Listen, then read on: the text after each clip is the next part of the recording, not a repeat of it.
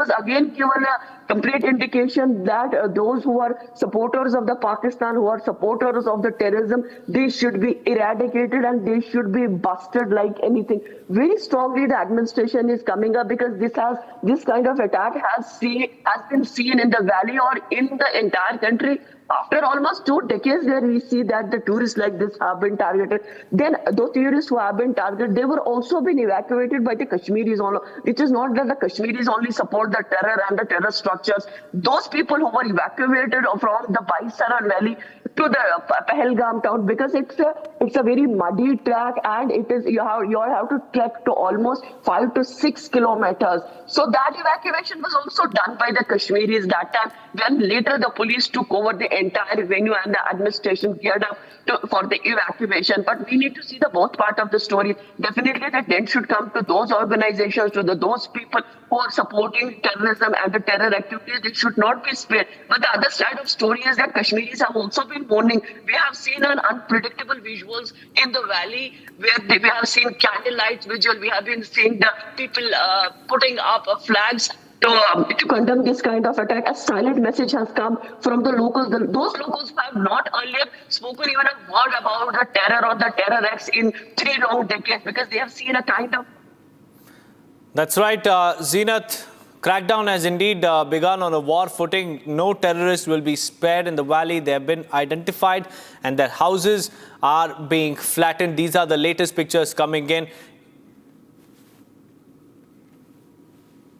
तो एक के बाद एक जो भारत की ओर से बड़े और कड़े फैसले लिए जा रहे हैं, उसे पाकिस्तान बौखलाया हुआ है, डरा हुआ है। और यही वजह कि घबराहट में, बौखलाहट में पाकिस्तान की ओर से एलओसी पर सीज़फायर का उल्लंघन किया गया है। हालांकि जो कार्रवाई सेना की ओर से वो लगातार ताबड़तोड़ चल रही है। सेना के जवानों की ओर से पुलवामा में भी बड़ी कार्रवाई की गई है। पहलगाम में जिस तरीके से मासूम पर्यटकों को निशाना बनाया गया, उसके बाद से जिस तरीके से सेना एक्शन में, सरकार एक्शन में है, पाकिस्तान बौखलाहट में है, पाकिस्तान घबराया हुआ है और इसी वजह से कुछ कर तो पा नहीं रहा, तो सीज़फायर का यहाँ पे उल्लंघन किया जा रहा है। लेकिन अब ये भी देखिए कि बीते 2 दिनों में किस तरीके से प्रधानमंत्री मोदी के बयान के बाद से जो सेना है वो एक्शन में है। जगह जगह प्रशिक्षण किए जा रहे हैं, जगह जगह यहाँ पर जो एक ट्रायल है वो किया जा रहा है, जगह जगह जो सेना की जो संख्या है वो बढ़ाई जा रही है। एक तरीके से वार्म अप जैसी स्थिति दिखाई दे रही है और जहाँ पर मेरी मौजूदगी है।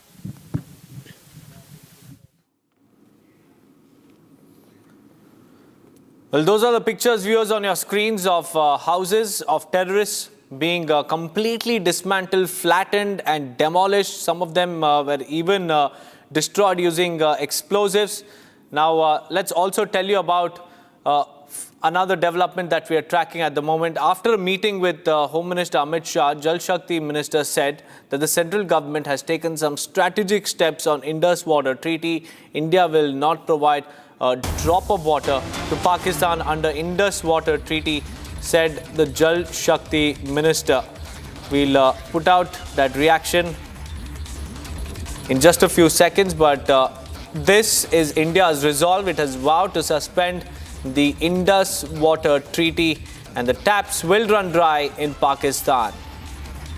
Let's listen in to C.R. Patil. In fact, let's first go across to my colleague Riyanka, who is joining us live from the national capital. Riyanka, this is a major strategic step that India has initiated. India has taken against Pakistan. Not a single drop of water will be, spared for Pakistan.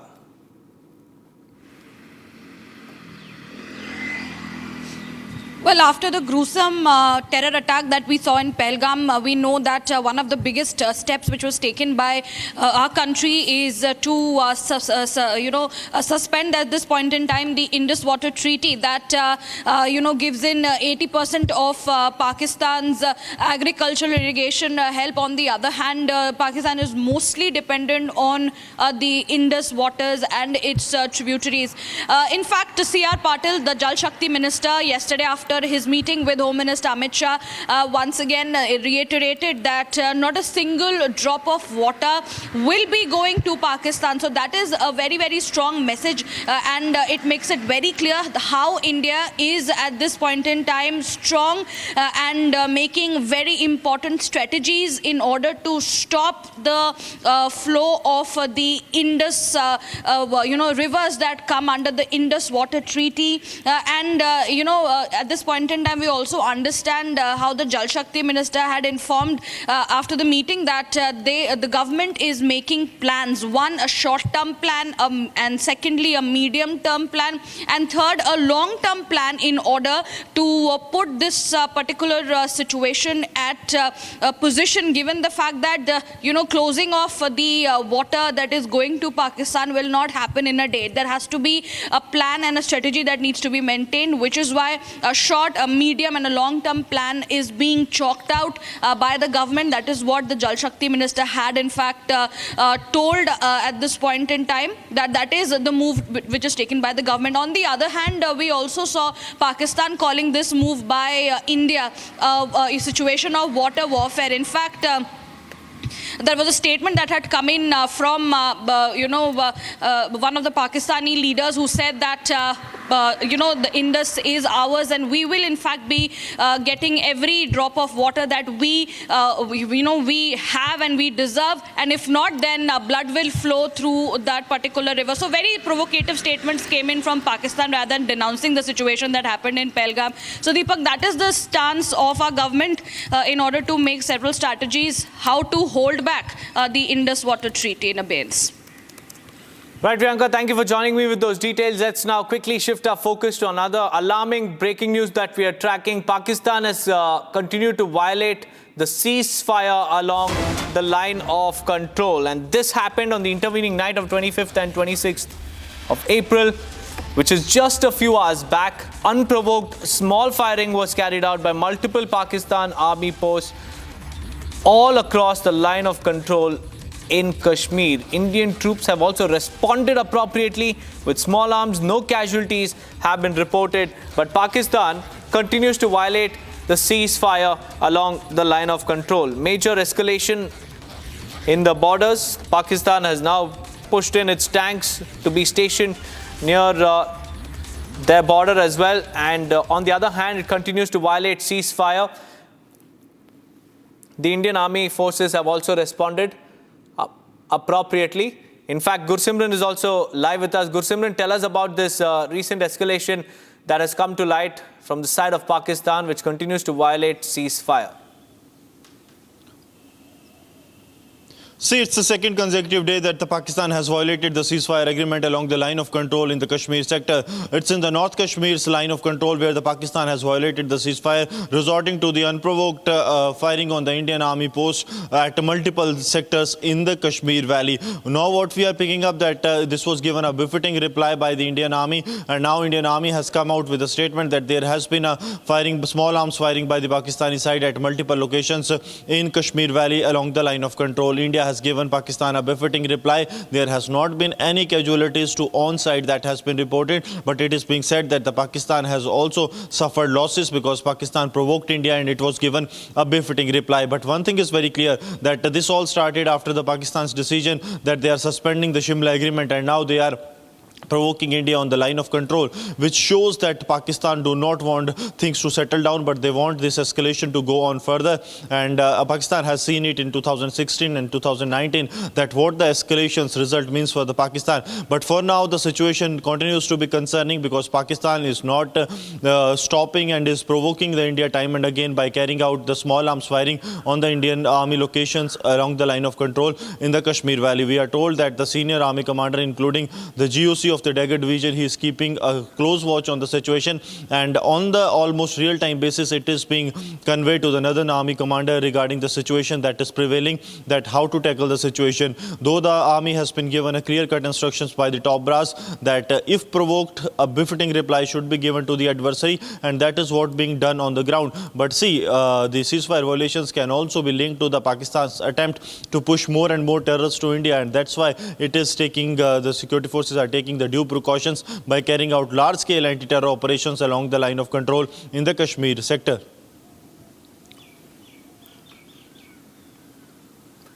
Right, Gursimran, thank you for bringing us the latest from Kashmir. Let's now move on because Baramulla Medical College has been placed on high alert, viewers, and the medical college has been advised to ensure that emergency beds are always kept on standby. The instructions are very clear that emergency beds in the casualty ward are to be kept ready at all times and vital medical supplies must be fully stocked.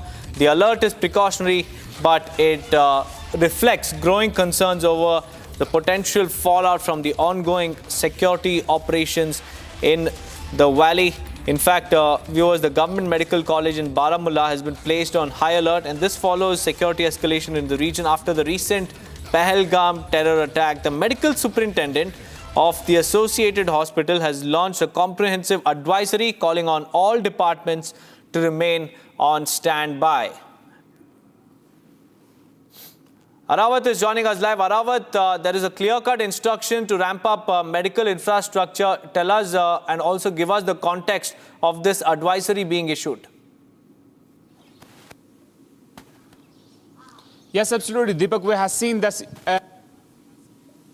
when we see the deadly terror attack in the Pahalgam, in which we have seen that the 26 civilians was lost their life in the terror attack. Then after we have seen that the medical college in the North Kashmir's Baramulla has sounded alert and asked the staff members to remain vigilant and to remain present. All the sections of the hospital will remain present there. And we have been also told also not only here in the Baramulla, but we have seen in the sub-district hospital in the Uri sector, where we have seen that the ceasefire violation has took place just during the midnight, and then after we have seen that the medical college in the Baramulla district has put on the alert. It indicates the alertness of the administration and the forces on the ground at the line of control. We have seen that the ceasefire violation that took place in the Uri sector, then after we have seen the alertness of the forces, and Indian Army has given a befitting reply, but there is no report of any loss of life or damage of property as of now. But we have seen the high alert is on line of control. Not only there, but we have seen that the medical institutions in the Kashmir Valley, especially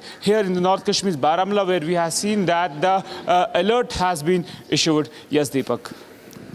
Right, Arawat, thank you for joining me with those details. Now, let's shift our focus to the other parts of the world as well, viewers, because the world has erupted in condemnation of the Pahalgam terror attack. In fact, members of the Indian community, in a powerful show of solidarity, have taken to the streets of London in protest, facing down the Pakistan High Commission over the recent Pahalgam terror attack. There you can see the Indian flags and Indian members of the diaspora have staged a protest, and this against the Pahalgam terror attack that shook the Kashmir Valley and the nation as well. The demonstration outside the diplomatic mission was nothing short of fiery. There you can see as protesters gathered in large numbers demanding justice for the lives lost and accountability for the violence that has also gripped.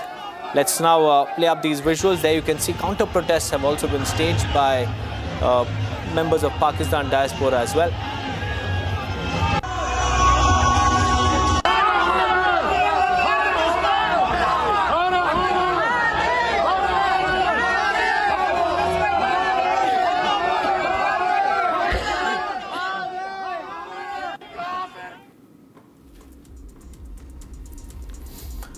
Viewers, while this was in London, wherever Indians are, there is outrage, there is condemnation, and there are protests against Pakistan.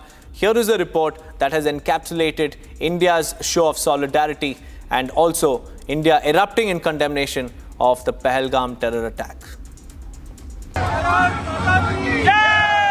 The anger over the Pahalgam massacre has gripped Indians beyond borders. On Friday, Indian diaspora staged a protest outside the Pakistan High Commission in London, condemning the Pahalgam terror strike.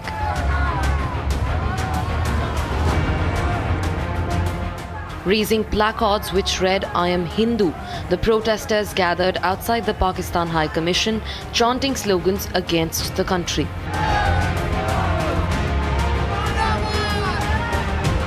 The protesters charged Pakistan of nurturing terrorism. They said the whole Indian community living in the UK are agitated over the massacre conducted by the Pakistan-nurtured terrorists in Pahalgam.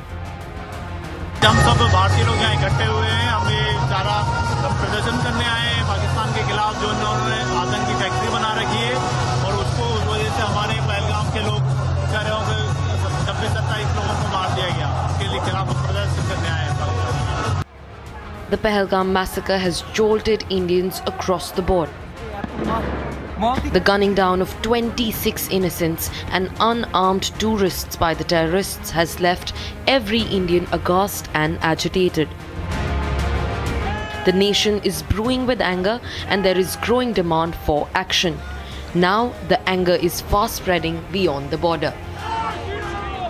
But that's not all, viewers. Massive protests also continued across the country as people took to the streets to condemn the deadly Pahalgam terror attack in Jammu and Kashmir that left 26 people dead. Demonstrations were seen from Delhi to Hyderabad with citizens demanding justice and expressing solidarity with the victims. Here's a report on the nationwide outrage. Friday saw a wave of protests across the country in response to the brutal terror attack in Pahalgam, Kashmir. Major shopping hubs in Delhi, including Connaught Place, Sadar Bazaar and Chandni Chowk, observed a Delhi Bandh. Pahalgam में जो आतंकी हमला हुआ उसके विरोध में दिल्ली का पूरा व्यापार बंद है। दिल्ली में लगभग 8 लाख दुकानें, 900 से अधिक बाजार में कोई कारोबार नहीं होगा। प्रधानमंत्री नरेंद्र मोदी जी ने स्पष्ट किया है कि दोषियों को वो सजा दी जाएगी जिसकी उन्होंने कल्पना भी नहीं की होगी। तो दिल्ली और देश का व्यापारी पूरी तरीके से साथ है। Traders from various sectors, including textiles, spices and utensils, shut their shops in a strong show of solidarity and demand for justice. In several towns across Uttar Pradesh and Telangana, protesters wore black armbands and gathered peacefully to express their anger and grief over the loss of the innocent lives. In Jammu, BJP leaders and supporters performed a puja for the peace of the departed souls, while Bajrang Dal and Vishwa Hindu Parishad members staged protests in Dehradun. As the nation mourns the victims of the Pahalgam terror attack, the call for unity, justice and decisive action continues to echo across the cities.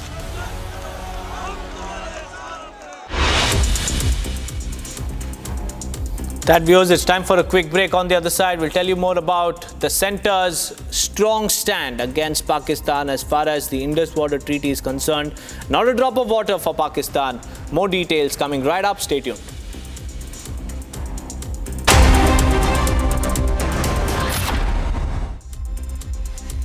Amity has been ranked amongst the top 3% universities globally, a testimony to Amity's globally benchmarked quality.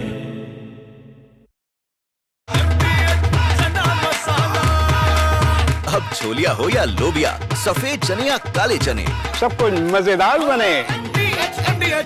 Mahi sir, how much do you love your fans? Honestly, I love my new fans. पुराने वाले बेकार में शोर करते। तो fans हैं, शोर तो करेंगे ही ना? नए वाले नहीं करते। And they listen to what I say. The new generation Orient BLDC fans, super silent performance with voice control. Silly me, I thought. Cricket fans.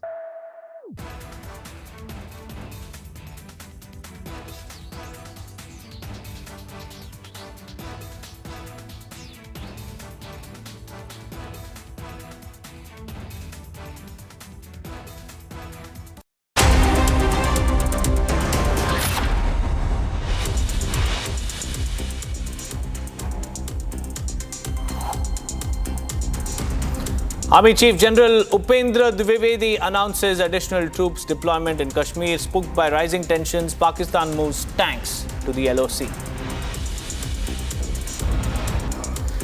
Stepping up pressure, the centre says it has formulated a comprehensive plan to ensure that not a single drop of water flows into Pakistan. GMC Baramulla issues an alert to boost emergency preparedness and ensure full readiness for any medical contingencies. Security forces demolished the house of another terrorist linked to the Pahalgam terror attack in South Kashmir's Pulwama. EAM Jal Shakti briefs envoys from 45 countries on the Pahalgam attack and its cross-border terror links. India to observe state mourning today as funeral of Pope Francis takes place.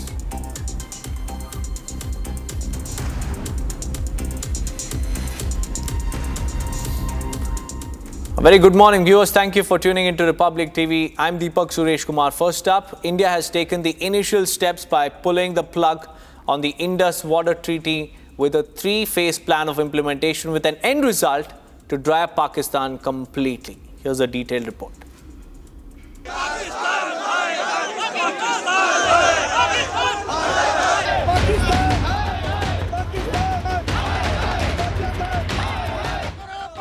The anger is mounting across the nation over Pakistan's dastardly terror attacks in Jammu and Kashmir's Pahalgam.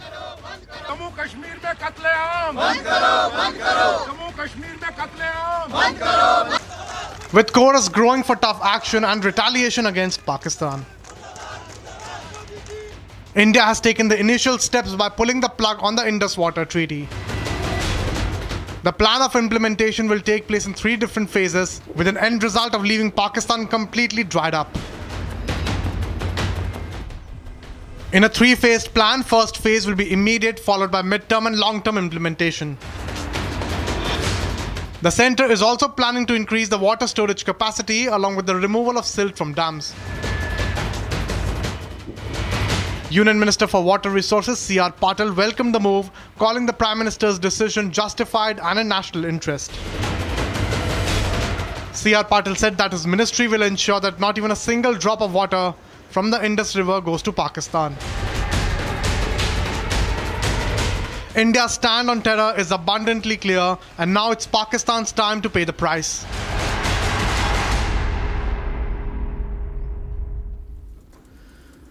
We have more breaking news coming in, viewers. More and more houses of terrorists are being blown up in South Kashmir and also across the valley because authorities have so far demolished 3 more houses of terrorists.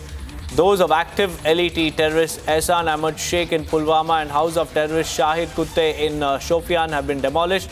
And another house of active terrorist Zahid Ahmad of Matalhama in Kulgam has also been razed to the ground during the night. Overnight operations have been witnessed against a terror ecosystem in Jammu and Kashmir. 3 terrorist houses have been demolished in the last 12 to 13 hours, and more such houses will be identified and they will also be flattened. This is the exclusive intel that we have gathered for you, that the crackdown will continue in full swing on a war footing and no terrorists will be spared in Jammu and Kashmir. Their houses will be flattened and razed. So far what we understand is that the house of 3 terrorists linked to the Pahalgam attack have been demolished, and all of them are active LET terrorists. They are associated with Lashkar-e-Toiba, that is sponsored by Pakistan and also is given a breeding ground on Pakistani soil. The terror chiefs reside in Pakistan. They're completely funded by Pakistan and also aided by them, armed by them, and the attacks are carried out in India. Now, in response to the Pahalgam terror attack, houses of terrorists have been identified and they have been completely flattened to the ground.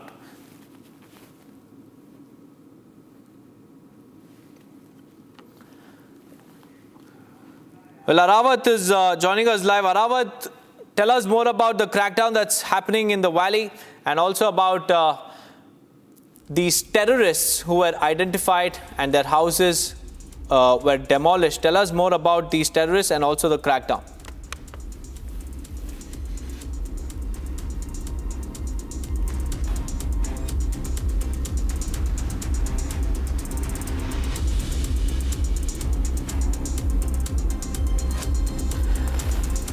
Well, we'll get Arawat back with us, but let me take you through the latest that's coming in. The house of Ehsan ul Haq Sheikh, a suspect in the Pahalgam terror attack associated with LET. His house has been reduced to rubble in a powerful blast in Muran of Pulwama.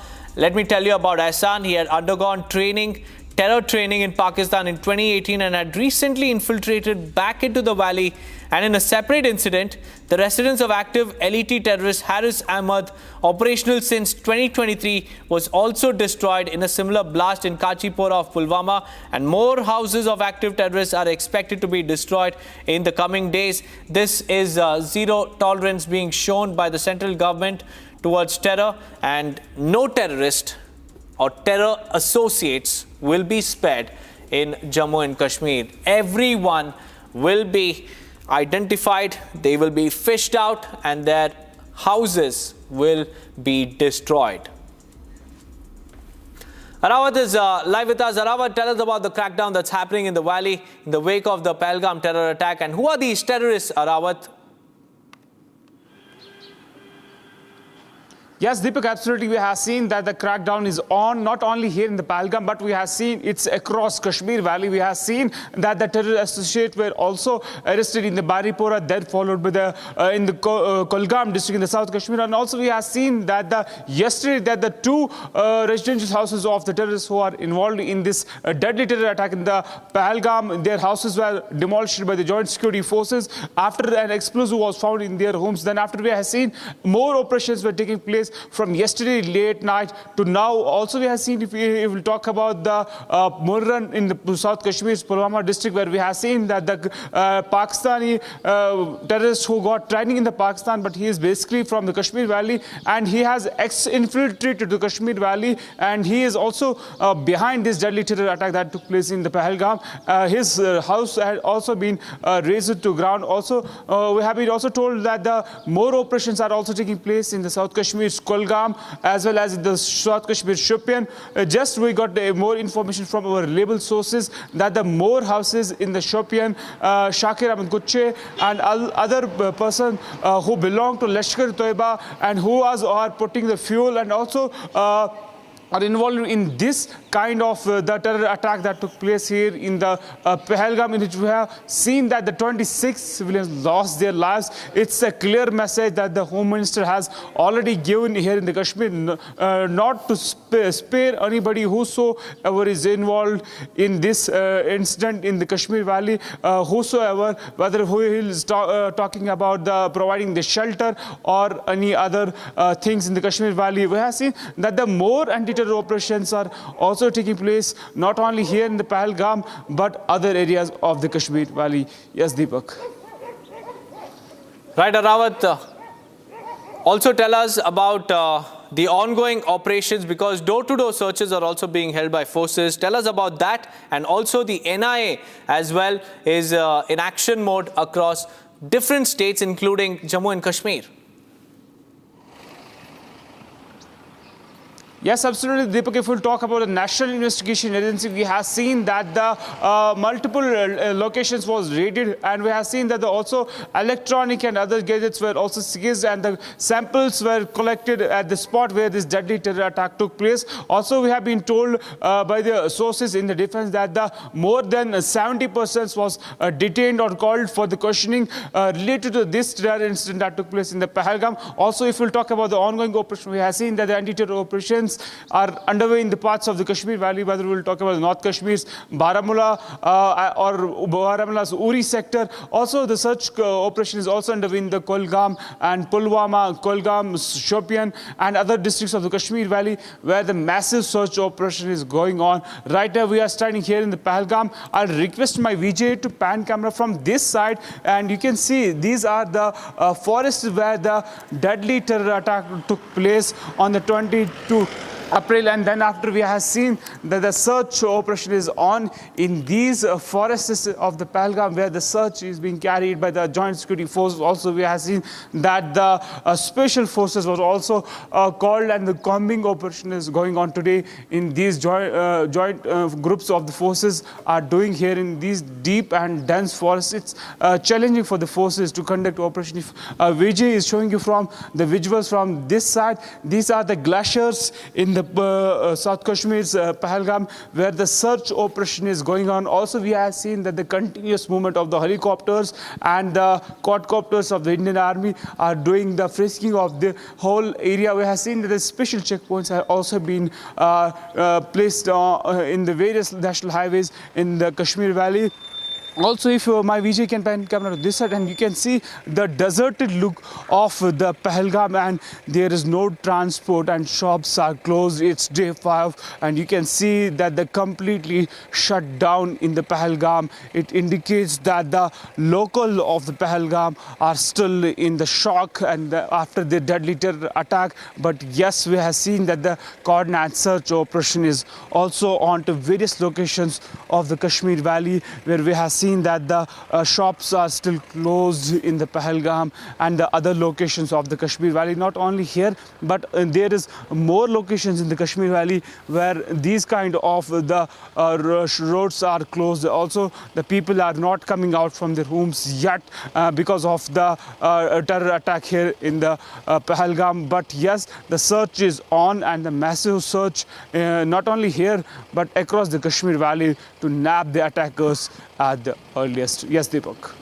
Right, Arnab, thank you for joining me with those details. Now let's move on. Viewers, breaking news coming in. US President Donald Trump has condemned the Pahalgam terror attack, calling it a bad one. He was speaking to the media while he was aboard the Air Force One. In his voice note, he said that the attack in Pahalgam was a bad one. And Trump also stated that tensions between the two nations on the border have been going on for a long time and expressed confidence that both sides will resolve the issue. He emphasized his close ties with India and Pakistan. So Donald Trump there clearly not taking any sides but condemning the terror attack as a bad one. Comes as a token condemnation by the US president. And he has now left India and Pakistan to resolve their issues, even as the world continues to condemn the terror attack. We have Donald Trump calling it a bad one, but not taking any side. Let's listen into that reaction. Any message for them? Are you going to be talking to them? I'm very close to India and I'm very close to Pakistan, as you know. They've had that fight for 1,000 years in Kashmir. Kashmir's been going on for 1,000 years, probably longer than that. It was a bad one yesterday, though. That was a bad one. Over 30 people. Are you concerned that there's now tensions on the border between them? Are you concerned about how you continue about that? Well, there have been tensions on that border for 1,500 years. So, you know, same. Well, that was Donald Trump speaking to the media and saying that the issue has been going on for decades and dozens of years, and that Pakistan and India will resolve their issues, but he has condemned the attack, calling it a bad one.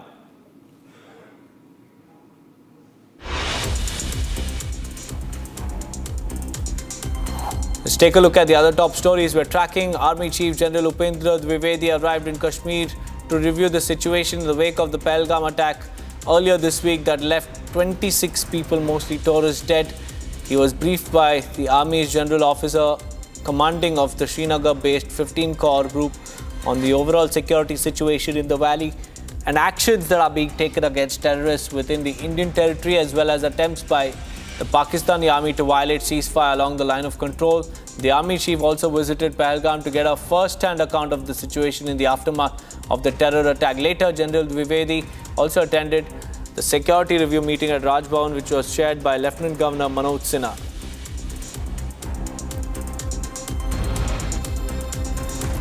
Amid escalating tensions after the deadly Pahalgam terror attack, the Border Security Force and Punjab Police have recovered alarming quantities of arms and explosives from a field in Sahowal village near the India-Pakistan border. In Amritsar, the cache of arms, which was discovered during the harvesting of crops, included 4.5 kg of RDX, 5 hand grenades, 5 pistols, 8 magazines, 220 rounds of ammunition, 2 batteries and a remote control, all concealed in a large packet. Sources indicated that the packets were dropped via drones from the neighboring nation in the Ajnala police station limits. The National Investigation Agency has conducted extensive searches at multiple locations across Punjab, Jammu and Kashmir and other states across India in case linked to Pakistan-backed cross-border smuggling of arms and narcotics by Khalistani operatives. Several electronic devices and other incriminating materials were recovered during the searches conducted at 18 locations in Punjab, Jammu and Kashmir, Rajasthan, Madhya Pradesh, Bihar and Karnataka. The NIA teams are examining the seized items to unravel the entire conspiracy behind the smuggling and radicalization of individuals across the nation. Following the deadliest terror attack in Pahalgam, security forces have launched extensive search operations across multiple locations in Anantnag district of Jammu and Kashmir. According to police, the ongoing search operations in the district are part of comprehensive counter-terrorism strategies aimed at dismantling the terror networks and their support system across South Kashmir. Police have already detained 1,500 individuals from across Kashmir for questioning in connection with the brutal massacre by Pak-sponsored terrorists who gunned down 26 innocent tourists in Pahalgam, which falls in Anantnag district. Telangana Chief Minister Revant Reddy has articulated his support for Prime Minister Narendra Modi in the fight against Pakistan-sponsored terrorism. Chief Minister Reddy held candlelight march on Friday in Hyderabad to protest against the Pahalgam terror attack. The protest march saw participation from several political figures cutting across party lines, including AIMIM Chief Asaduddin Owaisi, Senior Congress leader Salman Khurshid and former cricketer and Congress leader Mohammad Azharuddin. Later, the Chief Minister said that all will work with PM Modi and 140 million Indians support to the Prime Minister. He urged the centre to take action against Pakistan and give a befitting response. देश प्रधानमंत्री नरेंद्र मोदी जी से एक ही गुजारिश है, ये ऐसे मौके पे जो आतंकवादी अपने देशवासियों के ऊपर हमला किए, ऐसे हमला को हम सब एकजुट होकर 140 करोड़ लोग हम सब मिलके मुंह को जवाब देने का वक्त है। PC Chandra Jewellers unveiled a new showroom in Koramangala in Bengaluru, celebrating 85 years of excellence in fine jewellery. With a legacy dating back to 1939, the brand brings its unique blend of traditional craftsmanship and contemporary design to the city. With a strong presence across India, PC Chandra Jewellers boasts an extensive collection of exquisite pieces crafted from diamonds, gold, platinum and astral gems. Each piece is a testament to the brand's commitment to quality, craftsmanship and customer satisfaction.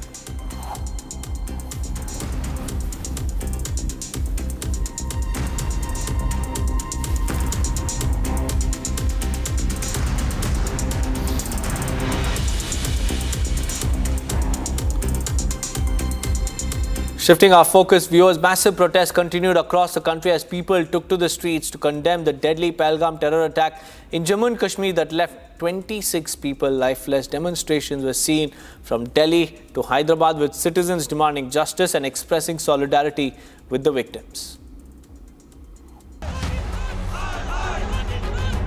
Friday saw a wave of protests across the country in response to the brutal terror attack in Pahalgam, Kashmir.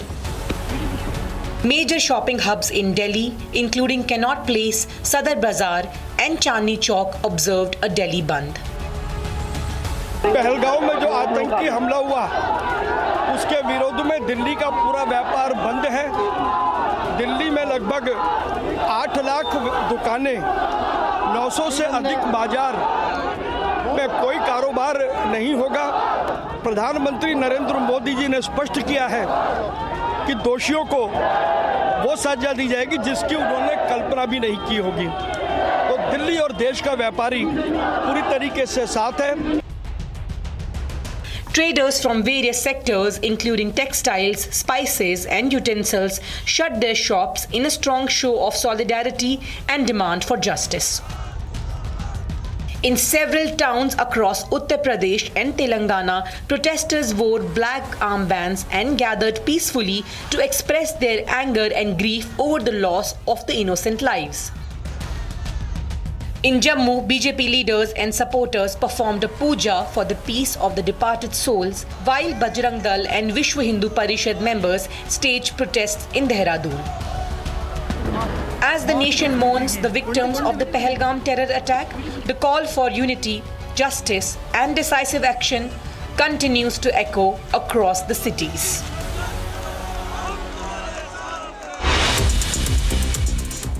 On that note, viewers, will slip into a short break, but on the other side, we'll tell you about Indian diaspora protesting outside the Pakistan High Commission in London.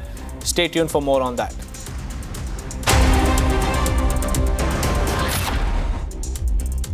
Mahi sir, how much do you love your fans? Honestly, I love my new fans.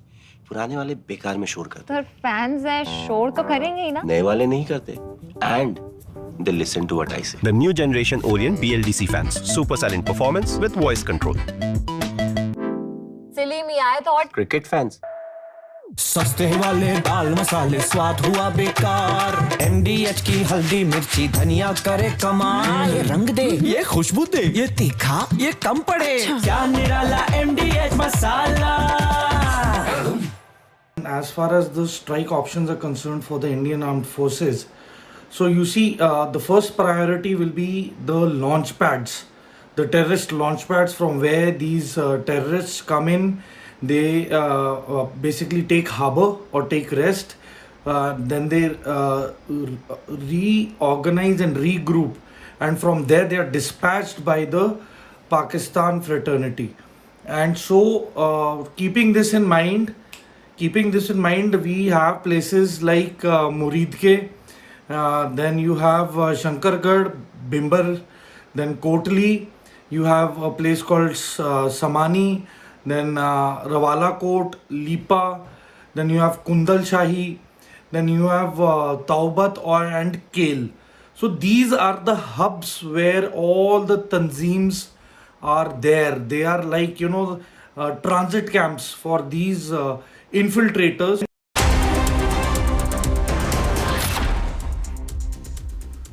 Welcome back, viewers. Following the tragic Pahalgam massacre, outrage has sparked across the globe as Indian diaspora rises in protest. In London on Friday, demonstrators gathered outside the Pakistan High Commission, vehemently condemning the attack and also holding Pakistan accountable for the allegedly harboring terrorists. And the protests reflect the deep anger and concern among Indians worldwide as tensions continue to mount over the deadly incident. The anger over the Pahalgam massacre has gripped Indians beyond borders. On Friday, Indian diaspora staged a protest outside the Pakistan High Commission in London, condemning the Pahalgam terror strike.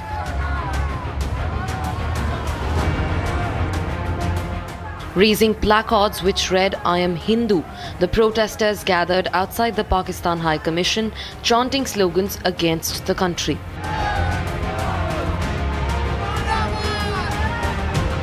The protesters charged Pakistan of nurturing terrorism. They said the whole Indian community living in the UK are agitated over the massacre conducted by the Pakistan-nurtured terrorists in Pahalgam. हम सब भारतीय लोग यहाँ इकट्ठे हुए हैं. हम ये सारा प्रदर्शन करने आए हैं पाकिस्तान के खिलाफ जो उन्होंने आतंकी फैक्ट्री बना रखी है और उसको उस वजह से हमारे पहलगाम के लोग बेचारे 26-27 लोगों को मार दिया गया. उसके खिलाफ प्रदर्शन करने आए हैं. The Pahalgam massacre has jolted Indians across the board. The gunning down of 26 innocents and unarmed tourists by the terrorists has left every Indian aghast and agitated. The nation is brewing with anger and there is growing demand for action. Now the anger is fast spreading beyond the border. In the aftermath of the attack, viewers, in Pahalgam, the government of India has gone into action mode. Top officials are holding high-level meetings and national security is the focus of these huddles.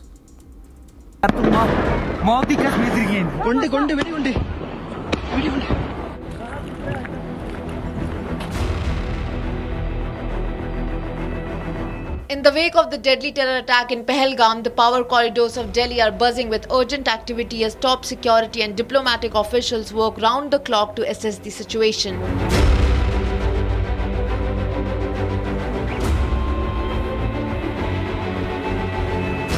External Affairs Minister S. Jal Shakti was seen at South Block meeting the top brass of the Ministry of External Affairs. Sources say that he is reviewing diplomatic angles. Simultaneously, National Security Advisor Ajit Doval has been stationed at the Ministry of Home Affairs, holding crucial discussions with the intelligence and security agencies. He is personally briefing the government on developments and emerging threat landscape. Multiple back-to-back meetings are being held across ministries, with Home Minister Amit Shah and Defence Minister Rajnath Singh also reportedly in the loop.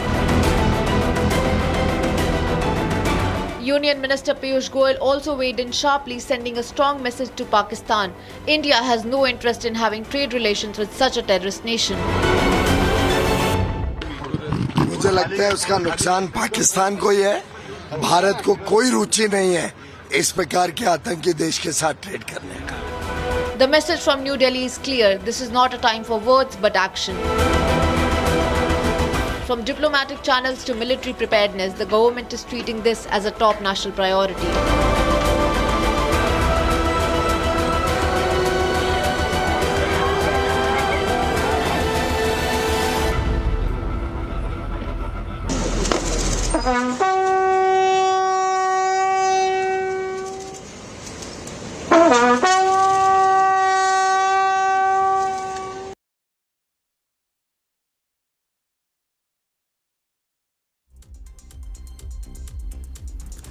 On that note, viewers, we'll slip into a very, very short break. But anger is definitely mounting across the nation over Pakistan's dastardly terror attacks. Global powers continue to back India. Stay tuned for more on that.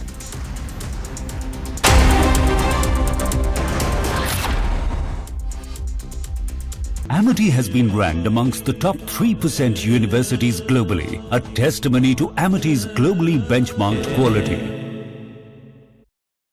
आपके घर के खाने में restaurant जैसा स्वाद ले आए MDH का शाही पनीर मसाला। पनीर को क्या मस्त बना डाला। इसको घर पे लगाओगे तो शादी का तो पता नहीं, पर घर पक्का नहीं टूटेगा। रुंगटा नहीं तो घर स्ट्रॉन्ग नहीं। रुंगटा स्टील TMT बार एकदम सॉलिड। पहाड़ों में एक हाइकिंग स्टिक भी बन सकती है।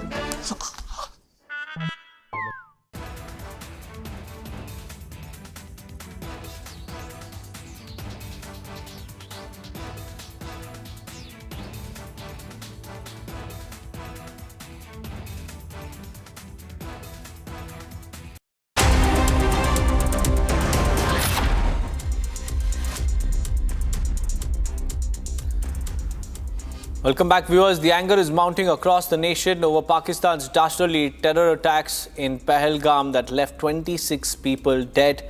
And major global powers have extended support to New Delhi in its future course of action while condemning Pakistan's sponsorship of terrorism.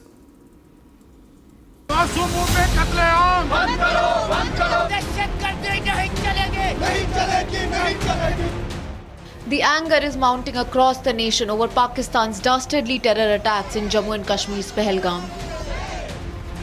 with chorus growing for tough action and retaliation against Pakistan. From the United States to Middle Eastern nations, the global powers of the world are standing shoulder to shoulder with India in its fight against Pakistan-sponsored terrorism. Israeli Ambassador Reuven Azar came in support of India and said Israel is looking forward to support India bilaterally and globally. Well, we of course extended our condolences for the terrible attack that happened here. This is a watershed moment. We stand with India. It's a very important moment. And of course we discussed things of mutual concern that have to do both with fight against terrorism and also, how to enhance our cooperation. We have a great cooperation. We are great partners. We are looking forward for more cooperation both bilaterally, regionally and globally. Pakistan continues to violate ceasefire, and this time for a second consecutive day it has fired at Indian posts along the LOC. India has also responded spontaneously. We'll get you more after a short break. Stay tuned.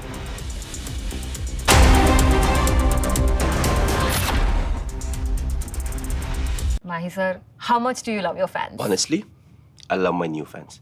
पुराने वाले बेकार में शोर करते तो fans हैं, शोर तो करेंगे ही ना। नए वाले नहीं करते and they listen to what I say. The new generation Orient BLDC fans, super silent performance with voice control. सिली में आए तो और Cricket fans.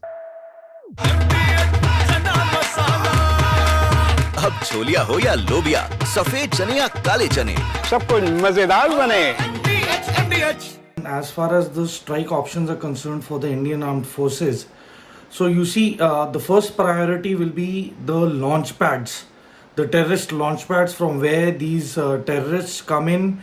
They basically take harbor or take rest, then they reorganize and regroup, and from there they are dispatched by the Pakistan fraternity. And so keeping this in mind, we have places like Muridke, then you have Shankargarh, Bimbar, then Kotli, you have a place called... From Asia's largest news headquarters, setting the agenda for Bharat.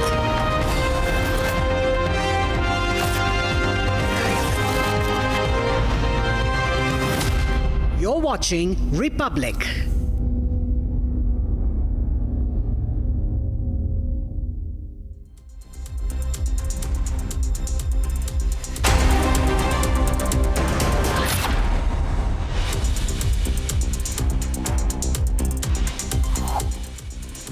Army Chief General Upendra Dwivedi announces additional troop deployment in Kashmir. Spooked by rising tensions, Pakistan moves tanks to the line of control.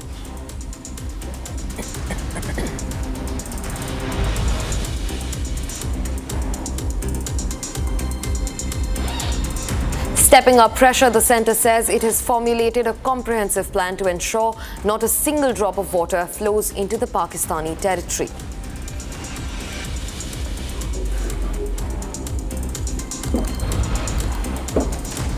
GMC Baramulla issues an alert to boost emergency preparedness and ensure full readiness for any medical contingencies.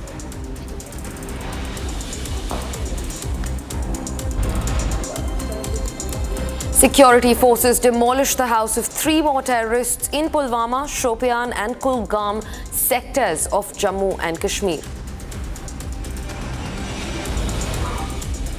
External Affairs Minister S. Shankar briefs envoys over 45 countries on the Pahalgam attack and its cross-border terror links.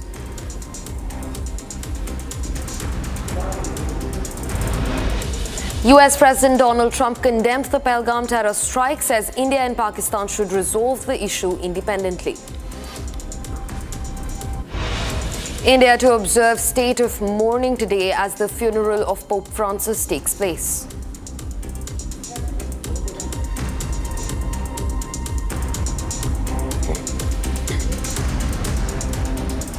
Hello and a very warm welcome. You're watching Republic TV. I'm Gesu Bharadwaj, and Pakistan is at it again. It's playing the role that it plays the best, one of an aggrieved neighbor. They have responded to the sanctions from the side of the Indian authorities, but not on what the authorities have said. In fact, there is a ceasefire violation that has been noted from the side of Pakistan, another one after the Pahalgam terror strike. This is the 3rd day and another ceasefire violation has been noted from the side of Pakistan at the line of control. This comes amid the backdrop of ongoing operations across sectors including Udhampur and Baramulla from the side of the Indian security forces in their crackdown over terror networks. And another unprovoked ceasefire violation has been done by the side of the Pakistani military on the line of control. Hostilities completely at display from the side of the Pakistani authorities. They have violated the ceasefire along the line of control multiple times, but now comes another one. Also joining me live to get us more details on the matter is my colleague Gursimran to get us more details. Gursimran, speak to us about the recent ceasefire violation. See, the recent ceasefire violation has been reported from the North Kashmir, and it was the Pakistani side late last night which resorted to the unprovoked ceasefire violation, to which the Indian Army has retaliated effectively. We are told that this incident has been reported in the Dagger division of the Indian Army that covers the South Kashmir, the North Kashmir area, and the Pakistan was given a befitting reply. This is for the second consecutive day that the Pakistan has been violating the ceasefire along the line of control in the Kashmir sector, and this comes a day hours after their decision that they are suspending the Shimla agreement with India. But this also gives India the power to hit back at the Pakistan, because there is no more the LOC foundation there since the Pakistan has kept the Shimla agreement in abeyance. But for now, it has to be seen how things actually pan out, because for now in the hinterland there are intensified anti-terror operations that are underway by the Jammu and Kashmir Police, Indian Army and the CRPF along with the sister forces, so that the terrorists who are perpetrators of the Pahalgam Terror Attack, who have claimed the life of 26 civilians, they are neutralized at an earliest. While on the line of control, we are witnessing Pakistan resorting to unprovoked ceasefire violation. This could be the Pakistan's plot first to divert the attention of the forces to the border, so that their terrorists that are in hinterland, they can be saved, because the way the forces have gone full throttle against the Pakistani terrorists inside the hinterland, it is only the matter of the day that the Pakistani terrorists will be neutralized. And also it could be an attempt of the Pakistan to push more and more terrorists via line of control into the Indian territory. But the Indian Army is full alert, and Pakistan has been given Gursimran, a continue being reply. with us. We're also getting in some fresh breaking developments in the case from the valley. Now, 2 overground workers, viewers, have been arrested in the Pahalgam sector of Jammu and Kashmir. Arms and ammunitions have been recovered from their possession, a huge cache of arms and ammunitions. The crackdown continues in Jammu and Kashmir, and in another win for security forces. 2 overground workers have now been arrested in Pahalgam in Jammu and Kashmir. Circling back to my colleague Gursimran, who continues to join us on the broadcast. Gursimran, speak to us about these rapid developments. The operations are in full swing. 2 overground workers have also been arrested in Pahalgam. Huge cache of arms and ammunitions recovered from their possession. Gursimran. Yeah, it's the Camo area of the Pahalgam where the overground worker of the terror group Jaish Mohammed have been arrested by the security forces. What we are picking up that they were actively involved in carrying out the logistic support for the terrorists, but also was providing the movement of weapons from one location to another. They have been arrested yesterday evening, as the details being shared by Rawat, our colleague in the Kashmir, that 2 overground workers have been arrested by the security forces, and now they are being questioned by the security forces with regards to their active involvement in assisting the terrorists, because yesterday we also saw that the operation that was launched in Bandipora was based on the inputs from the overground workers that were arrested by the Bandipora police. So there lies a high possibility that they also know the location of the terrorists that are active in the Pahalgam, because if you remember that a day after the Pahalgam terror attack, there was an encounter that broke out in the Pahalgam. Though the terrorists managed to escape from that very area, but a huge cache of arms and ammunition of the belongings of terrorists, and also their hideout was busted by the security forces. So now these the overground workers that have been arrested by the security forces, they are being grilled so that any information regarding the location of the terrorists can be obtained from them.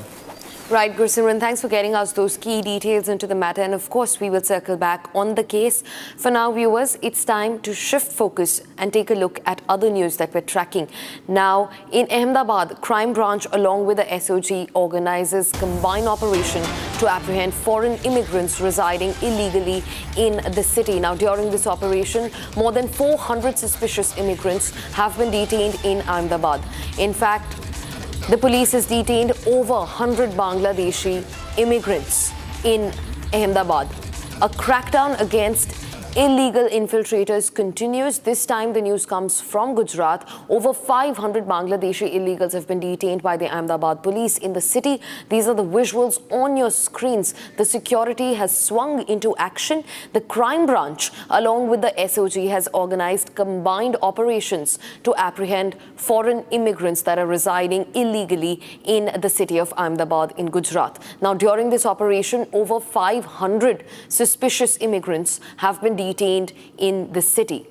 Now, the police has detained over 100 Bangladeshi immigrants. Of the 500 that have been apprehended, over 100 are Bangladeshi infiltrators. A crackdown that has been going on for a while now, and this time the news comes from Gujarat's Ahmedabad.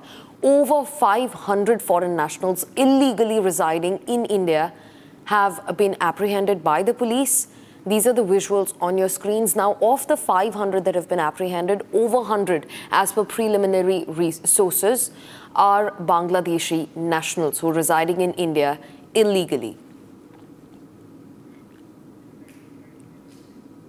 Viewers, now infiltration has been the talk of the year for a very long time, with political parties warring against each other over the crackdown. News has come of apprehension from various states, including Maharashtra and even West Bengal. One of the highest infiltration ratios to have existed is in West Bengal when it comes to Bangladeshi infiltrators. And now in the recent crackdown, which involved the Ahmedabad crime branch along with the SOG, they organized combined operations to apprehend the foreign immigrants who are residing illegally in the city of Ahmedabad.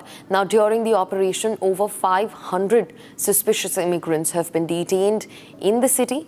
In fact, the police has said that of the 500 that have been detained, over 100 are Bangladeshi immigrants. A huge win for the police forces in Ahmedabad, where they have managed to not just track down, but also apprehend over 500 viewers. That's a huge number. These are all people who are foreign nationals residing in India illegally.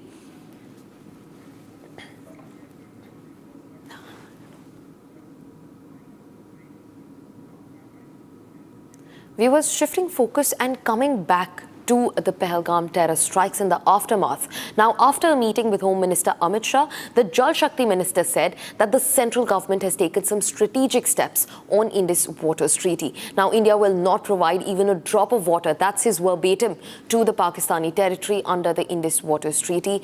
That's what Jal Shakti Minister C.R. Patil has said. In fact, this comes after multiple crucial meetings, high-level meetings that are still underway. In fact, multiple of those meetings are scheduled today as well, where the national security apparatus is being checked, yes, but also India's 5 strong foreign sanctions that have been slapped on Pakistan post the heinous terror strike in Pahalgam are also under review. In fact, a 3-part channelization will be done when it comes to the Indus Water Treaty.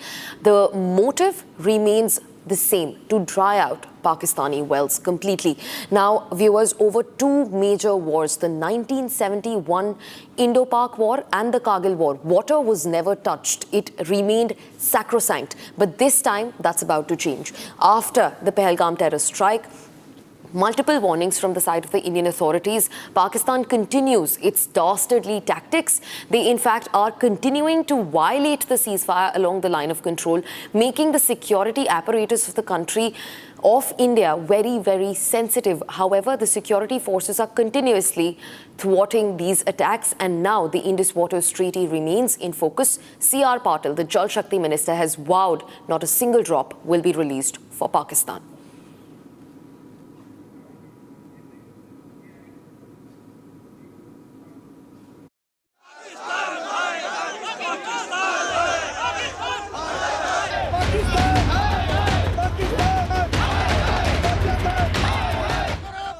The anger is mounting across the nation over Pakistan's dastardly terror attacks in Jammu and Kashmir's Pahalgam.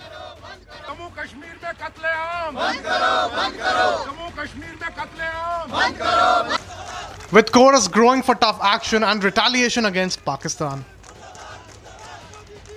India has taken the initial steps by pulling the plug on the Indus Water Treaty.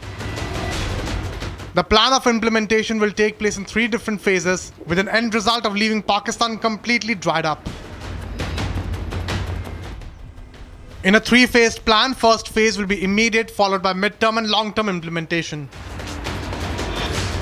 The centre is also planning to increase the water storage capacity along with the removal of silt from dams. Union Minister for Water Resources C.R. Patil welcomed the move, calling the Prime Minister's decision justified and in national interest. C.R. Patil said that his ministry will ensure that not even a single drop of water from the Indus River goes to Pakistan.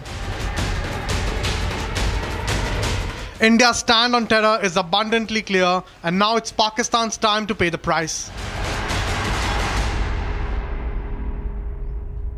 Riyanka joins me live from the South Block in the national capital to get us more details. Riyanka, a stern warning from the side of India. They have reiterated not a single drop for Pakistan. Talk to us about it.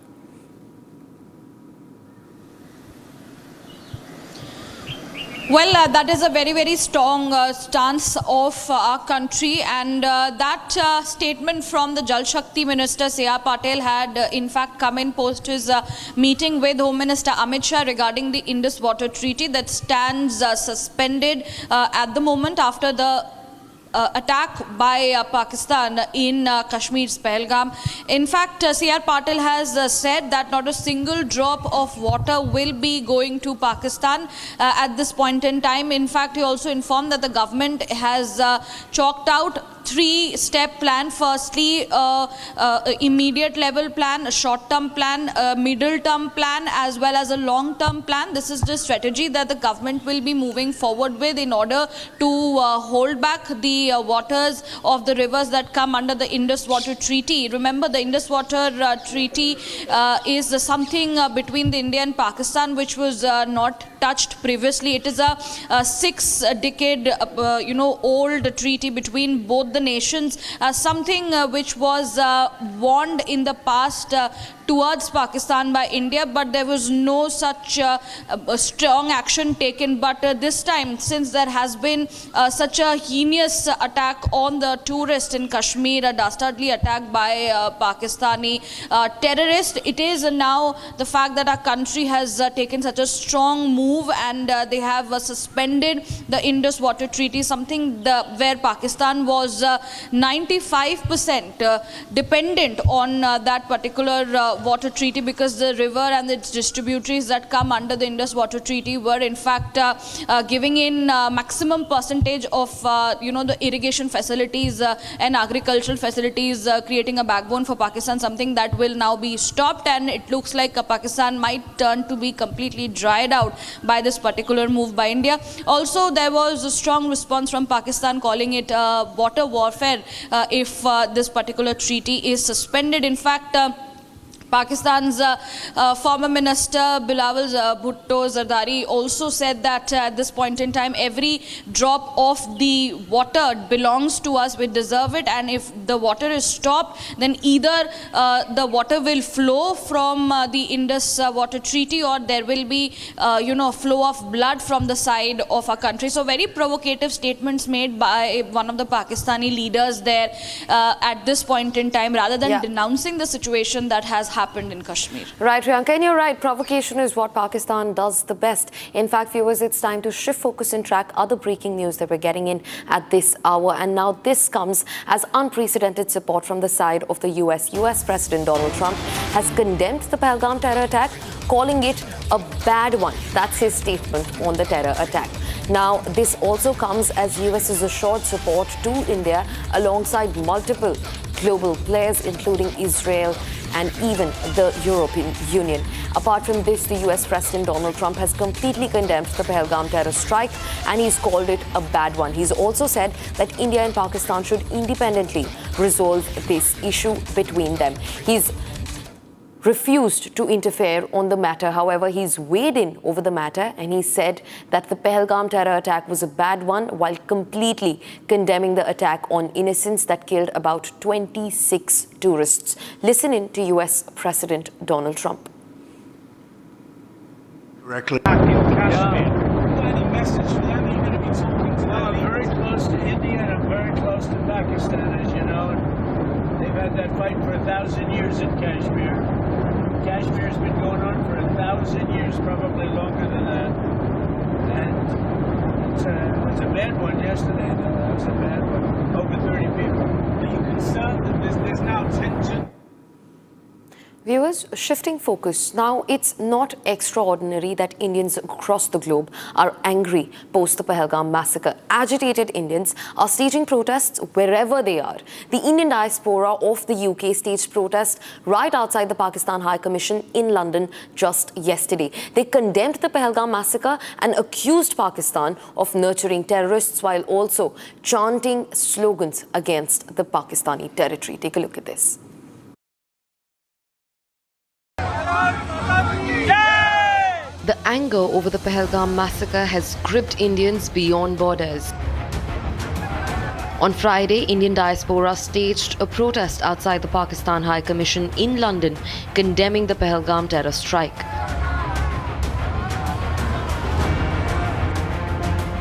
Raising placards which read, "I am Hindu," the protesters gathered outside the Pakistan High Commission, chanting slogans against the country.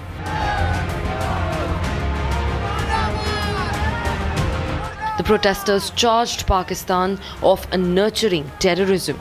They said the whole Indian community living in the UK are agitated over the massacre conducted by the Pakistan-nurtured terrorists in Pahalgam.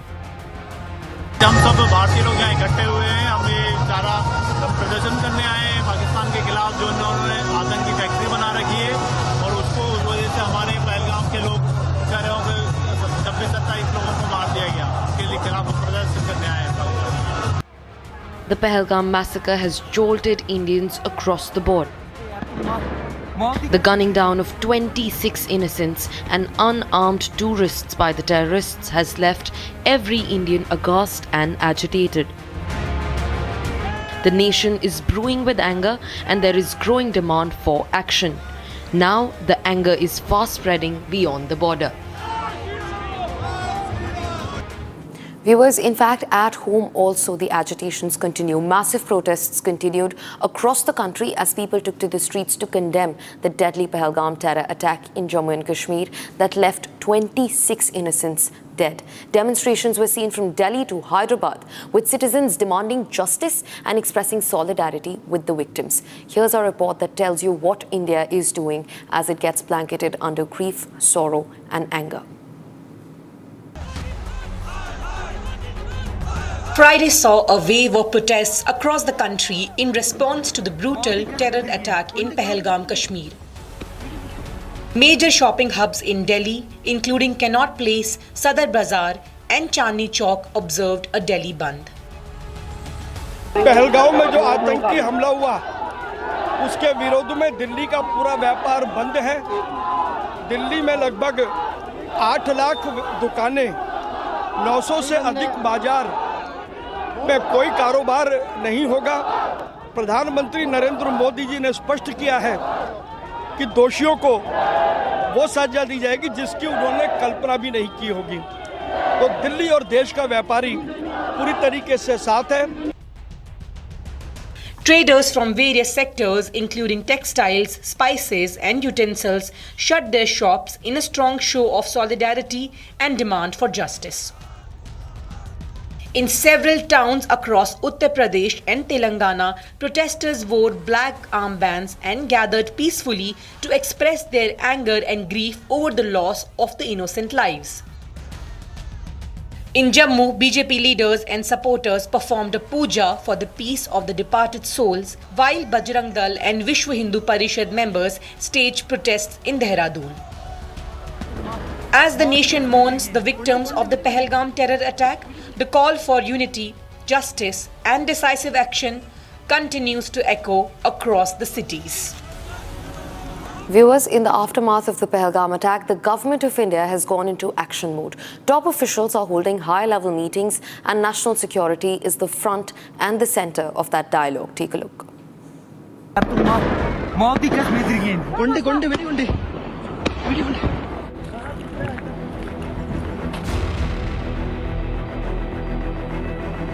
In the wake of the deadly terror attack in Pahalgam, the power corridors of Delhi are buzzing with urgent activity as top security and diplomatic officials work round the clock to assess the situation.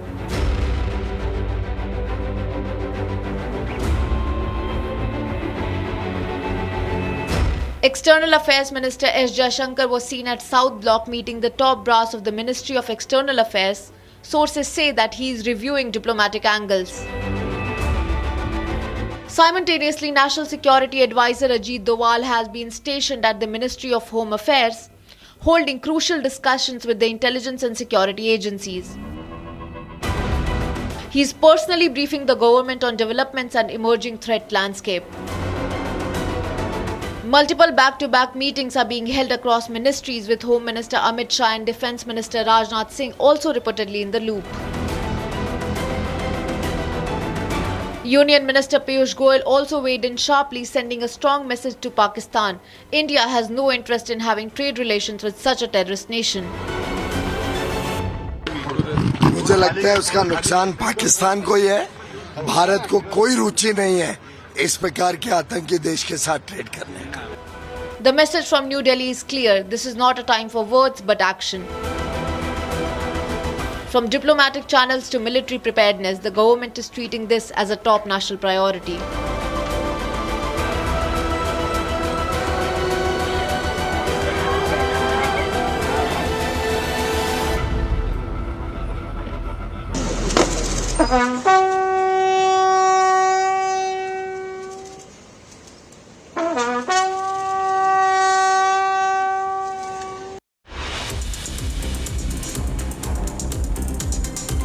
Army Chief General Upendra Dwivedi arrived in Kashmir on Friday to review the situation in the wake of the Pahalgam attack earlier this week that left 26 people, mostly tourists, dead. He was briefed by the Army's General Officer Commanding of the Srinagar-based 15 Corps on the overall security situation in the valley and actions being taken against terrorists within the Indian territory, as well as attempts by the Pakistan Army to violate the ceasefire along the line of control. The Army Chief also visited Pahalgam to get a first-hand account of the situation in the aftermath of the terrorist strike. Later, General Dwivedi attended the security review meeting at Raj Bhavan, which was chaired by Lieutenant Governor Manoj Sinha. Amid escalating tensions after the deadly Pahalgam terrorist strike, the Border Security Force and Punjab Police on Friday recovered alarming quantities of arms and explosives from a field in Sahoval village near the India-Pakistan border in Amritsar.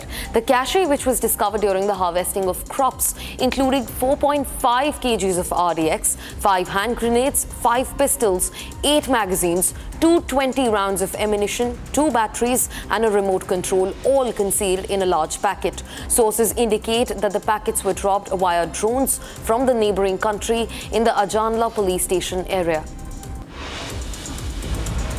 The National Investigation Agency has conducted extensive search at multiple locations across Punjab, Jammu and Kashmir and other states across India in cases linked to Pakistan-backed cross-border smuggling of arms and narcotics by Khalistani operatives. Several electronic devices and other incriminating material were recovered during the searches conducted at 18 locations in Punjab, Jammu and Kashmir, Rajasthan, Madhya Pradesh, Bihar and even Karnataka. The National Investigation Agency is examining the seized items to unravel the entire conspiracy behind the smuggling and radicalization of individuals in Punjab, Jammu and Kashmir and other parts of India. Following the deadliest terror strike in Pahalgam, security forces launched extensive search operations across multiple locations in the Anantnag district of Jammu and Kashmir. According to police, the ongoing search operations in the district are part of comprehensive counter-terror strategy aimed at dismantling militant networks and their support system across south of Kashmir. Police have already detained over 1,500 individuals from across the valley for questioning in connection with the brutal massacre by the Pakistan-sponsored terrorists who gunned down 26 innocents in Pahalgam, which falls in the Anantnag district. Telangana Chief Minister Revanth Reddy has articulated his support for Prime Minister Narendra Modi in the fight against Pakistan-sponsored terrorism. Chief Minister Reddy held candlelight march on Friday, which is yesterday, in Hyderabad to protest against Pahalgam terrorist attack. The protest march saw participation from several senior political figures, including AIMIM Chief Asaduddin Owaisi, senior Congress leader Salman Khurshid, and former cricketer and Congress leader Muhammad Azharuddin. Later, the Chief Minister said that all will work with Prime Minister Modi and 140 million Indians are with the Prime Minister in his fight against terror. He urged the centre to take strict action against Pakistan and give the country a befitting reply.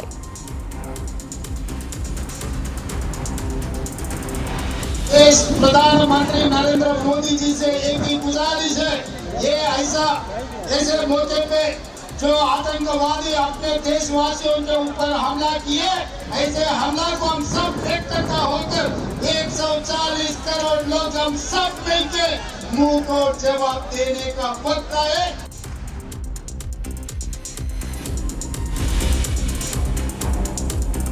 Houses of 7 Lashkar-e-Toiba active terrorists razed to ground in Pulwama, Kulgam, Tral, Bijbihara and Shopian sectors. We're tracking all the details of this demolition for you right after this short break. Stay tuned to Republic TV.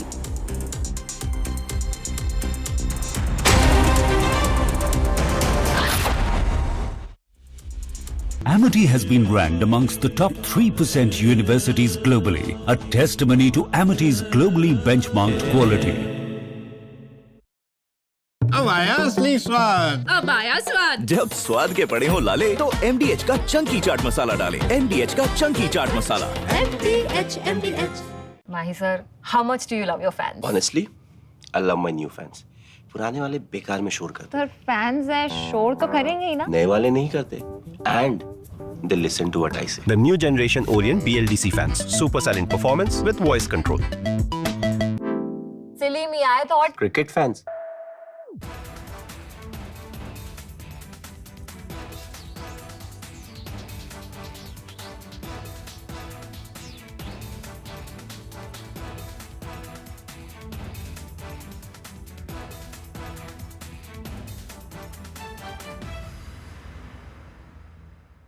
जुल दे यार तुम मौत की कसम इधर गेंद है गुंडी गुंडी मेरी गुंडी আপনি বলুন হিন্দু বলে বেড়েছে বলুন কাল রাতে আমাকে বলেছেন হিন্দু বলে মেরেছে বলুন বলুন আপনি মুসলিম আপনি কি কালমা পড়তে জানেন না জানি না বলুন এদের বলুন সেকুলার নেতাদের বলুন এভাবে টেনে আর আগের দিনে যেহেতু বৃষ্টি হয়েছে ওখানে কাদাও ছিল আমার বাচ্চাটাকে টেনে দেখছি করে চেঁচাচ্ছে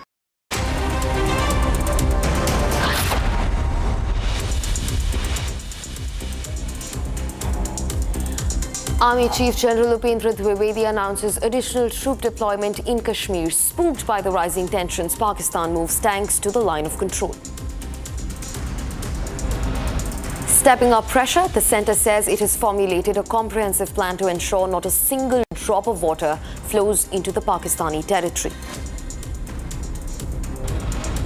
Government Medical College in Baramulla issues an alert to boost emergency preparedness and ensure full readiness for any medical contingencies.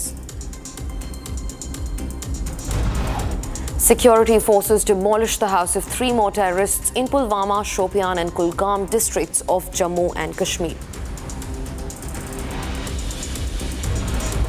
External Affairs Minister S. Shankar briefs envoys from across 45 countries on the Pahalgam attack and its cross-border terror links. US President Donald Trump condemned the Pahalgam terror attack, says India and Pakistan should resolve the issue independently.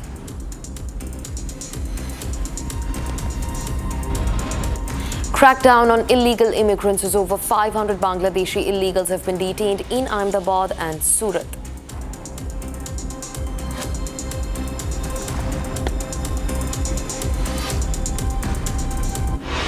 Viewers, starting first with what's happening in Jammu and Kashmir, a huge win for security forces.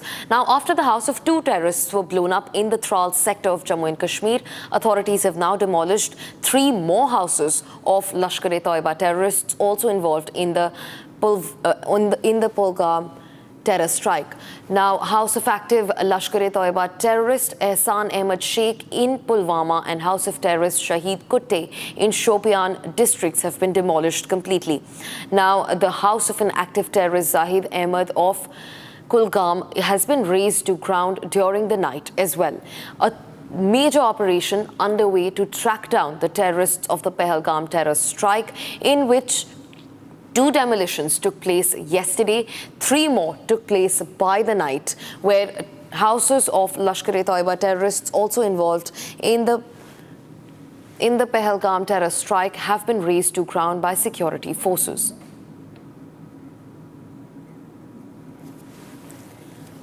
Also being joined by retired Major General P.K. Sehgal to get us more updates into the matter. Sir, welcome to Republic. Speak to us about the ongoing operations. It's a huge win for security forces. They've not just tracked down but also completely demolished the houses of at least 5 Lashkar-e-Toiba terrorists now. A very good step has been taken by the government of India and by the security forces. It's a very clear message that there is going to be absolute no mercy whatsoever on the terrorists who support Pakistan and or aid or assist Pakistan in any way whatsoever. This is a message that should have gone across right after that Puri strike or the Balakot strike. Unfortunately, there was lack of consistency, but hereafter I am very certain that there will be no mercy whatsoever. Anyone who supports Pakistan in whatever method, whether it be by providing sanctuary to them, whether providing logistics support to them, doing reconnaissance on their behalf, etc., would be taken to task and no mercy whatsoever will be shown. This is a huge lesson. And as far as Pakistan is concerned, Pakistan also has learned a huge lesson that within a matter of hours, the digital footprints led on to the control room in Karachi, wherein the entire world knows that the entire operation was masterminded by the Pakistani army, the ISI, the establishment, and there is Pakistan's diabolical act is now visually seen by the entire world. They did not anticipate that while they thought they divide Hindus and Muslims, they succeeded in uniting the entire country. As far as Kashmir is concerned, all political parties in unison have condemned the Pakistani action. Similarly, in Delhi, all political parties for the first time in the last 10 years have absolutely and solidly stood behind the government and whatever action you are fit, we are with you. They did not realize that the entire world will stand with India. And India is beginning to shape the international environment through briefings by the External Affairs Minister. There is not even a single country which is supporting Pakistan at this point of time. Even what is the biggest shock for Pakistan that even Taliban has absolutely and totally condemned this attack. Even Yunus, whom they were trying to woo, has said that this sort of an attack is absolutely condemnable and they cannot go along with Pakistan in any way whatsoever. As far as the Pakistanis are concerned, their now main focus of attention is towards India. This is going to be exploited in a very major way by the DLA and Tehreek-e-Taliban Pakistan. Pakistan is going to be now surrounded from three directions.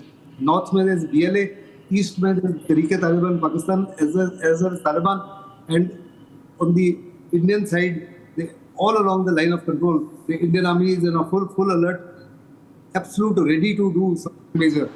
The Prime Minister of India has categorically stated loud and clear, not only to the domestic audience, to Pakistan, but to the international audience, that whoever were the perpetrators, we will track them down, we will detect them, and we will not let them hide anywhere in the world. We will not only eliminate them, but we will also eliminate those who are their backers, who are their supporters, irrespective of whatever be the consequences. And the entire nation is standing behind. There's a huge amount of anger throughout the country. There are buns across the nation. And as far as the international audience is concerned, personally, several prime ministers and presidents have rung up Prime Minister Modi and said that he is completely behind you. Donald Trump has rung up, Tulsi Gabbard has rung up, Netanyahu has rung up, Putin has rung up. The Israeli Prime Minister has said everything and anything that you want at this point of time, we are with you. French President Macron also rang up the Indian Prime Minister and said France in a totality is standing with you. There is not a single nation, all Muslim nations are standing, not a single nation is with Pakistan.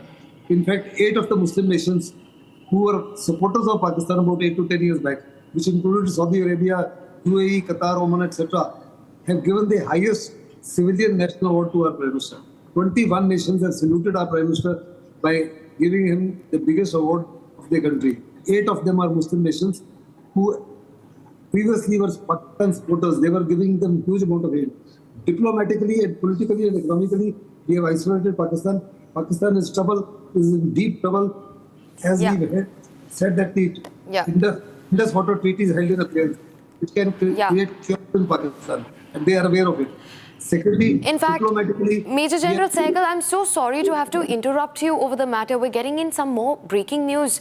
Continue being with us. Viewers, now Pakistan Defence Attaché Colonel Taimur Rahat was caught making a throat-slitting gesture at Indians in London. Now, this is a person of the military. Colonel Taimur Rahat threatens Indians with slit-throating gesture at a UK rally.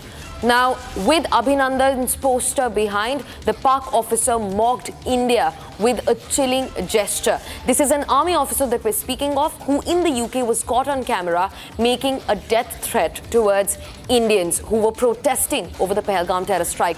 Shock emerges in London. Pakistan's colonel, somebody who's serving in their military, threatens Indians, mimics slitting throat. Diplomatic outrage has gone off over the matter. The Pakistani officer signaling violence against Indians abroad, falling beneath grace like every time.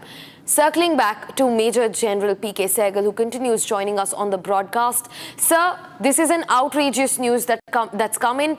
A Pakistani colonel, Taimur Rahat, threatened Indians with a throat-slitting gesture at a UK rally. What do you have to say about this fall from grace that Pakistan is not new to? We've all seen this before, but this has taken everything a step ahead. He is just taking off from where the army chief of Pakistan left. Pakistani Army Chief Munir Khan some days back gave an absolutely stupid and undignified lecture wherein he said Kashmir is the jugular vein of Pakistan and Pakistan will aid and assist the people of Kashmir to gain independence. The type of language that he used is used only by the Maulanas. The entire world said that this was the most undignified way of doing things. And erstwhile chiefs of Pakistan Army have told the government that he's an incapable leader and needs to be put straight away. Similarly, the Pakistani colonel is absolutely following the footsteps of what is being shown by the Army Chief of Pakistan. It's again a diabolical act. The entire world is watching this, and apparently the entire world is with India. They know that Pakistan is a epicenter of terrorism. Wherever major terrorist attacks have taken place anywhere in the world, Pakistan is directly or indirectly involved, whether it is in Russia, whether it is in America, whether it is in Europe or Britain or elsewhere, or in Asia, Southeast Asia. Pakistan is directly or indirectly involved in a very major way. And it's high time that India acts very, very strongly, and I'm very certain that India is going to act very strongly to ensure that once for all, terrorism across Pakistan is taken care of. And as far as we are concerned, hereafter there is going to be total and absolute consistency. What they did in Pahalgam was nothing short of an act of war. If they say that abrogation of the treaty or abeyance of the treaty is an act of war, what they did was nothing short of an act of war. They attacked India's soul. हमारे प्रधानमंत्री ने कहा कि हमारी आत्मा को हमला किया है. We have been very proud of our diversity for thousands of years. Every Republic Day parade we show India's unity in diversity. And they try to attack India's diversity by attacking Hindus based on their religion. This is something totally unacceptable, and the entire world is standing behind India. Even the Chinese have kept quiet on it. For the first 24 hours, they did not issue any condemnatory statement at all, and they did not say anything. But after 24 hours, while they have not condemned Pakistan, nor have they said it's a terrorist act, they said this sort of a thing is absolutely unpardonable and should not have happened. The only other country which has kept quiet is Pakistan, because Pakistan has gone into a denial mode. They denied what happened in Mumbai. They denied what happened in Kargil. In fact, they did not even take back the bodies of several hundred soldiers of theirs, saying that they are the local Mujahideens. We have nothing to do with it. Similarly, Pakistan has always and every time been in a denial mode. And the third country which has kept quiet so far is Canada, because they got major election on the 28th, and no political party wants to issue a statement which could harm them in the elections. But after the 28th, I'm very certain if Kerry forms the government, there will be total and absolute backers and supporters of India.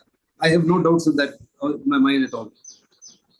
Very interestingly, we have fortunately been able to shape the international environment exactly what Mrs. Gandhi did in 71. Before we attacked Bangladesh, or that time East Pakistan, it was very essential that the international environment was shaped the way you wanted it. And External Affairs Minister has done an absolute superb job in shaping the international environment. Pakistan is already rattled because the Defense Minister has categorically stated that we could attack we could attack the ISI headquarters, we could attack the Pakistani Navy, or could we attack the air assets. It is absolutely vital and important to keep the enemy unbalanced and keep him confused. Major General Sehgal, yes.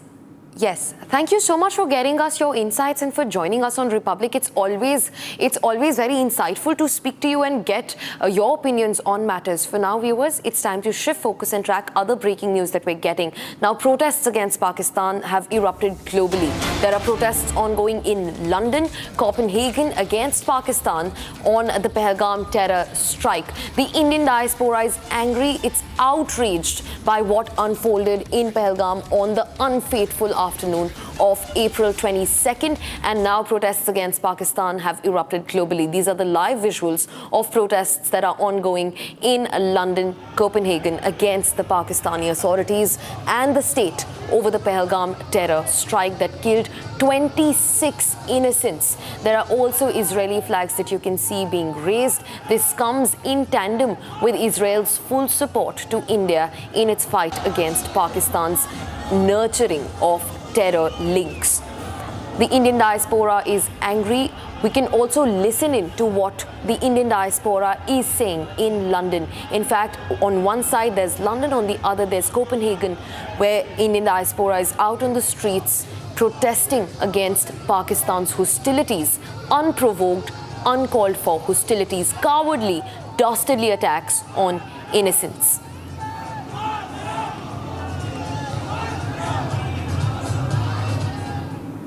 Viewers, in fact, looking at another facet of this entire diplomatic turmoil that has come after the attack. Now, India has taken the initial steps by pulling the plug on the Indus Water Treaty with a three-phase plan of implementation, with an end result to completely dry up Pakistani wells. Here's a detailed report on that. Take a look.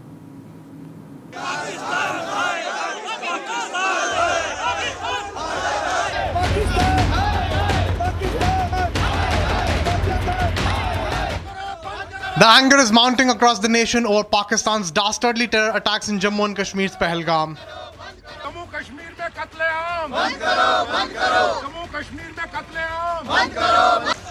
With chorus growing for tough action and retaliation against Pakistan.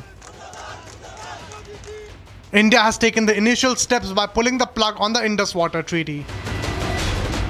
The plan of implementation will take place in 3 different phases, with an end result of leaving Pakistan completely dried up.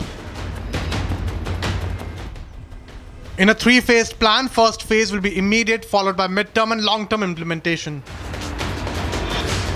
The centre is also planning to increase the water storage capacity along with the removal of silt from dams. Union Minister for Water Resources C.R. Patil welcomed the move, calling the Prime Minister's decision justified and in national interest. C.R. Patil said that his ministry will ensure that not even a single drop of water from the Indus River goes to Pakistan.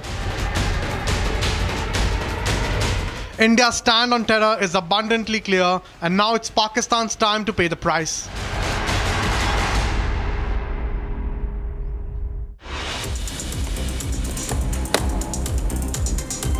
Army Chief General Upendra Dwivedi arrived in Kashmir on Friday to review the situation in the wake of the Pahalgam attack earlier this week that left 26 people, mostly tourists, dead. He was briefed by the Army's General Officer Commanding of the Srinagar-based 15 Corps on the overall security situation in the valley and actions being taken against terrorists within Indian territory, as well as attempts by the Pakistani Army to violate the ceasefire along the line of control.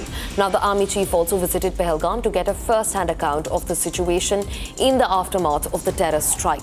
Later, General Dwivedi attended the security review meeting at Raj Bhavan, which was chaired by the Lieutenant Governor of the state, Manoj Sinha.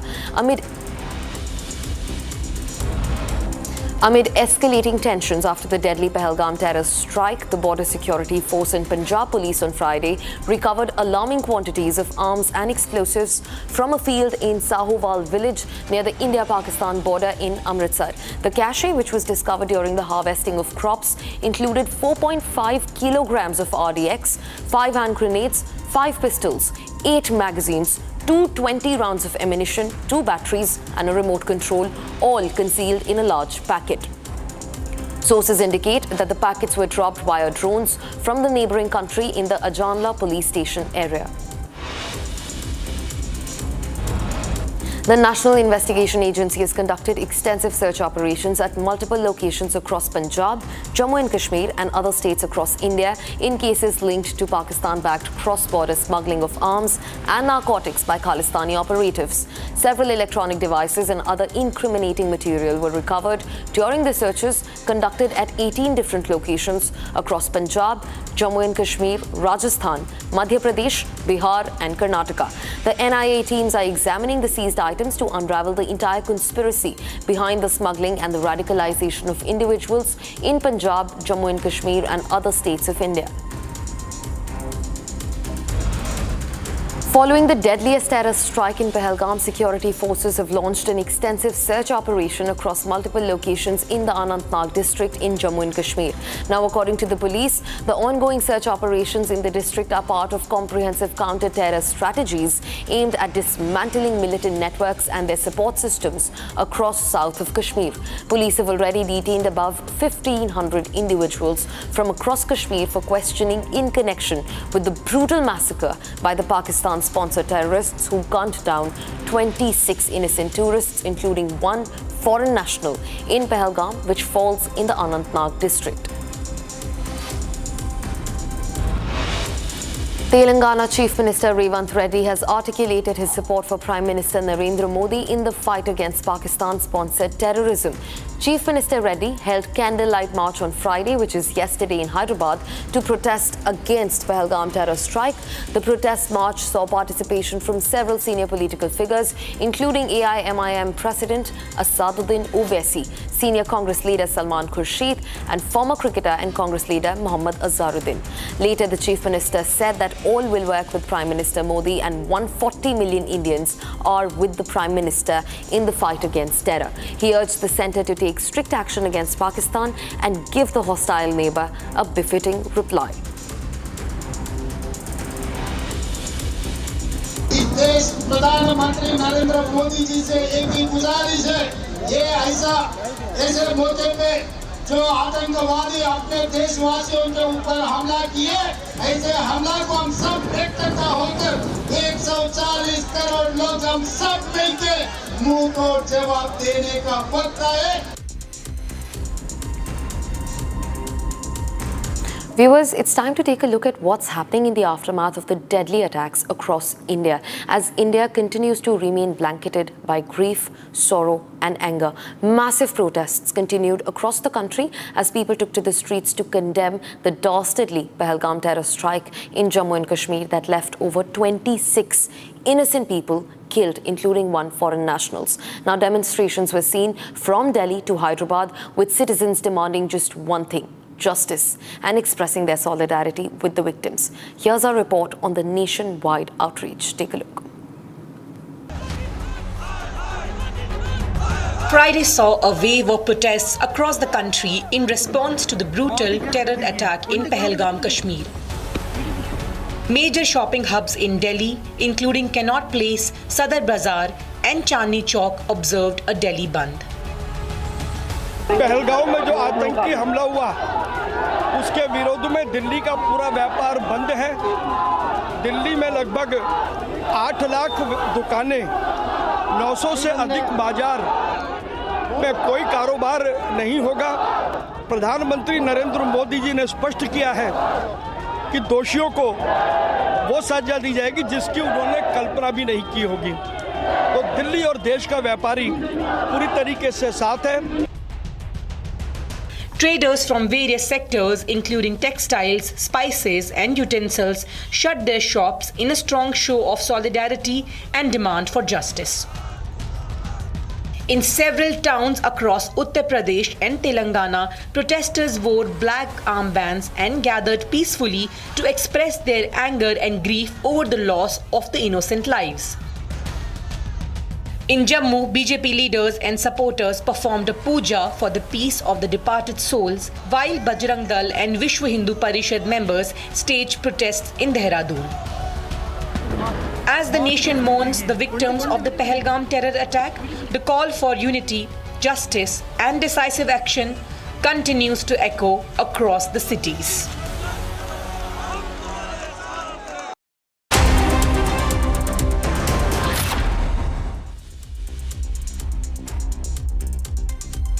Mahi sir, how much do you love your fans? Honestly, I love my new fans.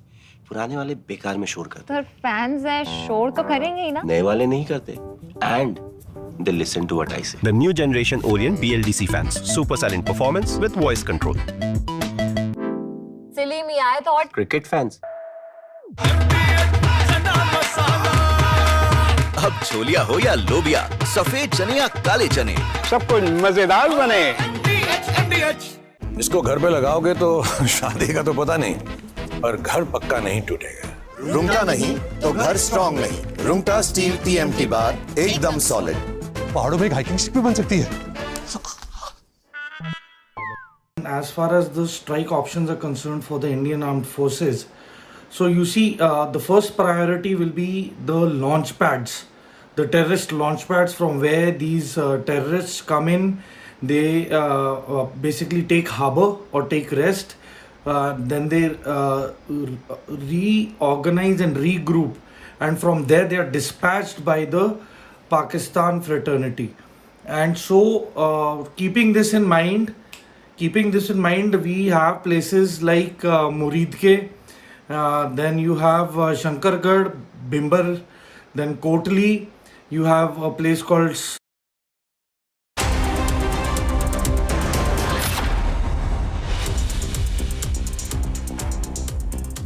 Welcome back. Thanks very much for staying with us. You're watching Republic. Now, post the Pahalgam massacre, agitated Indians are staging protests wherever they are. The Indian diaspora of the UK staged a protest right outside the Pakistan High Commission in London on Friday. They condemned the Pahalgam massacre and accused Pakistan of nurturing terrorists with placards in their hands and slogans in their voices. Take a look at this. The anger over the Pahalgam massacre has gripped Indians beyond borders. On Friday, Indian diaspora staged a protest outside the Pakistan High Commission in London, condemning the Pahalgam terror strike.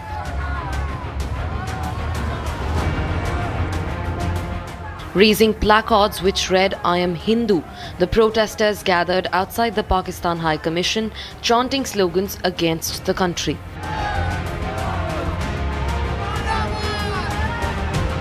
The protesters charged Pakistan of nurturing terrorism. They said the whole Indian community living in the UK are agitated over the massacre conducted by the Pakistan-nurtured terrorists in Pahalgam. हम सब भारतीय लोग यहाँ इकट्ठे हुए हैं। हम ये सारा प्रदर्शन करने आए हैं पाकिस्तान के खिलाफ, जो उन्होंने आतंकी फैक्ट्री बना रखी है, और उसको उस वजह से हमारे पहलगाम के लोग बेचारे 26-27 लोगों को मार दिया गया। उसके खिलाफ प्रदर्शन करने आए हैं। The Pahalgam massacre has jolted Indians across the board. The gunning down of 26 innocents and unarmed tourists by the terrorists has left every Indian aghast and agitated. The nation is brewing with anger and there is growing demand for action. Now the anger is fast spreading beyond the border.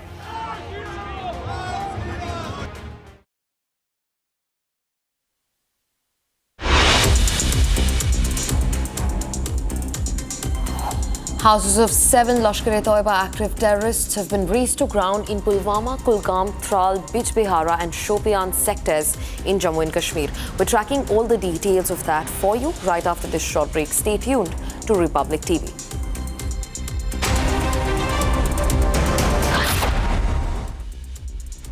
Amity has been ranked amongst the top 3% universities globally, a testimony to Amity's globally benchmarked quality. MDH का kitchen king kitchen में हो तो हम सब कुछ बना सकते हैं। बैंगन का भरता, आलू गोभी, भिंडी मसाला और भी बहुत कुछ। MDH. Mahi sir, how much do you love your fans? Honestly, I love my new fans. पुराने वाले बेकार में शोर करते सर फैंस है शोर तो करेंगे ही ना नए वाले नहीं करते and they listen to what I say. The new generation Orient BLDC fans. Super silent performance with voice control. Silly me, I thought. Cricket fans. MDH की देगी मिर्च, देगी मिर्च का तड़का, अंग अंग फड़का। MDH की देगी मिर्च।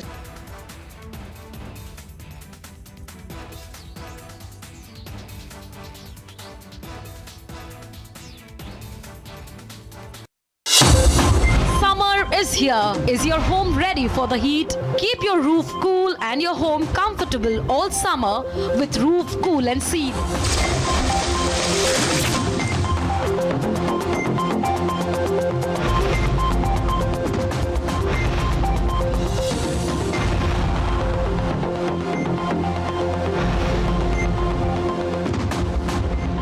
पसीना मत बहाओ, Berger roof cool and seal लगाओ।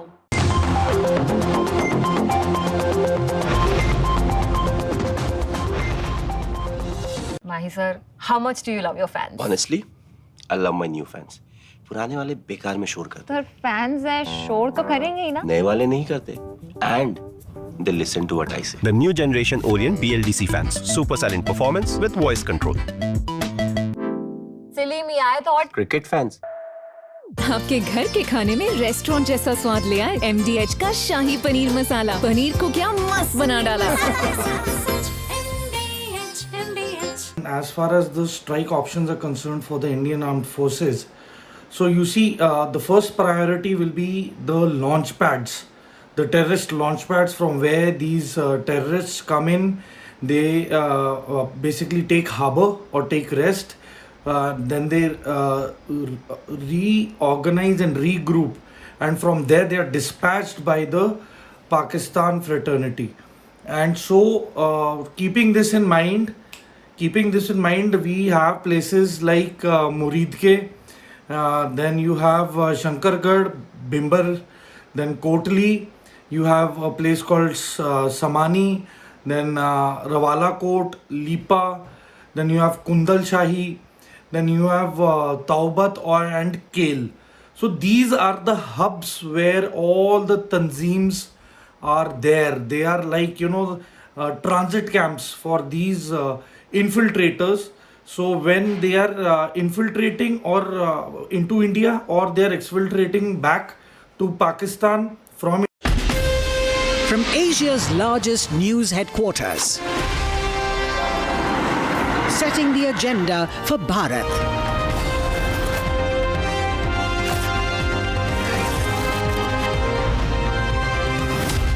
You're watching Republic.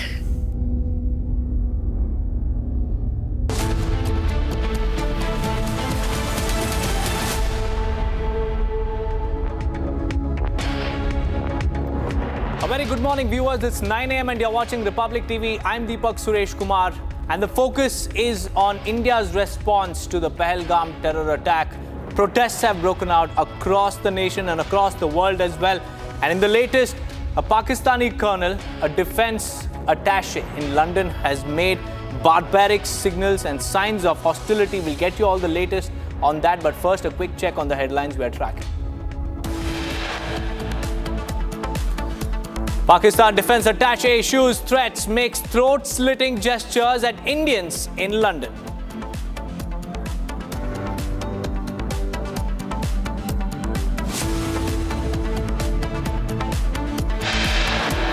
Global protests erupt against Pakistan. Indian diaspora protests outside Pak High Commission in London and Copenhagen.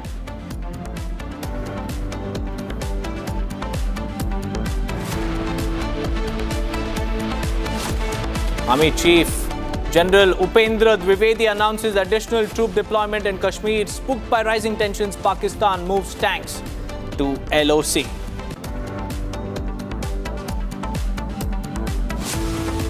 Stepping up pressure, the centre says it has formulated a comprehensive plan to ensure not a single drop of water flows into Pakistan.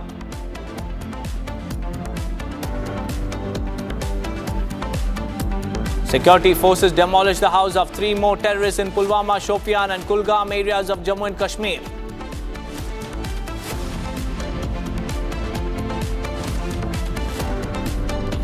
Crackdown on illegal immigrants as over 500 Bangladeshi illegals have been detained in Ahmedabad and Surat.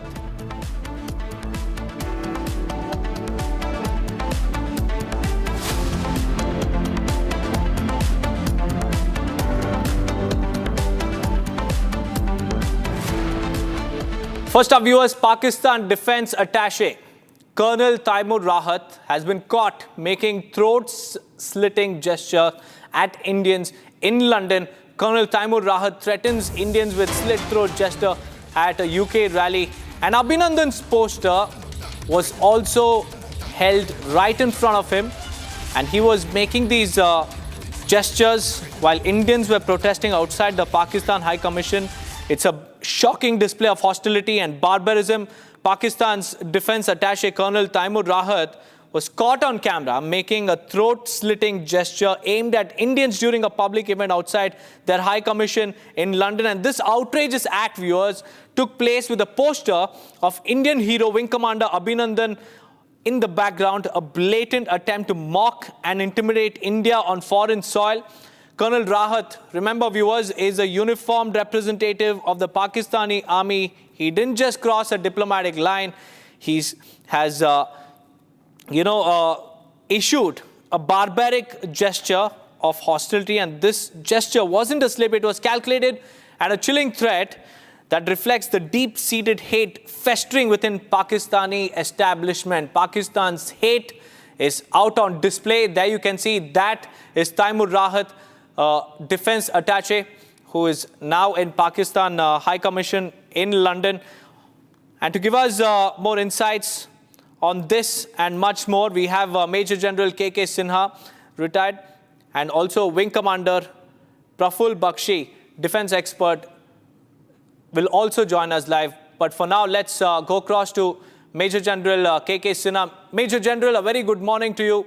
This is an outrageous, sign and gesture made by the Pakistan's defense attaché, Colonel Taimur Rahat. How do you look at this, sir? Good morning and Jai Hind. The Pakistani colonel who's a defense attaché in London, making a gesture. This is a gesture of throat cutting, and their army chief has talked about jugular veins. He has said the Kashmir is the jugular vein. Probably he's trying to just portray that. I think for diplomatic, anyone who is, appointed as a military attaché, I think nothing can be more low than this, what we can see. See, the Pakistan can do any drama. Basically, they are the jihadis. They are the people who are actually carrying out the terrorism all over the world. The actions will speak on ground, not by gesture. And, background of that was the wing commanders, I believe Abhinandan, who's a Veer Chakra, who has gone inside the Pakistan single-handedly, brought it down their F-16 and then walked with the chest high and came back to the India. Just why Pakistan was severing? He was there, no? Now why are you putting his poster there? Their ministers came all the way to Wagah to, let Abhinandan come back to India, because the threat was that. Only word was there, if you will not, everything will, that time, told to them by the military attaches who were there in Pakistan, that everything will fall to them and our missiles and everything are waiting. They were severing, and this is their, now they can do this gesture in London. But in fact, and this is the revolution not by Indian, but the revolution was by the people who were the political parties discussing in the parliament, that in that particular time, they were severing in their pants. They were so scared. The Bajwa was so scared. So it is reminded, that Pakistan is what we see, their reactions on ground, they are severing, they are scared, and they are showing this gesture in London where the Indians are protesting. Globally, protests are going on. So I think it has got no meaning whatsoever other than, a vulgar display of, something they can show it. And they have been doing like this. They keep jumping.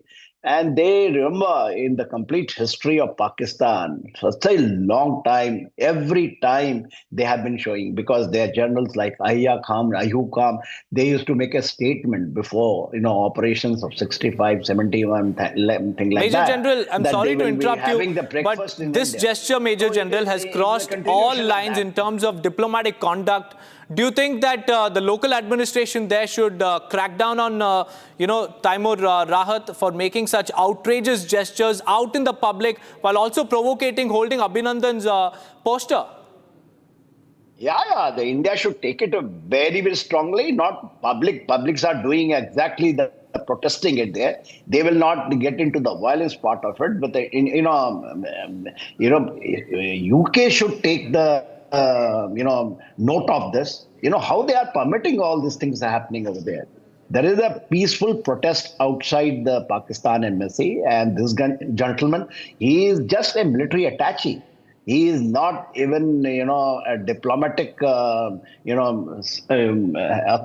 of Pakistan in UK. But I have got, through your channel, I have got, want to not request, but the appeal to the British High Commission that what they are doing over there, why they are accepting all these things.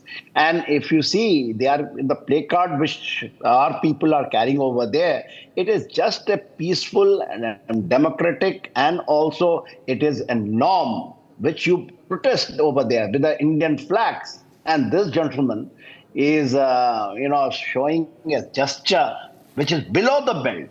Below it is not diplomatic norms which he is doing it. And I'm so glad that he's actually displaying the placard which the Pakistanis, back home, 25 crore of them, actually they get scared when Abhinandan was there. Wing Commander Abhinandan is symbol of the courage. He is the symbol of determination. He is the symbol of valor, and he is a Veer Chakra. So I'm very happy he is doing the job on behalf of us, displaying Abhinandan's placard over there in his embassy. It shows how cowardice they are, how scared they are, how they look and they can go back. And one more thing, this gesture of jugular vein, which their army chief Asim Munir has been speaking, and it is indicating of Kashmir, is they should now bother about the POK. They should bother about Gilgit-Baltistan, because India is coming in a big, big way. That's right, Major General. This gesture goes on to show institutional hate by Pakistan, and India will definitely push for the expulsion of this officer, or rather this coward who was standing there and, signaling throat-slitting gesture. And we hope that the UK government also takes note of this and takes stringent action. But many thanks, Major General KK Sinha, for joining us live on this broadcast. Now let's move on, viewers, because the UN Security Council has also called for the need to hold perpetrators, organizers, financiers and sponsors of the Pahalgam terror attack responsible and bring them to justice. The UN Security Council has issued a strong statement, has condemned terrorism. In its recent statement, the members of the Security Council have condemned it in the strongest terms and have also expressed their deepest sympathy and condolences to the families of the victims and to the government of India and government of Nepal, and wish to speedy and full recovery of those who were injured.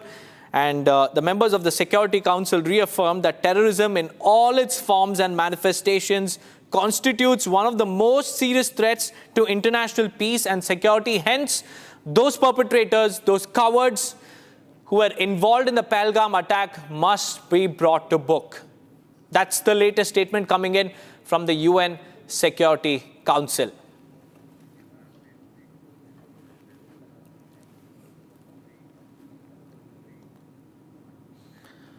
Moving on, viewers, after houses of two terrorists were blown up into smithereens in Tral area of Jammu and Kashmir, authorities have now demolished 3 more houses of terrorists. Those of active terrorist Ehsan Ahmad Sheikh in Pulwama, house of terrorist Shahid Kutte in Shopian, they have also been demolished. And the house of an active terrorist Jahid Ahmad of Matlhama of Kulgam have also been razed to the ground during the night operations. 5 terrorists and their houses. Crackdown has indeed begun in full swing on a war footing. Forces are identifying each and every terrorist residing in the valley, and their houses are now being flattened. And so far, 5 terrorist houses have been identified and they have been completely reduced to dust. The visuals you can see on your screens are of those 5 terrorists whose houses have now been demolished. Zeenat is live with us. Zeenat, 5 terrorists' houses have been demolished. The crackdown will continue today. Tell us about this particular, crackdown that the forces have launched, their plan to dismantle the terror ecosystem that's thriving in the valley. This is a crackdown on terror after a civilian massacre that was witnessed in Baisara of Pahalgam in Anantnag district. We saw action yesterday also during the midnight that the houses were blown up in Tral and then in Anantnag also. And today midnight, again the action had followed by the Jammu and Kashmir administration along with the security apparatus. This is a message to those who are supporting the terror network or the terror outfits in the Kashmir Valley, because as per the police in Kashmir Valley, they've been saying these are the people who have been active and somewhere their role has been found in a Pahalgam attack. And now this is more like sending a message that nobody is above law and you will be treated equally wherever you are and whosoever you are. Nobody will be spared. In the way we can say that this has built up pressure on the people who are supporting the terrorism, because on the one side we see the one person who joins the terror network, but then we see the entire family gets punished in the way. Yesterday in Tral, we witnessed the people crying that the person has left the house some 8 years back. He's not in touch with the family, but then the police and the intelligence agencies do have the information and the inputs and the proves that the family still supports. On the one side, you are enjoying the perks, you are enjoying a good life, but on the other side, you are taking the life of someone else. So this is something for which the Jammu and Kashmir government is now working very hard to see that these kind of activities are stopped, and in future this kind of activities does not thrive in the Kashmir Valley, for which now the government of J&K is taking all the kind of actions, whatever is possible. See, these are the four of the districts, because Tral is the police district of Avanti Bora, but it is the district of Pulwama. Then you have the Shupian, Kulgam and Anantnag. This is the entire belt of South Kashmir, and this is the South Kashmir zone where we see more of the action. If we see North and taking the count from the North Kashmir or the Central Kashmir, even those people living in North quite close to LOC, they also witnessed a Pakistan firing along the line of control, targeting the posts located along the line of control. In a way, Pakistan is well aware that India has always carried a posture of carried a very hard posture, and they know that something big will happen. That is why we see the videos and the feeds that we are seeing on the social media, that they too are very prepared, knowing that India will retaliate. And Prime Minister Modi in Bihar recently said that they will not have imagined the kind of blow the government of India is going to give to them. That tells you that how the Pakistan has taken the message of Prime Minister of country very seriously. We are seeing the developments coming from MEA. They are also taking the measures. One of the biggest hit of the MEA measure was the stop or the divert the water that was in the agreement of Indus Water Treaty, which is one of the important treaty that was signed between Liaquat Ali Khan and Jawaharlal Nehru. Now that treaty has been put in abeyance, and this is going to affect Pakistan badly, because when you will not have the water, you will go on the warlike situation in your own country. That is one of the mechanisms or the plans that the government of India has initiated. Okay, fine. Till now we were fine with it. We used to give warnings, but now let your people also note what you did to the country, and you are getting the response. Yesterday, many of the people from the Pakistan who was on the SARC visa, they had to leave the country immediately. At the end of the day, it is only the population who gets affected, and the terrorists, they don't have any religion.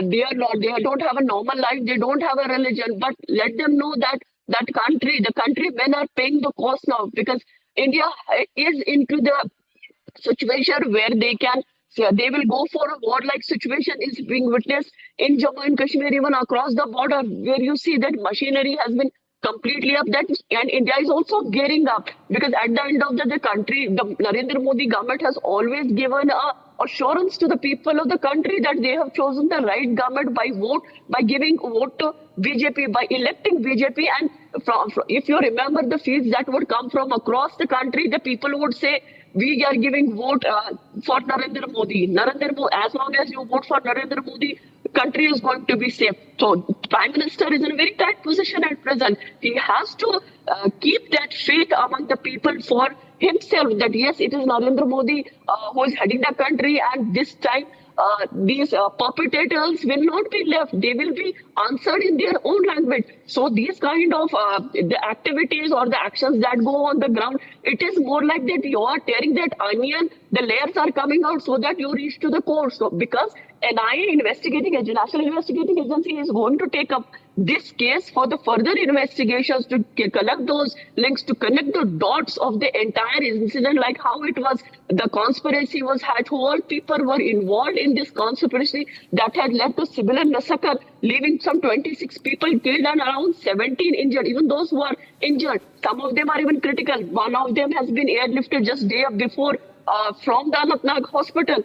So in a way, NIA is also, the houses are being destroyed, demolished, razed to ground. Many people have been picked up, door-to-door searches going on. This is all the activity that the investigating apparatus is doing to reach to the core of That's right, Zeenat. Every single activity of these terrorists residing in the valley is being monitored, and every step is also being followed. And now the time is up for all those terror associates and terrorists living in the valley, because their houses are being identified and they're being flattened. But many thanks, Zeenat, for joining us with those details. Viewers, here's a ground report from one of these houses that were demolished during the crackdown. Pahalgam में हुए आतंकी हमले में शामिल आतंकियों पर कार्रवाई करने के साथ साथ जो उनके मददगार हैं उन पर भी बड़ा एक्शन लिया जा रहा है। इस वक्त मेरी मौजूदगी पुलवामा के मरन इलाके में है और यहाँ पर ये जो मेरे पीछे आप मलबा देख रहे हैं, ये मलबा है एक घर का, जो घर बताया जा रहा है एहसान उल हक का। और ये जो घर देख रहे हैं आप, ये एहसान उल हक का घर है जिसे कल देर रात ब्लास्ट के जरिए ध्वस्त कर दिया गया। एहसान उल हक के बारे में दे दे जानकारी आपको कि ये जो एहसान उल हक है, ये जो है 2018 में पाकिस्तान गया था ट्रेनिंग लेने के लिए। इसके बाद यहाँ पर जो है ये कुछ दिनों पहले ही आया था घाटी में वापस। जैश ए मोहम्मद का जो आतंकी है ये बताया जा रहा है, जिसके घर को मिट्टी में मिला दिया गया है। जैश ए मोहम्मद का ये आतंकी है जो 2018 में पाकिस्तान गया था ट्रेनिंग लेने के लिए। इसके बाद ये वापस कश्मीर में आया। इसके बाद जो इसकी एक्टिविटी है वो बढ़ गई है। पहलगाम में हुए जिस तरीके से हमला हुआ था टूरिस्टों के ऊपर, उसमें दरअसल माना यह जा रहा है कि एहसान उल हक की जो भूमिका है वो संदिग्ध है, हेल्पर के रूप में है, या एक तरीके से मददगार जो है वो यहाँ पे पाया जा रहा है। और इसी वजह से यहाँ पे सेना की ओर से पहले यहाँ पे जवान आए, उनकी ओर से सर्च ऑपरेशन को चलाया गया। उसके बाद एक ब्लास्ट के जरिए घर को ध्वस्त कर दिया गया। हालांकि ब्लास्ट से जो आसपास के घर हैं उन्हें भी काफ़ी नुकसान पहुंचा है। कुछ जो लोगों के घर हैं वो भी यहाँ पे डैमेज हो गए हैं, खिड़कियाँ टूट गई, बहुत घरों के दरवाजे टूट गए हैं। लेकिन ये जो घर देख रहे हैं आप, ये जो मलबे में तब्दील हो गया, ये एहसान उल हक का घर है। हालांकि इसके पहले भी आप याद करिए कि कल साउथ कश्मीर में के त्राल में, यानी कि वहाँ पर जो दो घर थे आसिफ शेख के और आदिल का, उसके घर को ध्वस्त किया गया।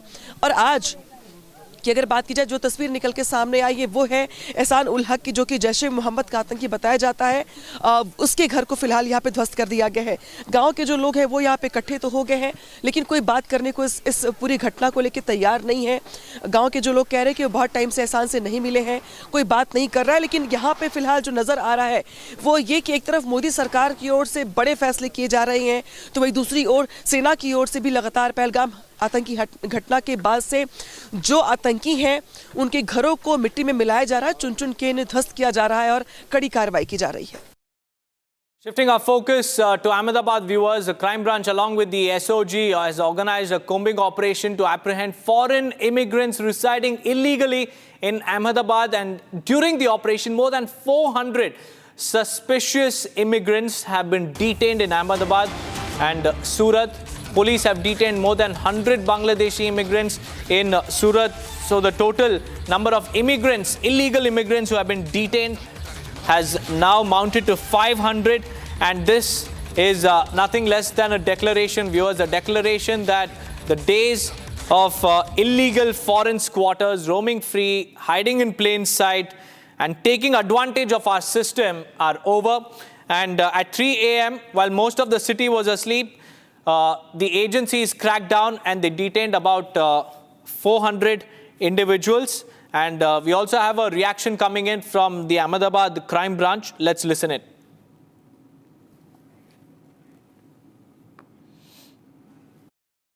HM साहब, DGP सर, CP सर की सूचना थी कि जो अहमदाबाद में काफ़ी बड़ी संख्या में घुसनखोरों को पकड़ा जाए। उसी के आधार पे अप्रैल 2024 से अब तक 2 FIR क्राइम ब्रांच ने की थी। उसमें 127 बांग्लादेशी जो गैर कायदेसर रह रहे थे उनको पकड़ा गया था। उसमें से 77 जितने को डिपोर्ट किया गया, बाकियों का ऑर्डर आना भी बाकी है। उसी के इनपुट्स के आधार पे ये पता चला था कि चंडोला के आसपास काफ़ी बड़ी संख्या में बांग्लादेशी रह रहे हैं। और आज सुबह से DCP zone 6 Ravi Mohan Saini ji, DCP crime Ajit Rajan ji, DCP SOG जय राजवाला जी और काफ़ी बड़ी पुलिस की संख्या में हमने कॉम्बिंग की। सुबह 2 बजे से ये कॉम्बिंग चालू थी और अब तक हम 457 लोगों को डिटेन किया है। उनकी पूछपरछ क्राइम ब्रांच में जाके की जाएगी और जैसे वो इस्टेब्लिश हो जाएगा कि ये लोग बांग्लादेशी हैं, गैर कायदेसर घुसे हैं और यहाँ का ID बना है, तो फिर हम वो डिपोर्टेशन का भी प्रोसेस करेंगे।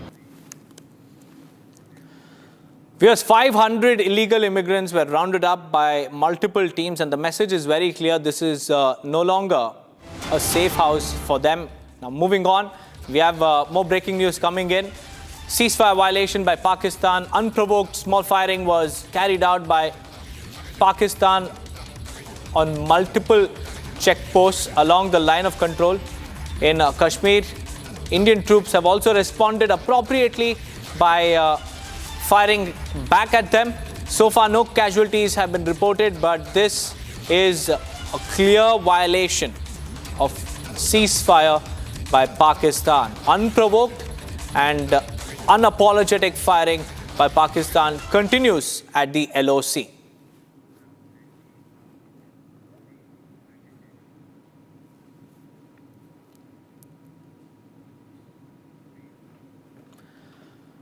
Moving on, viewers, massive protests continued across the country as people took to the streets to condemn the deadly Pahalgam terror attack in Jammu and Kashmir that left 28 people dead. Demonstrations were seen from Delhi to Hyderabad with citizens demanding justice and expressing solidarity with the terror victims. Here's our report on the nationwide outrage.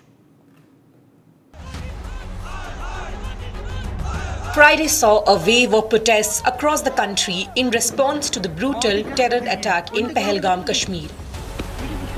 Major shopping hubs in Delhi, including Connaught Place, Sadar Bazaar and Chandni Chowk, observed a Delhi Band.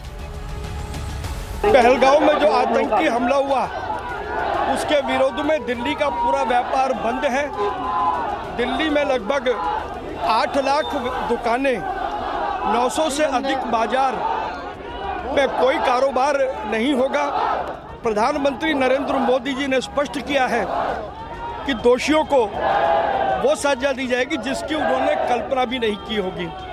तो दिल्ली और देश का व्यापारी पूरी तरीके से साथ है। Traders from various sectors, including textiles, spices and utensils, shut their shops in a strong show of solidarity and demand for justice. In several towns across Uttar Pradesh and Telangana, protesters wore black armbands and gathered peacefully to express their anger and grief over the loss of the innocent lives. In Jammu, BJP leaders and supporters performed a puja for the peace of the departed souls, while Bajrang Dal and Vishwa Hindu Parishad members staged protests in Dehradun.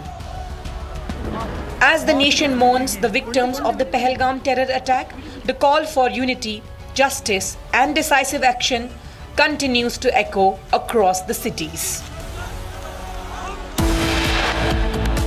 With that, viewers, it's time for a quick break. On the other side, we'll tell you about the crackdown on illegal immigrants as 500 Bangladeshi illegals have been detained in Ahmedabad and Surat. Stay tuned for more on that.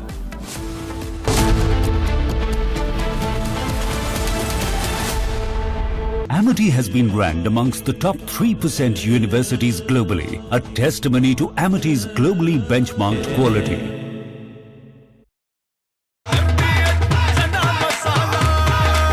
अब छोलिया हो या लोबिया, सफेद चने या काले चने, सब कुछ मजेदार बने। Mahi sir, how much do you love your fans? Honestly, I love my new fans. पुराने वाले बेकार में शोर करते। सर फैंस हैं, शोर तो करेंगे ही ना। नए वाले नहीं करते। And they listen to what I say. The new generation Orient BLDC fans, super silent performance with voice control. Silly me, I thought. Cricket fans.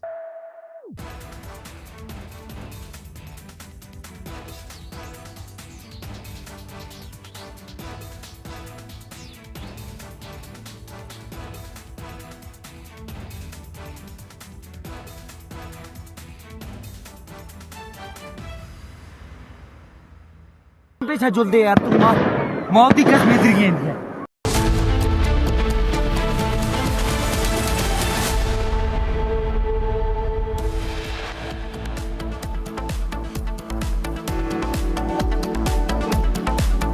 Pakistan defense attaché issues threats, makes throat-slitting gestures at Indians in London.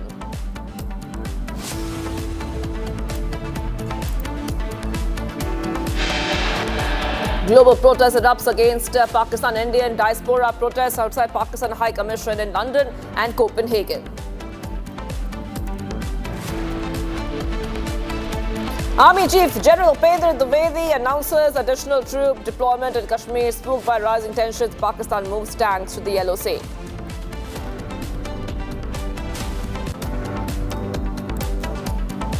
Stepping up pressure, the centre says it has formulated a comprehensive plan to ensure not a single drop of water flows into Pakistan.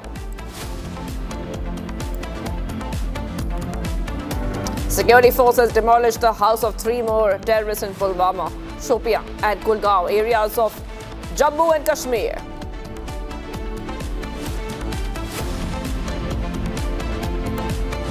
Crackdown on illegal immigrants as over 500 Bangladeshi illegals have been detained in Ahmedabad and Surat.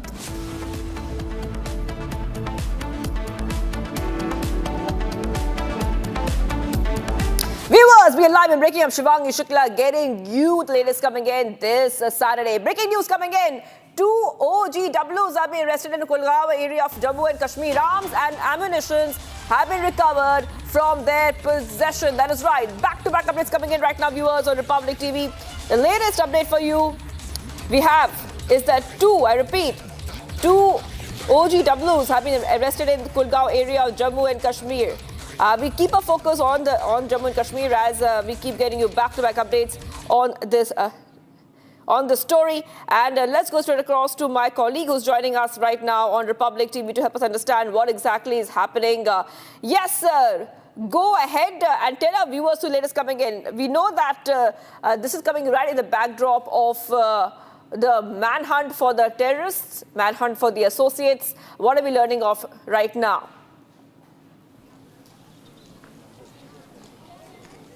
Yes, absolutely, Shwangi. We have seen that the operation is still on its day 5 today, and we have seen that the coordinate search operation is on at the various locations across Jammu and Kashmir, where we have seen, if we'll talk about the 2 OGWs who were arrested yesterday late evening in the Kulgaon, and we have seen that the arms ammunition also have been recovered. This was the credible intelligence input that was received by the Kulgaon police. Then after they have launched the coordinate search operation in the area, and we have seen that the 2 individuals have been arrested by the Jammu and Kashmir police, and the arms ammunition have also been recovered. Same kind of the operations are taking place not only here in the South Kashmir region, but we have seen in the North Kashmir district like Baramulla, Bandipora and other areas of the South Kashmir like Kulgaon and Pulwama, where these anti-terror operations are taking place. Yes, Shwagi. Yes, and if you could take our viewers through, more details coming in, because we have to help our viewers understand what are OGWs.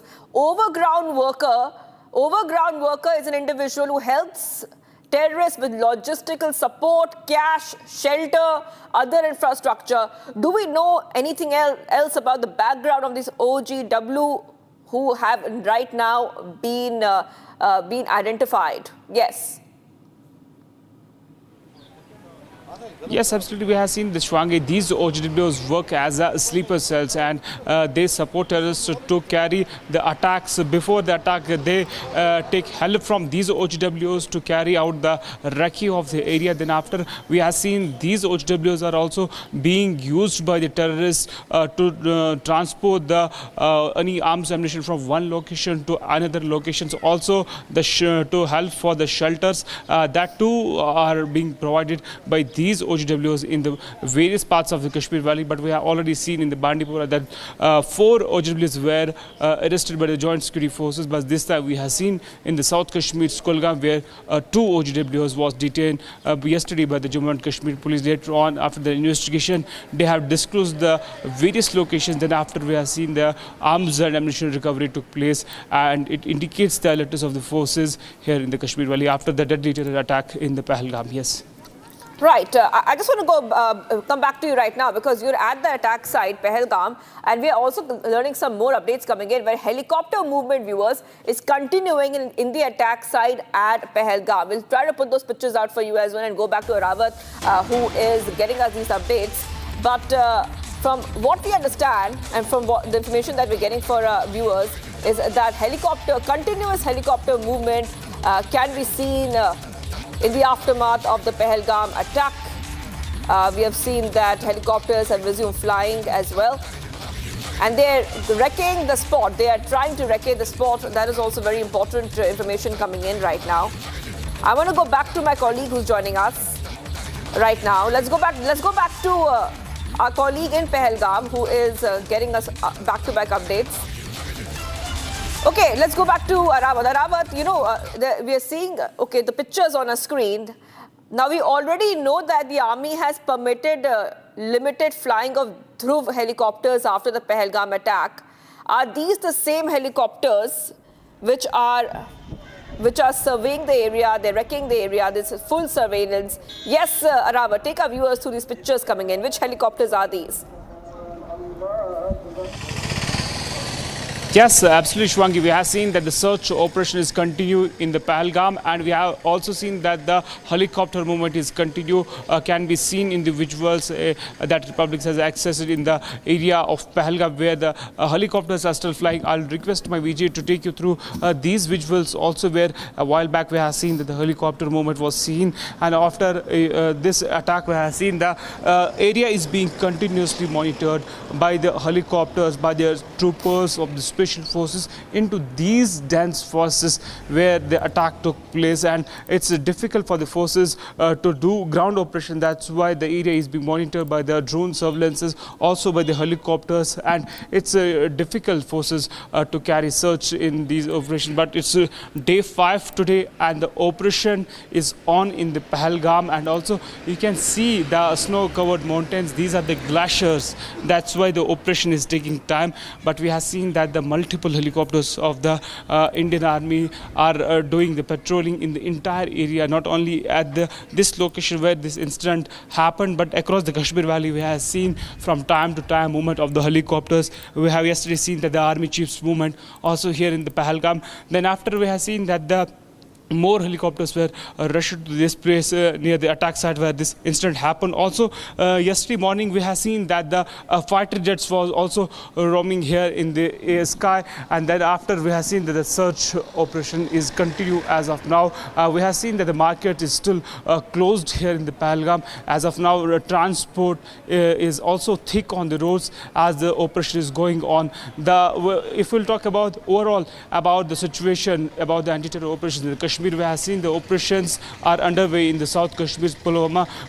Moreover, locations are 6 locations which are being cordoned off by the Joint Security Forces in the Pulwama. Also, the same kind of operation is also underway in the Kulgam and Shopian. It indicates the alertness of the forces that after the visit of the Amit Shah here in the Kashmir Valley, after this deadly terror attack, he has asked the authorities here from the security not to spare anybody who is supporting these terrorists. And and providing shelter. That's why then after we have seen that the demolition of the residential houses of the terrorists are taking place. Overall, we have seen that the operation is underway. It's day 5, but we have seen the search operation is continue here. Yes, absolutely, absolutely. I will be coming back to you. I will be coming back to you soon because we put a focus in Pahalgam. We have reporters there. But some breaking news coming in. All over the world, protests, viewers, against Pakistan erupts. All over the world, globally, protests in London, protests in Copenhagen against Pakistan on Pahalgam Terror Attack. We'll put those pictures out for you as well, viewers. And what you will see is that the protest is continuing. There's anger globally against the dastardly, cowardly Pahalgam attacks.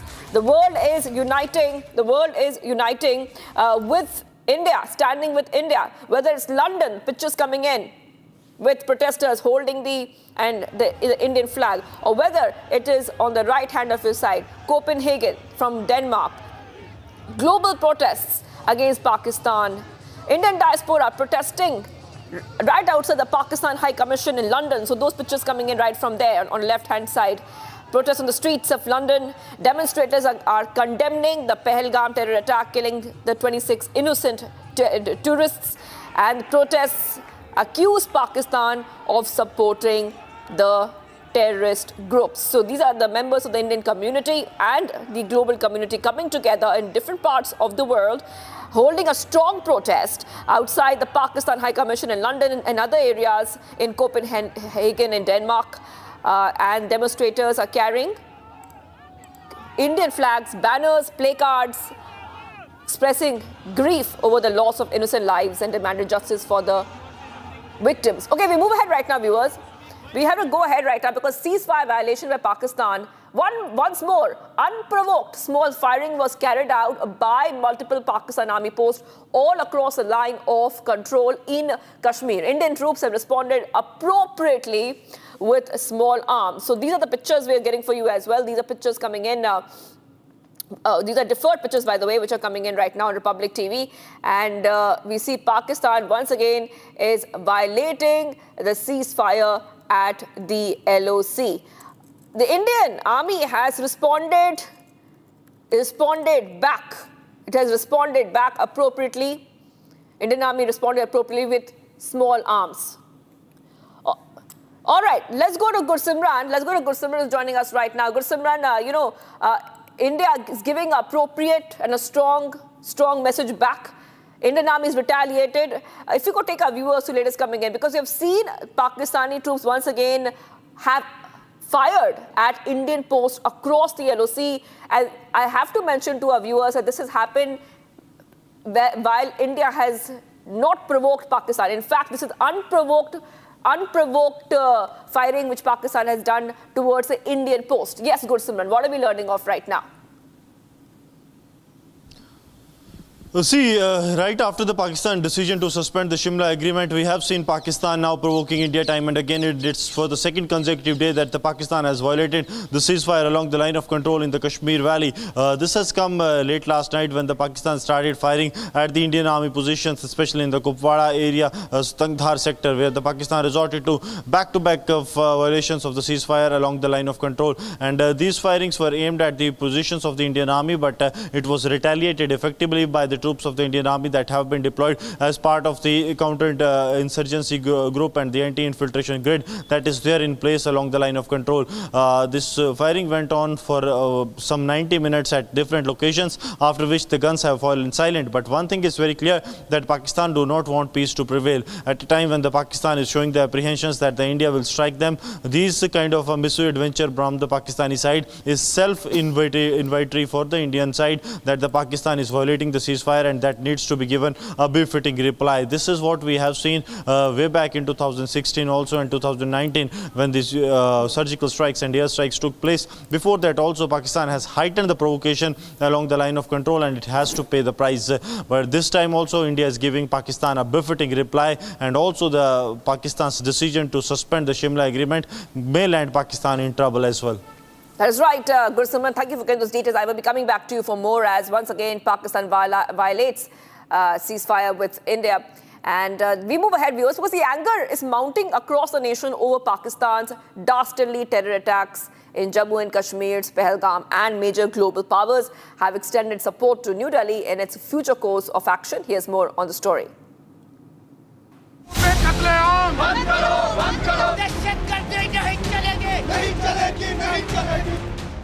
The anger is mounting across the nation over Pakistan's dastardly terror attacks in Jammu and Kashmir's Pahalgam, with chorus growing for tough action and retaliation against Pakistan.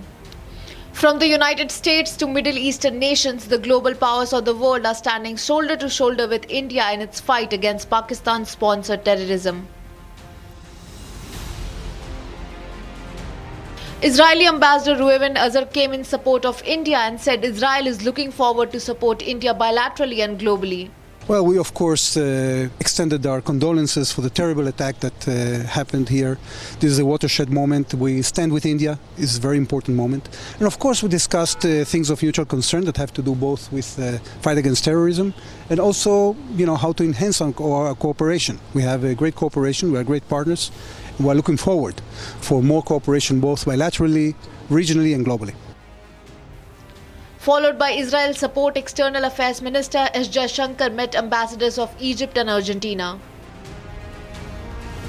The diplomats held detailed discussions with EAM Jal Shakti over strategic partnership and Pakistan's attack in Jammu and Kashmir's Pahalgam.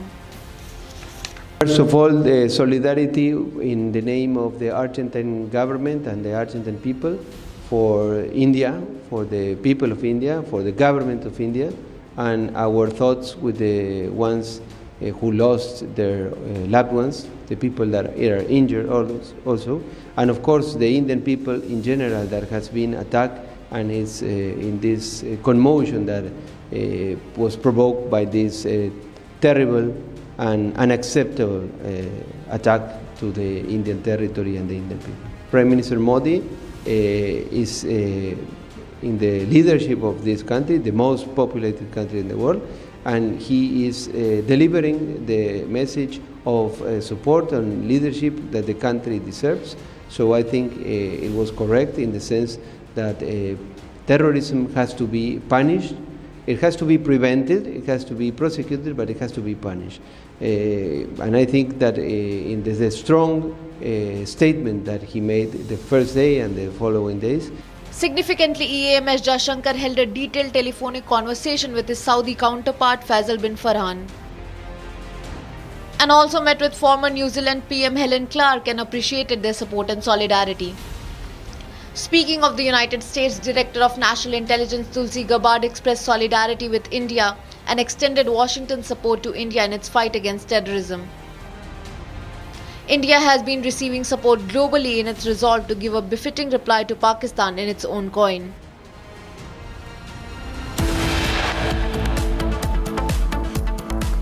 So coming up, viewers, crack down on illegal immigrants as over 500 Bangladeshi illegals have been detained in Ahmedabad and Surat. Stay tuned as we are live and breaking.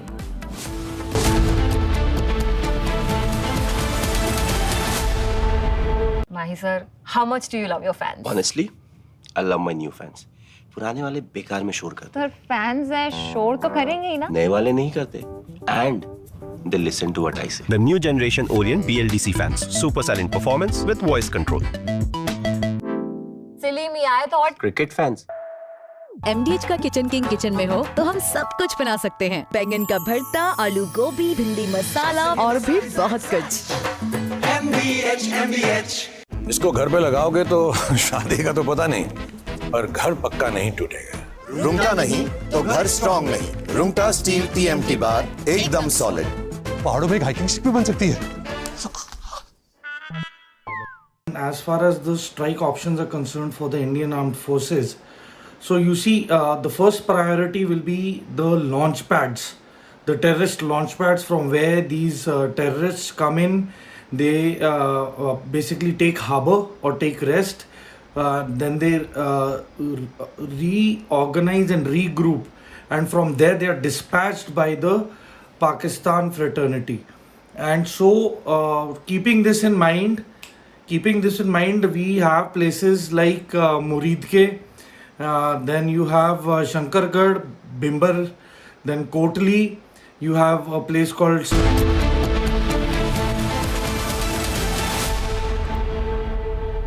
Getting some updates coming in right now, some breaking news coming in. We're coming to know that amid the prevailing tension, the Western Army commander has gone ahead and reviewed the operational preparedness of Strike Corps of Indian Army Operational Preparedness.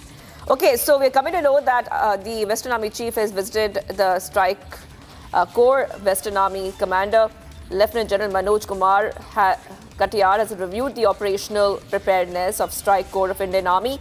Operational preparedness under the Ambala-based Kharga Corps was reviewed by the Western Army commander, and Strike Corps is organized for attacking and moving swiftly deeper into Army territory.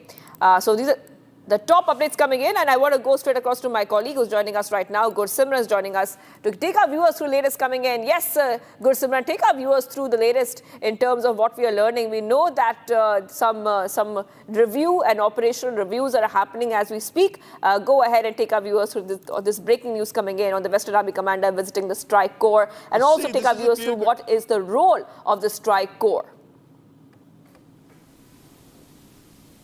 See, this is a messaging to the Pakistan that India is preparing for everything, that the Pakistan says that they are ready to strike back. But this is the Western Army commander, Lieutenant General Manoj Kumar Katiyar, who has visited the Strike Corps of the Indian Army based in Ambala. This is the second corps of the Indian Army, also known as the Kharga Corps. He has visited there. He has done the operational review of the preparedness of the troop. Important to mention that the Strike Corps are meant for the advancement in the enemy's area and also for the offenses that the country launches. So now with the Manoj Kumar Katiyar, the Western Army commander, visiting the Strike Corps in Ambala is a clear message that India is preparing for everything possible, because this visit comes at a time when there are prevailing tensions between India and Pakistan. Pakistan is of the view that India may launch some strike on them, and at this given time the Western Army commander visiting the Strike Corps, which is dedicatedly made for the offenses in the enemy's region.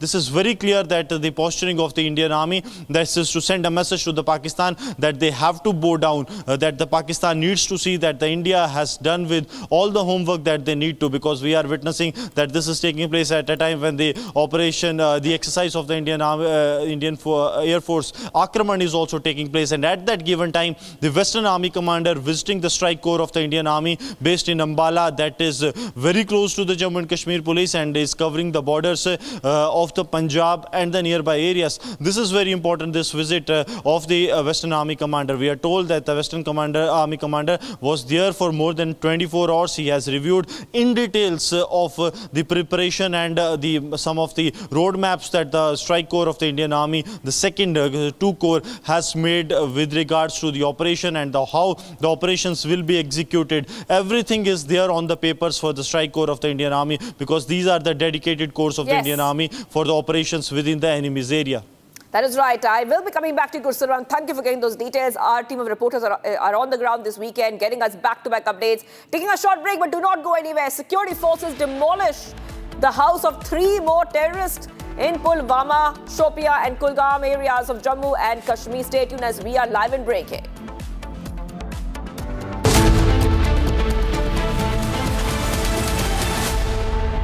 Mahi sir, how much do you love your fans? Honestly, I love my new fans. पुराने वाले बेकार में शोर करते sir fans हैं शोर तो करेंगे ही ना नए वाले नहीं करते and they listen to what I say. The new generation Orient BLDC fans, super silent performance with voice control. Silly me आए तो और Cricket fans. सस्ते वाले दाल मसाले स्वाद हुआ बेकार MDH की हल्दी मिर्ची धनिया करे कमाल ये रंग दे ये खुशबू दे ये तीखा ये कम पड़े क्या निराला MDH मसाला अब आया असली स्वाद अब आया स्वाद जब स्वाद के पड़े हो लाले तो MDH का चंकी चाट मसाला डालें MDH का Chunky chaat masala MDH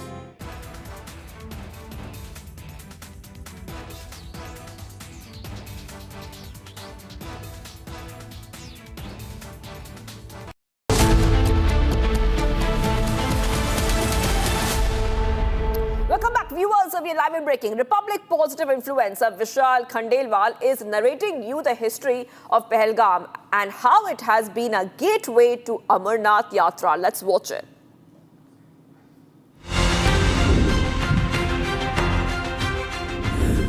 Republic positive influencer Vishal Khandenwal is narrating you the history of Pahalgam and how it has been a gateway to Amarnath Yatra. Let's watch it. Pahalgam की बेसरन घाटी में 26 मासूम पर्यटकों को आतंकवादियों ने अपनी गोली का निशाना बनाया। ये वही खूबसूरत वादी है पहलगाम की, जहाँ ये 26 लोग अपने परिवार के साथ आनंद लेने आए थे। लेकिन अब से जब भी जिक्र होगा इन खूबसूरत वादियों का, इन 26 मासूम लोगों की हत्या का भी जिक्र होगा, क्योंकि इन्हें कहाँ पता था कि जहाँ ये आनंद लेने आ रहे हैं वहाँ पर मौत इनका इंतजार कर रही है। आखिर क्या है इतिहास पहलगाम का? क्यों आते हैं इतने लोग पहलगाम घूमने?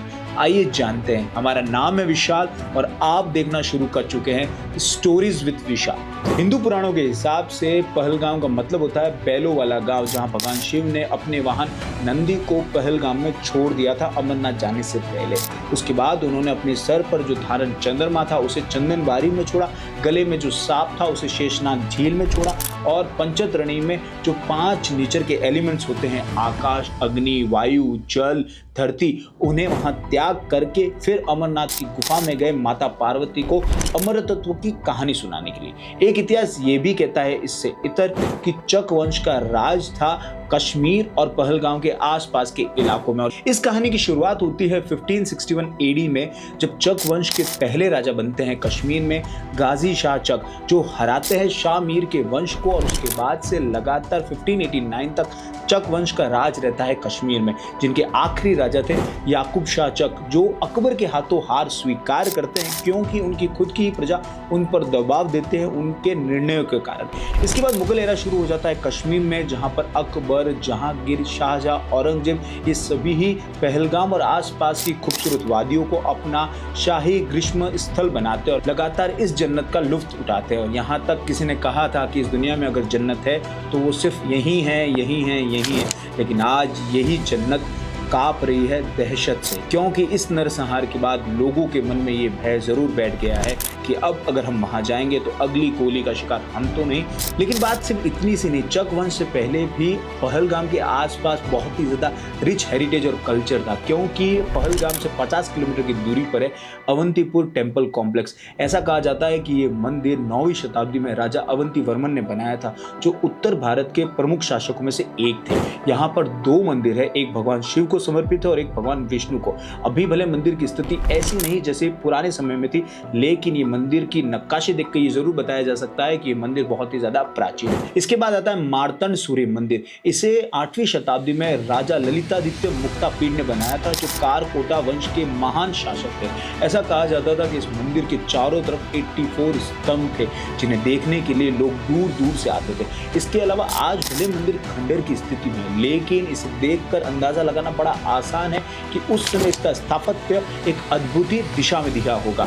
इसके बाद आता है मामलेश्वर मंदिर। ये मंदिर 12वीं शताब्दी में बनाया गया था और ऐसा कहा जाता है कि ये मंदिर अपने शिवलिंग के गर्भगृह के लिए बहुत ही ज्यादा प्रसिद्ध है।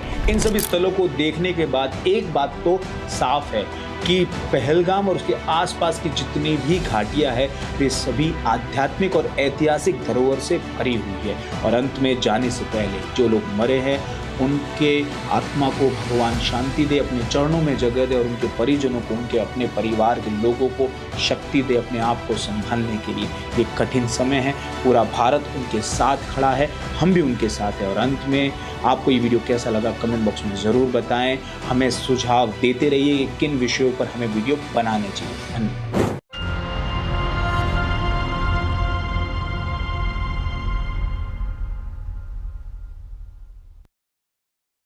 Mahi sir, how much do you love your fans? Honestly, I love my new fans. पुराने वाले बेकार में शोर करते तो फैंस है, शोर तो करेंगे ही ना। नए वाले नहीं करते and they listen to what I say. The new generation Orient BLDC fans, super silent performance with voice control. Silly me आए तो और Cricket fans. MDH की देगी मिर्च, देगी मिर्च का तड़का, अंग अंग फड़का। MDH की देगी मिर्च. As far as the strike options are concerned for the Indian Armed Forces, so you see, the first priority will be the launch pads, the terrorist launch pads from where these terrorists come in.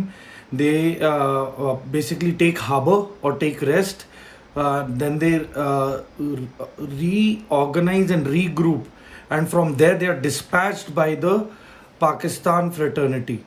And so keeping this Summer is here. Is your home ready for the heat? Keep your roof cool and your home comfortable all summer with Roof Cool and Seal.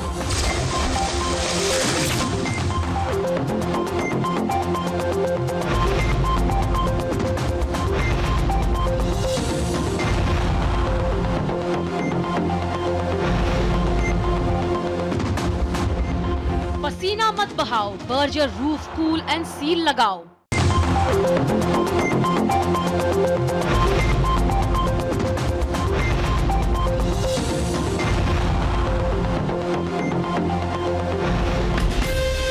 From Asia's largest news headquarters, setting the agenda for Bharat.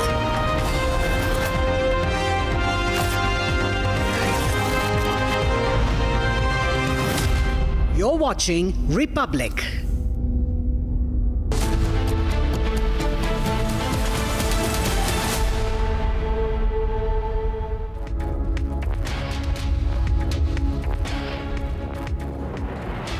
Hello and a very warm welcome. You're watching Republic TV. I'm Gesu Bharadwaj, and Pakistan is playing the role that it plays the best, one of an aggrieved neighbor as it continues to crossfire across the line of control, breaching the ceasefire at the LOC. Tracking all the details of that for you, but first a quick check on the headlines.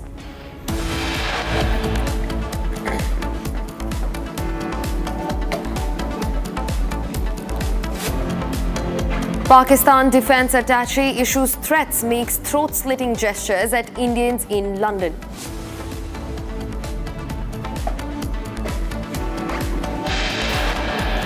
Global protests erupt against Pakistan. Indian diaspora protests outside Pakistan High Commission in London and Copenhagen.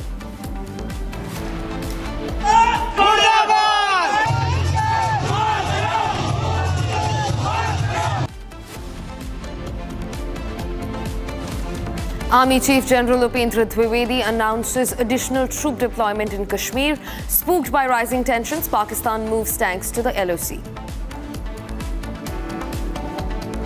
Stepping up pressure, the centre says it has formulated a comprehensive plan to ensure not a single drop of water flows into the Pakistani territory.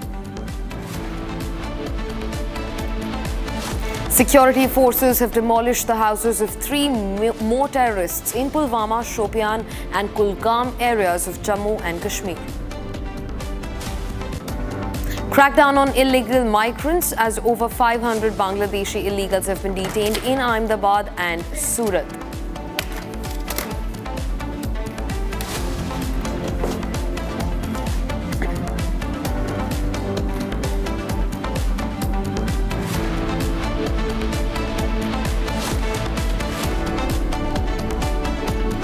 Viewers, Pakistan's defense attaché, Colonel Taimur Rahat, was caught making throat-slitting gestures at Indians in London. Now, Colonel Taimur Rahat threatened Indians with a slit throat gesture at a UK rally. He was holding an Abhinandan poster, and the park officer standing behind it mocked India with chilling gestures. Now, Pakistan Army officer was caught doing this on camera in the UK in front of the Indian diaspora, making death threats, signaling death threats to Indians. This was a shocking news that comes from London. Pakistan's colonel completely falling from grace and threatening Indians, mimicking the slitting of the throat. Diplomatic outrage has begun over the matter. Now, Pakistani army officers signaled violence against Indians abroad on the territory in the UK, in London, while a protest was being staged against the Pahalgam terror strike. Retired Major General Rajan Kochar also joins us on the broadcast to get us more details. Major General Kochar, completely outrageous but not very new. Pakistan's complete fall from grace. A military officer was seen making a throat-slitting signal towards protesters in London. Talk to us about it. I think it's extremely shameful that an officer of the Pakistan Army who's in a diplomatic mission, he has crossed all lines of decency and it reflects in the frustration which is there in the Pakistan army. I think he's following the footsteps of his chief, Munir, who also a few days back similarly was gesturing and speaking in an overseas gathering of their own people. So it is reflects on the culture, I would say, of the Pakistan military and the desperation in which they are there today, because they are fearing Indian attack, which is likely to target Pakistan military establishments. And that is why there is also news that the senior Pakistan army officers have dispatched their families, including General Munir, to UK and United States, because they feel that Pakistan will not be able to secure their safety. So you can see the panic which is setting into the Pakistan army, and this panic is showing on the face of this colonel who has crossed all limits of decency by making such stupid gesture in a public gathering. And I think there is going to be a lot of backlash in our country where these visuals are being seen and shown by your channel. And I could sum it up by saying that these are the signs of desperation because of fears they have of an onslaught which is soon going to be launched by the Indian Army. Yeah. Major General Kochar, also you have served the army. You know what a glorious, a difficult job that it is to be in the army and to serve in the army. But don't you agree that the army's fight is never against unarmed civilians? Unarmed civilians asking just for peace, stability and justice for the victims of the terror attack. But this army officer was seen, making such gestures, giving death threats to unarmed civilians who are grieved by the terror attack, and they're only trying to protest for peace and justice. You're absolutely right. You see, I will give you an example of our operations in Jammu and Kashmir, where we find that at times we have to storm into a building where the terrorists are hiding, and a neighborhood have got all civilians. We don't carry out these operations in a hurry. We ensure that there is no collateral damage. We ensure that the civilians are moved out safely from that area. Only then our soldiers go in. This has been the ethos of the Indian Army. Even if you look at the 1971 war, when we went into Pakistan, we went into their villages on the border, and we never killed any of their civilians. But it is not the case with Pakistan, as we saw in the Bangladesh war, how they targeted innocent Bangladeshis, raped their women. So it is a matter of a strategic culture which is taught to you in a particular army. I think Pakistan army lacks that culture, as we have seen in other incidents. You can take, for example, Balochistan, where these young men have been picked up, from their houses and tortured, and after that their whereabouts are not known. So these are the kind of barbaric acts which the Pakistan army does, and I'm not surprised. Yeah. And Major General Kochar, thanks very much for joining us on the story. It's also important to remember that these were children also who were standing in front of the Pakistan High Commission when this gesture was made by a Pakistani army officer, so to say. In fact, viewers, to shift focus and track other facets of the story, after houses of 2 terrorists were blown up in the Tral sector of Jammu and Kashmir, authorities have now demolished 3 more houses of terrorists. Now, the house of active Lashkar-e-Toiba terrorist Ehsan Ahmed Sheikh was demolished in Pulwama, and the house of another terrorist, Shahid Kutte, in Shopian sector was also flattened. The house of an active terrorist, Zahid Ahmed of Matalhama, Kulgam, was razed to the ground during the night.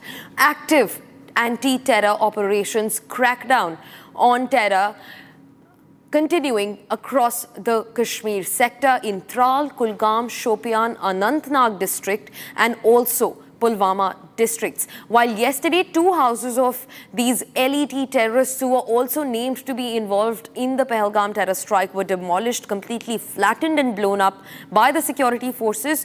Today, 3 more houses have been demolished. Now, one of these houses was of terrorist Ehsan Ahmed Sheikh.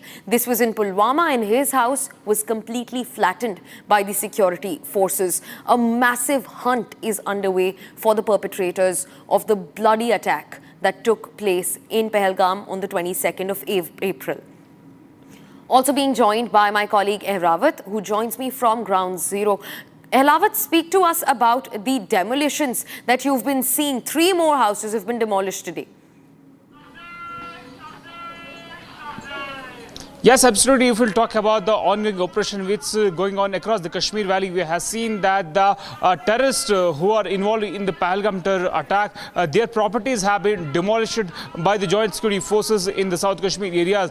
The demolition started from the South Kashmir Stran, where a terrorist identified as Asif Sheikh was behind this deadly terror attack, in which we have seen that the 26 lives was killed, civilians were killed in the deadly terror attack. His residential house was yesterday demolished. Then after, we have seen that the more demolitions take place in the South Kashmir's Bijbihara area in the Moran. Then after, we have seen same kind of operations are also underway as of now. If we talk about the South Kashmir's Kulgam district, where a terrorist who was infiltrated to Pakistan and got trainings from the various terror networks there. Then after, he has recently exfiltrated to this side, and he is also involved in this deadly terror attack. Overall, if we talk about the ongoing operation, we have seen that the 7 structures have been demolished by the joint security forces after the deadly terror attack in the in South Kashmir's Pahalgam, where we have seen that the operation is still going on. There is expectation that the more residential houses of the terrorists may be demolished in the coming days. Yes. Right, Ehrawat. In fact, continue being with us. We'll also quickly get you a report that my colleague Anamika brings to you from Ground Zero over the demolition of Ehsan Ahmed Sheikh's house. Take a look. Pahalgam में हुए आतंकी हमले में शामिल आतंकियों पर कार्रवाई करने के साथ साथ जो उनके मददगार हैं उन पर भी बड़ा एक्शन लिया जा रहा है। इस वक्त मेरी मौजूदगी पुलवामा के मरन इलाके में है और यहाँ पर ये जो मेरे पीछे आप मलबा देख रहे हैं, ये मलबा है एक घर का, जो घर बताया जा रहा है एहसान उल हक का। और ये जो घर देख रहे हैं आप, ये एहसान उल हक का घर है जिसे कल देर रात ब्लास्ट के जरिए ध्वस्त कर दिया गया। एहसान उल हक के बारे में दे दे जानकारी आपको कि ये जो एहसान उल हक है, ये जो है 2018 में पाकिस्तान गया था ट्रेनिंग लेने के लिए। इसके बाद यहाँ पर जो है ये कुछ दिनों पहले ही आया था घाटी में वापस। जैश ए मोहम्मद का जो आतंकी है, ये बताया जा रहा है जिसके घर को मिट्टी में मिला दिया गया है। जैश ए मोहम्मद का ये आतंकी है जो 2018 में पाकिस्तान गया था ट्रेनिंग लेने के लिए। इसके बाद ये वापस कश्मीर में आया। इसके बाद जो इसकी एक्टिविटी है वो बढ़ गई है। पहलगाम में हुए जिस तरीके से हमला हुआ था टूरिस्टों के ऊपर, उसमें दरअसल माना यह जा रहा है कि एहसान उल हक की जो भूमिका है वो संदिग्ध है, हेल्पर के रूप में है, या एक तरीके से मददगार जो है वो यहाँ पे पाया जा रहा है। और इसी वजह से यहाँ पे सेना की ओर से पहले यहाँ पे जवान आए, उनकी ओर से सर्च ऑपरेशन को चलाया गया। उसके बाद एक ब्लास्ट के जरिए घर को ध्वस्त कर दिया गया। हालांकि ब्लास्ट से जो आसपास के घर हैं उन्हें भी काफ़ी नुकसान पहुंचा है। कुछ जो लोगों के घर हैं वो भी यहाँ पे डैमेज हो गए हैं, खिड़कियाँ टूट गई, बहुत घरों के दरवाजे टूट गए हैं। लेकिन ये जो घर देख रहे हैं आप, ये जो मलबे में तब्दील हो गया, ये एहसान उल हक का घर है। हालांकि इसके पहले भी आप याद करिए कि कल साउथ कश्मीर में के त्राल में, यानी कि वहाँ पर जो 2 घर थे आसिफ शेख के और आदिल का, उसके घर को ध्वस्त किया गया। और आज की अगर बात की जाए, जो तस्वीर निकल के सामने आई है वो है एहसान उल हक की, जो कि जैश ए मोहम्मद का आतंकी बताया जाता है। उसके घर को फिलहाल यहाँ पे ध्वस्त कर दिया गया है। गांव के जो लोग हैं वो यहाँ पे इकट्ठे तो हो गए हैं, लेकिन कोई बात करने को इस पूरी घटना को लेकर तैयार नहीं है। गाँव के जो लोग कह रहे हैं कि वो बहुत टाइम से एहसान से नहीं मिले हैं, कोई बात नहीं कर रहा है। लेकिन यहाँ पे फिलहाल जो नज़र आ रहा है वो ये कि एक तरफ मोदी सरकार की ओर से बड़े फैसले किए जा रहे हैं, तो वही दूसरी ओर सेना की ओर से भी लगातार पहलगाम आतंकी घटना के बाद से जो आतंकी हैं उनके घरों को मिट्टी में मिलाया जा रहा है, चुन चुन के इन्हें ध्वस्त किया जा रहा है और कड़ी कार्रवाई की जा रही है। Viewers, we're also getting in some fresh breaking developments into the matter. Now, protests against Pakistan have erupted globally. There are protests happening in London in the UK and also in Copenhagen in Denmark and also in Melbourne against Pakistan over the Pahalgam terror strike. Multiple, at least 3 global protests against Pakistan. Indian diaspora completely enraged by the cowardly attack that took the lives of 26 innocent Indians, including one foreign national, in the meadows of the Pahalgam Valley in Jammu and Kashmir. Now, protests have erupted in the UK, where they're being staged in London. The visuals are on your screens. On the other hand, in the other window, it's Copenhagen in Denmark, where the Indian diaspora has come together to protest against Pakistan's barbaric, cowardly actions. Now, there are also protests that are happening in Melbourne against Pakistan over the Pahalgam terror strike. Viewers, 26 innocent lives, and the call for justice, the call for revenge is echoing across the globe, from London to Copenhagen to Melbourne. Everywhere the Indian diaspora stands tall with flags in their fists, asking for justice for the victims of the Pahalgam terror strike. In fact, viewers, these protests are not just limited to London and Copenhagen. There's a protest simultaneously also going on in Melbourne. Now, the London protest is happening right outside the Pakistan High Commission. In fact, just moments ago, we also showed you what the Pakistan High Commission's response was. An army officer standing atop a balcony in the High Commission gestured throat-slitting signals towards the Indian diaspora that's standing tall, protesting against terror activities that are being perpetrated by the side of the Pakistani state on the Indian soil. 26 innocent lives were lost at the hands of this cowardly strike. This was one of the worst terror strikes to have hit the valley of Jammu and Kashmir in over 2 decades, 20 years, and this is what happened. In fact, viewers, we've just gotten the shots of the protests that are ongoing in Melbourne. In fact, it's also very important.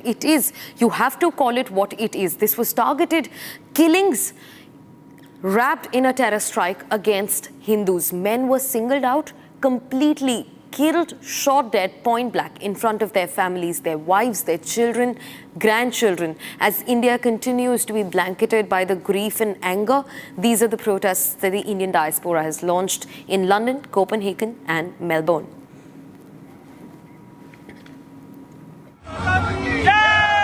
The anger over the Pahalgam massacre has gripped Indians beyond borders.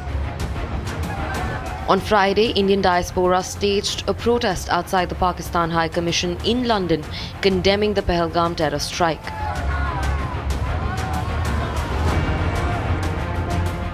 Raising placards which read, "I am Hindu," the protesters gathered outside the Pakistan High Commission, chanting slogans against the country.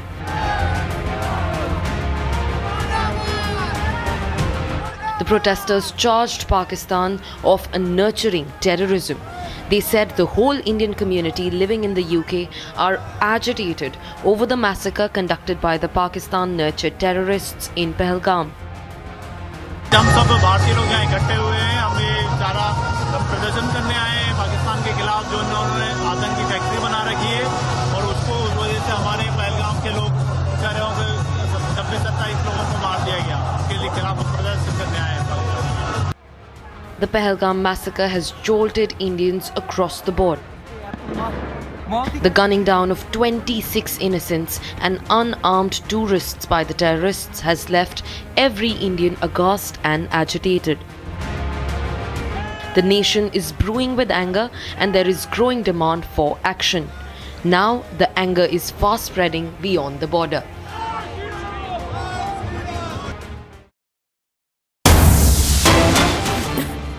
UN Security Council has called for the need to hold perpetrators, organizers, financiers and even sponsors of this reprehensible act of terrorism accountable and to bring them to justice. UNSC has weighed in over the matter as clarion calls for justice against the terror strike in Pahalgam are growing globally. UN Security Council has now stepped in. They have called for the quote-unquote need to hold perpetrators, organizers, financiers and even sponsors of this reprehensible act of terrorism accountable and to bring them to justice. A major blow for the Pakistani state as the global anger completes raging over the issue that they keep raking time and again, the nurturing of terrorists in their own territory. Now the UNSC has stepped in, sounding clarion support for the Indian state and asking Pakistan to get its act together. In fact, they have said that the perpetrators,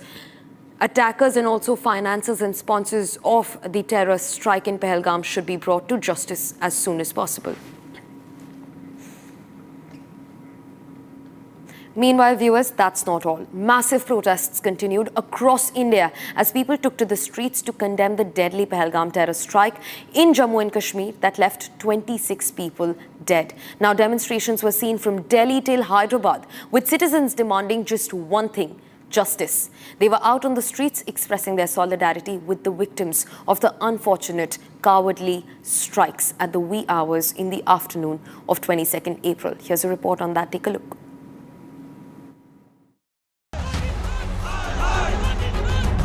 Friday saw a wave of protests across the country in response to the brutal terror attack in Pahalgam, Kashmir. Major shopping hubs in Delhi, including Connaught Place, Sadar Bazaar and Chandni Chowk, observed a Delhi Bandh. Pahalgam में जो आतंकी हमला हुआ उसके विरोध में दिल्ली का पूरा व्यापार बंद है। दिल्ली में लगभग 8 लाख दुकानें, 900 से अधिक बाजार में कोई कारोबार नहीं होगा। प्रधानमंत्री नरेंद्र मोदी जी ने स्पष्ट किया है कि दोषियों को वो सजा दी जाएगी जिसकी उन्होंने कल्पना भी नहीं की होगी। तो दिल्ली और देश का व्यापारी पूरी तरीके से साथ है। Traders from various sectors, including textiles, spices and utensils, shut their shops in a strong show of solidarity and demand for justice.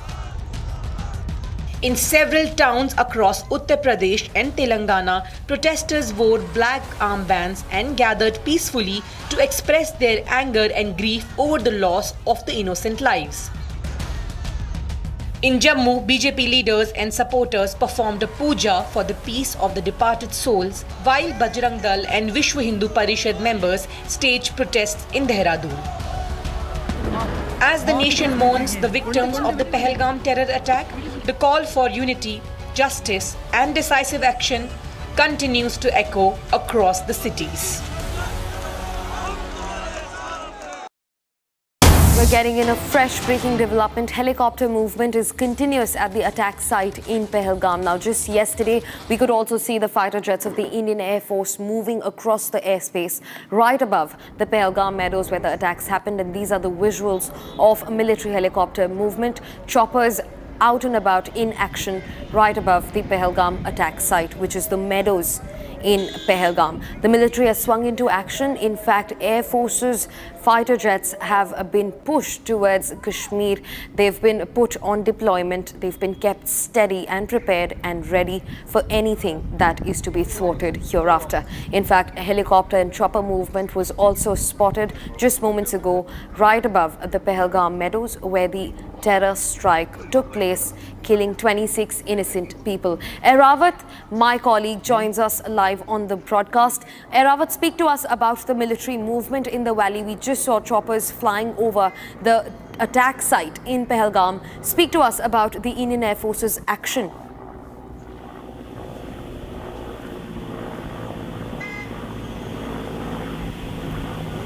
I think there was a problem connecting with my colleague Airavat on the other side, who is in Pahalgam reporting from Ground Zero. But viewers, these are the visuals on your screens of military choppers which were spotted right above the Pahalgam meadows in Jammu and Kashmir just earlier today. In fact, this comes after yesterday fighter jet movement was also spotted above the same spot, the meadows in Baisara, where the attack happened in Pahalgam in the Anantnag district. in Jammu and Kashmir. The Indian Air Force has swung into action. In fact, several squadrons have been pressed in for preparedness and to stand ready and steady to thwart attacks. Airawat continues to join us on the broadcast. Airawat, speak to us about the chopper movement that has been spotted off late.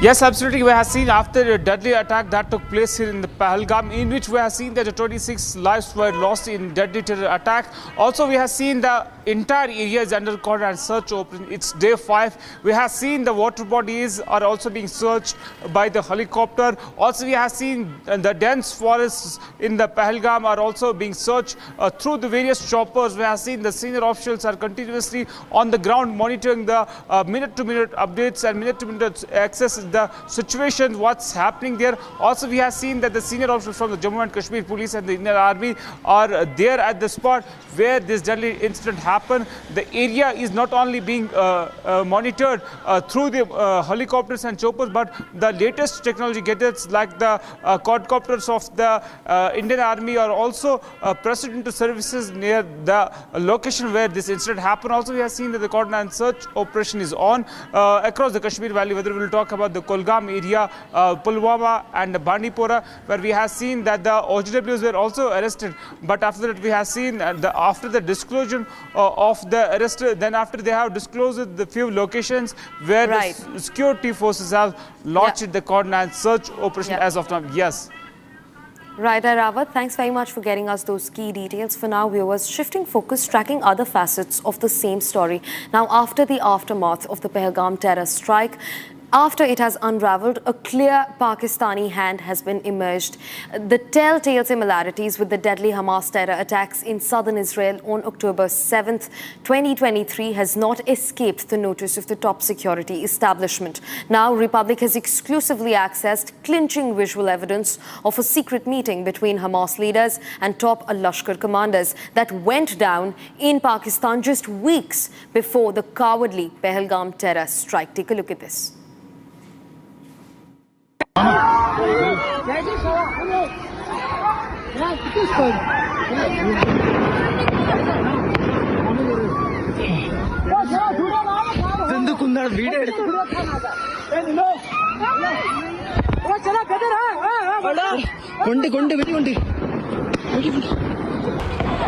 As the nation mourns the Pahalgam victims, chilling clips and survivor accounts continue to bring out the sheer barbarity of the attack. Viral clips show how the cowardly terrorists picked out the victims after ascertaining their fate before shooting them dead in cold blood.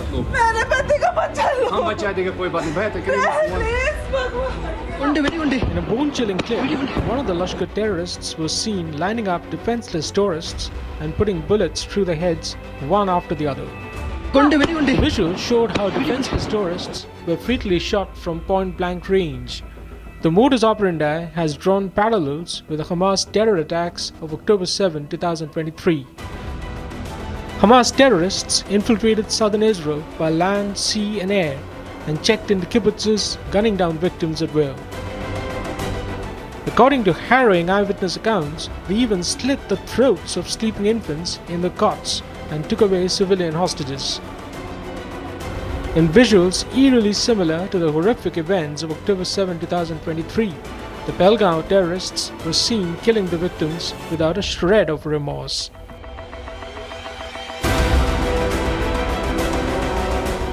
In another unmistakable parallel, the Pahalgam killers clicked selfies and videographed the cowardly killings as the Hamas terrorists did.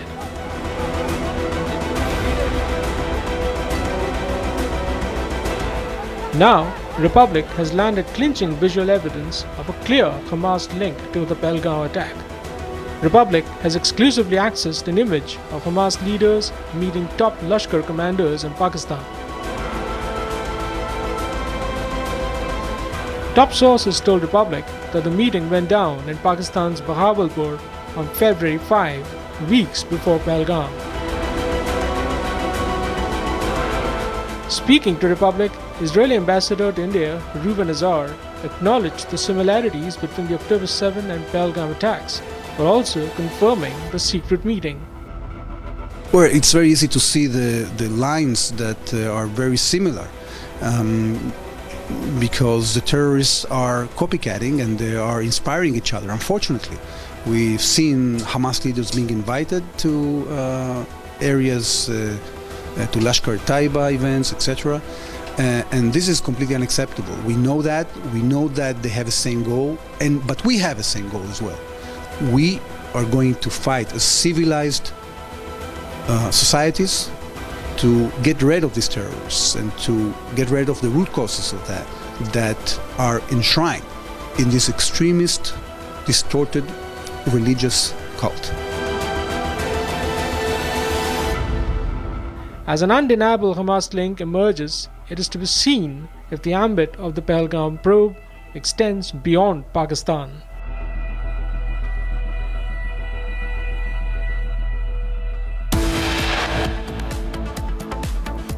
Crackdown continues on illegal immigrants as over 500 Bangladeshi illegals have been detained in Ahmedabad and Surat. Getting you all the details into that right after this short break. Stay tuned to Republic TV.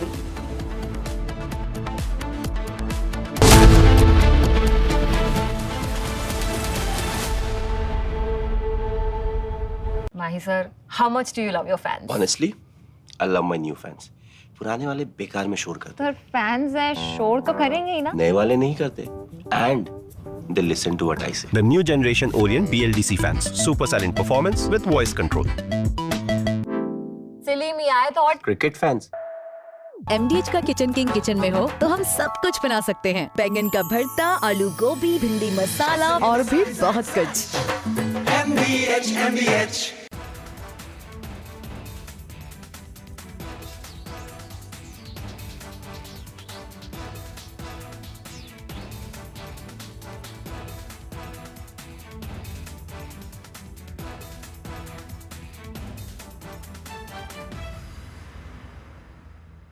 पीछे जुल दे यार तू मौत की कसम तेरी गेंद है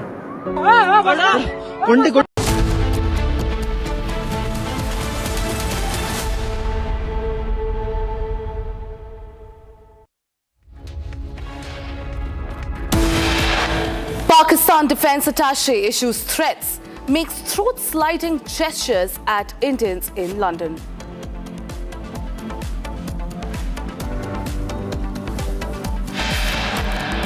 Global protest erupts against Pakistan. Indian diaspora protests outside Pakistan High Commission in London and Copenhagen.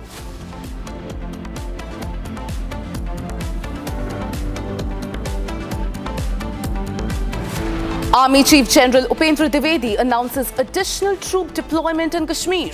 Spooked by rising tensions, Pakistan moves tanks to the LOC.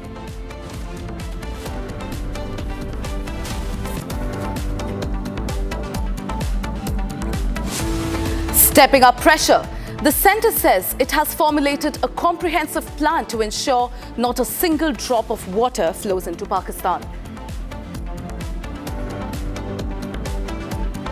Security forces demolished the houses of 3 more terrorists in Pulwama, Shopian and Kulgam areas of Jammu and Kashmir.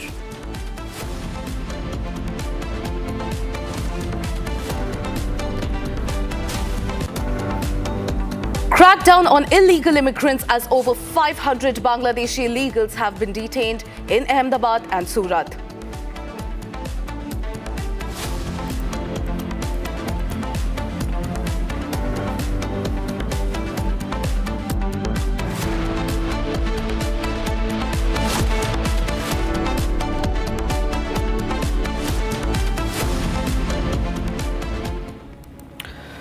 A very good morning, viewers. It's 10:30 a.m. and you're watching Live and Breaking with me, Antara Gupta. We continue our blanket coverage on the dastardly attack in Pahalgam. But first, here are other stories. Now, Ahmedabad Crime Branch, along with SOG, organizes combined operation to apprehend foreign immigrants residing illegally in Ahmedabad. During this operation, more than 400 suspicious immigrants have been detained in Ahmedabad, Surat. At police detained more than 100 Bangladeshi immigrants.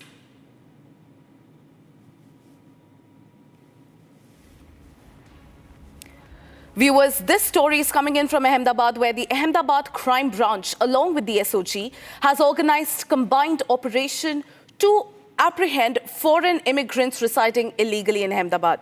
Now, during this operation, viewers, more than 400 suspicious immigrants have been detained in Ahmedabad. In fact, the Surat police has detained more than 100 Bangladeshi immigrants.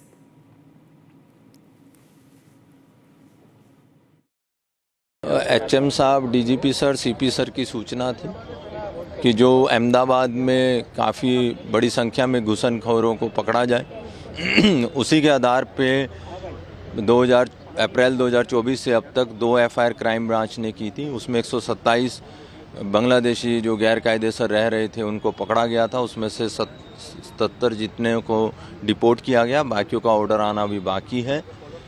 उसी के inputs के आधार पे ये पता चला था कि चंडोला के आसपास काफ़ी बड़ी संख्या में बांग्लादेशी रह रहे हैं और आज सुबह से DCP zone 6 Ravi Mohan Saini ji, DCP crime Ajit Rajan ji, DCP SOG जय राजवाला जी और काफ़ी बड़ी पुलिस की संख्या में हमने कॉम्बिंग की।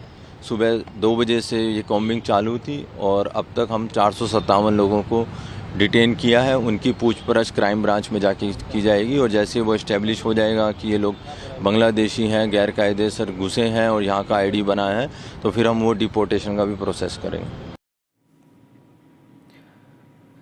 Well, you saw that, viewers. The crackdown on immigration continues. India continues to crack its whip on illegal immigrants. This comes as over 400 suspicious immigrants have been detained in Ahmedabad. And do not forget, viewers, Surat police has also detained more than 100 illegal Bangladeshi immigrants. Viewers, I'm being joined by my colleague Deepak from the newsroom. Deepak, as I was saying, the whip on immigrants continues to lash. We are coming to know that 400 suspicious immigrants have been detained in Ahmedabad. In fact, Surat police has also detained more than 100 Bangladeshi immigrants. Deepak. That's right, Antara. What we understand is that a total of 500 Bangladeshi illegals have been rounded up. 400 of them are from Ahmedabad, 100 of them are from Surat. And this operation was carried out by the crime branch, the special operation group, the economic offences wing, zone 6, headquarters, all of them moving in with military precision to identify each and every illegal immigrant. And this was no random roundup, Antara. This was a planned, coordinated and executed with clinical precision. Multiple zones were scanned and they were working in unison, and this wasn't about just arresting or detaining these people, but it was about sending a strong message saying that they are not welcome in India if they are illegal immigrants. And on national security, illegal immigrants, Antara, don't just overstay, but some of them even become conduits for drugs, trafficking, espionage, even terror. And this is very important given at a time when there are several attacks also being witnessed across the country.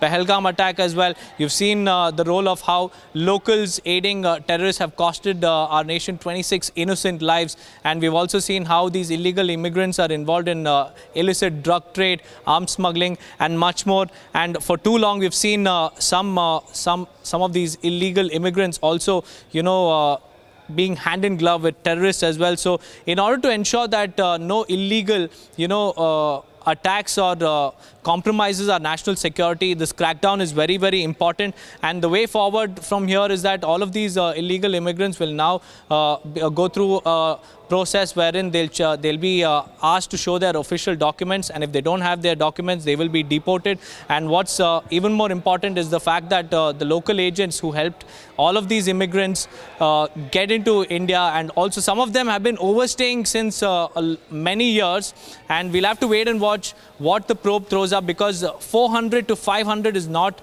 a small number, it's a huge number. So we'll have to wait and watch how these illegal immigrants manage to enter our borders and stay within several states. We'll have to wait and watch what the probe throws up, Antara.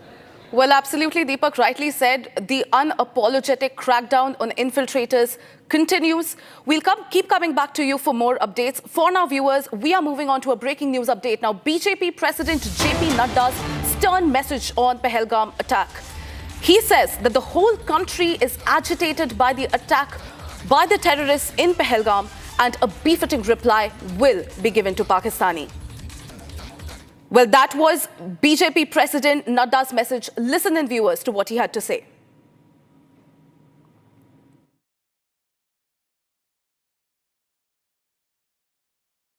आतंकवादियों ने जो पहलगाम में घटना की है, जिससे देश उद्वेलित है, और प्रधानमंत्री मोदी जी से आशा के साथ इसका भरपूर जवाब देने की आशा रखी है।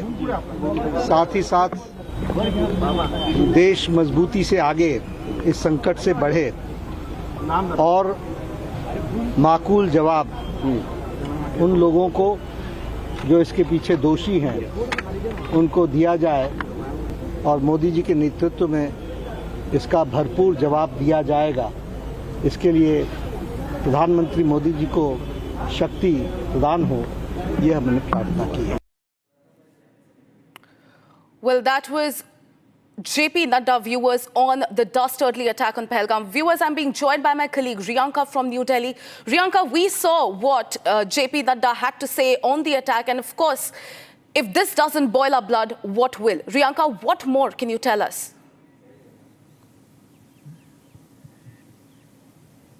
Well, absolutely. We heard that statement from BJP President JP Nadda, who was in Pune in Maharashtra, and he went to seek blessings of Lord Ganesha, where he in fact very clearly mentioned that it is that the country is completely agitated with the attack that has happened in Kashmir, and that he has very clearly mentioned he's prayed to Lord Ganesha in order to get blessings from him, so that at this point in time strength can be given in to our country, to Prime Minister Narendra Modi, so that a befitting reply can be given to Pakistan at this point in time. Remember, India is making several strategies at this point in time to give that sort of a response to Pakistan, whether it is the suspension of the Indus Water Treaty or the cancellation of visas, Pakistani visas in a country. That is a huge crackdown that has been built on Pakistan, and the message from all the top leaders of the BJP and the central government is very, very clear. In fact, the opposition is also united at this front. They are all together to give a huge and a strong response to Pakistan at this point in time for the dastardly attack that happened in Kashmir. Well, of course, Riyanka, very correctly mentioned. Like Prime Minister Modi just a couple of days ago, he stated very clearly that India will strike, and it will strike back hard. We continue to track these minute-by-minute updates on the Pahalgam terror attack. For now, viewers, moving on to another story. Now, as the aftermath of the Pahalgam terror attack unravels and a clear Pakistan hand emerges, the telltale similarities between the deadly Hamas terror attacks in the southern Israel on October 7th, 2023 has not escaped the notice of top security establishment. Now, Republic has exclusively accessed clinching visual evidence of a secret meeting between the Hamas leaders and top Lashkar commanders that went down in Pakistan just weeks before the Pahalgam attack. Watch this report.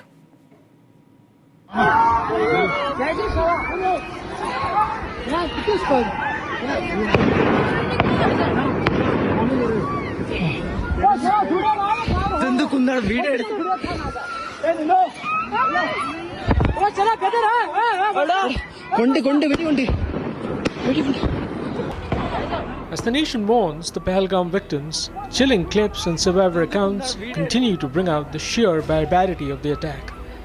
Viral clips show how the cowardly terrorists picked out the victims after ascertaining their fate before shooting them dead in cold blood.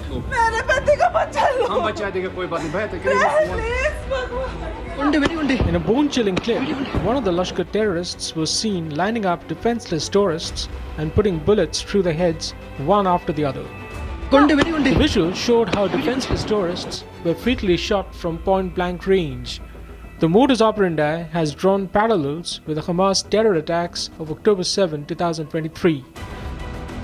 Hamas terrorists infiltrated southern Israel by land, sea and air and checked into kibbutzes, gunning down victims at will. According to harrowing eyewitness accounts, they even slit the throats of sleeping infants in the cots and took away civilian hostages.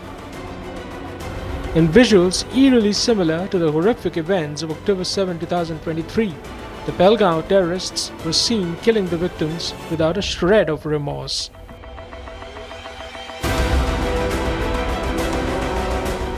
In another unmistakable parallel, the Pahalgam killers clicked selfies and videographed the cowardly killings as the Hamas terrorists did.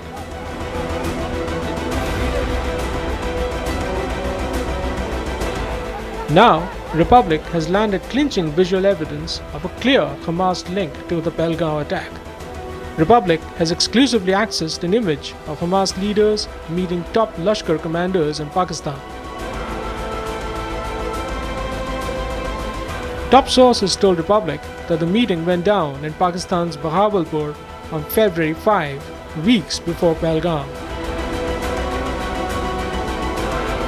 Speaking to Republic, Israeli ambassador to India, Reuven Azar, acknowledged the similarities between the October 7 and Pahalgam attacks, while also confirming the secret meeting. Well, it's very easy to see the lines that are very similar. Because the terrorists are copycatting and they are inspiring each other, unfortunately. We've seen Hamas leaders being invited to areas, to Lashkar Taiba events, etc. And this is completely unacceptable. We know that they have a same goal, but we have a same goal as well. We are going to fight as civilized societies to get rid of these terrorists and to get rid of the root causes of that are enshrined in this extremist, distorted religious cult. As an undeniable Hamas link emerges, it is to be seen if the ambit of the Pahalgam probe extends beyond Pakistan.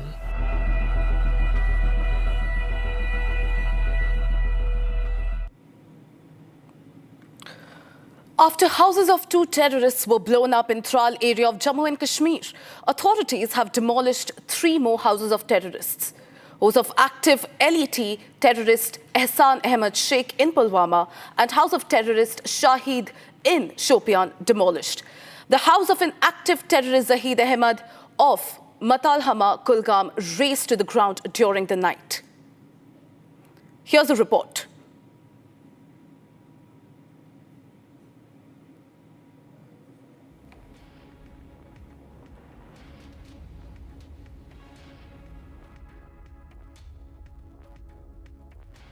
Pahalgam में हुए आतंकी हमले में शामिल आतंकियों पर कार्रवाई करने के साथ साथ जो उनके मददगार हैं उन पर भी बड़ा एक्शन लिया जा रहा है। इस वक्त मेरी मौजूदगी पुलवामा के मरन इलाके में है और यहाँ पर ये जो मेरे पीछे आप मलबा देख रहे हैं, ये मलबा है एक घर का, जो घर बताया जा रहा है एहसान उल हक का। और ये जो घर देख रहे हैं आप, ये एहसान उल हक का घर है जिसे कल देर रात ब्लास्ट के जरिए ध्वस्त कर दिया गया। एहसान उल हक के बारे में दे दे जानकारी आपको कि ये जो एहसान उल हक है ये जो है 2018 में पाकिस्तान गया था ट्रेनिंग लेने के लिए। इसके बाद यहाँ पर जो है ये कुछ दिनों पहले ही आया था घाटी में वापस। जैश ए मोहम्मद का जो आतंकी है ये बताया जा रहा है, इसके घर को मिट्टी में मिला दिया गया है। जैश ए मोहम्मद का ये आतंकी है जो 2018 में पाकिस्तान गया था ट्रेनिंग लेने के लिए। इसके बाद ये वापस कश्मीर में आया। इसके बाद जो इसकी एक्टिविटी है वो बढ़ गई है।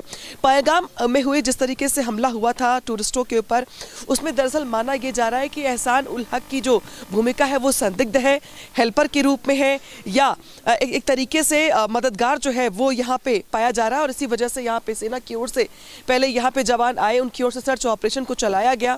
उसके बाद एक ब्लास्ट के जरिए घर को ध्वस्त कर दिया गया। हालांकि ब्लास्ट से जो आसपास के घर हैं उन्हें भी काफ़ी नुकसान पहुंचा है। कुछ जो लोगों के घर हैं वो भी यहाँ पे डैमेज हो गए हैं, खिड़कियाँ टूट गई, बहुत घरों के दरवाजे टूट गए हैं। लेकिन ये जो घर देख रहे हैं आप, ये जो मलबे में तब्दील हो गया, ये एहसान उल हक का घर है। हालांकि इसके पहले भी आप याद करिए कि कल साउथ कश्मीर में के त्राल में, यानी कि वहाँ पर जो 2 घर थे आसिफ शेख के और आदिल का, उसके घर को ध्वस्त किया गया। और आज की अगर बात की जाए, जो तस्वीर निकल के सामने आई है वो है एहसान उल हक की, जो कि जैश ए मोहम्मद का आतंकी बताया जाता है। उसके घर को फिलहाल यहाँ पे ध्वस्त कर दिया गया है। गांव के जो लोग हैं वो यहाँ पे इकट्ठे तो हो गए हैं, लेकिन कोई बात करने को इस पूरी घटना को लेकर तैयार नहीं है। गाँव के जो लोग कह रहे हैं कि वो बहुत टाइम से एहसान से नहीं मिले हैं, कोई बात नहीं कर रहा है। लेकिन यहाँ पे फिलहाल जो नज़र आ रहा है वो ये कि एक तरफ मोदी सरकार की ओर से बड़े फैसले किए जा रहे हैं, तो वही दूसरी ओर सेना की ओर से भी लगातार पहलगाम आतंकी घटना के बाद से जो आतंकी हैं उनके घरों को मिट्टी में मिलाया जा रहा है, चुन चुन के ध्वस्त किया जा रहा है और कड़ी कार्रवाई की जा रही है।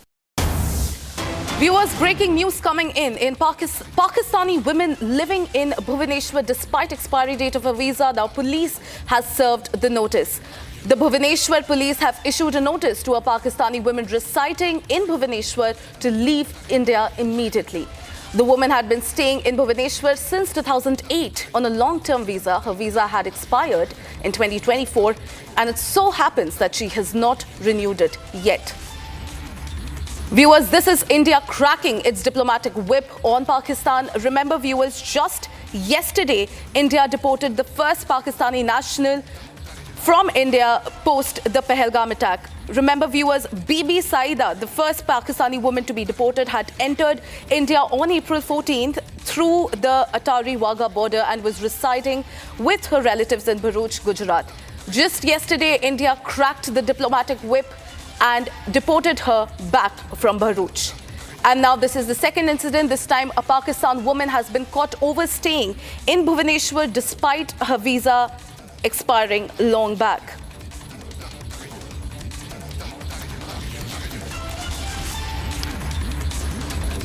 This is a crackdown on illegal Pakistani nationals in India.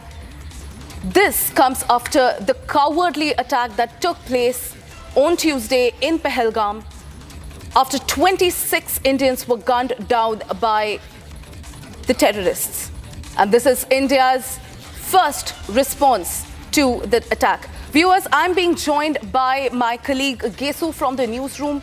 Gesu, India is cracking its diplomatic whip again. This time it's a Pakistani woman caught overstaying in Bhubaneswar despite her visa expiry. What more can you tell us on this? Right, Antara. In fact, very correctly pointed out, this is a Pakistani woman identified by the authorities living in Bhubaneswar completely illegally. Her visa expired last year and she never renewed it henceforth. And now that she's been caught by the authorities, especially after the Pahalgam terror strike, there is a clear order from the side of the Indian authorities. If you remember, Antara, the External Affairs Ministry did a very late night press briefing in which Foreign Secretary Vikram Misri made it very clear that every Pakistani national living in India with visa is supposed to go back to their own country. They're supposed to be sent back to Islamabad. But this case in particular becomes more centered because this woman does not even have her visa to begin with. And I'm sure multiple such cases are hiding in plain sight. However, the authorities across India are continuing their operations to crack down on people like these and to send them back to Islamabad, especially after the dastardly terror strike in Pahalgam that took innocent lives of at least 26 people. Antara. Very correctly pointed out, Gesu. In fact, we'll continue to track who else, which other Pakistani national is deported back to Islamabad. For now, viewers, moving on to another story. Now, massive protests continued across the country as people took to the streets to condemn the deadly Pahalgam terror attack in Jammu and Kashmir that left 26 people dead. Now, demonstrations were seen from Delhi to Hyderabad with citizens demanding justice and expressing solidarity with the victims. Here's our report on the nationwide outrage. Take a look. Friday saw a wave of protests across the country in response to the brutal terror attack in Pahalgam, Kashmir. Major shopping hubs in Delhi, including Connaught Place, Sadar Bazaar and Chandni Chowk, observed a Delhi Bandh. Pahalgam में जो आतंकी हमला हुआ उसके विरोध में दिल्ली का पूरा व्यापार बंद है। दिल्ली में लगभग 8 लाख दुकानें, 900 से अधिक बाजार में कोई कारोबार नहीं होगा। प्रधानमंत्री नरेंद्र मोदी जी ने स्पष्ट किया है कि दोषियों को वो सजा दी जाएगी जिसकी उन्होंने कल्पना भी नहीं की होगी। तो दिल्ली और देश का व्यापारी पूरी तरीके से साथ है। Traders from various sectors, including textiles, spices and utensils, shut their shops in a strong show of solidarity and demand for justice. In several towns across Uttar Pradesh and Telangana, protesters wore black armbands and gathered peacefully to express their anger and grief over the loss of the innocent lives. In Jammu, BJP leaders and supporters performed a puja for the peace of the departed souls, while Bajrang Dal and Vishwa Hindu Parishad members staged protests in Dehradun. As the nation mourns the victims of the Pahalgam terror attack, the call for unity, justice and decisive action continues to echo across the cities.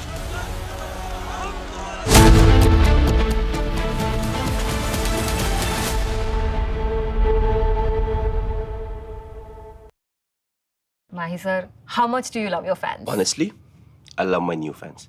पुराने वाले बेकार में शोर करते sir fans है शोर तो करेंगे ही ना नए वाले नहीं करते and they listen to what I say. The new generation Orient BLDC fans. Super silent performance with voice control. Silly me, I thought. Cricket fans. सस्ते वाले दाल मसाले स्वाद हुआ बेकार MDH की हल्दी मिर्ची धनिया करे कमाल ये रंग दे ये खुशबू दे ये तीखा ये कम पड़े क्या निराला MDH masala.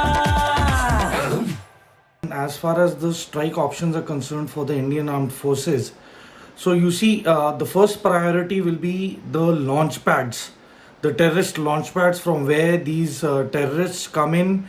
They basically take harbor or take rest, then they reorganize and regroup, and from there they are dispatched by the Pakistan fraternity.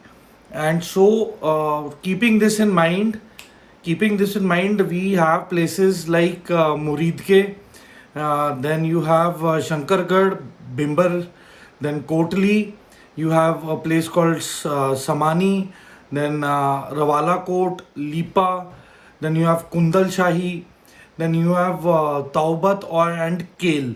So these are the hubs where all the tanzeems are there. They are like, transit camps for these infiltrators. So when they are infiltrating or into India, or they are exfiltrating back to Pakistan from India, from our territory.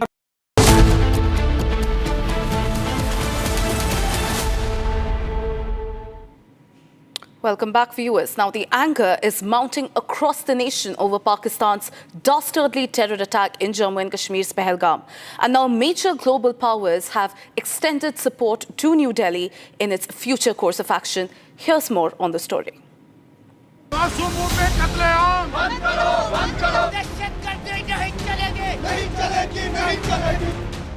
The anger is mounting across the nation over Pakistan's dastardly terror attacks in Jammu and Kashmir's Pahalgam, with chorus growing for tough action and retaliation against Pakistan. From the United States to Middle Eastern nations, the global powers of the world are standing shoulder to shoulder with India in its fight against Pakistan-sponsored terrorism. Israeli Ambassador Reuven Azar came in support of India and said Israel is looking forward to support India bilaterally and globally. Well, we of course extended our condolences for the terrible attack that happened here. This is a watershed moment. We stand with India. It's a very important moment. And of course we discussed things of mutual concern that have to do both with fight against terrorism and also, how to enhance our cooperation. We have a great cooperation. We are great partners.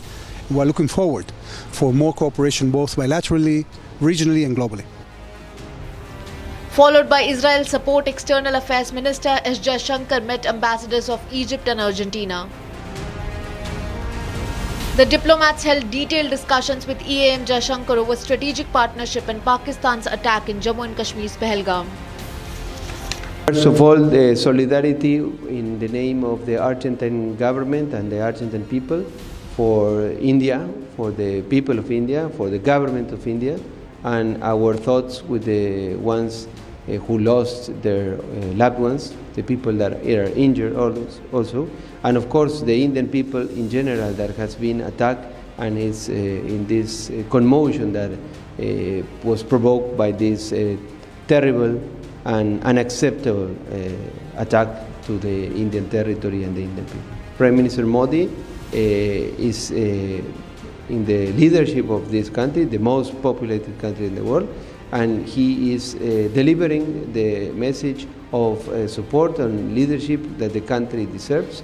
So I think it was correct in the sense that Terrorism has to be punished. It has to be prevented, it has to be prosecuted, but it has to be punished. And I think that in the strong statement that he made the first day and the following days. Significantly, EAMS Jal Shakti held a detailed telephonic conversation with his Saudi counterpart Faisal bin Farhan, and also met with former New Zealand PM Helen Clark and appreciated their support and solidarity. Speaking of the United States, Director of National Intelligence Tulsi Gabbard expressed solidarity with India and extended Washington's support to India in its fight against terrorism. India has been receiving support globally in its resolve to give a befitting reply to Pakistan in its own coin.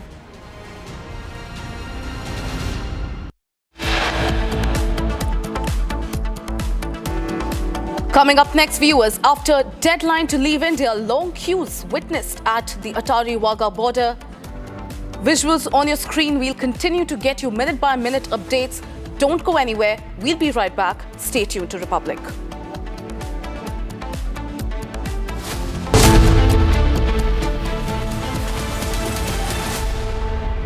Mahi sir, how much do you love your fans? Honestly, I love my new fans.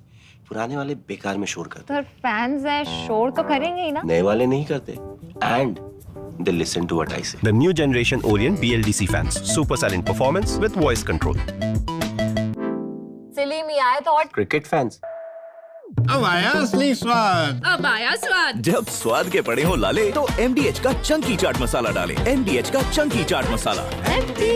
MDH।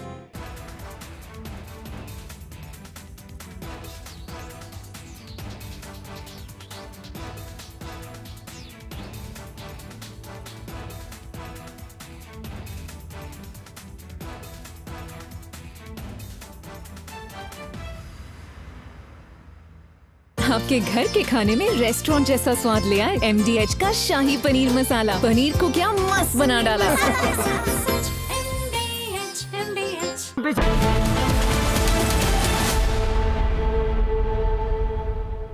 Mahi sir, how much do you love your fans? Honestly, I love my new fans.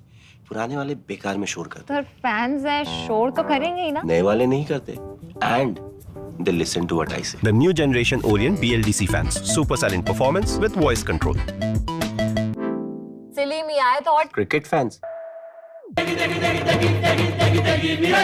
MDH की देगी मिर्च देगी मिर्च का तड़का अंग अंग फड़का MDH की देगी मिर्च. As far as the strike options are concerned for the Indian Armed Forces, so you see the first priority will be the launch pads. The terrorist launch pads from where these terrorists come in, they basically take harbor or take rest, then they reorganize. From Asia's largest news headquarters, setting the agenda for Bharat.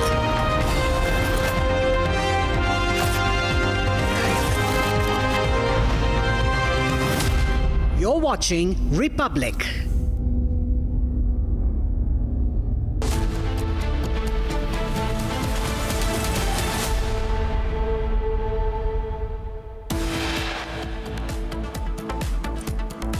Pakistan Defence Attaché issues threats, makes throat-slitting gestures at Indians in London.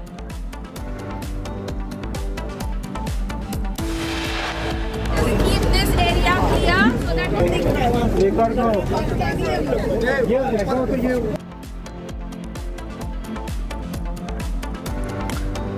Protests against Pakistan take to global stage. India diaspora demonstrates outside Pakistan High Commission in London, Copenhagen and Melbourne.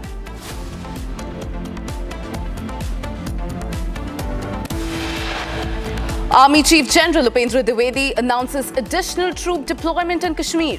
Spooked by rising tensions, Pakistan moves tanks to the LOC.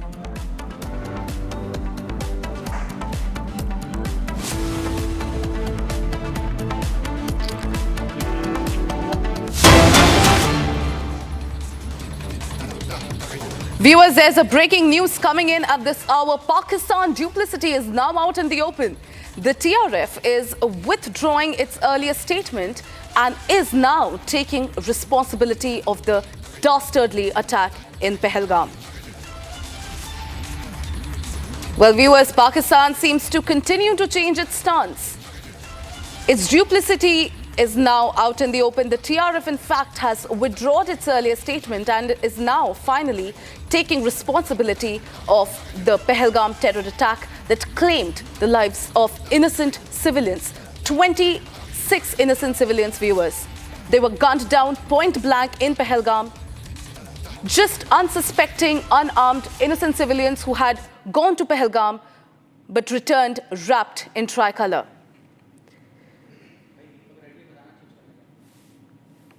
Well, viewers, Pakistan's duplicity is out in the open. Now, the TRF has withdrawn its earlier statement and is taking responsibility for the dastardly attack in Pahalgam. On your screens are the aftermath of the visuals. We can see men lying in the pool of their own blood. They were shot point blank in the face by the cowardly terrorists. Viewers, I'm being joined by my colleague Zeenat. Zeenat, Pakistan's duplicity is out in the open and it seems like the TRF is finally withdrawing its earlier statement, taking responsibility for the Pahalgam attack. Zeenat, what more can you tell us? See, we have already said that there's a pressure building on the Pakistan, and now that because of the pressure that is mounting on Pakistan, we see the resistance. Lashkar's one of the mouthpiece, TRF, has withdrawn this statement and said that they have no role in playing as far as the Pahalgam attack is concerned. But if you remember the attack that took place on the 22nd of this month, there was a Kashmir Resistance Front, once again a mouthpiece of the Lashkar Toiba, and there they have clearly mentioned, giving a hint about the Pahalgam attack, citing the reasons like domicile that has been given to some 83,000 residents from people coming from outside, and they getting now the domicile of Jammu and Kashmir. But now for the last 3 or 4 days, the way we see the Indian security agencies, the investigating agencies, the way they are building the pressure on the ground by demolishing those residences of the individuals who are part of terror network. You see the kind of raids that were carried in from north, south and central in Srinagar and other parts yesterday, and also the way the people were detained for or investigated for the questioning. All this is tells you that how the Pakistan feels at present. That is why the pressure that has been built on Pakistan has pushed TRF like mouthpiece of Lashkar Toba, the attack that they are openly now saying they are not, they have not carried this attack, they have nothing to do with this, but as there have been the traces that coming from the ground, and also the eyewitnesses have recorded their versions that how the looks of these terrorists was, what all they were wearing, the kind of accent they were speaking. All this also indicates the Pakistan's role in, and also the swabs that have been collected from the ground, the blood-soaked show, and also the cartridges that were used, and the kind of attacks that was carried from the point-blank range, the sharpshooter type attacks were. It was a massacre that was witnessed in Pahalgam. That all tells you that the pressure has been building on Pakistan, that India is taking a very strong posturing against the Pakistan through their treaties that has been put in ambience. It is a treaty of around 60 long years for which the Pakistan was dependent completely on India as far as the water is concerned. The Pakistan going to face the water crisis. The MEA already announcing the measures. Even the people who were getting medical treatment in India coming from Pakistan, some of them were given free of cost medical treatment. The students who had come, others, those who had come to visit their relatives, immediately the visas were withdrawn, the SAARC visas were withdrawn. This has also given a dent to Pakistan on its soil. Now this pressure has been building on the terror outfits because the Pakistan has been openly supporting the terror networks like Lashkar, Jaish-e-Mohammed.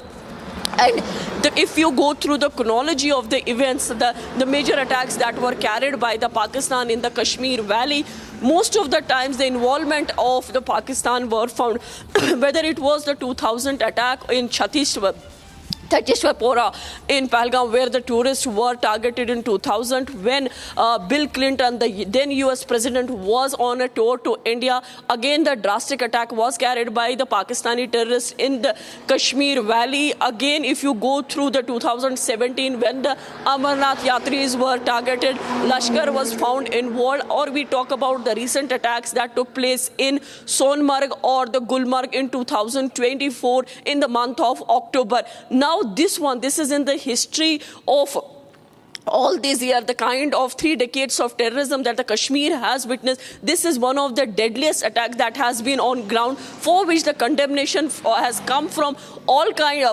corners of the Kashmir Valley, be it the shopkeepers putting up the flags black flags as a symbol of silent protest, or the people coming out holding the candles, doing the candle vigil, also is showing the resistance against these terror outfits in the Kashmir Valley. And the Kashmiris openly saying that they have nothing to do with the terror business. The tourists are the guests. They are welcomed at the place. And the way the Kashmir has been behaving towards the tourism and the tourists for the last all these years. In fact, there has been all-party meeting also, where the joint condemnation had come out in a form of statement, and people saying that this is not the way Kashmiris do, and this is not the kind of terrorism the Kashmiris support. In the last 2 days, taking the count from yesterday morning till today, we have been seeing the 5 houses of the individuals, active terrorists, their houses were razed to ground. Again, a big message, because the people who have been living at those places, they have now no place to go. Obviously, the questions are being raised that the Pakistan terrorism is affecting the lives of the individuals, for which definitely the Kashmiris are not ready. That's right, Zeenat. The terror factory is shaken. They're scrambling for cover. Denial mode has been activated. And this is not, a strategy. This is indeed panic, because the Indus Water Treaty has been suspended. We have hit them where it hurts the most, and consequences have already started, Zeenat. Many thanks for joining us with those details. Pakistan's duplicity is now exposed, viewers. Meanwhile, we have more breaking news coming in. Pakistani nationals are leaving from Atari border. We have visuals coming in of Pakistani nationals now forming a beeline and leaving the country via the Atari border. And this after their visas were suspended. They were cancelled and they're being booted out now. There you can see all of these individuals who had arrived in India with visas are now being booted out. They're using the Atari border to head back to their homes. And all of this after Pakistan launched a dastardly attack in Pahalgam, which claimed the lives of 26 innocent people. And now its citizens are facing the consequences. Their visas have been cancelled. They've been asked to get out of the country.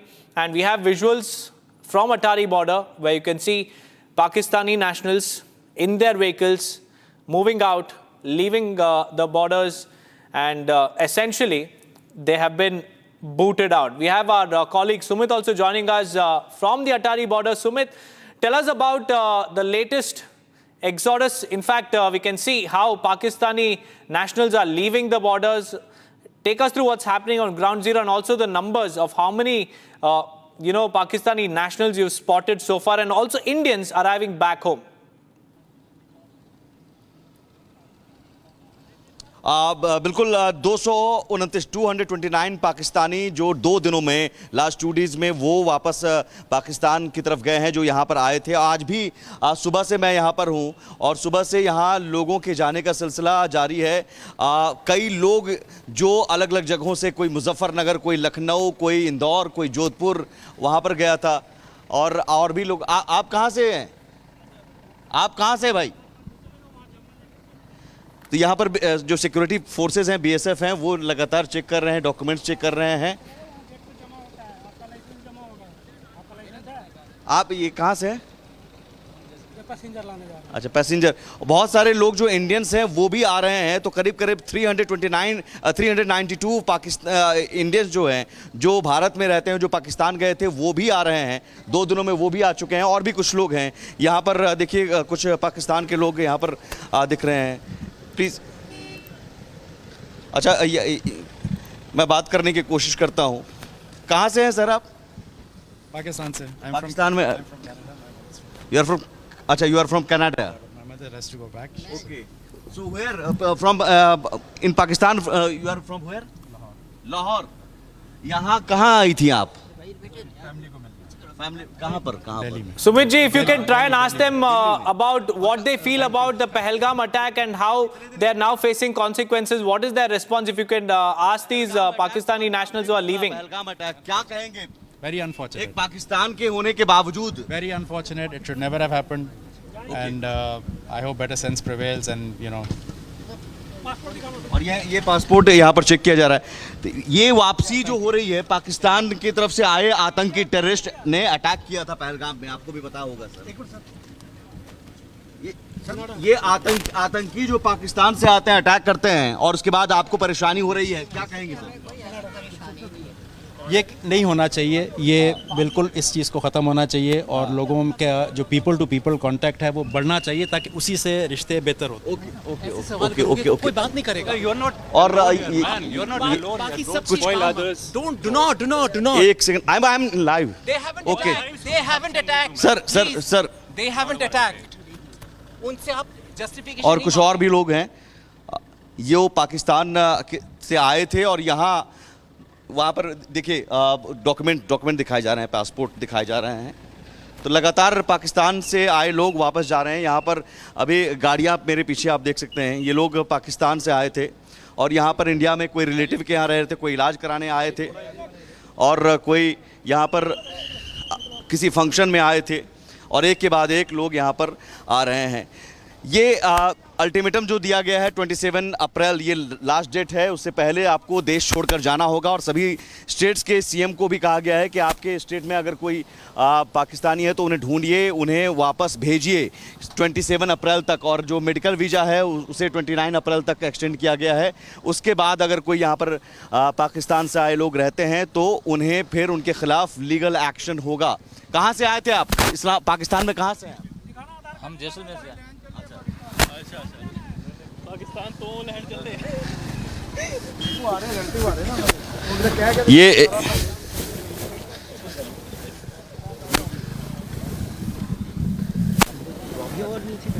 एक second, आपका नाम?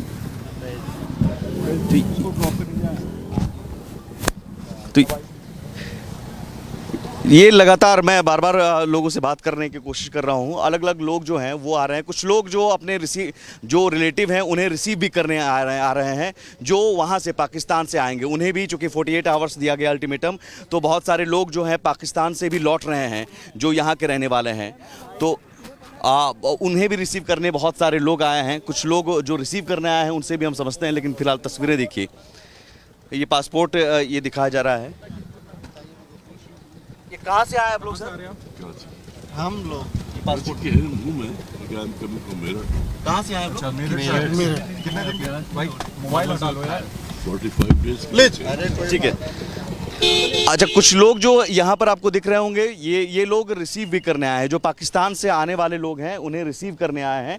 तो एक के बाद एक ये अटारी border पर जो पाकिस्तानियों को भारत छोड़ने के लिए कहा गया है कि आप जाइए, आपके पास टाइम है। वीज़ा पर अगर आप आए हैं तो वो वीज़ा 27 अप्रैल तक ही आपको मान्य है, उसके बाद फिर वो रद्द कर दिया जाएगा।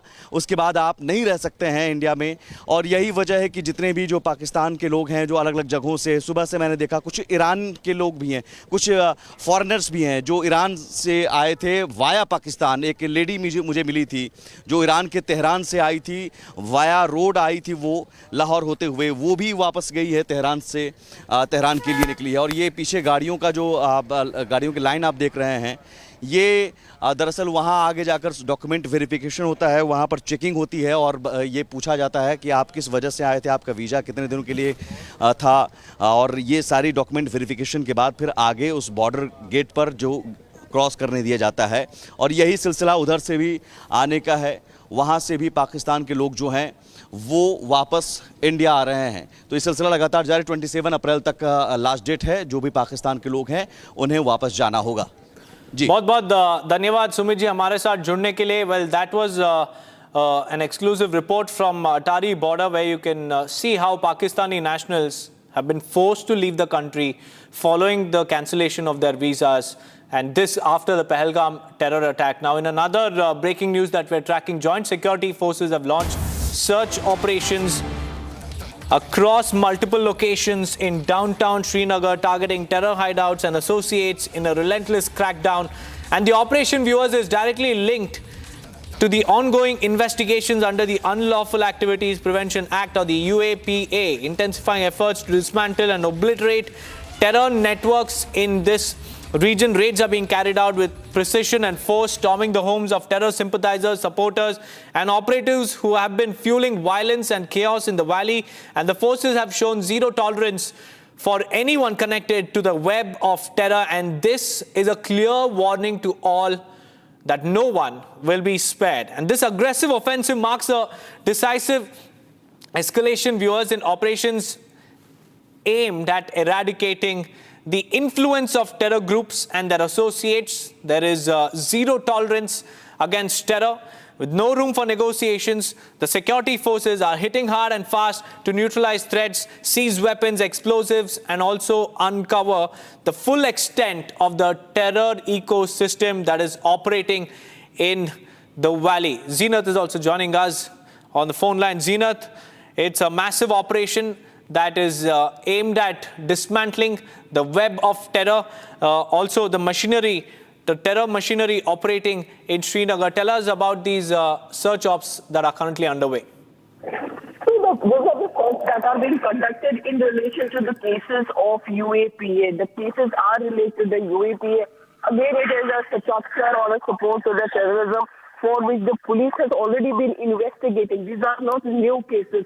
All these cases have been there has been a FIR that has been registered, and that FIR has come under UAPA. That is, these people have been supporting the terror structure on the ground. Today morning, as the raids are still continuing, that we see the action coming from the downtown Srinagar. This is one of the old streets of Srinagar where the action is being taken by the JLK police along with the paramilitary forces. The searches are conducted in the areas like Maharajganj, then you see Safakadan area, and all of the places where the security forces going inside in these bylanes, and bylanes is itself a challenge, because these are the routes that are just 2 meter or the 3 meter routes, which are very difficult. Even the narrow lanes you have to navigate to reach to these places. So we see an action coming from the Srinagar police in the downtown, where the searches are being carried under the for those cases that are in relation to the UAPA.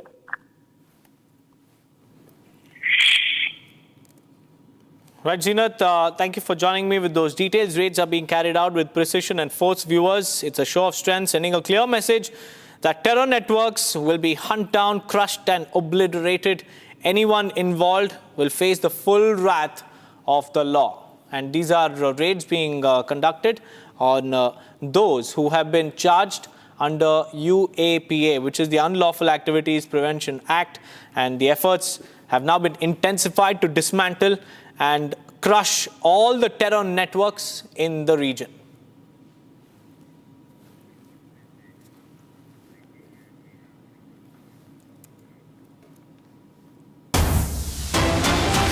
Moving on, viewers, we have more breaking news coming in. Assam Chief Minister Himanta Biswa Sarma has sent a stern message, and he has said that anybody taking pro-Pakistan stance will be booked under National Security Act.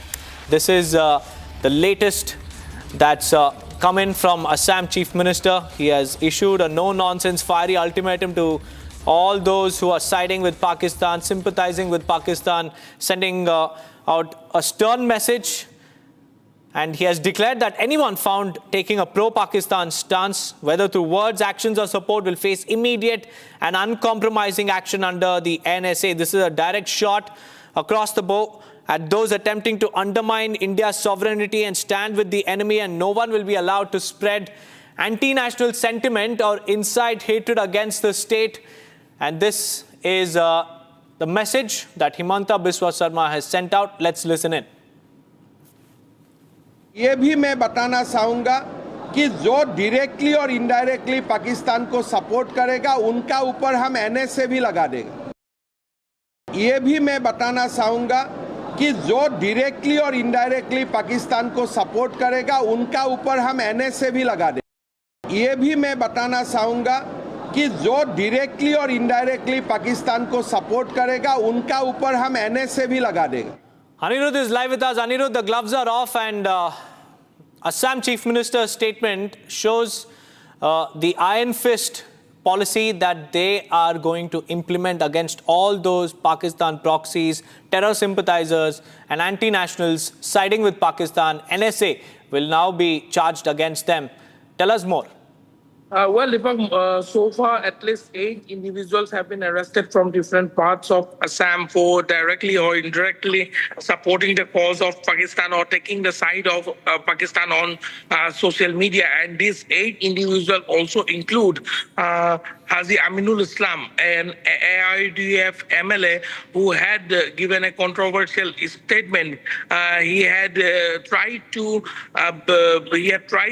give a sense that both the Pulwama attack as well as the Pahalgam attack were state-sponsored attacks, and he has also been arrested. Apart from Aminul Islam, 7 other individuals who had celebrated or who had supported Pakistan and the terror activities on social media have also been arrested. And Assam Chief Minister Dr. Himanta Biswa Sharma has made it very clear today that the state government will be imposing NSA on those who have been supporting or taking the side of Pakistan. The terror sympathizers will not be spared. This is the message very loud and clear from the Assam Chief Minister. The Assam Chief Minister has also issued all the necessary instructions to the Assam police in order to, identify and nab those who have been taking side of Pakistan. The Assam police have been monitoring the social media very actively with the help of the Cyber Dome in the Assam police headquarters, and they have been scrutinizing all the social media posts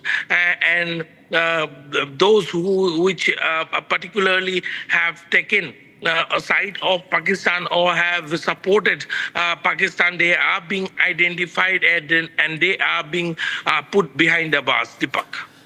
Right, Anirudh, stay on with me because we have more breaking news coming in as far as the arrests and crackdown on pro-Pak elements are concerned in Assam. So far, 9 of them have been arrested. 1 more person was apprehended. Assam is cracking down hard, and the message is loud and clear: no tolerance for anyone who dares to support Pakistan or glorify terror.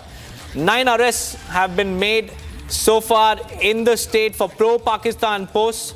And the clampdown is intensifying with no sign of slowing down. And the latest arrest was made in Sribhumi district last night, bringing the total number of arrests to 9. And this over a post on social media. In fact, Chief Minister Himanta Biswa Sharma took to platform X to reveal that the latest suspect was caught for posting a disgusting Pakistan Zindabad message on Facebook, further fueling the fire of sedition and betrayal. This is exactly what Himanta Biswa Sharma was talking about, Anirudh. All those who are siding with Pakistan, sympathizing with terror, will have no room in this country, and all those found supporting terror or glorifying terror will face the NSA. 9 people have been arrested, Anirudh. Will they all be charged under NSA? Yes, Deepak, all will be tried under the NSA, and the latest arrest that you have mentioned has been made in Sribhumi district in Barak Valley. And Assam Chief Minister Dr. Himanta Biswa Sharma has already made it very clear yesterday itself that the soil of Assam, from the soil of Assam, no one will be allowed to sympathize with Pakistan, or no one will be allowed to sympathize with the terrorist. And ever since the arrest of Muhammad Azi Aminul Islam, the AIDF MLA who had stoked a controversy after trying to color the Pahalgam incident as an incident that has been allegedly sponsored by the state. He was arrested, and after the arrest of Azi Aminul Islam, from 8 different locations, these people have been arrested. And it may also be mentioned that the controversial AIUDF MLA Azi Aminul Islam has been sent to 4 days police remand. He is now being questioned by the Assam police for his controversial remark that he has made on camera.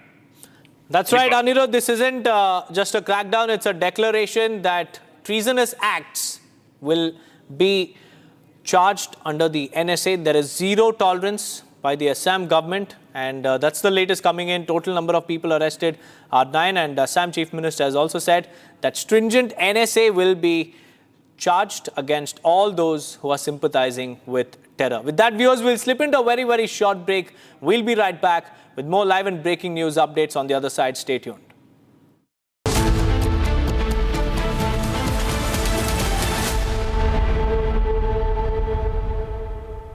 Mahi sir, how much do you love your fans? Honestly, I love my new fans. पुराने वाले बेकार में शोर करते तो fans है शोर तो करेंगे ही ना नए वाले नहीं करते and they listen to what I say. The new generation Orient BLDC fans. Super silent performance with voice control. Silly me, I thought. Cricket fans. सस्ते वाले दाल मसाले स्वाद हुआ बेकार MDH की हल्दी मिर्ची धनिया करे कमाल ये रंग दे ये खुशबू दे ये तीखा ये कम पड़े क्या निराला MDH masala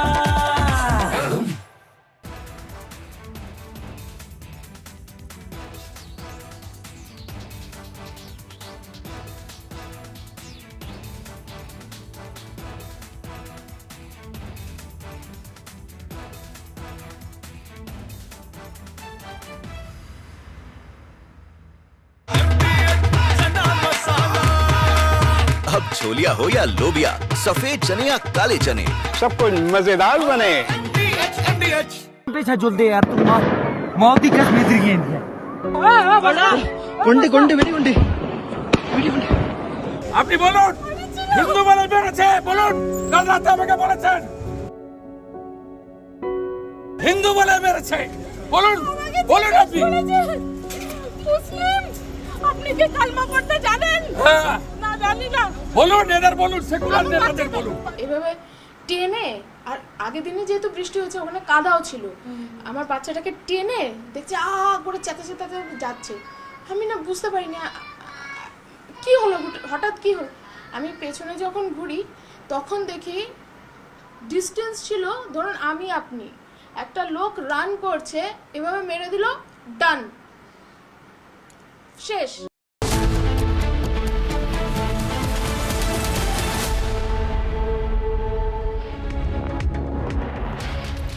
Hello and a very warm welcome. You're watching Republic TV. I'm Gesu Bharadwaj. We're getting you all the details into the aftermath of the terror strike in Pahalgam, what's happening on the global front, inside India and also the diplomatic front. But first, here's a quick check on the headlines that we're tracking at this hour.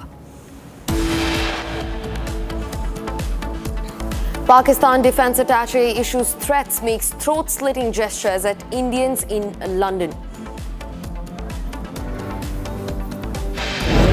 Let us keep this area clear so that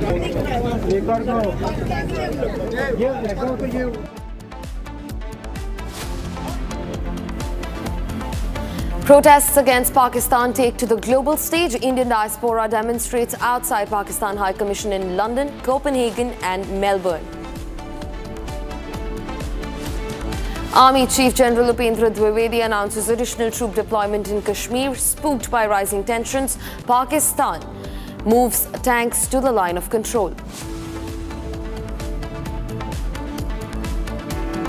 Stepping up pressure, the centre says it has formulated a comprehensive 3-stage plan to ensure not a single drop of water flows into the Pakistani territory.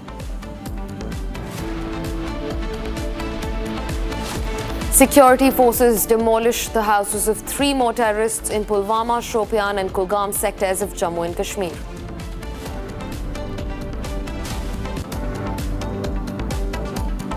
Crackdown on illegal immigrants in full swing as over 500 Bangladeshi illegals have been detained in Ahmedabad and Surat.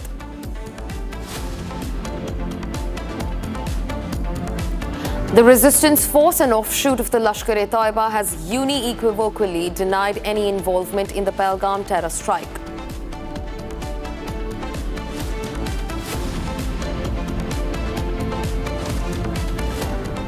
Viewers, a huge controversy has erupted post the Pahalgam terror strike. Now, Karnataka's Chief Minister Siddaramaiah says there's no need to go to war.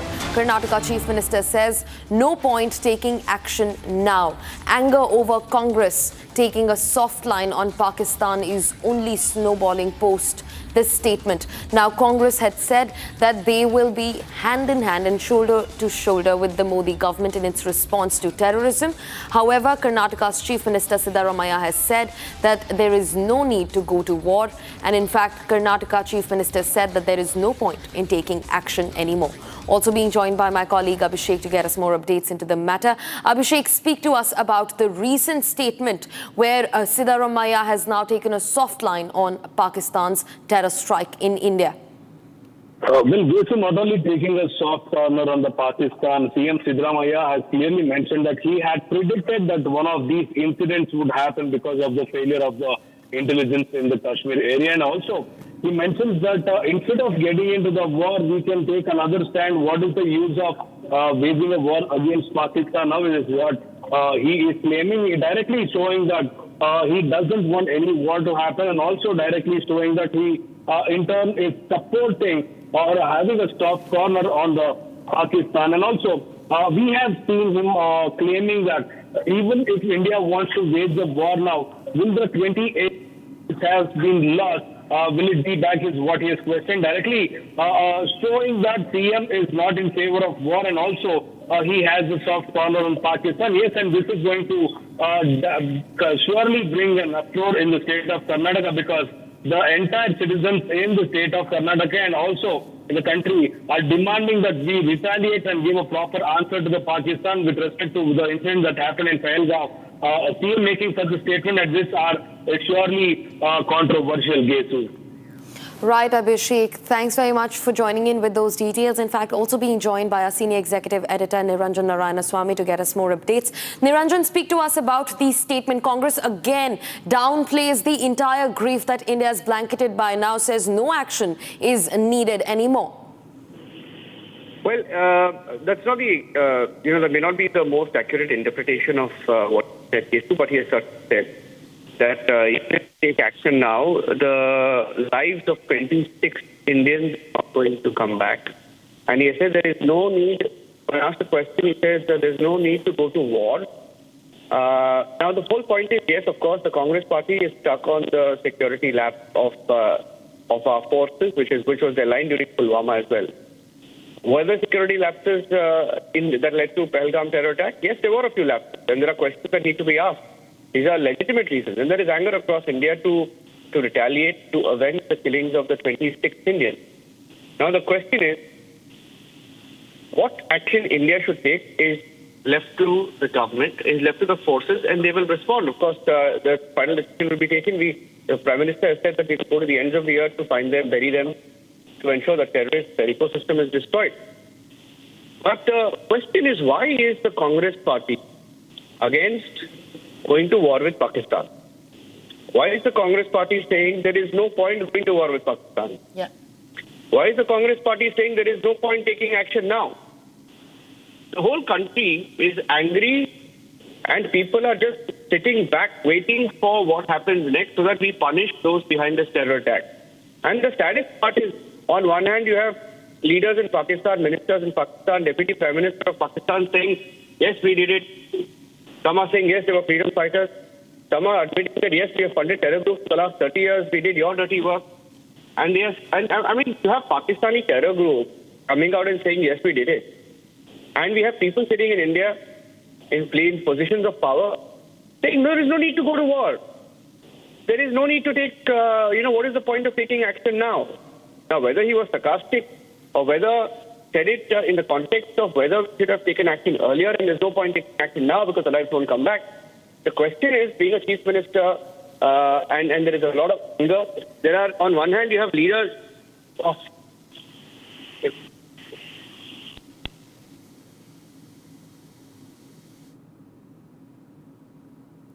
Viewers, now Congress's Karnataka Chief Minister Siddaramaiah has said that there is no point in taking any action now. In fact, he also said that there is no need to go to war at a time when India awaits action, when India awaits revenge over the attack, the cowardly, dastardly terror strike that hit Pahalgam on the 22nd of April. At that time, Chief Minister Siddaramaiah has said that there is no requirement of action now. Viewers, shifting focus now, Pakistan's duplicity is completely out in the open.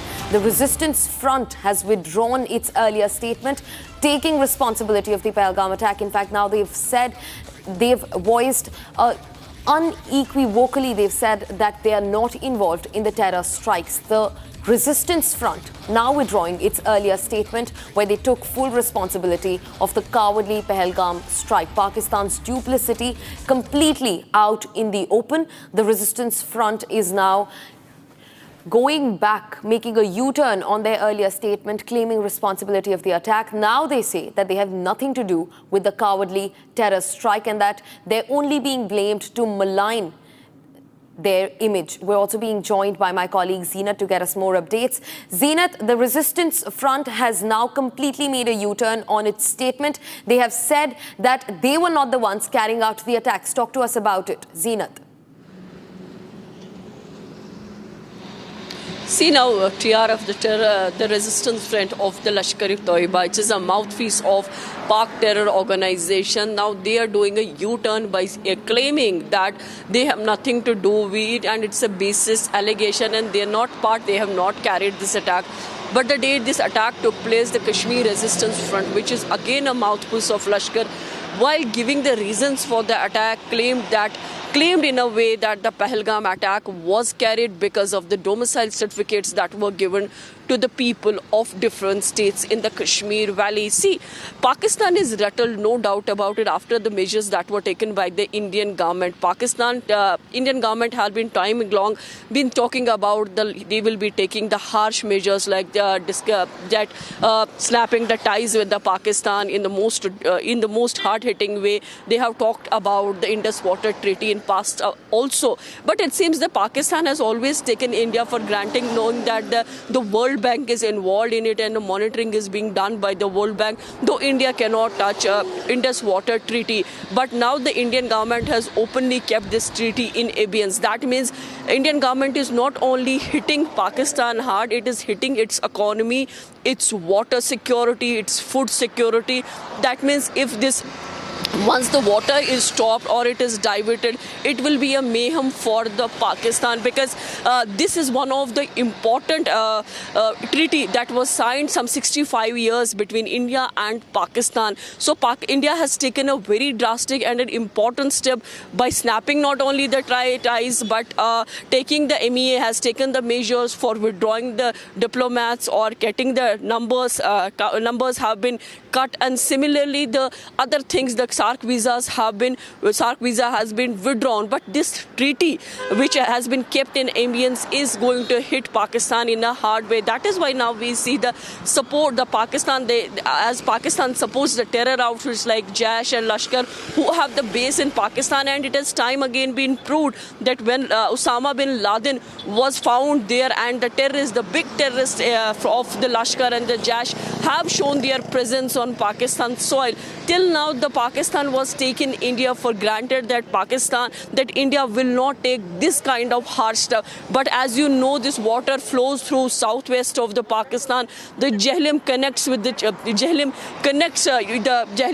you to the Pakistan, and once this water is diverted or stopped, it is going to be a water war in Pakistan, because Pakistan is completely dependent on this water for the economical growth, for the food security, and it is going to hit the economy, which is already in shambles in Pakistan. It will hit that economy more hard. So they are trying to build the pressure on the terror outfits. First they say that the attack was carried because government of India has issued, state government, Jammu and Kashmir government has issued domicile to the people in this number.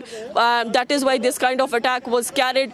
Indirectly they have pointed out, and now the TRF is openly saying that it has nothing to do with it. It's a false or the baseless allegation. That only tells you that every day with the actions on ground, with the actions on the Indian soil, we are seeing Pakistan is not only getting rattled, but inside also on the soil of Pakistan, it is becoming difficult for them to breathe,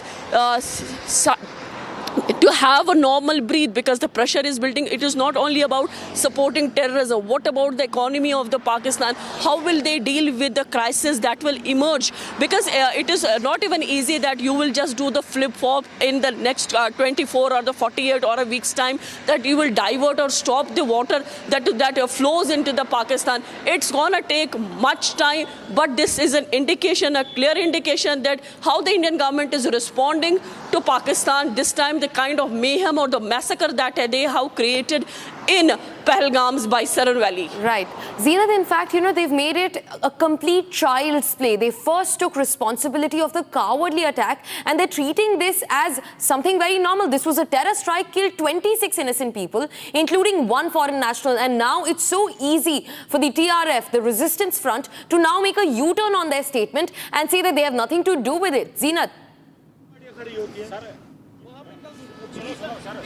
See, the Pakistan has been claiming that they have nothing to do with it, but you see that on the ground, that apart from this Indus Water Treaty, as I mentioned, that this is going to give a very big blow to Pakistan economy, to their food security, to their economy.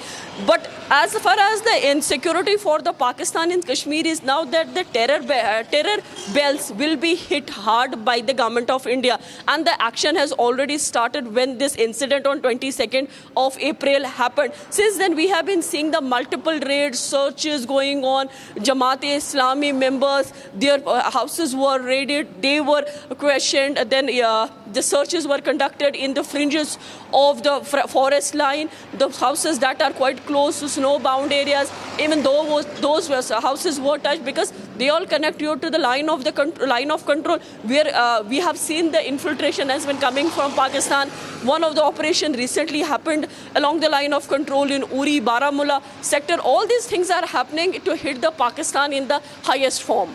Right, Zina, thanks very much for getting us those details. In fact, continue being with us. We're getting in some more breaking developments. Now, Pakistan's Prime Minister has said that the country is completely ready for quote-unquote neutral investigation of the Kashmir attacks. This is the latest statement that comes in from Pakistan's Prime Minister Shehbaz Sharif, who has said that now Islamabad is ready for a neutral investigation on the Kashmir attack. And viewers, make no mistake, this is not Pakistan's call for peace at all. After acting like an aggrieved neighbor, after sanctioning India back over the sanctions that India had placed after the deadly terror strike, Pakistan did not respond to the terror strike with any sympathy or even any empathy at all. And now they're saying that they're ready for a neutral investigation of the Kashmir attack. A completely heckled Pakistani face front out in the open after the Indus Water Treaty was put on hold by India. Pakistan is shivering, it's quivering, and their authorities don't know better.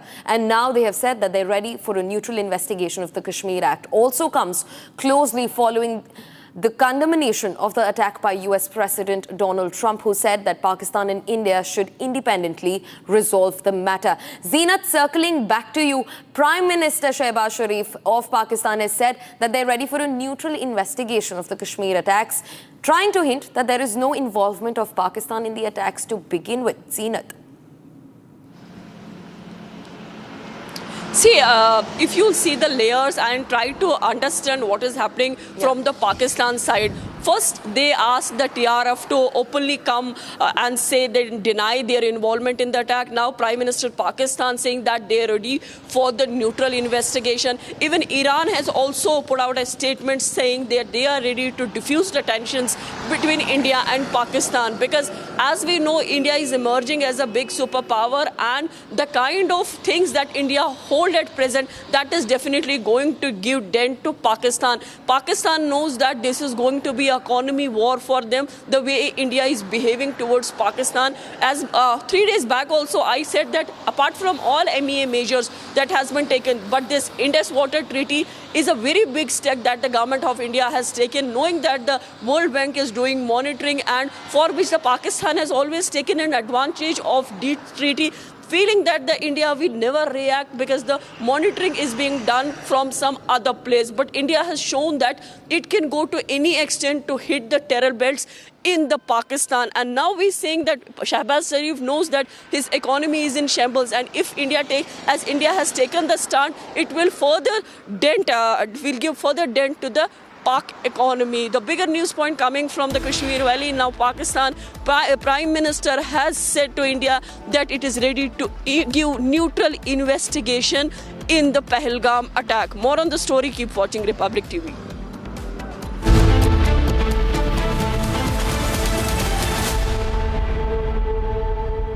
इसको घर पे लगाओगे तो शादी का तो पता नहीं, और घर पक्का नहीं टूटेगा। रुंगटा नहीं तो घर स्ट्रॉन्ग नहीं। रुंगटा स्टील TMT बार एकदम सॉलिड। पहाड़ों में एक हाइकिंग शिप भी बन सकती है। MDH का किचन किंग किचन में हो तो हम सब कुछ बना सकते हैं। बैंगन का भरता, आलू गोभी, भिंडी मसाला और भी बहुत कुछ। MDH. As far as the strike options are concerned for the Indian Armed Forces, so you see, the first priority will be the launch pads. The terrorist launch pads from where these terrorists come in, they basically take harbor or take rest, then they reorganize and regroup, and from there they are dispatched by the Pakistan fraternity. And so keeping this in mind, we have places like Muridke, then you have Shankargarh, Bimbar, then Kotli. You have a place called Samani, then Rawala Kot, Lipa, then you have Kundal Shahi, then you have Taubat and Kale. So these are the hubs where all the tanzeems are there.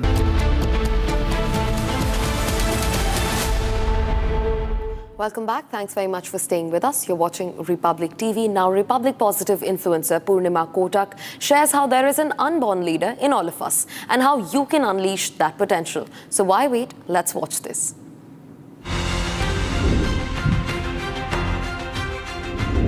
Republic positive influencer Purnima Kotak shares how there is an unborn leader in all of us and how you can unleash that potential. So why wait? Let's watch it.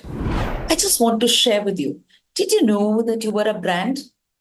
Yes, you are a brand. You are born a brand.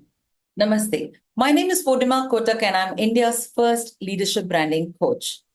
I'd like to welcome you to this powerful journey where we are going to be talking about what makes a leader not just visible, but also valuable, influential, and becoming unforgettable. Before we move ahead, I just want to share with you. Did you know that you were a brand? Yes, you are a brand. You are born a brand. You have your own unique identity. You have your brand persona. You have a powerful tone of voice, and you already have a branding that showcases your clothing, the way you walk, the way you talk. Everything about you is part of a brand.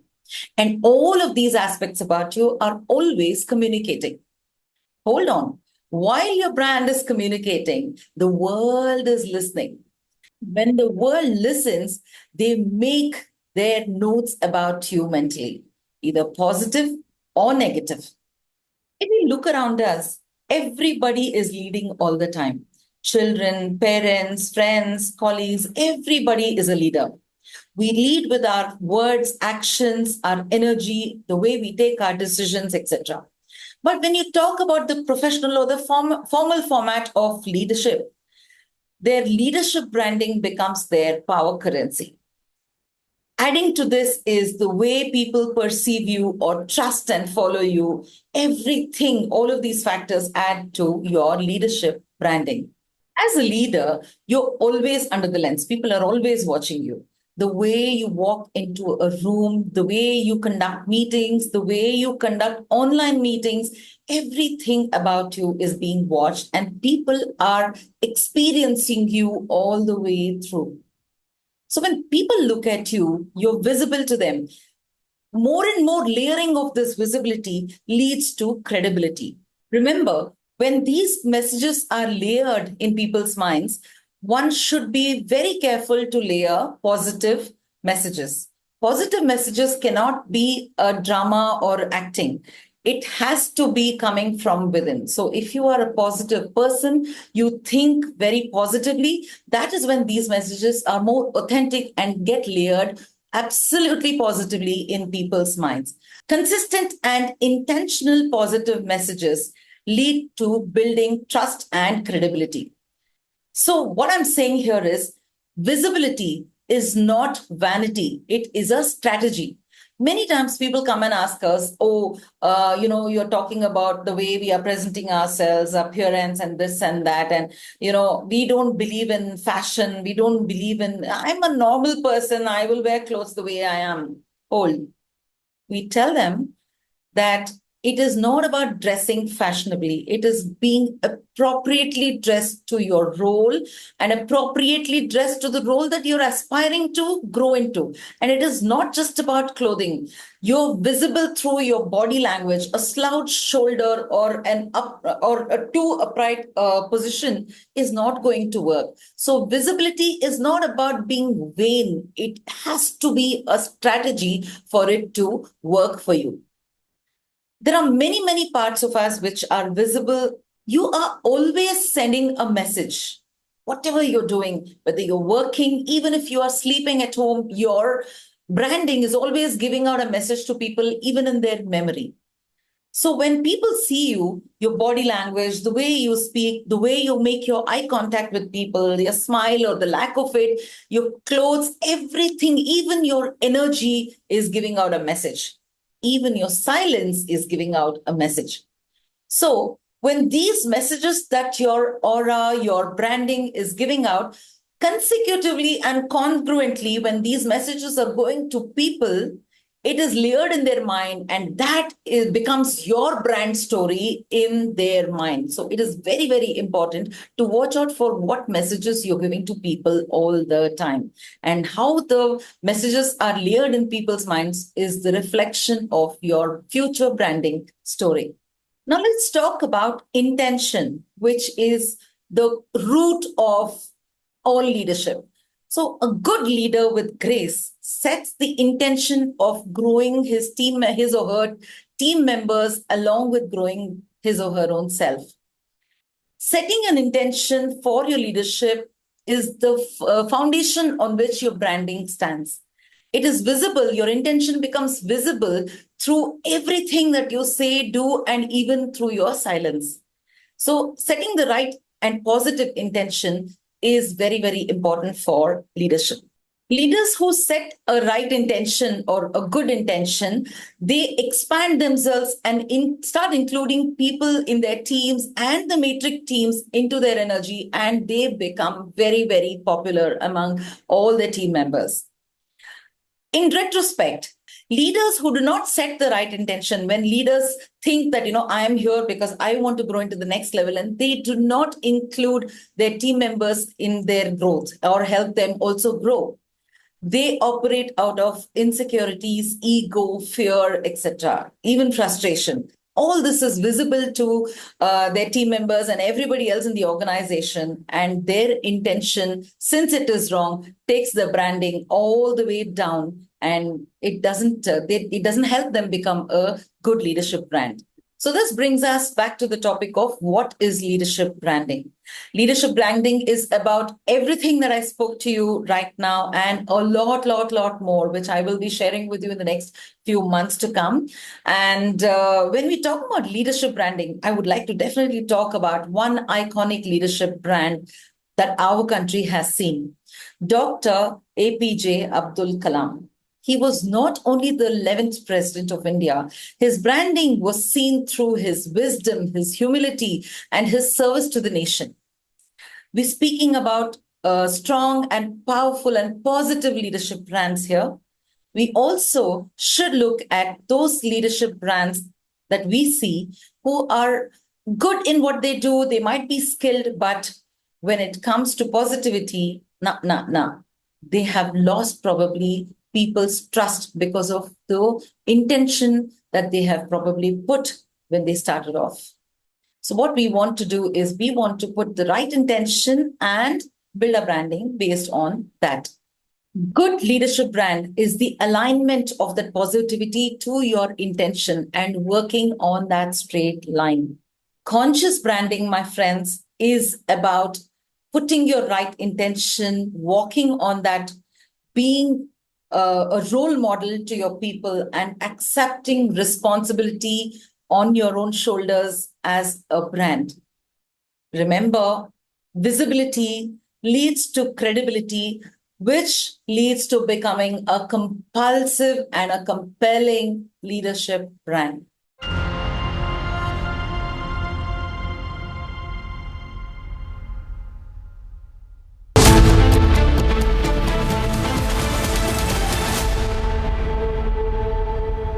Mahi sir, how much do you love your fans? Honestly, I love my new fans.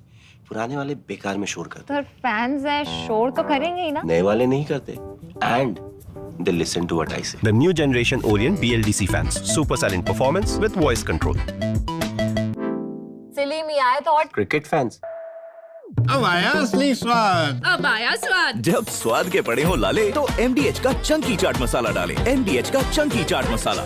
MDH.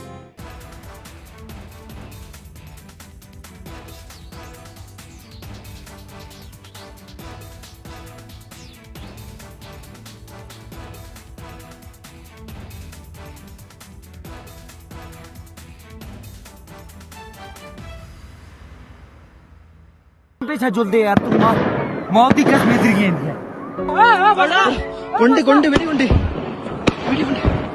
আপনি বলুন হিন্দু বলে বেড়েছে বলুন কাল রাতে আমাকে বলেছেন হিন্দু বলে মেরেছে বলুন বলুন আপনি মুসলিম আপনি কি কালমা পড়তে জানেন না জানি না বলুন এদের বলুন সেকুলার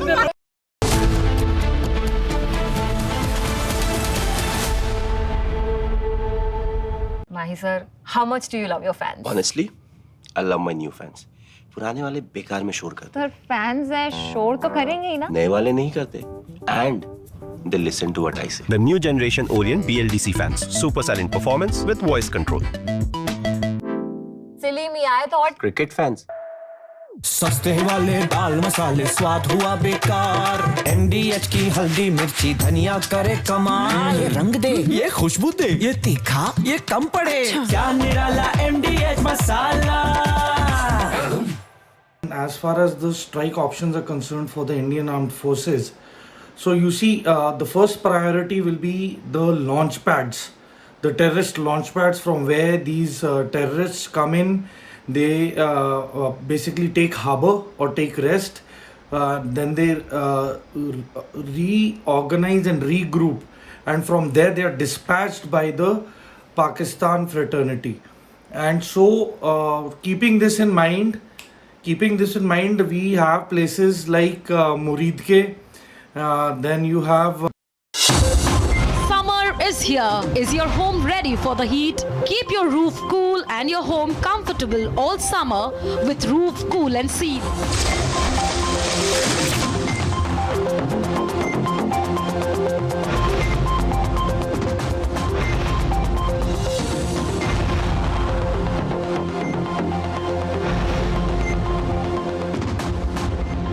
पसीना मत बहाओ, Berger roof cool and seal लगाओ।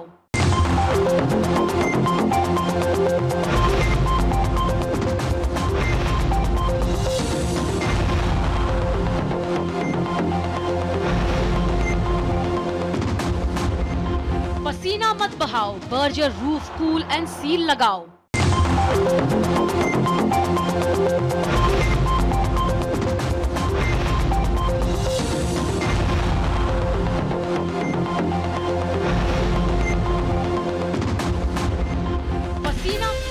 From Asia's largest news headquarters, setting the agenda for Bharat.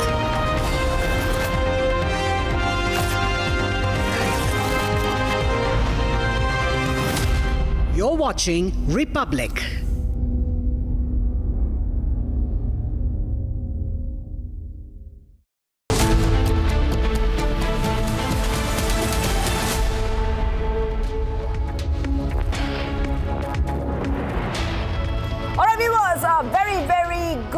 Afternoon, we are live and breaking. I'm Shivangi Shukla getting you the latest coming in, and the Pakistan PM is saying that they are ready for a neutral investigation into the Pahalgam attack. That is one of the big stories we're tracking right now. As we track back-to-back updates coming in, let's first look at the headlines first.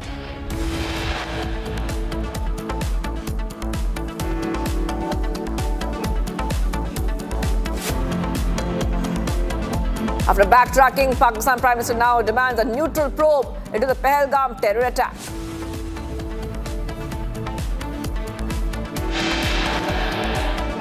Pakistan defense attaché issues threats, makes throat-slitting gestures at Indians in London. Protests against Pakistan take to global stage. Indian diaspora demonstrates outside Pakistan High Commission in London and Copenhagen and Melbourne. Resistance force, an offshoot of the Lashkar-e-Taiba, has now denied any kind of involvement in Pahalgam terror attack. Does a big U-turn.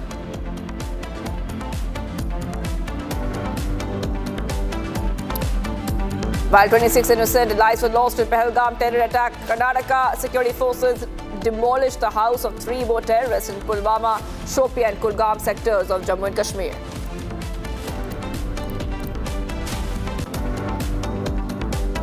Crackdown on illegal immigrants is full swing as over 500 Bangladeshi illegals have been detained in Ahmedabad and Surat.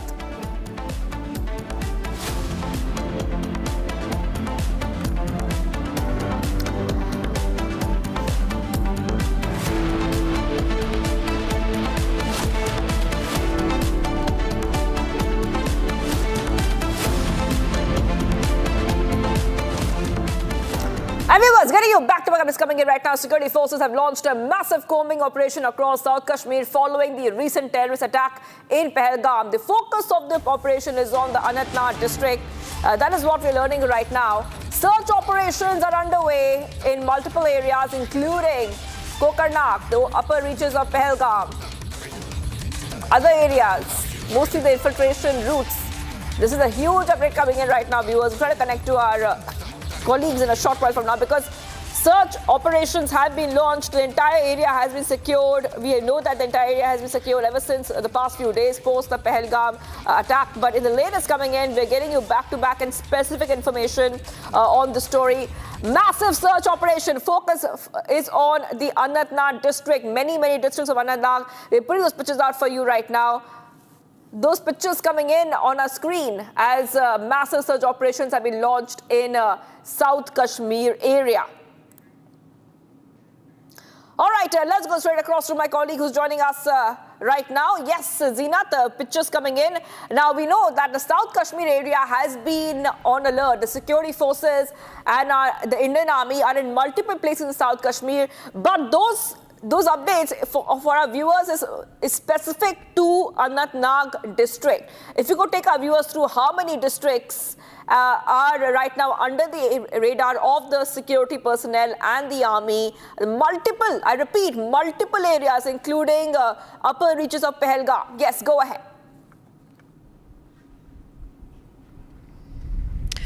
Shivani, we see that, as you said, that the multiple areas or the districts are concerned, the action has been seen on ground from the entire South Kashmir. South Kashmir comprises of around 5 districts from Kulgam, Shopian, Pulwama, Avantipora, or Pahalgam side, where you have, which falls under the jurisdiction of Anantnag. Taking the story further, we seeing the upper reaches of Pahalgam are witnessing a massive cordon on search operation, because there are some of the routes that are known as the infiltration routes. The infiltration that comes from the Kokernag, from the Simthan Top, from the Hapatnar, or from the Verinag. These all areas or the ridges touch you close to the ridge of Baisaran Valley, where this attack has taken place. We are seeing the police, army, paramilitary commandos all are together and combing this operation. In fact, the drone services have been pushed to navigate this area to see if the perpetrators are still there, and also to avoid any future attack. This drill is being carried. The visuals that we are beaming on the screen comes from Hapatnar and the Kapran, where this infiltration, where this operation, the search operation is being conducted, because we all know what happened on the 22nd of this month. So all these operations, the drills, the surveillances are only being done. Those who carried this attack are still at large, and to neutralize or the perpetrators or to hunt them down, the massive combing operations are being carried on even the infiltration routes. This time the focus in that where these terrorists had come from.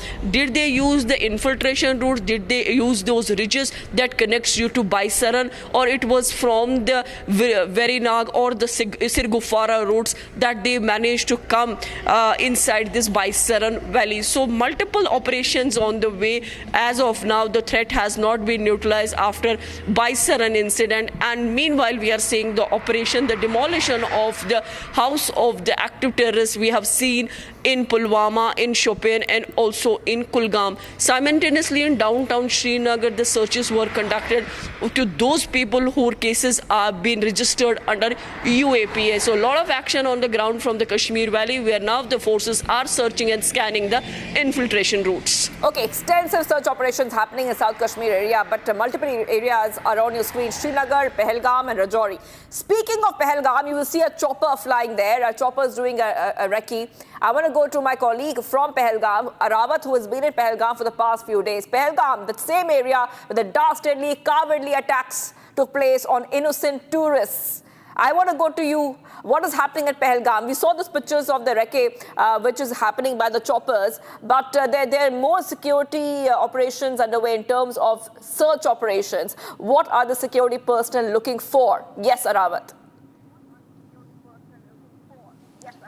Yes, absolutely, Shwangi. We have seen that there are a few new locations where the coordinated search operation has been launched by the Joint Security Forces.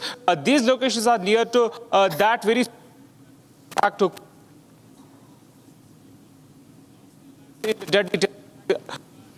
we have seen that there are the nearby some locations the coordinated search operation has been launched. Also, we have seen in the morning hours that the helicopters are doing the recce in the entire area where this attack took place in the Pahalgam. And then after we have seen that the search are being carried out, the water bodies are being monitored very closely by the senior officers. Also, the dense forest where the ongoing operation is going on, the area is also being under surveillance through the drone and the choppers of the Indian Army. The senior officials are also visiting the spot where this incident happened. There is possibility that the more individuals might be detained today. Also, we have seen yesterday that there are in number of 70 individuals who were detained or called by the forces for the questioning. And we have seen that the development is expected today that the more individuals might be arrested or detained today in regarding to Pahalgam terror attack. Yes, Shwangi. Right, I will be coming back to you right now. Let's go ahead. I want both Zeenat and Arnab to stay on with us, because the Pakistan Prime Minister has also made a bizarre remark. And I just want to go to the new breaking update coming in for our viewers. Pakistan Prime Minister says that the country is ready for a neutral investigation of Kashmir attack. That is right. One more big update coming in right now on Republic TV. The Pakistan Prime Minister saying that they're ready for a neutral investigation of the Kashmir attack. And this is coming in as, remember, that Pakistan is on a big back foot as we speak. Already the Indus Water Treaty has been halted. And India saying that not even a drop of water. They don't even deserve one drop of water. In the midst of all this, feeling the heat, Pakistan goes into panic mode. Pakistan Prime Minister Shehbaz Sharif says that Islamabad is ready for neutral investigation into the terror attack in Jammu and Kashmir's Pahalgam. And said that Pakistan is open to participating in any neutral, transparent and credible investigation. Let's go to Zeenat, who's joining us on the story. Zeenat, you know, this is coming in as Pakistan definitely feeling the heat. And not just here in India, all over the world, the protests in different parts of the world where Pakistan's habit of sponsoring homegrown terror is coming out in the open. And this is something India has been saying for a long time on international forums. Yes, go ahead. What does Sharif's remark really mean when he's saying he's ready for a so-called, quote-unquote, neutral investigation? See, this is quite evident now that the Pakistan Prime Minister coming openly and saying that its country wants to be part of the neutral investigation of the Pahalgam attack. This means that the pressure button and the panic button has been there. It has been pressed because seeing the India posturing for the Indus Water Treaty, obviously it is hitting the Pakistan under the belt because if once this treaty is formally implemented, because it's not going to take 12 days or a month or a week. It will take time. But once it is done, it is going to hit economy of the Pakistan, the water security. It is going to impact their food security because the southwest streams that are entering the waters from the India towards the Pakistan, once they are diverted, once they are stopped, that means there will be a water war inside the Pakistan, which is already having the economic crisis and are going every time to IMF for the funds. Though Pakistan has taken India for granted when India would say that it would implement the decisions in past, but then Pakistan knew well that the funding is coming from the World Bank that is monitoring the entire treaty, so Pakistan don't have to worry. But this time India giving a very strong message and taking a very bold stance by saying that they are going to keep the treaty in ambience and the waters will be diverted, it will be stopped. Once the India start constructing dams, because constructing a dam takes around 2 decades or more than a decade, then what will happen to Pakistan? Because this is a treaty that was signed between the two countries around 65 years back, if we go precise about the dates. So this is going to be a very strong measure that is coming from the government of India to the Pakistan. Meanwhile, we see that the Iran has also sent a message that it is ready to neutralize the tension between the two neighboring countries. Right, and I want to go straight across to some breaking news coming in. Zeenat, I wanted to hold on because this has been a big twist and a U-turn which has come in a short while back. This is breaking news coming in. Pakistan's duplicity once again out in the open. The TRF has withdrawn its earlier statement taking responsibility of the Pahalgam attack. That is right, viewers. Absolutely strange turn of events and a big U-turn. I repeat, a big U-turn which has been made. I just want to take our viewers through what really happened. Now, this is the TRF. Resistance Front, the shadow group of the banned LET, Lashkar-e-Toiba, has denied any role in the Pahalgam terror attack, which claimed 26 innocent lives. But what is to be noted here, earlier this week, the terrorist organization had claimed responsibility for that attack that took place in the Besiran meadows of Anantnag districts. So the statement has come out, and the statement says TRF has denying any involvement. This is the statement in the Pahalgam incident. Any attribution of this act to TRF is false and hasty. Let's go across to my colleague who's joining us right now, Zeenat. Zeenat, you know, a very bizarre statement from the TRF, which by the way is a banned organization. They have done a big U-turn, and the only question I want to ask you is, how is that even possible? See, the TRF has already claimed through one of his shadow outfits through the Kashmir Resistance Front, giving the reasons for the attack, justifying that the domicile certificates were allotted to around 83,000 people and the repercussions are on the ground. Now that the India has taken a strong measures through its MEA by withdrawing the visas and taking the bigger pushes and also hitting the Pakistan under the belt, definitely it has rattled the Pakistan. Pakistan has gone into a panic mode. there will be a revolt by the people of Pakistan itself to their government now, because if you don't have the water, what will you do? It is one of the essential components of the life. What will you do without water? Your food, your economy, your every livelihood will get affected if the Pakistan faces water scarcity. So in a way, Pakistan is trying to neutralize or to telling its outfits, because we all know that Pakistan has been a great supporter of the terror networks, terror outfits, whether it's the Osama bin Laden, who was neutralized by the US government at Abbottabad itself, is a bigger proof. And then whether it is a Hafiz Saeed or the other people who have been claiming the terror attacks in India. Even you remember the Kandahar, when this happened, obviously that time the terrorists were taken out from the jails and they were handed to... Yes, Zeenat, I'm sorry to interrupt you. I'm really sorry to interrupt you, because I want our viewers to have a look at this new update, and it's very important because as Pakistan is backtracking and going into panic mode, let's take a look at Indian Army's messages. But we're getting some more breaking updates coming in right now. Before that, after Atari Wagah, BSF is downscaled the beating retreat. Let's first have a look at the Indian Army's messages, and then we'll get you more updates.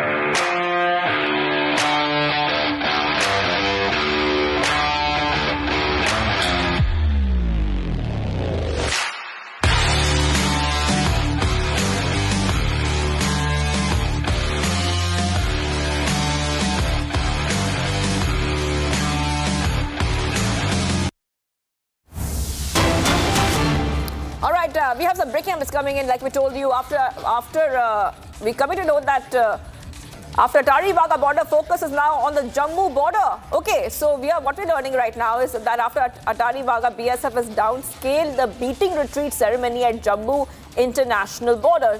No, I repeat, no cultural program to be part of beating retreat ceremony. Decision was taken in view of the increasing tension with Pakistan post Pahalgam attack. BSF is conducting beating retreat ceremony. Now this is coming in Jammu on Saturday and Sunday. So we see that the BSF has downscaled, I repeat, the BSF has downscaled the beating retreat ceremony, and this is an appropriate response which is coming in from the side of India. I want to go straight across to my colleague. If we have Gursimran, let's go to Gursimran, who's joining us right now. What we're learning is that the BSF has said it has scaled down the beating retreat ceremony held at multiple locations in the wake of the Pahalgam attack. And I just want to come to you and take our viewers through the entire update in terms of the BSF scaling down the beating retreat ceremony. Yes, go ahead. Yes, Gursimran. Yes, Shivangi, a decision has been taken by the Border Security Force that after the Wagah borders ceremony, that the beating retreat ceremony that was downscaled, now the ceremony that will take place here at the Indo-Pakistan international border in Octroy this evening, because here at the international border it happens twice a week, that is on the Saturdays and Sundays. This too has been downscaled. I'll request Gaurav to keep showing you the visuals that this is the Border Security Force Octroy border outpost that has been restricted for the civilian population, as the civilians are not allowed to move towards the 0 point. The gates have been closed since yesterday, and now the decision that has been taken is that it is the downscaling of the ceremony, that there will not be any cultural programs or the celebrations that usually takes place during the ceremony. We are told that this ceremony that will take place this evening will be very sober ceremony, and during this ceremony the tributes will be paid to those fallen heroes that have made the supreme sacrifice.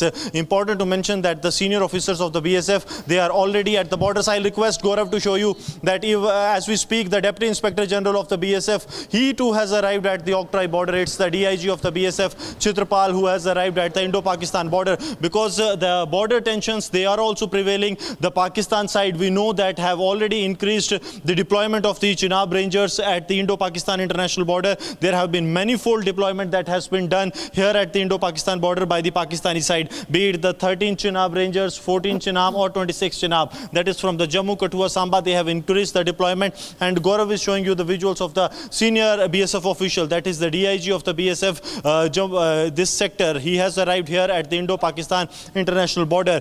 Important to mention that keeping in view the entire security scenario that is there, the senior officers are camping on the ground.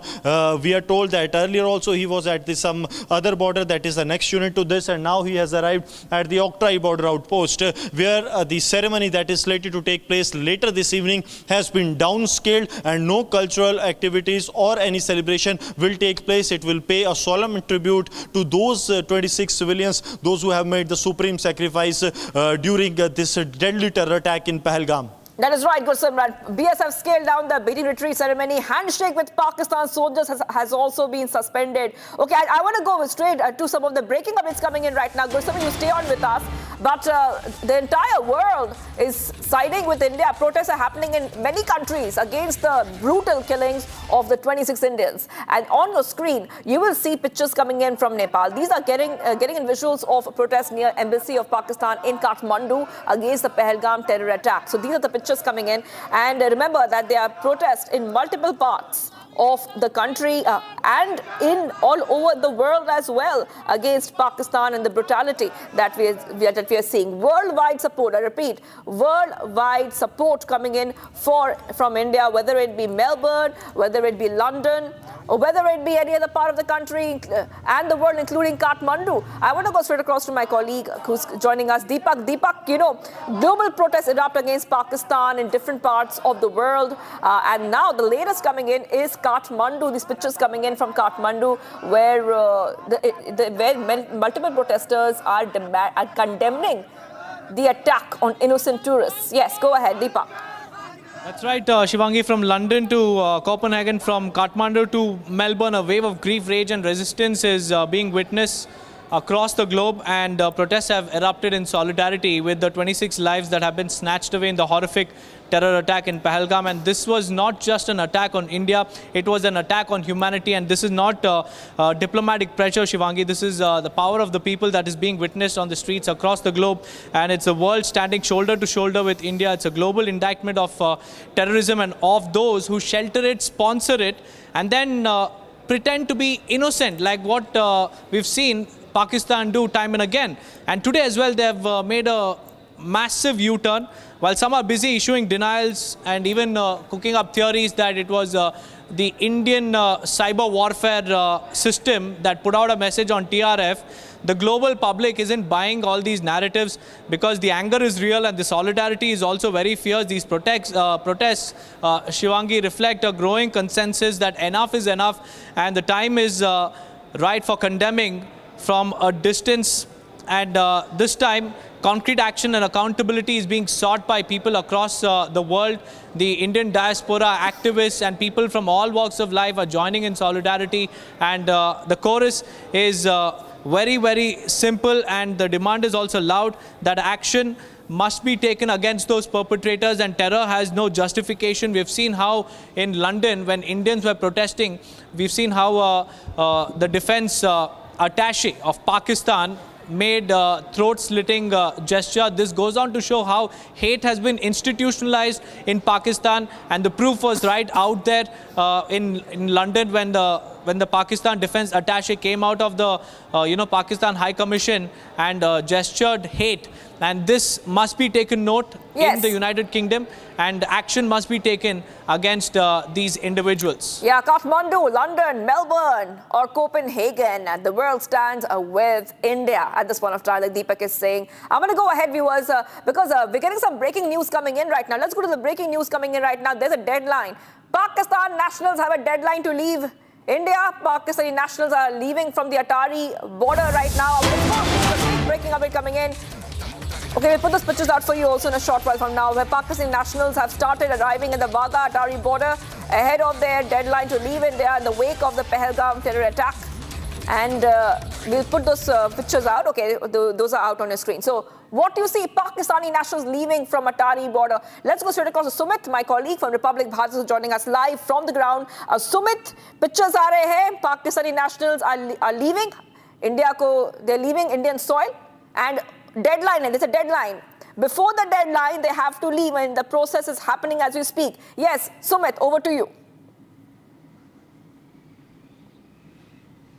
बिल्कुल 27 अप्रैल यानी 27 अप्रैल तक का ultimatum है और ये देखिए गाड़ी एक और आ गई है। एक एक करके गाड़ी जो है उसमें सवार होकर पाकिस्तानी आ रहे हैं अलग अलग देशों अलग अलग राज्यों से, कोई इंदौर से, कोई लखनऊ से, कोई मुजफ्फरनगर से। और यहाँ आगे आप देख सकते हैं भारत पाकिस्तान बॉर्डर लिखा हुआ है 1 किलोमीटर आगे, लाहौर 23 किलोमीटर। ये गाड़ी जो आप लगी हुई देख रहे हैं, जो गाड़ी लगी हुई देख रहे हैं वो पाकिस्तानी इसमें हैं जिन्हें वापस भेजा जा रहा है, जो वापस जाने के लिए कहा गया है।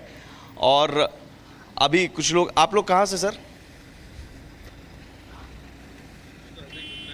हाँ, अच्छा घूमने आए, कुछ लोग घूमने भी आए हैं। लेकिन जो ये गाड़ी आप देख रहे हैं मेरे पीछे, कुछ देर पहले तक हमने उनसे बात की, किसी के घर में शादी थी, आज ही शादी थी, लेकिन उन्हें वापस जाना पड़ा है कोई इलाज कराने के लिए। यहाँ पर मेडिकल ट्रीटमेंट के लिए कोई आया था 45 दिन की वीज़ा पर, लेकिन उन्हें 10 दिन के अंदर, 15 दिन के अंदर वापस जाना पड़ रहा है। ये वही गाड़ियाँ हैं, वहाँ पर डॉक्यूमेंट वेरिफिकेशन किया जा रहा है भारत पाकिस्तान बॉर्डर। इसके बाद वहाँ से उन्हें अटारी बॉर्डर से वापस भेजा जाएगा। BSF के जवान यहाँ पर तैनात हैं लगातार, और कुछ देर बाद उधर से भी लोग भेजे जा रहे हैं जो इंडियंस हैं, जो पाकिस्तान चले गए थे। उन्हें भी, चूंकि पाकिस्तान सरकार की तरफ से भी ये कहा गया है कि आप वहाँ से निकल जाइए, तो पाकिस्तान से भी भारतीय आ रहे हैं। 2 दिन में, पिछले 2 दिनों में करीब 300 से 350 से भी ज़्यादा, 350 से भी ज़्यादा जो भारतीय हैं वो पाकिस्तान आए थे, और 287 से ज़्यादा पाकिस्तानी वापस जा चुके हैं। आज भी जाने का सिलसिला जारी है। लगातार इस बड़ी खबर पर हम बने हुए हैं, लगातार ये कवरेज जारी है। एक छोटा सा ब्रेक।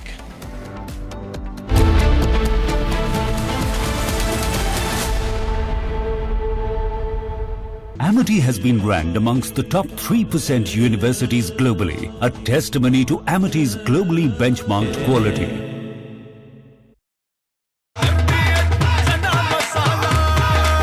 अब छोलिया हो या लोबिया, सफेद चने या काले चने, सब कुछ मजेदार बने।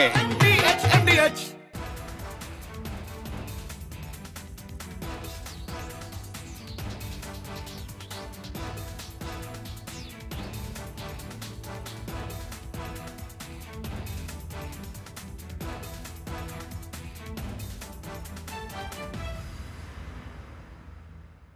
जुल्दे यार तुम मौत की कसम है।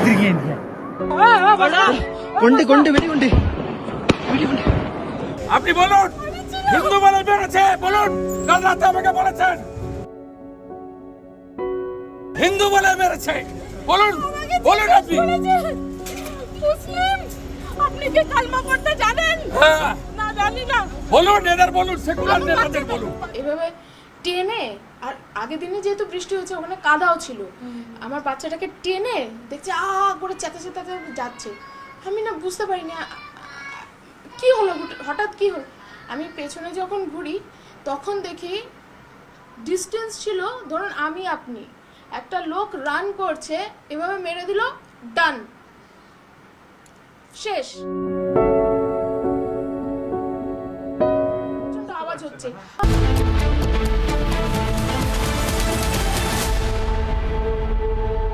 Mahi sir, how much do you love your fans? Honestly, I love my new fans.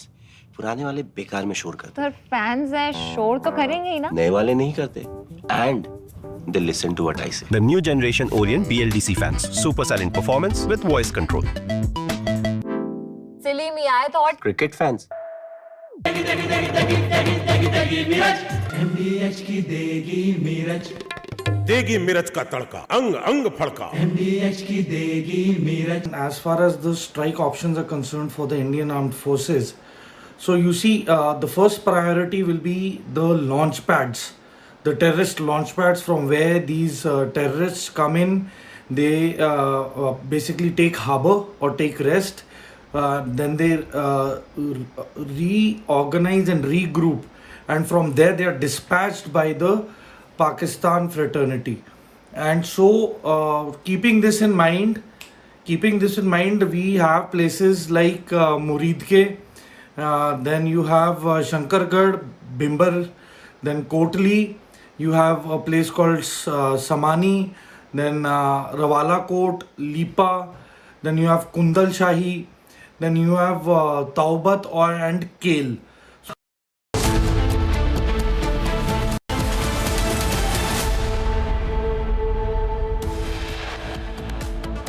Pakistan is open to participate in any neutral, transparent and credible investigation.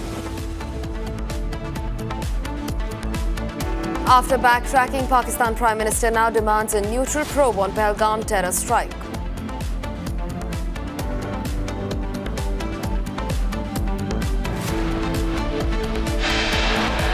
Pakistan defense attaché issues threats, makes throat-slitting gestures at Indians in London.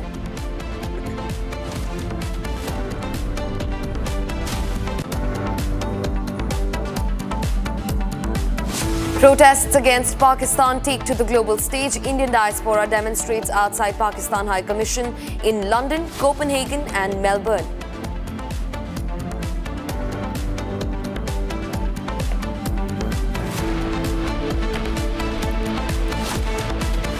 The Resistance Front, an offshoot of the Lashkar-e-Taiba, has unequivocally denied any involvement in the Pahalgam terror strike.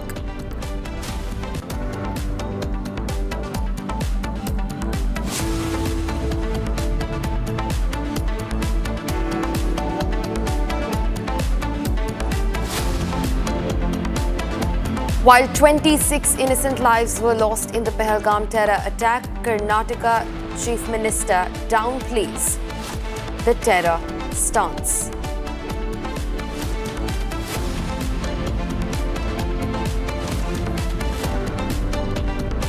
Security forces demolished the house of 3 more terrorists in Pulwama, Shopian and Kulgam sectors of Jammu and Kashmir.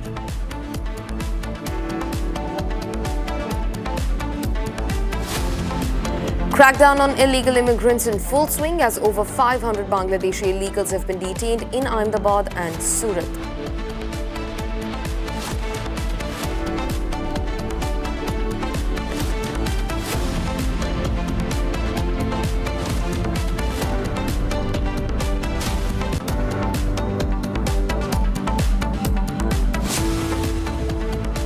Hello and a very warm welcome. You're watching Republic TV. I am Gesu Bharadwaj. Viewers, quickly cutting across to this fresh breaking news that we're getting in. Now, the DIG of BSF has reached the Indo-Pak border in Jammu for security assessment. This comes as security has been heightened in and across Kashmir Valley. They are also prevailing. The Pakistan side, we know that have already increased the deployment of the Chenab Rangers at the Indo-Pakistan international border. There have been manifold deployment that has been done here at the Indo-Pakistan border by the Pakistani side. The live visuals that we're getting for you from the ground of action in Jammu, the Indo-Pak border in Jammu.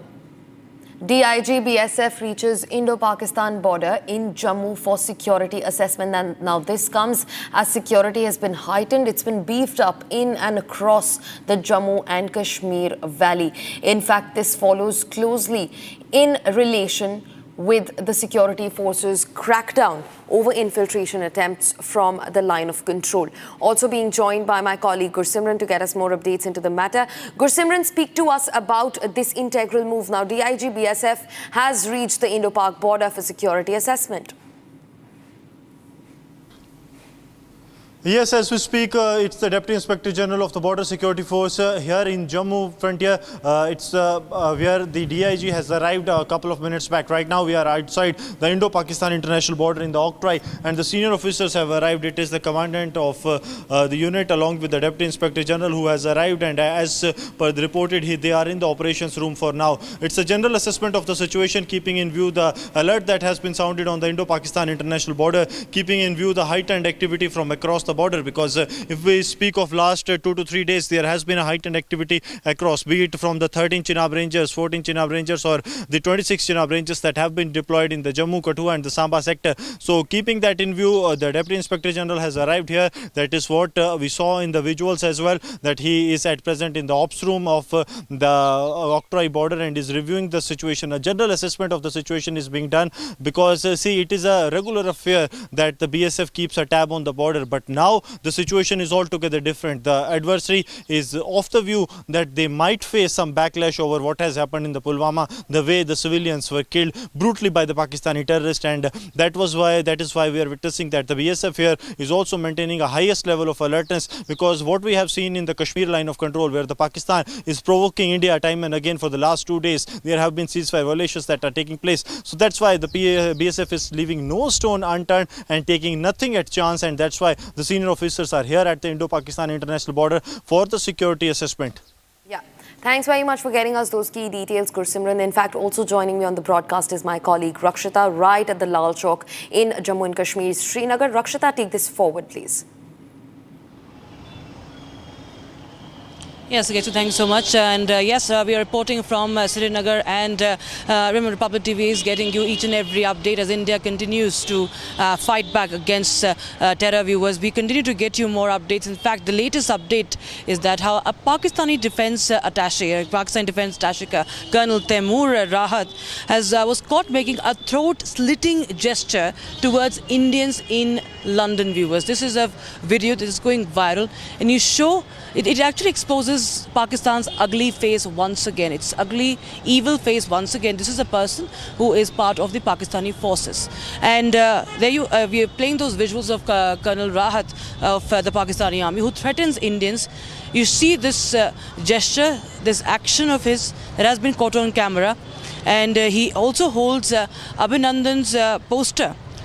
He also holds Wing Commander Abhinandan's poster behind Park Officer mocks India with the chilling gesture, and he is threatening Indians. He's mimicking the slitting of throat, and there is diplomatic outrage.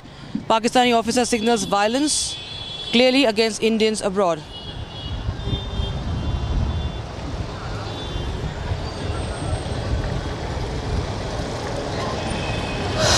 Yes, so viewers, there you have the visuals coming in. You can see the hatred, and there is, of course, a lot of outrage on that as far as this Pakistani army colonel is concerned. He is publicly gesturing to slit Indian posters.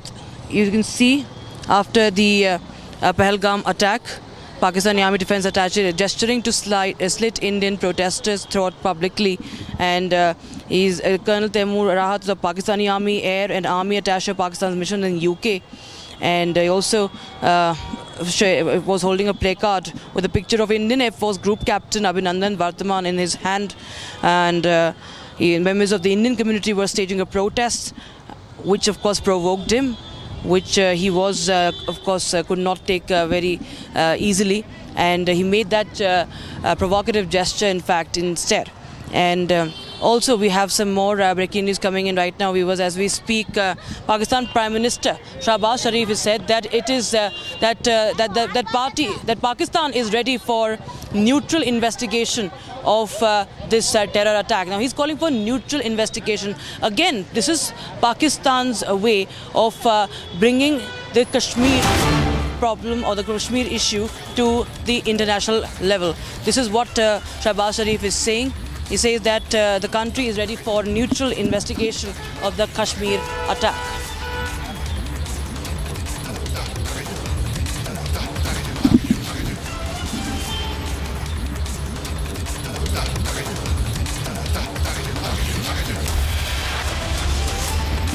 And this is Shahbaz Sharif, of course, viewers. Again, he is trying to provoke once again, and he's asking for a neutral.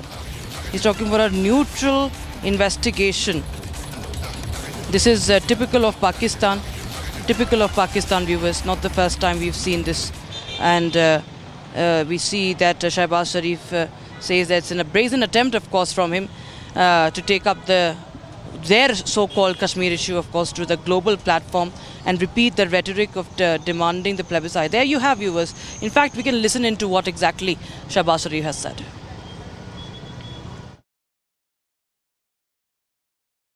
The recent tragedy in Pahalgam is yet another example of this perpetual blame game, which must come to a grinding halt, and now, continuing with its role as a responsible country, Pakistan is open to participate in any neutral, transparent and credible investigation.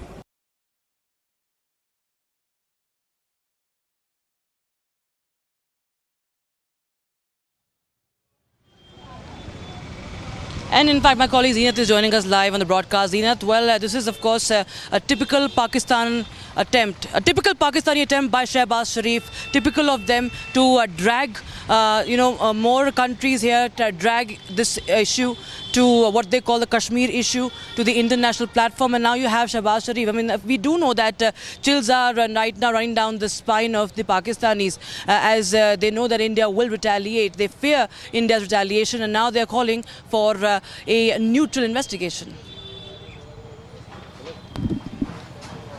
See, the retaliation will come from Government of India, and Government of India has already announced in the bold way that how they are going to deal with the Pakistan terror on Kashmir soil, or for that matter in the entire India. We know about it, and we have seen that measures that have been taken by the MEA. Now, after the Government of India decided to end or keep this Indus Water Treaty in abeyance, we are seeing the ripples coming out from the Pakistan when the Pakistan Prime Minister Nawaz Sharif is openly saying that the Pakistan is ready to investigate into the neutral investigation regarding the Pahalgam attack. This Pahalgam attack has definitely given a dent to the entire Pakistan, and also in India we are seeing that the rage among the people. We have been seeing a lot of action on ground as far as the Pahalgam's Baisaran incident is concerned. Meanwhile, I'll ask my VJ Mubashir to show you the visuals of the Government of India and the Government of Jammu and Kashmir's action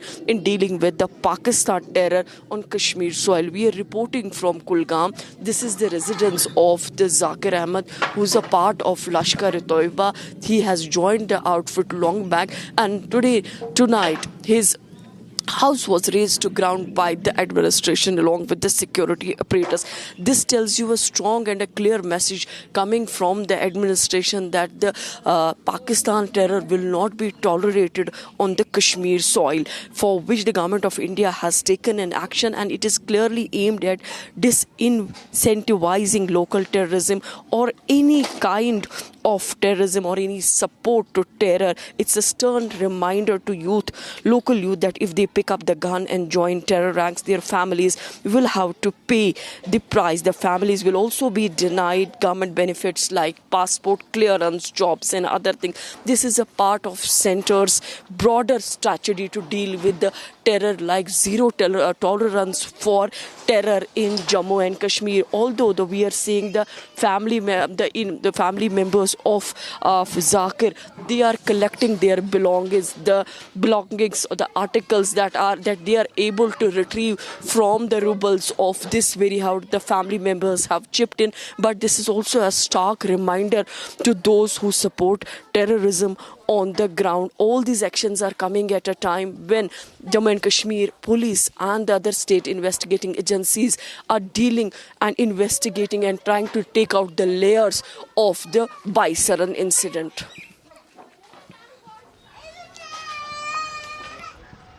Right, in fact, this is Of course, very typical of Pakistan, the way they have responded. But tell us more about what you're picking up, Zeenat, along the border. We understand that there has been doubling of the deployment. The Pakistanis, of course, are right now scrambling for everything possible they can do because they fear massive retaliation, a bigger strike from India more than ever, like what they can't even imagine. And that's why we see, on one side, we see their ministers continue to admit and expose their face that how they have been doing evil things for years, they have been doing dirty things for years.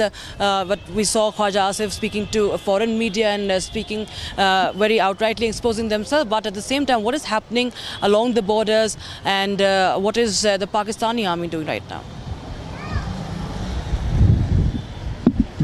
See, as far as the borders are concerned, the borders along the line of control from this or the other side, the borders are completely up. They know that there will be some retaliation that will come from the government of India. The government of India has made a very strong posturing against Pakistan this time, and Pakistan has been seeing mobilizing the infrastructure, their machines, their ammunition and their tanks and other things that have been stationed just near the line of control. So this tells you they know well that after when Barakot happened, the India carried a strike which has taken Pakistan aback because that was a surprise strike. Knowing the posturing of India and the hard stance towards terrorism by the Narendra Modi government, the Pakistan is ready, but we have seen, if you go through the history, always the Pakistan has made a blunder and they have lost almost all wars to India. And this time also we will see in coming time the Pakistan will do escalation again, will initiate,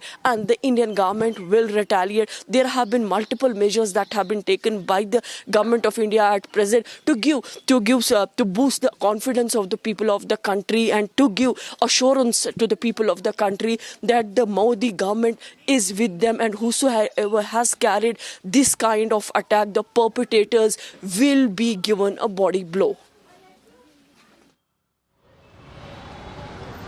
Absolutely. Zeenat, in fact, stay on with us. In fact, we continue to get more updates, viewers. In fact, we also have Pakistani nationals that are being deported from across the length and breadth of the country. The latest visuals we have are from the Attari border, viewers, where Pakistani nationals are being deported. They are being sent back. That's the latest update we have right now from the Attari border. We're getting in more updates as we speak. I think we are playing that story, if I'm not wrong. If I'm not wrong, we're playing that.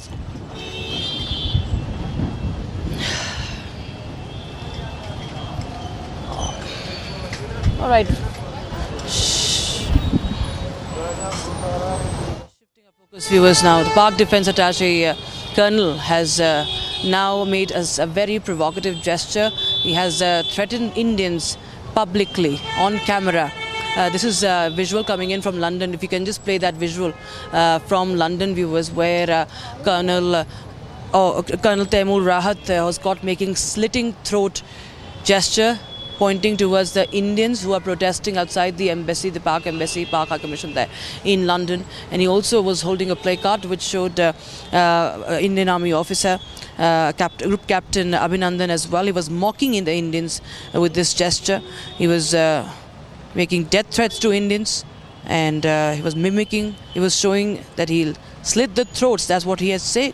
And it's of course there is outrage among the Pakistani diplomats, Pakistani officers, army officers signaling violence against Indian abroad. So you can clearly see, viewers, what Pakistani army, they will always disown, they will always expose themselves. On one hand, they will always show their real faces, and this is the real face of Pakistani army. This is the real face of Pakistani army, and that is what we are showing right now.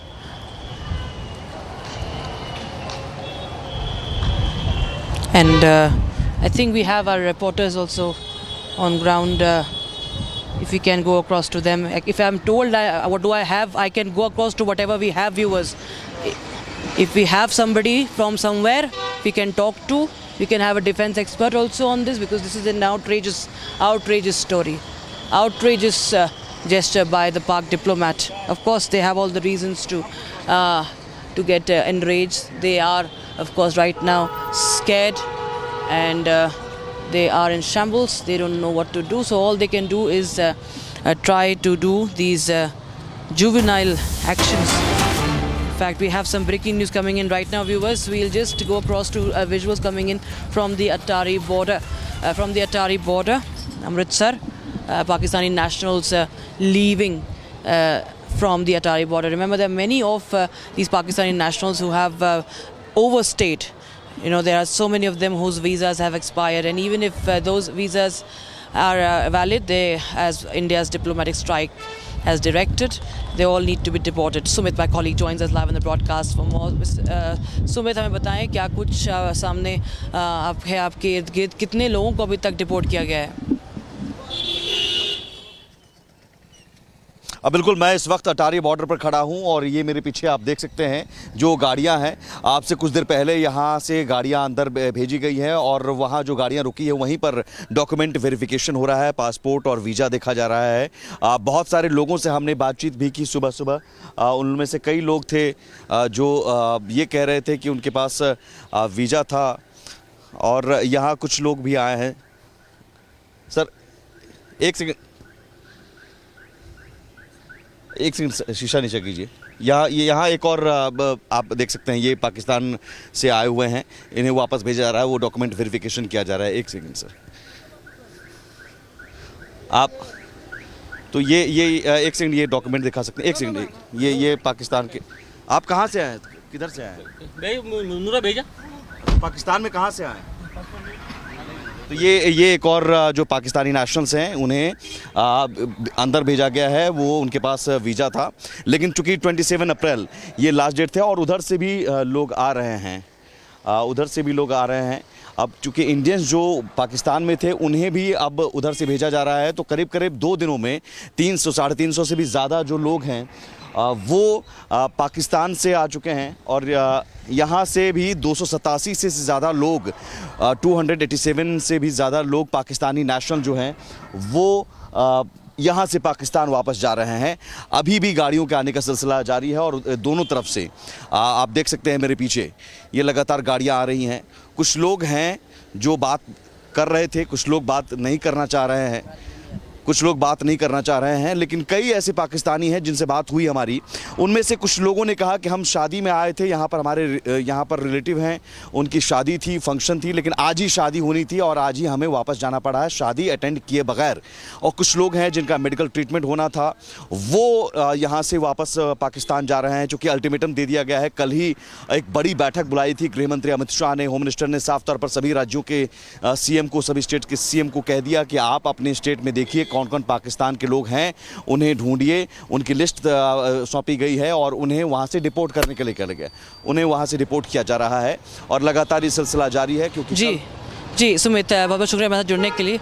जी हम आपके पास आते रहेंगे. We'll continue to get more updates as the Pakistani nationals are being deported from across the country. Viewers, now we shift our focus. We'll continue to get you all the updates with regards to this dastardly attack. Viewers, we shift our focus to this towards the end of our segment on the positive influencer program that by Republic TV. Viewers, now we are telling you how a positive influencer Roba Abhyankar is sharing, is talking about the Gita, and how the teachings of the Srimad Bhagavad Gita, the teachings of Lord Krishna can help us in daily lives.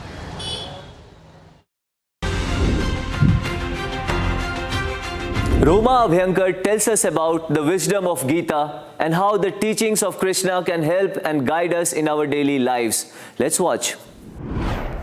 Namaskar. My name is Roma Abhyankar. Thank you for tuning in to watch this video. The Srimad Bhagavad Gita is a powerhouse of wisdom, and tapping into this very wisdom requires a little bit of study. The study of scriptures, the study of our environment, and how this wisdom could help us make better decisions in life, and also to lead a more peaceful life in the midst of this humdrum. So how about we try and decode some of this knowledge and also try to apply it in our own lives? Let's get started then. It's not just 1 or 2 shlokas that leave a mark behind, but all 700 of the shlokas of the Bhagavad Gita teach us about ourselves, about our surroundings, our mind, and believe it or not, about people as well. Day in and day out, we experience all kinds of emotions. Some good ones, but let's be honest, mostly bad ones most times. And these feelings have a tendency to reflect on our mood. We tie in these emotions with any action that we're doing. We make these emotions a part and parcel of our personality. Do you know what ties us to these emotions? Shri Krishna helps answer this question right at the beginning of the Bhagavad Gita in the second adhyay or chapter, aptly titled Sankhya Yoga. What does the word Sankhya mean? Sankhya is an analytical approach. We use knowledge and our own understanding when dealing with things. Yoga, in the simplest of terms, is coming together. And to understand this, we have Shri Krishna guiding us all through the way. Going back to our emotional roller coaster ride, the one thing that fuels this roller coaster is attachment. Attachment, in the simplest sense, is fondness, affection, or even sympathy. But the study of psychology takes this one step further. It defines it as a bond between two individuals. And mind you, not just any bond, but a bond that provides a sense of security, a sense of trust. And this bond has the capacity to impact our emotional development as well as relationships. Now you might stop me here and say, but Roma, what's this got to do with my life? And I'll get straight to it. You see, attachment is not just to people or things. We could even be attached to experiences, to situations. And when it gets out of hand, it might create trouble for us. The purest form of attachment one sees in life is the beautiful bond between a mother and a child. Have you noticed how teary-eyed a mother gets seeing her child off to school for the very first time? The atmosphere is charged with emotions in this setting.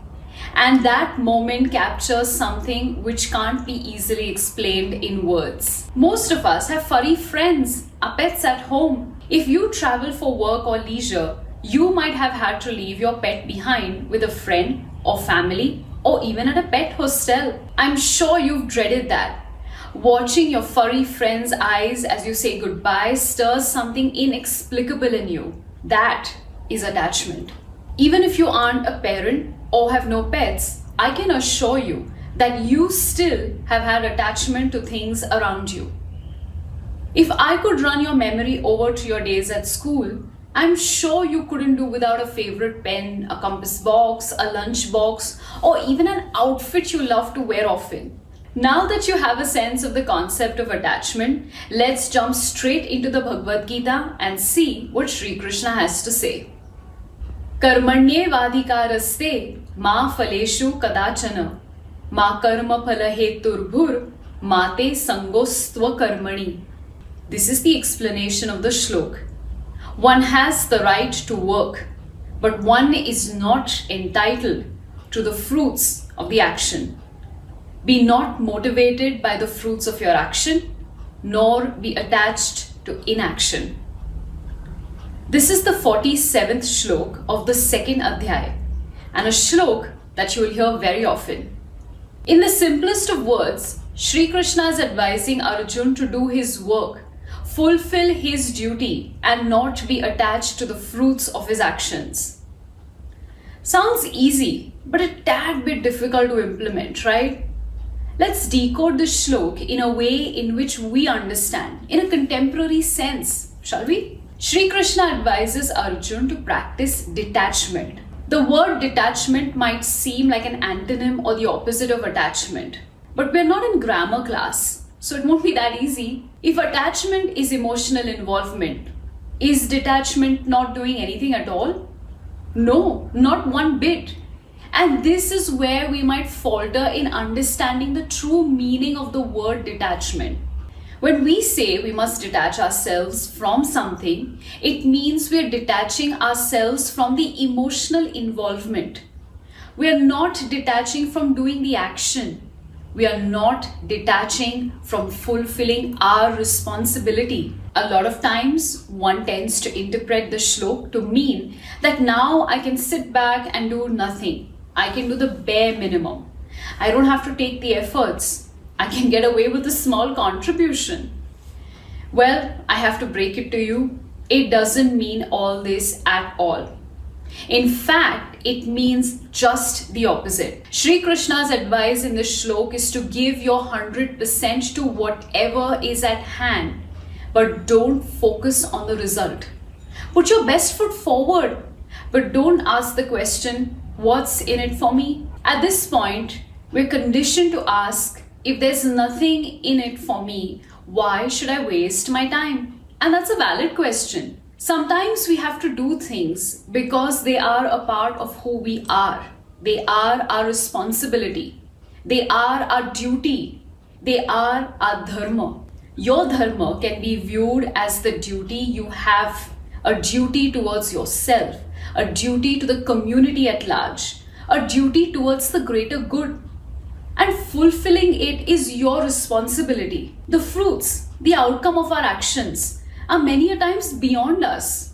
They may be dependent on other factors like other people or even the environment.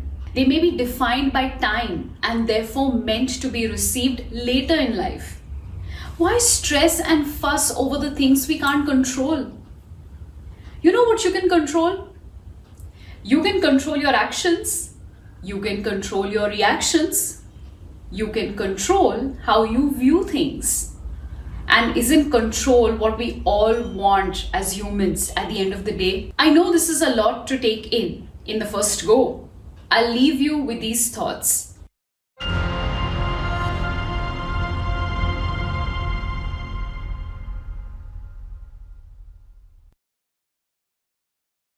इसको घर पे लगाओगे तो शादी का तो पता नहीं, पर घर पक्का नहीं टूटेगा। रुंगटा नहीं तो घर स्ट्रॉन्ग नहीं। रुंगटा स्टील TMT बार एकदम सॉलिड। पहाड़ों में एक हाइकिंग शिप भी बन सकती है। आपके घर के खाने में रेस्टोरेंट जैसा स्वाद ले आए MDH का शाही पनीर मसाला। पनीर को क्या मस्त बना डाला।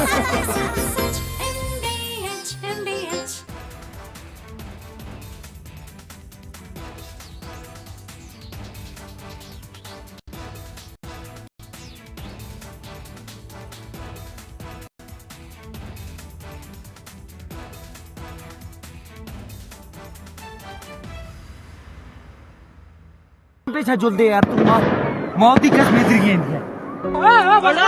गुंडे बेटी गुंडे আপনি বলুন হিন্দু বলে বেড়েছে বলুন কালরাতে আমাকে বলেছেন হিন্দু বলে বেড়েছে বলুন বলুন আপনি মুসলিম আপনি কি কালমা পড়তে জানেন না জানি না বলুন From Asia's largest news headquarters, setting the agenda for Bharat.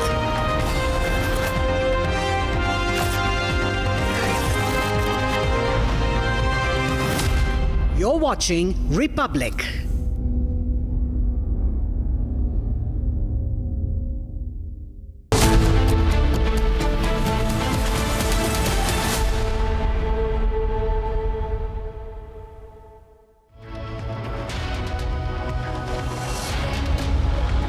All right, viewers, so very warm welcome. You're watching Republic TV and I am Rakshita Mishra reporting from Srinagar right now.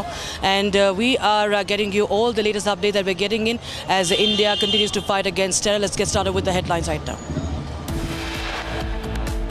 Pakistan is open to participate in any neutral, transparent and credible investigation.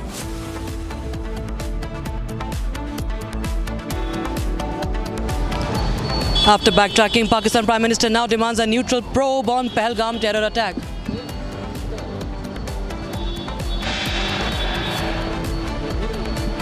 Pakistan Defence Attaché issues threats, makes throat-slitting gestures at Indians in London.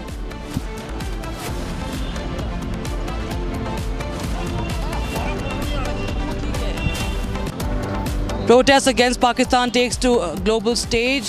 Indian diaspora demonstrate outside Pakistan High Commission in London, Copenhagen and Melbourne.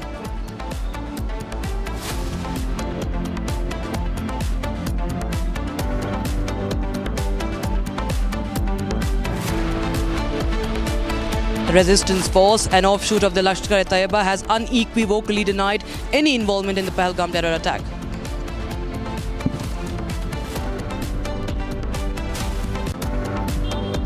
While 26 innocent lives were lost in Pahalgam terror attack, Karnataka Chief Minister Siddaramaiah downplays terror stance.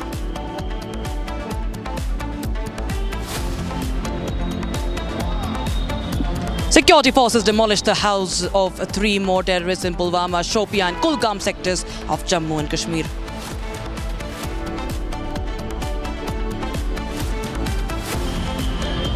Crackdown on illegal immigrants in full swing as 500 Bangladeshi illegals detained in Ahmedabad and Surat.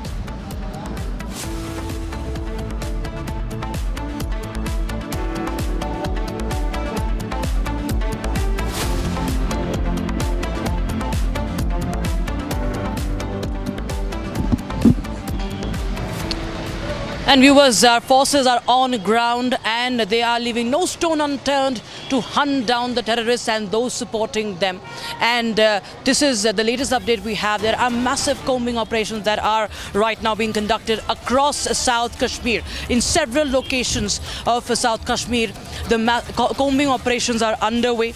And the focus of the operation is on the Anantnag district. Anantnag district is on focus right now as far as these operations are concerned. It's an all-out war against terror, viewers. All-out war against terrorists. Search operations are underway in several other areas of South Kashmir as well, like Kokanag, the upper reaches of Pahalgam, Hapadnar, Kapran, Verinag and Shigufwara as well. These are the routes which in fact have witnessed a lot of infiltration.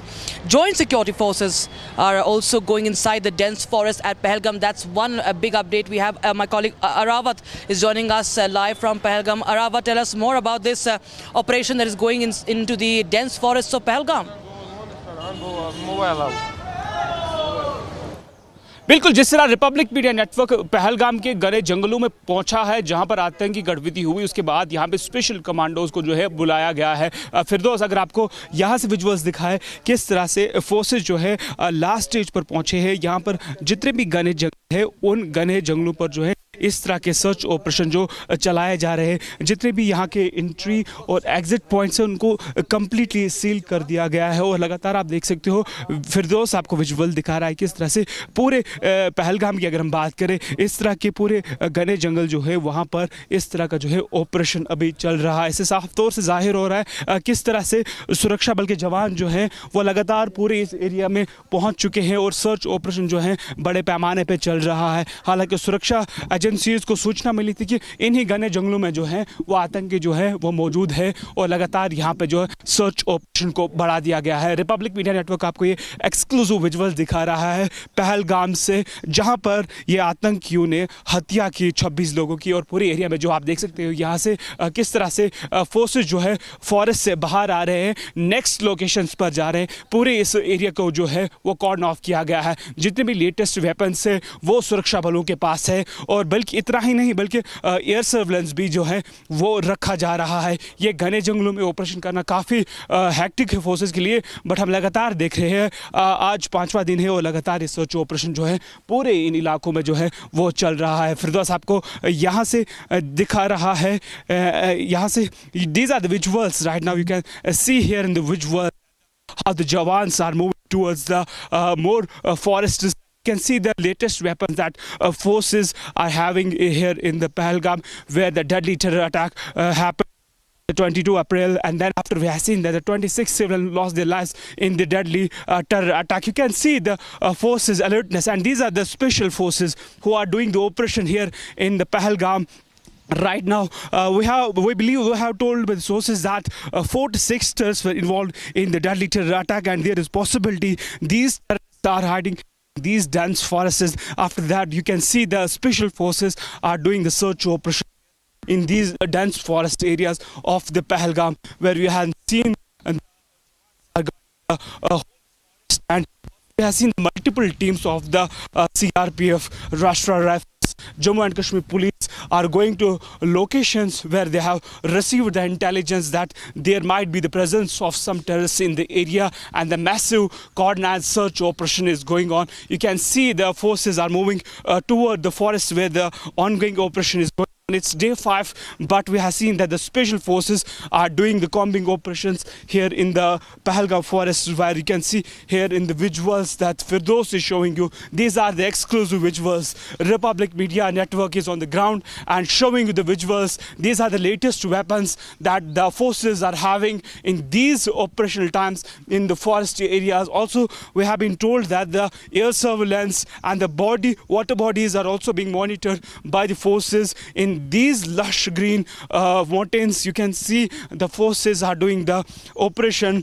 Also, we have been told by the forces that there are the dozens of teams who are doing. Also, the few teams have gone inside to these dense forests where the ongoing operation is going on. Republic is showing you all the pictures from the ground, how the forces from this place to from 200 meters ahead, the forces are there and they are doing the massive anti-terror operations. It also indicates the alertness of the forces, how forces are alert here in the Pahalgam, and we have seen that the back-to-back operations are taking place in the Kashmir Valley. Not only here, but we have seen across the Kashmir Valley these type of anti-terror operations are going on. But Republic is showing you these are some exclusive visuals that Republic has reached the location in the deep dense forests where the ongoing operation is going on. The Jawan and the special commandos holding the AK series weapons in their hands and other latest gadgets to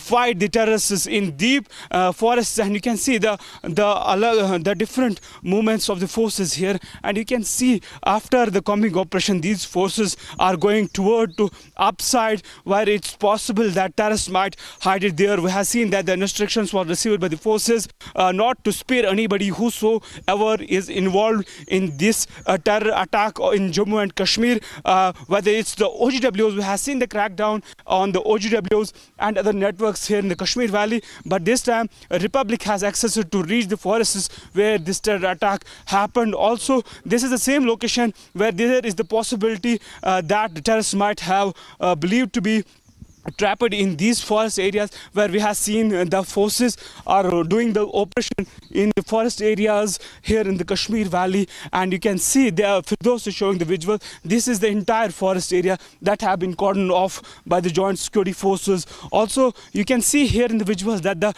how these are the tactics of the forces here in the Pahalgam, that forces are moving toward the location where you can see different types of the tactics, that the ambushes are here. Also, you can see that the forces are also traveling here on the ground, and after observing some suspicious movement, the forces are doing a different kind of the drill in the entire area. This is the ongoing operation. These are the deferred visuals that Republic is showing you right now from the Pahalgam, where the ongoing operation is going on. And you can see here in the visuals that how the forces are doing the operation and other things. And you can see here in the visuals that the more forces have been rushed toward these locations where the ongoing operation is going on. You can see the weapons that the forces are having in these difficult forests. Also, these forces have been trained for such things, and you can see here in the visuals how the forces are doing operation here in the Kashmir Valley.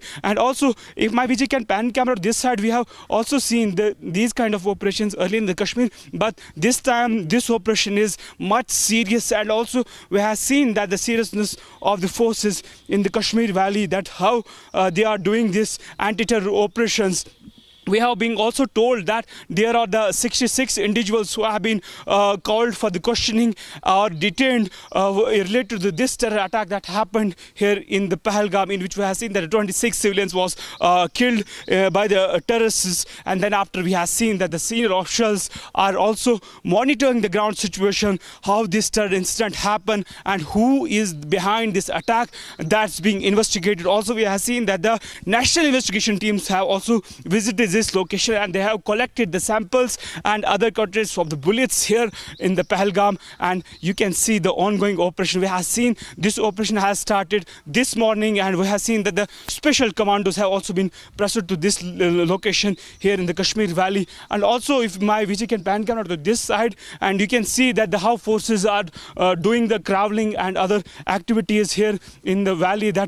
These are the tactics that you can see here in the, for those showing the visuals. These forces are capable to deal with the forest areas, with the terrorists, no matter how trained they are. But our forces are capable to revenge the terror attack that happened here in the Pahalgam, in which we have seen that the forces are going towards the safer locations here. We have also been told to follow all the precautions. That's why we have wearing the BP jackets and other things. We are following the protocols here during this operation. Also, you can see, if my VJ can show this side, and you can see there are the 200 meters from these locations which have been cordoned off by the joint forces, how the forces are doing this operation in the Pahalgam area. Also, these are the visuals that you can see, and this is the weapon that forces are having in these forest areas where the ongoing operation is going on.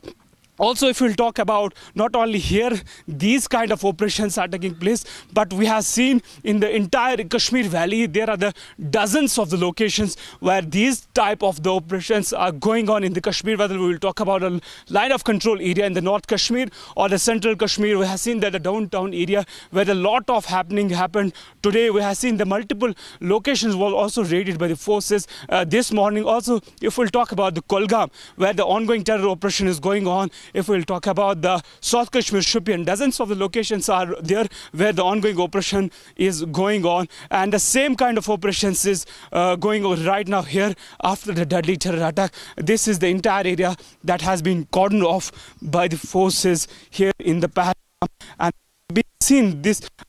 In fact, media has only been told to move to this location only. After that, we have seen there are multiple more companies of the forces who are doing the anti-terror operation here in the Pahalgam. And if my Vijay is able to see you, these bit difficult for the forces to conduct operation in these difficult and dense forests, but we have seen the forces are capable to do every operation in these difficult situations in the Pahalgam. Also, you can see that the forces are holding the position, and also we have been told that there is the movement seen then after this operation was conducted by the forces here in the Pahalgam.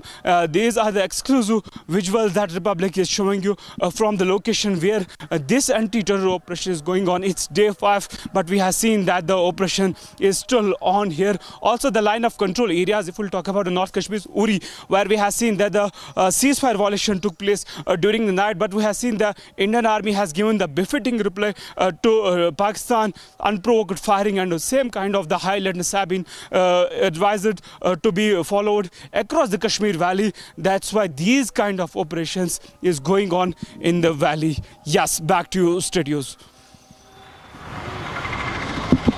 Arava, thank you so much for joining us with those details. These are deferred visuals that we are showing viewers, but that's how the forces are on ground and trying to hunt down each and every terrorist and their supporter on ground zero, viewers. Now we'll shift our focus to the latest provocation, and more of a laughable provocation, but that's the true face. That's the true face of Pakistan, viewers. This is a Pakistani defense attaché, Colonel Taimur, who was in London, and he was facing protests. Pakistan is facing protests from across the globe, and there were Indian and Jewish protesters outside the Pak embassy. This man you see on screens, he was making a gesture to the Indian protesters.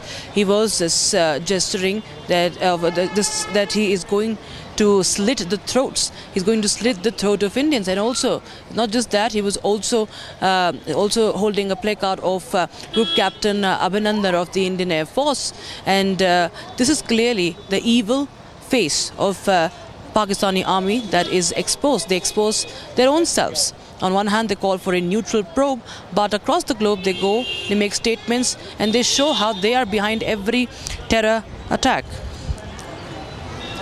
And in fact, we will continue to get you more reactions on that, because we was 26 innocent Indian lives have been lost. But this is how Pakistan reacts. Pakistan army, Pakistan's government, they're all the same. You see Pakistani army officer in UK caught on camera making death threat. It's a death threat to Indians. This is a death threat to Indians, and now Pakistan does not know, as usual, what to do. A desperate Pakistan looking for options, at the same time trying to deflect blame and say they have nothing to do. On the other hand, you have their defense ministers who say that Pakistan has been involved in evil, dirty things a long time. And now we clearly see what is the mindset. For all those who say that we do not know who is behind this attack, needs to see this visual, viewers. Needs to see this visual. Whoever has any doubt, whoever wants to look away and point fingers here and there, not call out, not expose Pakistan, they should see this. They should see this, what is happening. You can see this video. It has gone viral. It's a Pakistani officer. He's a colonel rank officer. And look at his juvenile actions. He's facing protesters, but this is what he does. This is what he does.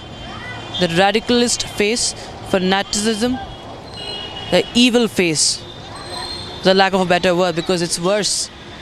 And more than 500 members of the Indian Jewish communities in UK have participated in the demonstration, viewers, waving Indian flags and holding placards that called out Pakistan's support for terror outfits.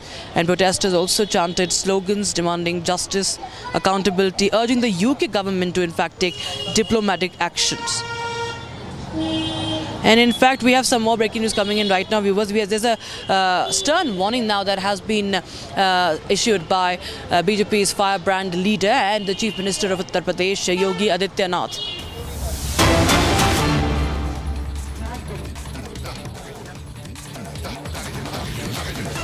भाई साहब लट गए लेवा लट गए और आज भी ले ऊंचा वीडियो ने कड़ी वायरल कर दियो करके फोन आओ किसी क्या हो एक बात को प्रधान जिस टाइम आत्मा झंडे के डंडा ठालोगे नहीं उस दिन नहीं रोना नहीं पड़ेगा एक बार सारे बोलेंगे क्या बोलेंगे हिंदुस्तान हिंदुस्तान भारत माता की भारत माता की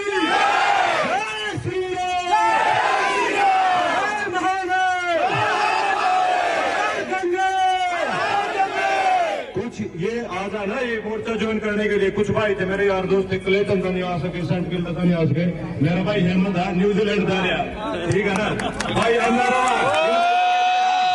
फ्लाइट पकड़ के 2-3 भाई आ रहे हैं ये कुछ भी कर सकते हैं ऐसे भाइयों का जज्बा चाहिए भाई ऋषि भाई अपना काम छोड़ पा रहे हैं भाई साहब बहुत दूर आ रहे हैं तो भाई सारे भाइयों के लिए जाए ना मेरे भाई खड़े वीर साहब और सारे भाइयों के लिए द्वारा बोलेंगे जा भारत जा रिया लट गेल ले भाई ये लट गेल या कौन न्यू नहीं सुधर दी ये सुधरेगी सुधर से लट गेल ओके लिसन तो पहले आज एक बार मेरे साथ सारे बोल कर दिखाएंगे चुप है ना साइड कितना तक आवाज जाएगी जगह शिव शंकर बोले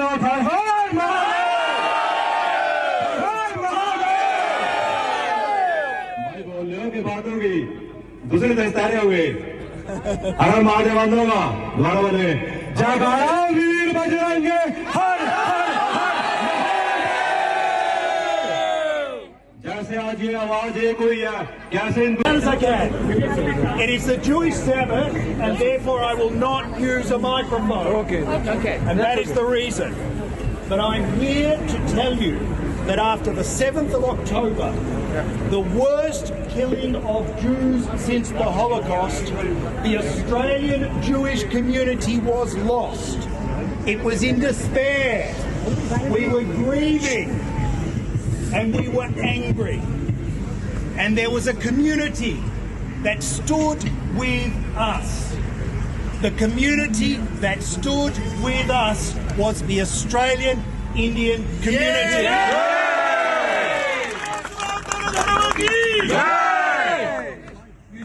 with us against terror, against Islamist terror, and we were so grateful. So now, when you are a victim of Islamist terror, when you feel despair, when you feel loss, when you feel grief, when you feel anger, know that the Jewish community of Australia stands with you. We are with you, we stand with you, and we stand against terror. Thank you.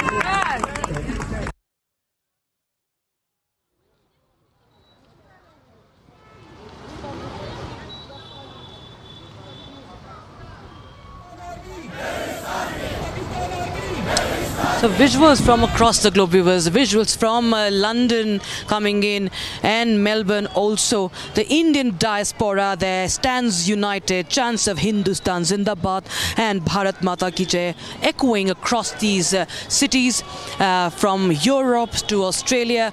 We're getting in visuals from Melbourne where you see the tricolour in the hands of these protesters, these massive rallies that are being held in places like Melbourne, and this is unity, a show of strength, show of unity, show of solidarity with the victims, with the country, with 140 crore Indians for their safety, integrity of the nation, and calling out Pakistan's nefarious designs. This is not new, but India demands that this bloodshed should stop. This bloodshed that India is witnessing for decades should stop now. Anger mounting against Pakistan, protests breaking out across the globe, and Republic TV getting you each and every voice on ground zero as the nation stands in solidarity. Those on Indian soil, those outside the country. In fact, now viewers, we will be now continuing to get you more reactions as people, the common man, the Indian diaspora also is showing solidarity, and the leaders here. We have the firebrand BJP leader and UP Chief Minister Yogi Adityanath issuing a very stern warning, saying that if you needle us, we will not spare you. A strict warning. A big message being sent out from Yogi Adityanath to Pakistan that if you needle us, we will not spare you. Take a listen.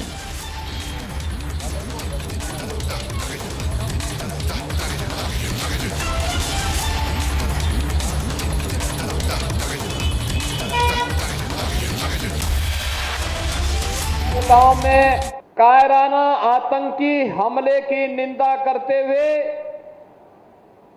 Uttar Pradesh वासियों की ओर से उन सभी परिवारजनों के प्रति जिन्होंने अपने परिवार के सदस्यों को खोया है, उनके प्रति अपनी संवेदना व्यक्त करते हुए दिवंगत आत्माओं के प्रति विनम्र श्रद्धांजलि अर्पित करता हूं। सभ्य समाज में आतंकवाद के लिए कोई जगह नहीं हो सकती, अराजकता के लिए कोई जगह नहीं हो सकती। भारत सरकार की सुरक्षा, सेवा और सुशासन का जो मॉडल है वह विकास पर आधारित है, गरीब कल्याण पर आधारित है और सबकी सुरक्षा पर आधारित है। लेकिन अगर कोई सुरक्षा में सेंध लगाने का दुस्साहस करेगा तो उसके लिए जीरो टॉलरेंस की नीति के तहत उसको जिस भाषा में समझेगा उस भाषा में उसका जवाब देने के लिए आज ये नया भारत तैयार है। प्रधानमंत्री मोदी जी के नेतृत्व में ये नया भारत किसी को छेड़ता नहीं, लेकिन अगर किसी ने छेड़ा है तब उसको छोड़ेगा भी नहीं। All right, viewers, we continue to get you each and every update. Also, we will continue to get you the latest on the anti-terror operations that are underway in several locations of South Kashmir. We'll be right back with more.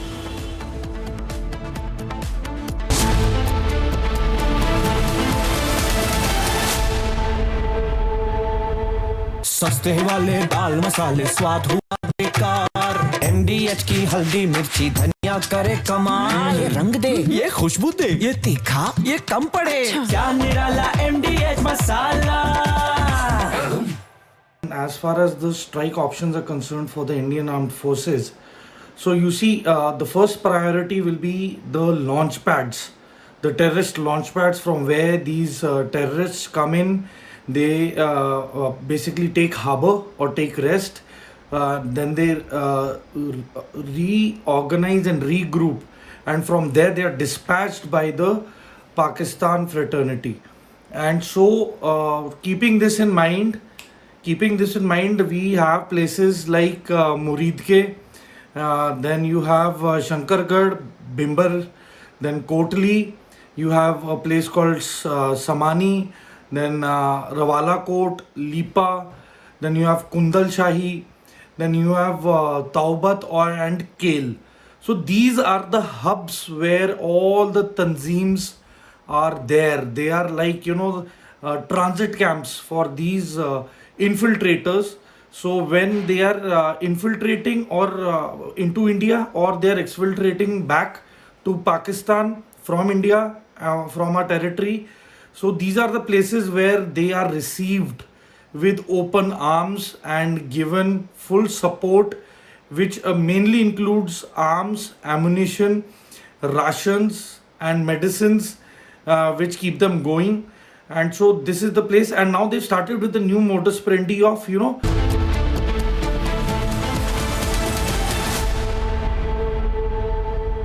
Amity has been ranked amongst the top 3% universities globally, a testimony to Amity's globally benchmarked quality. अब आया असली स्वाद। अब आया स्वाद। जब स्वाद के पड़े हो लाले तो MDH का चंकी चाट मसाला डालें। MDH का Chunky chaat masala. MDH।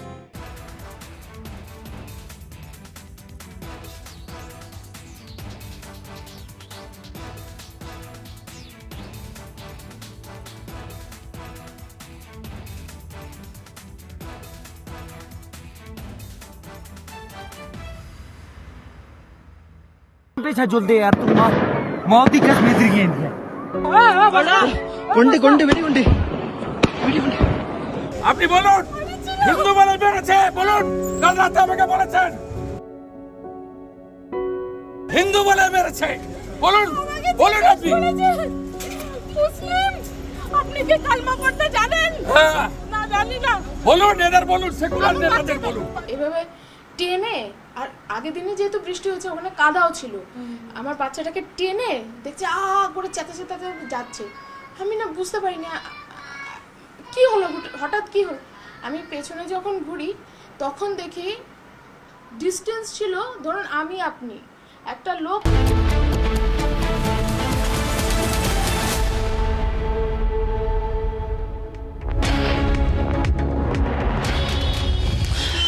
A very warm welcome, viewers. You're watching live and breaking with me, Rakshita Mishra, reporting from the Lal Chowk at Srinagar. And the anti-terror operations are underway in full swing, viewers, as India vows revenge as 26 innocent Indian lives have been lost in the Pahalgam Terror Attack. We will get you more on the latest breaking news that we have, but first, the headlines. Pakistan is open to participate in any neutral, transparent and credible investigation.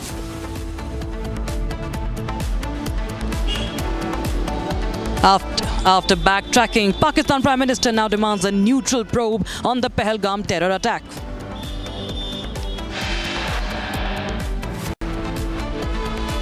The Resistance Force, an offshoot of the Lashkar-e-Taiba terror outfit, has unequivocally denied any involvement in the Pahalgam terror attack.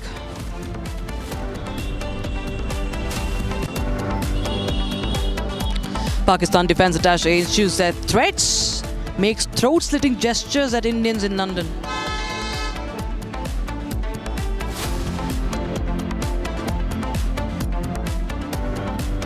Protests against Pakistan take to global stage now. Reach the global stage. Indian diaspora demonstrates outside Pak High Commission in London, in Copenhagen and in Melbourne.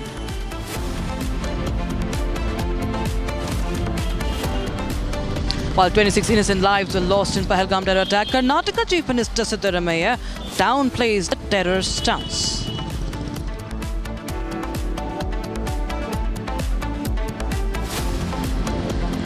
The security forces demolished the house of 3 more terrorists in Pulwama, Shopian and Kulgam sectors of Jammu and Kashmir.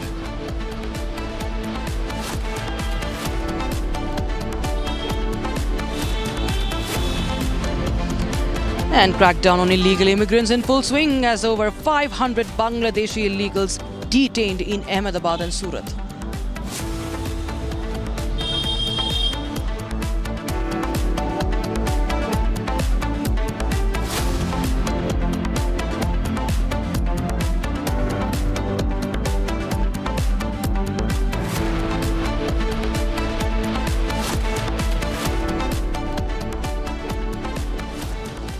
Viewers, the fight against terror continues. Our forces are there on ground zero and not leaving any corner of Jammu and Kashmir, especially South Kashmir. There are multiple locations where the search operation, the combing operations on a large scale are being conducted. Earlier today, we showed you the visuals coming in from the dense forest of Pulwama. Special focus in the Anantnag district, of course. The operations are underway in Kokarnag, Pahalgam, the upper reaches of Pahalgam especially, and Hapatnad, Kapran, Verinaga and Shigufwada. And the joint security forces are going inside the dense forces of Pahalgam forces, along with the latest weapons and gadgets are conducting the combing operations. Gursimran Singh joins us live on the broadcast. Gursimran, tell us more about these operations that are right now underway in several locations of South Kashmir, especially in Anantnag and the dense forests around Pahalgam. Anantnag police has said that they are launching a massive anti-terror operations in the areas around Pahalgam, and especially after the attack that has taken place on 22nd of April, in which 26 innocent lives have been lost in this drastic terror attack. And the terrorists, they are still at large, and the forces are continuing the crackdown to neutralize these terrorists. Anantnag police in its statement has said that they have detained 175 individuals so far to trace out the route and the entire terror ecosystem that is there in the Anantnag district, those who have helped the terrorists in carrying out this brutal terror attack, one of the deadliest attacks on the civilians in last 3 decades in Jammu and Kashmir, especially the tourists that have been attacked by these Pakistani terrorists and those who are running on the tunes of the Pakistan. And now, as we speak, there are massive combing operations that are underway in the forest area of the Anantnag, because there is a high possibility that the terrorists, since they have come out from the dense forested area, they might have gone to the dense forested areas once again to some hideout that is there, that are natural caves that exist in the upper reaches of the Anantnag, because Anantnag connects to the district of Kishtwar in the Jammu region. So there are natural caves that acts as hideout for these terrorists and a safe haven for them. So that is what the security forces want to rule out, and that's why we are witnessing that the Jammu and Kashmir police, along with the CRPF and the Indian Army, they are carrying out these large-scale combing operations in the area to neutralize these terrorists.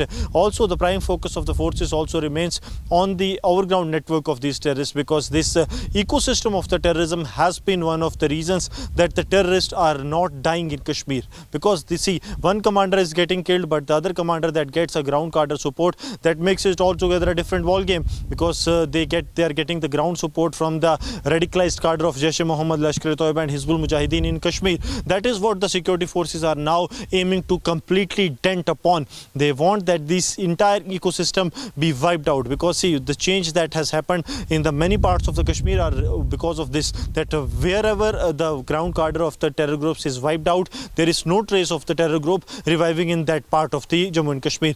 But where the ground cadre is there and the top commanders are killed, the new commander is taking over with the active support of the ground cadre. And now the ground cadre is on the radar of the security forces, and that's why we are witnessing that how hundreds of locations are being raided on every single day, so that each and every overground worker or the suspect who is believed to have helped the terrorists, they do not get a time to get back to their handlers or those sitting across the border to tell them that what is happening. That also disconnects the terrorists, the Pakistani terrorists, from their ground support, and eventually they will be neutralized by the security forces. So the prime focus of the forces is first to get the perpetrators, but also side by side to wipe out this entire ecosystem of Pakistan that is working in Jammu and Kashmir, to revive the terrorism in Jammu and Kashmir, and also to give them an edge to carry out attack and then to escape from the area by getting the local assistance from these overground workers. Rakshita. Right, so just stay on with us. We also have Zenat, who is en route Shopia. Now, Zenat, we have learned that more terrorists, of those who have been connected with the terrorists behind this terror attack, their houses are being demolished, and one such case coming in from Shopia, as well as the search operations also continue. See, Rakshita, first of all, in the Anantnag operation, as of now, 175 individuals who have the links with the terror outfit have been detained for the questioning. This action is coming because of the civilian massacre in Baisaran village of Pahalgam's Anantnag district. 175 suspects. That is not a small number. It's a 3-digit number which has been detained for the questioning. This is the result of the coordinated search operation, the door-to-door search. The people were questioned in 2 days, and finally they are under detention. This is for the Anantnag operation that is underway. Meanwhile, today in Anantnag, it was seen that the infiltration routes was scanned and searched by the joint parties. In fact, the aerial surveillance through drones to navigate the area was done, and also the modern, heavily equipped boys were sent on these patches to see that the terrorists who carried the crime, where they are located. As of now, there is no trace of those who have carried this barbaric attack. Meanwhile, as far as the today's day is concerned, yes, during midnight there were the operations, the demolition drives that were carried by the administration and the security operators. One was in Pulwama, another in Shopian, and one in Kulgam. All the three are the districts of this South Kashmir. This is South Kashmir range, and the attack has also taken place in South Kashmir range. So we are seeing that government is coming heavily on the terror support structures, terror activities, and those who are giving a support structure. It is not only that the boy who is joining the terror ranks, he will be paid through his nose, but the family members are now paying the price heavily. The boys who have left their home 4 to 8 years back, now we are seeing their houses are being demolished, even who have not even met the family or in touch with them. But this is the act of terror for which you are getting an action coming from the administration. You see that it has been made quite clear by the government of India. The central government's policy is zero tolerance towards terrorism on the ground. You will be snatched by the government benefits, be it your absolutely. In fact, Zenat, you just gave us a big breaking news. Yes. Stay on with us. Stay on with us. You know, this is the breaking news. Zenat is also telling us more about it. And at least 175 individuals have been questioned. 175 suspects have been detained for questioning as part of the efforts to dismantle the support networks who have been aiding the terrorist activities in Anantnag. My colleague Zenat continues to throw more light on that. So, yes, do continue telling us more about this, because yesterday also we got to know about at least 66 OGWs were being questioned and were detained, and now 175 people at least in total have been questioned, because you know, Zenat, clearly it's now or never. You know, India cannot waste any more time. They have to dismantle, demolish this entire ecosystem.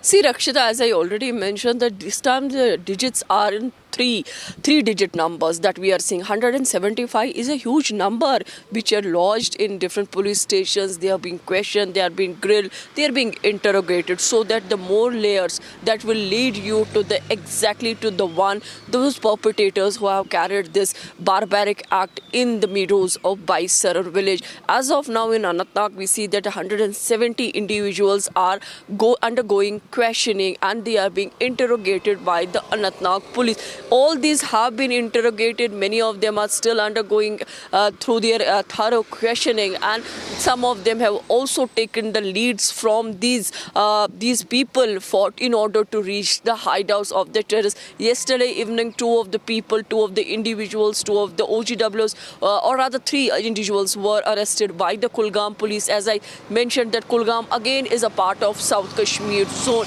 and we also witnessed action in other parts of the Kashmir Valley. Overall, the crackdown on the terror network we see incoming in a mammoth order. as far as destructing the terror sport on the ground. We are seeing the actions coming from the Pulwama, Shopian, Kulgam and Anantnag. Obviously, the wishes has one of the important districts at present, and everybody from Delhi to Srinagar is keeping an eye on Anantnag. What is happening in Anantnag and for how long it will take the government to neutralize the threat that has carried this barbaric incident.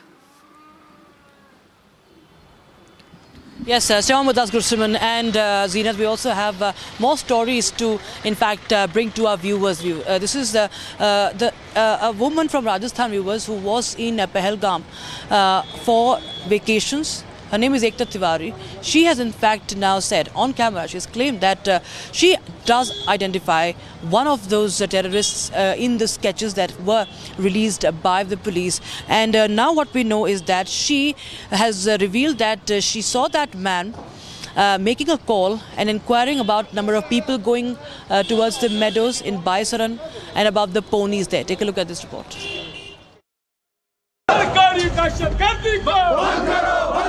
मासूमों पे कत्लेआम बंद करो दहशतगर्दी नहीं चलेगी As a billion plus Indians continue to raise chorus for retribution and revenge, the security forces swept the valley for the tiny scrap of evidence that would lead to the Pahalgam killers. Dramatic visuals showed armed police and security personnel going into homes that suspected of holding clues on the terrorists. Across multiple locations in the valley, alert forces were seen checking rooms, corners and furniture for clues to the Lashkar men who are believed to be on the run in the wake of the attack. As the Pahalgam probe moved through the gears, a Rajasthan woman came out with a sensational claim. The woman said she recognized one of the Lashkar terrorists from the sketches released by the probe agencies as the man who posed as a pony handler. Speaking to the public, Ekta Tiwari said she ran into the man while making inquiries about ponies for a ride up to the Baisaran meadows in Pahalgam. The woman recalled the bearded Lashkar man asking her about her religion and advising her to read the Quran. Significantly, the woman also claimed to have overheard a conversation in which the man told fellow Lashkar terrorists posing as ponywalas to switch to Plan B. Plan A fail, Plan A break fail, Plan A break fail. आप सुन सकते हैं कि इस तरह के message Plan A break fail, ये पहला code word message था. और सेकंड उनका था 35 बंदूकें बेच दिया गया है और वो झाड़ी में रखा है, उसमें झाड़ी में बेच दिया गया है और उसके घास के झाड़ी में रखा है. घाटी जगह का वहाँ पे बार-बार नाम लिया जा रहा था. Based on the woman's statement, the forces later launched a massive combing operation in Jammu's Kathua.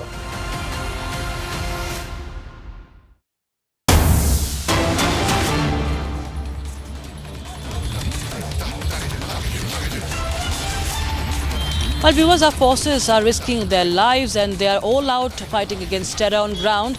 Now what we are getting to know that sitting here in the comforts of their offices, Karnataka Chief Minister, politicians like Karnataka Chief Minister Siddaramaiah is saying that there is no need to take action right now.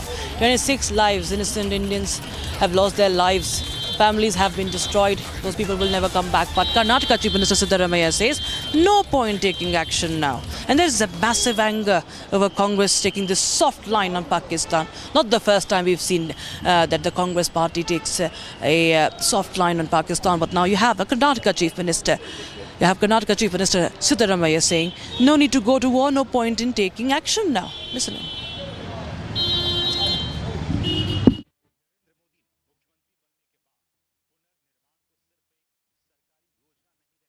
Pakistan ಮೇಲೆ ಯುದ್ಧದ ಅನಿವಾರ್ಯತೆ ಇದೆಯಾ ಈ ದೇಶಕ್ಕೆ? ಯುದ್ಧ ಮಾಡಬೇಕಾದಂತ ಅಗತ್ಯ ಇಲ್ಲ, ಬಿಗಿ ಕ್ರಮಗಳು ತಗೋಬೇಕಷ್ಟೇ. ಭದ್ರತಾ ವ್ಯವಸ್ಥೆಯನ್ನ ಬಿಗಿ ಮಾಡ್ತಕ್ಕಂಥ ಕೆಲಸವನ್ನ ಮಾಡಬೇಕು. ನಾವು ಯುದ್ಧದ ಪರ ಇಲ್ಲ, ನಾವು ಶಾಂತಿ ಇರಬೇಕು, ಜನರಿಗೆ ಭದ್ರತೆ ಇರಬೇಕು, ಕೇಂದ್ರ ಸರ್ಕಾರ ಭದ್ರತಾ ಕ್ರಮಗಳನ್ನು ತಗೋಬೇಕು. ಪಾಕಿಸ್ತಾನ ಮೇಲೆ ಯುದ್ಧದ ಅನಿವಾರ್ಯತೆ ಇದೆಯಾ ಈ ದೇಶಕ್ಕೆ? ಯುದ್ಧ ಮಾಡಬೇಕಾದಂತ ಅಗತ್ಯ ಇಲ್ಲ, ಬಿಗಿ ಕ್ರಮಗಳು ತಗೋಬೇಕಷ್ಟೇ. ಭದ್ರತಾ ವ್ಯವಸ್ಥೆಯನ್ನ ಬಿಗಿ ಮಾಡ್ತಕ್ಕಂಥ ಕೆಲಸವನ್ನ ಮಾಡಬೇಕು. ನಾವು ಯುದ್ಧದ ಪರ ಇಲ್ಲ, ನಾವು ಶಾಂತಿ ಇರಬೇಕು, ಜನರಿಗೆ ಭದ್ರತೆ ಇರಬೇಕು, ಕೇಂದ್ರ ಸರ್ಕಾರ ಭದ್ರತಾ ಕ್ರಮಗಳನ್ನು ತಗೋಬೇಕು.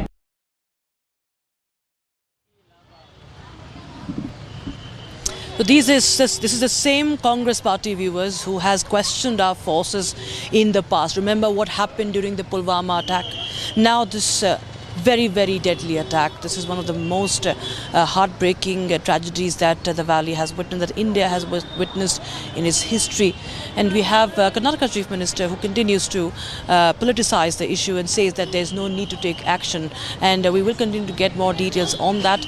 And we will connect with our reporter on ground from Bengaluru as we will throw more light as to how the Congress party, instead of standing united with our forces who are on ground zero. In fact, Abhishek is joining us on the phone line for more. Abhishek, well, this is with what we see, that is not unusual from Congress party. But yes, it's very, very sad at this point in time. A Karnataka sitting chief minister, Congress senior Congress leader like Siddaramaiah makes such statement.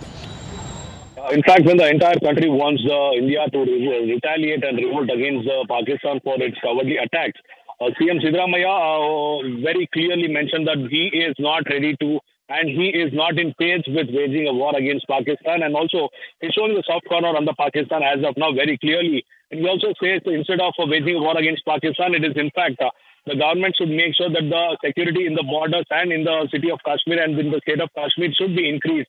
Whereas waging a war against Pakistan would be of no use at this point of time. Instead, he would always want the union government to maintain peace with the Pakistan borders as of now. And this has clearly brought in the uproar in the state of Karnataka, where we clearly see CM Siddaramaiah supporting indirectly the Pakistan supporters. And also, his intention is very clear that he doesn't want. His intention is very clear that he doesn't want to wage a war against Pakistan, and also they are against the union government. In fact, CM Siddaramaiah and the AICC leaders also previously said that they are in the decision with the union government whatsoever they would take. But apparently the Siddaramaiah statement seems to be haywire, and we'll also have to see what the AICC leaders and the state Congress leaders will have to talk about this, and also on Siddaramaiah's reaction. Back to you. Right, viewers. Abhishek, thanks so much for joining us. And now we viewers, as the Pakistan continues to scramble and it tries to look for options and it exposes itself, Indian Army has sent out a very, very strong message. Take a look.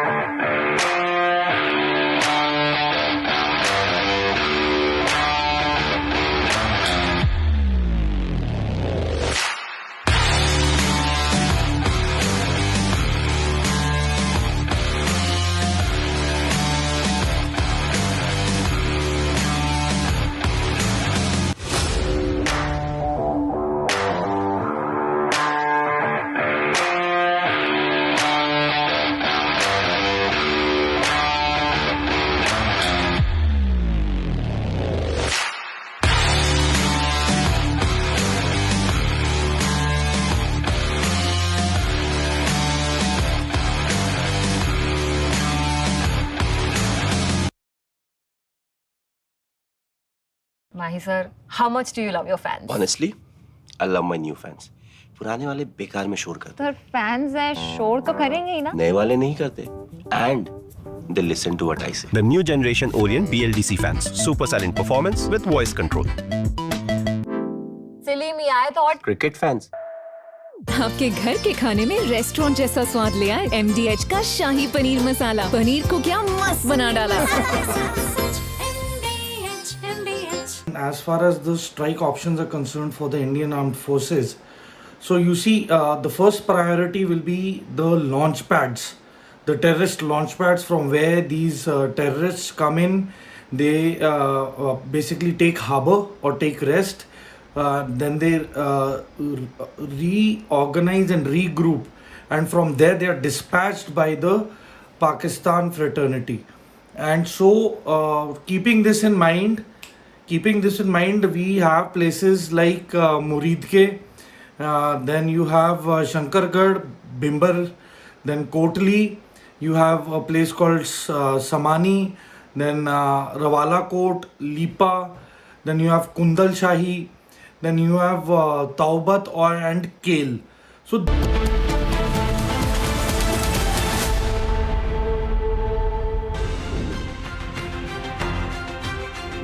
Republic positive influencer and CA Kannan Behl decodes the Blue Smart scandal that shook the nation earlier this month. The interim order by the markets regulator SEBI against Gensol Engineering Limited has sent shockwaves through the investing community and startup community. It is extremely concerning because public shareholders have lost over 3,000 crore rupees in value in this company. In the last year, the share has corrected by almost 90% from 928 rupees to 111 a share. Many allege this as a pump and dump story, as you can see that the number of shareholders increased from just 408 in March 2022 to more than 94,000 in December 2024. But a strange finding out of all this is that the Enforcement Directorate of Raipur now holds over 5,20,000 shares. But the SEBI order was recently only released, right? This shareholding was acquired in December 2024. ED already know about the scam that was going to get unfolded in Gensol? Or is it something else? It is actually the Mahadev trading app scandal that has its roots linked to Gensol Engineering. Stay with me until the end of this video to understand what the scam was about. The Mahadev betting app was an illegal online betting and gambling platform based in Dubai, primarily operated by Saurabh Chandrakar and Ravi Uppal, both from Bhilai, Chhattisgarh. Chandrakar and Uppal previously ran small businesses, a small juice shop and a tire shop.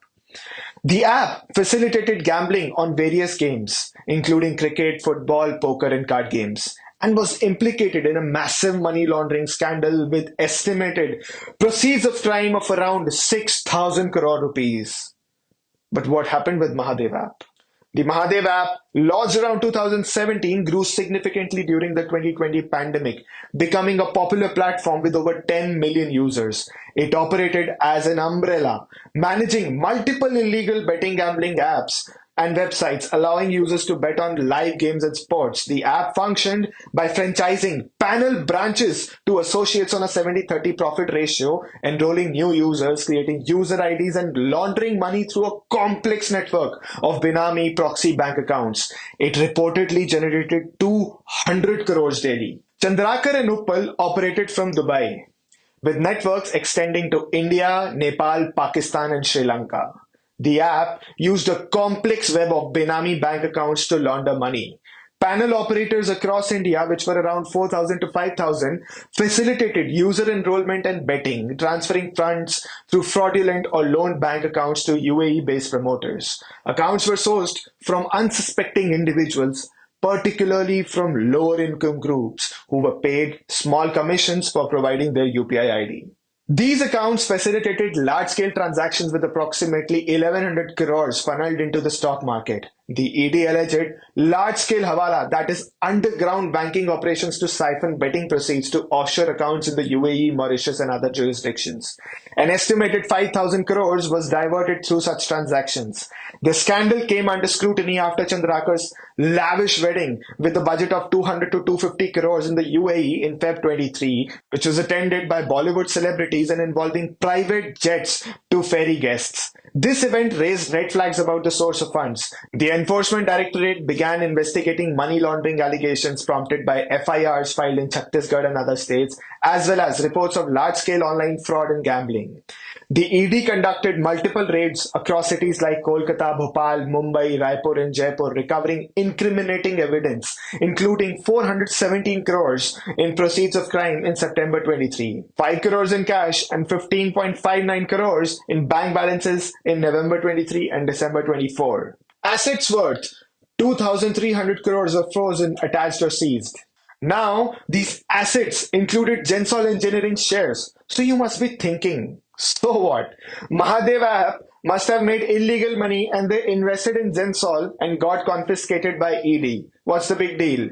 But here is where it gets interesting. In 2024, the ED uncovered that the proceeds of crimes were used to manipulate Indian stock market. Kolkata-based businessman Harishankar Tibrewal, a partner of Chandrakar and Uppal, allegedly injected funds into stocks via foreign portfolio investments, that is FPIs, causing temporary price fluctuations in those shares. Security worth 1,200 crores were identified with 580 crores attached in India.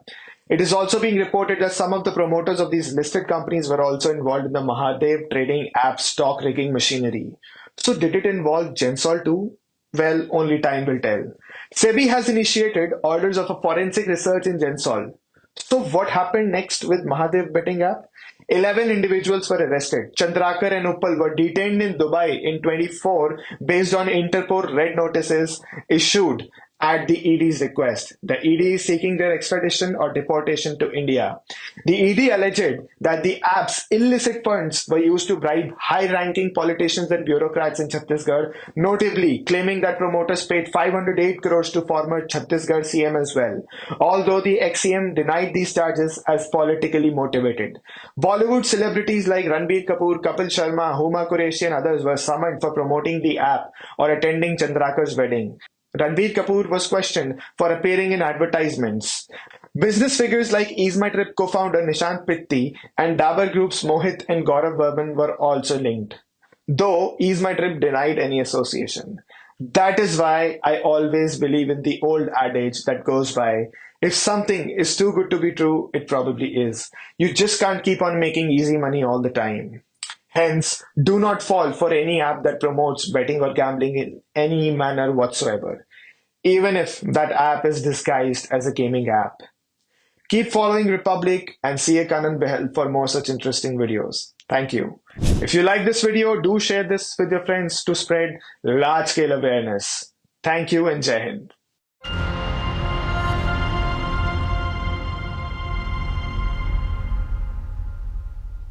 सस्ते वाले दाल मसाले स्वाद हुआ बेकार MDH की हल्दी मिर्ची धनिया करे कमाल ये रंग दे ये खुशबू दे ये तीखा ये कम पड़े क्या निराला MDH मसाला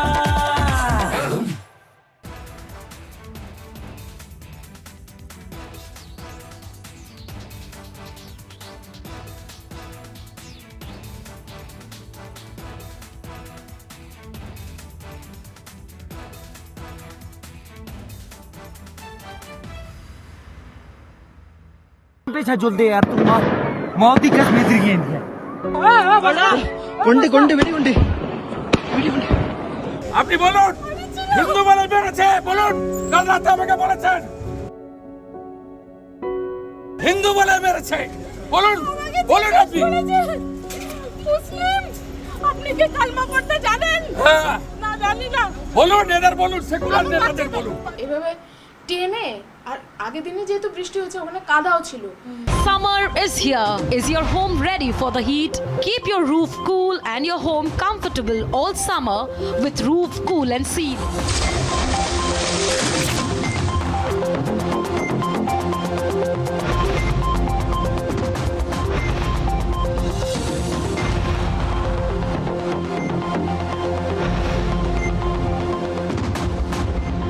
पसीना मत बहाओ, Berger roof cool and seal लगाओ।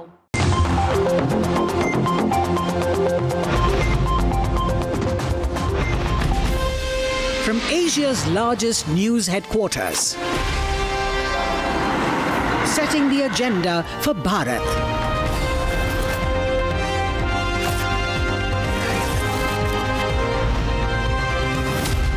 You're watching Republic.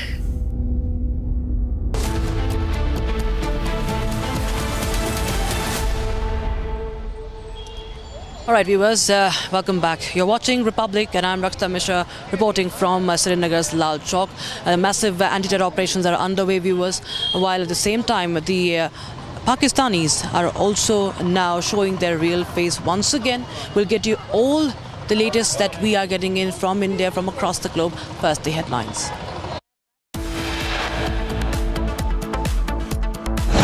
Is open to participate in any neutral, transparent and credible investigation.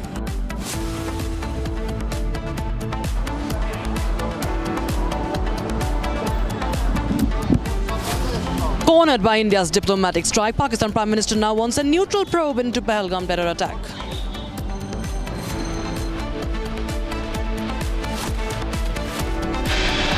Panic in Pakistan. Lashkar-e-Taiba offshoot backtracks on statement, denies any involvement in Pahalgam terror attack.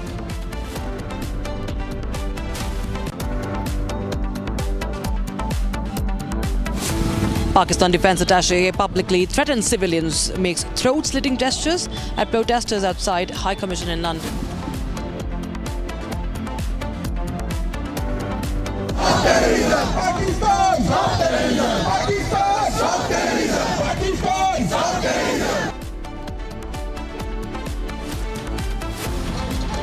Protests against Pakistan take to global stage. Indian diaspora demonstrates outside Pak High Commission in London, Copenhagen and Melbourne.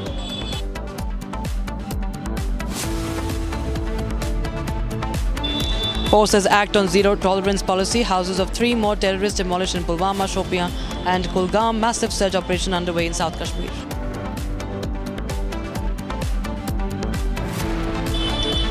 And India seeks revenge for the 26 brothers and sisters killed in Pahalgam, but Karnataka Chief Minister says no need to go to war against Pakistan.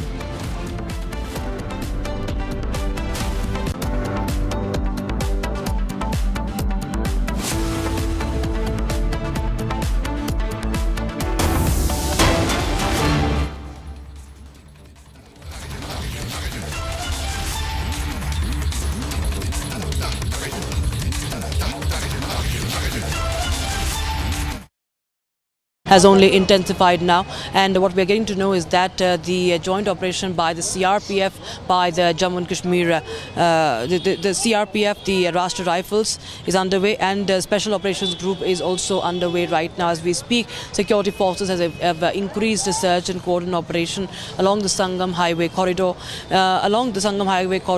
and in the interiors of Sirhama, Kirama, Marhama and Shalgam villages. Now the operations are aimed at apprehending the terrorists and dismantling their support infrastructure. Joint operation underway, viewers. Special focus Anantnag today in South Kashmir, counter-terror operations. And in fact, my colleague Arava joins us live on the broadcast. For more, Arava, tell us more details please about this operation underway in Anantnag.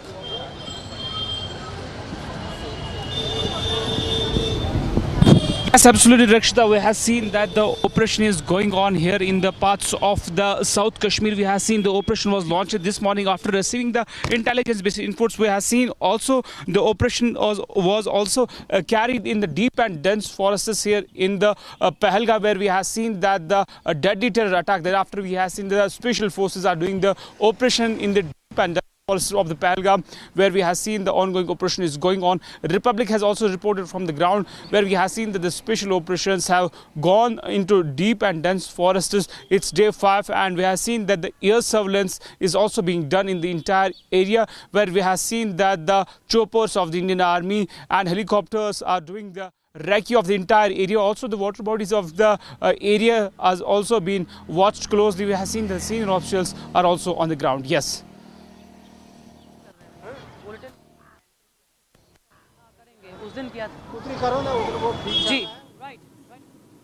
Important search operation that is right now underway in Anantnag, also in Kokarnag, upper reaches of Pahalgam as well. And we are showing you visuals, viewers. This is a very, Arava, tell us more details about this, because the way our forces are on ground zero, and it's a very difficult and a very challenging, situation when such operations are conducted. There are multiple risks that these forces, our security personnel face. The way they have been going out everywhere, checking each and every corner of these properties. It is very, very difficult, and it's very challenging.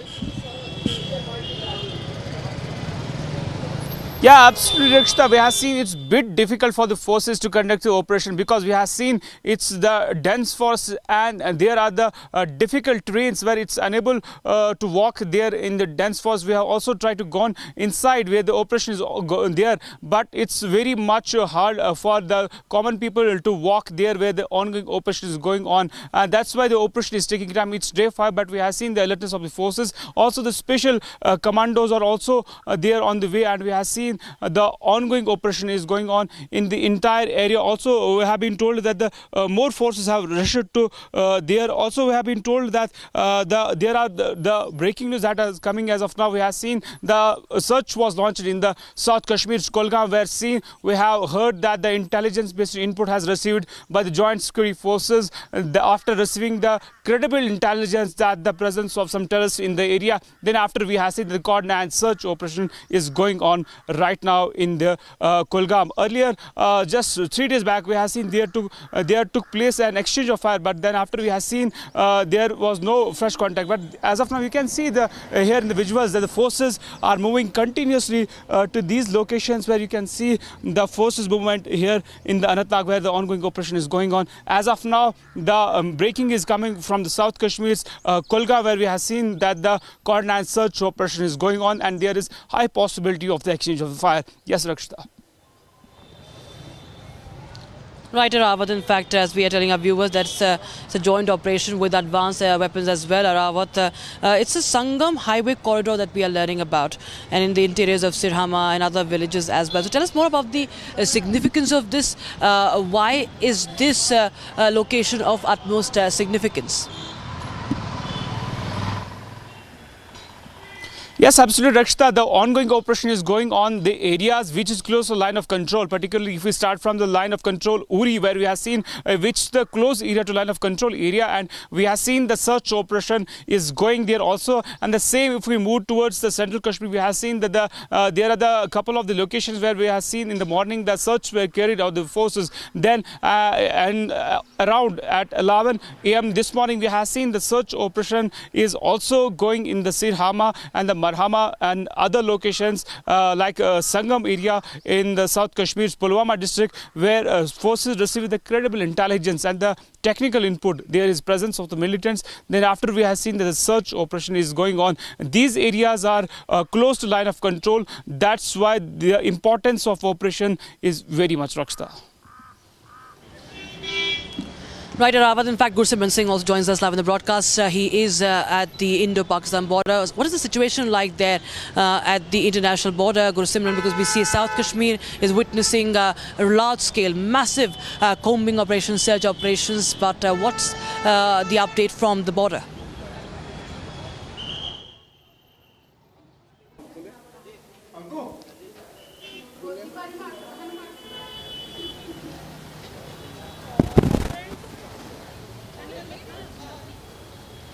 Right now we are at the Indo-Pakistan border in Arnia, where we have seen that this area has been most affected with the Pakistan shelling in 2017 and 2018. But now with the situation also going grim here, I'll request Sir Gaurav to show you a 360-degree view of the area. That this is a community center in the Bishna area, that is the Trewa Panchayat. Here the people have started activating their bunkers. These bunkers are the community bunkers that are now being activated once again. These bunkers have been totally defunct for last 5 to 7 years, but now once again the people have started activating these. I'll request Gaurav to come this way so that we can show you that the people there, they have started activating this, and this has been started so that in case of any contingency or eventuality, they are in a position that they can save themselves from the Pakistani shelling, because we are witnessing in the last 48 hours there have been cross-border shelling along the line of control in the Kashmir sector.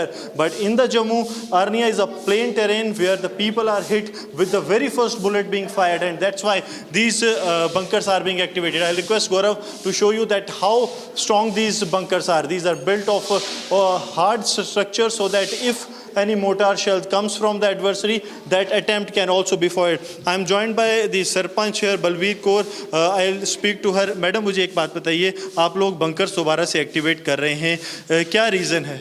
देखिए भाई साहब, आपको भी पता होगा कि जैसे अभी पहलगाम में हुआ, तो शेलिंग हमेशा अनप्रेडिक्टेबल रही है, तो हम लोग शेलिंग होती है पता नहीं चलता, क्योंकि हम लोग वेदर फोरकास्टिंग देख सकते हैं, बट शेलिंग का कभी पता नहीं चलता। बट जो पहलगाम में हुआ, अगर आज वहाँ पे हुआ है तो हिंदुस्तान रिटेलिएट तो करेगा ही करेगा। तो हम उसी आस में बैठे कि आप लोग अपना काम कीजिए, हम अपना काम कर रहे हैं कि बॉर्डर वासियों की आप लोगों को टेंशन नहीं लेना चाहिए। बॉर्डर वासी सक्षम है अपनी सेफ्टी के लिए, तो हम अपने लोगों को सेव करने के लिए, सेफर जोन में लाने के लिए, जैसे ये कम्युनिटी बंकर्स, इनको सेव करने के लिए कि कुछ भी हो सकता है इन फ्यूचर, अभी कुछ भी हो सकता है जैसे हालात बने हुए हैं, तो हम उसका सेफ साइड लेके चल रहे हैं कि ये वाले बंकर्स जितने भी हमारे कम्युनिटी बंकर्स हैं उनको रेडी कर रहे हैं। सिंगल हाउस होल्ड बंकर्स हैं वो ऑलरेडी हमारे रेडी टू वर्क रहते हैं, वो तो लोग यूज़ करते ही करते हैं। बट ये जो बंकर्स होते हैं इनको हमें ऐसे टाइमों के लिए रेडी करना पड़ता है। तो आज हमारी यही प्रायोरिटी है कि हम अपने लोगों को सेफर जोन में कैसे लेके जाएं। जिस तरह से पाकिस्तान LOC पे एस्केलेशन कर रहा है, आपको ये भी डर है कि यहाँ पर भी सिविलियंस और फोर्सेस को टारगेट किया जा सकता है? 100% होगा, क्योंकि वो कुत्ते के पूंछ है, वो कभी सुधर नहीं सकता। वो सोचता है कि बेटा बाप से बड़ा हो जाएगा, वो तो कभी होगा नहीं। कितनी भी एज रहे, कौन सी भी एज रहे, वो हमेशा बेटा ही रहेगा, बाप नहीं बन सकता। तो जो बेटे को सजा देनी है अब बाप ने, तो ऑब्वियसली वो भी थोड़ा सा बोलेगा, करेगा, तो उसके लिए हम लोग रेडी हैं। तो कितने कुल बंकर्स जो हैं आपकी पंचायत, इस त्रेवा पंचायत में हैं जो अरनिया में पड़ते हैं? अगर मैं सिंगल हाउस होल्ड बंकर्स अगर मैं आपको बताऊं तो मेरे पास सफिशेंट बंकर्स हैं। मैं अमाउंट नहीं बताना चाहूँगी, मेरे पास सफिशेंट बंकर्स हैं जो सिंगल हाउस होल्ड हैं, बट जो अपनी पॉपुलेशन के लिए सफिशेंट बंकर्स है। एंड कम्युनिटी बंकर्स जितने हैं उनको हम रेडी कर रहे हैं। हमारे पास कम्युनिटी बंकर्स वो हैं जहां आसपास जैसे कोई राशन लेने आता है, जहां कुछ ऐसा होता है तो कुछ हो जाता है, तो ये बंकर्स उस चीज़ के लिए काम आएंगे। मुझे एक बात और आपसे पूछनी थी कि लगातार अगले इलाकों में कटाई का भी सीजन चल रहा है, उसको आप लोग कैसे एक्सपेडाइट कर रहे हैं? हम लोग देखिए पहले किसान हैं, तो आप अगर बॉर्डर पे जाएंगे तो आपको पता चलेगा कि हमारी रात 3 साढ़े 3 बजे तक हमारी कंबाइंस वर्क कर रही हैं। हम लोग विदिन 2 और 3 डेज के अंदर हम अपना कंप्लीट कर लेंगे, हमारा बॉर्डर क्लियर हो जाएगा। So these are the bunkers, actually this is the strength of the bunker, because I will come this way and show you that these are the bunkers that are hard enough to tackle any contingency, because if there is a fire from the Pakistani side, these bunkers can bear. Only it is the artillery fire that can actually sneak through this structure. Otherwise, for the 80 mm or 120 mm mortar shells, it's next to impossible to breach through these bunkers, and that's why we are witnessing that these community bunkers are being activated again here at the international border in Jammu's Arnia, where the people have gathered here in the large numbers. Now they are preparing themselves for this, so that any of the contingency can be tackled in such a manner. If we have seen in the past as well, there have been n number of incidents that have taken place where the provocation from the Pakistani side has come at first, and now this time the people, they do not want to give Pakistan a chance, and that's why they are preparing these bunkers to tackle the Pakistani threat. Yes, Rakshita, back to you. Yes, absolutely, Gursimran. We also have Zeenat who's joining us live on the broadcast. She's en route Shopian. Zeenat, well, we see that there are multiple terror operations happening across South Kashmir. Tell us, what are you picking up as you go towards Shopian? See, Rakshita, as far as the entire scenes are unfolding on the ground, we are seeing a massive search and cordon operation. If we take into account of Pahalgam district only, we have been seeing the counter-terrorism grid of Jammu and Kashmir has been active, and we are carrying the interior searches in Anantnag from Khirhama to Sirhama, and which are interior roads that are leading to Anantnag. Now they are being frisked and they are being scanned. All this is being done to apprehend those terrorists who have carried, or to neutralize the threat on the ground, or to dismantle the terror network in Anantnag district, for which now we are seeing the SOG Anantnag along with Indian Army, the Rashtriya Rifles, and also the paramilitary troops of CRPF in action. This is one. The another is 175 people have been detained for questioning in relation to by sudden attack. As far as Shopian is concerned, Shopian has also witnessed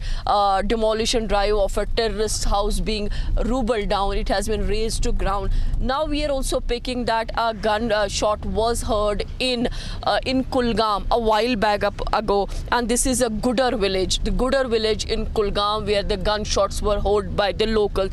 As per the reports and the source-based information we are picking up, it was a suspicious movement that was observed during this CASO and security forces, the joint forces, fired a few shots in response to the suspicious activities. Though there are more details that are emerging in this Kulgam incident, because since this incident had taken place, we are seeing that a multiple layer of coordinated search operations have been going on in the districts of the South Kashmir. A suspicious movement was observed in Kulgam's Gudar village, where the forces fired few shots in the air. More forces have been rushed to the spot, and the searches and the cordon and the search continues in the Kulgam district of South Kashmir. Right, Republic's network reporters are getting inputs from several locations as the forces continue to fight. The agencies, of course, continue to fight as India vows revenge. We are also showing you, we are reporting from Lal Chowk, viewers, and you can see the day next to the attack, of course, there was an abominable lull here. Everything was shut, but then it's back to normal. You see that there are tourists here, as we show you around. There are tourists, and I'll just show you because viewers, those elements, the anti-national forces want Kashmir to come to a standstill. But the people of this country, the people of this soil will not let it happen. You see this right behind me. This is a tourist association, Central Lal Chowk, who have organized this for the tourists, that your safety our priority. Welcome to paradise. They're serving tea, biscuits, free tea, biscuits, water, free refreshments like tea and water for tourists. Only for tourists. That is the Traders Association Central Lal Chowk, and you can see there are many of them who have gathered here. There are many tourists today. We have met many of them who are from several parts of the country, and they are checking out shops over here.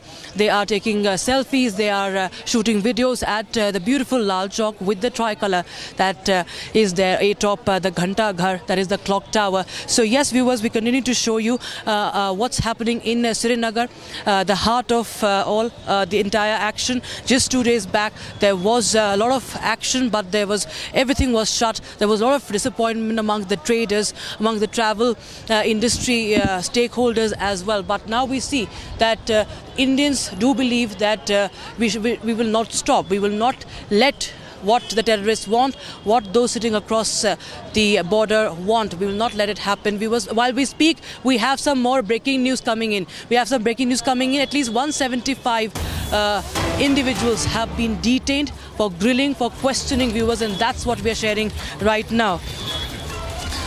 Their suspects, 175 suspects, viewers, have been now detained, and they are being questioned as part of the efforts to dismantle the support networks aiding the terrorist activities in Anantnag. That's the big breaking news we are getting in right now.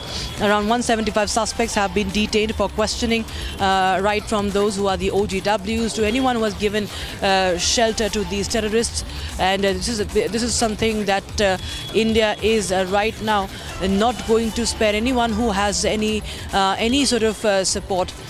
Even remotely supported, even any sort of ideological support to the terrorists, to those killers, to those cowards who have bled those innocent Indians. Zeenat, my colleague, joins us live on the broadcast. Zeenat, well, it's a huge number, of course. 175 individuals have been questioned. They have been detained. And all this in a bid to dismantle this entire system that shelters and supports the terrorists.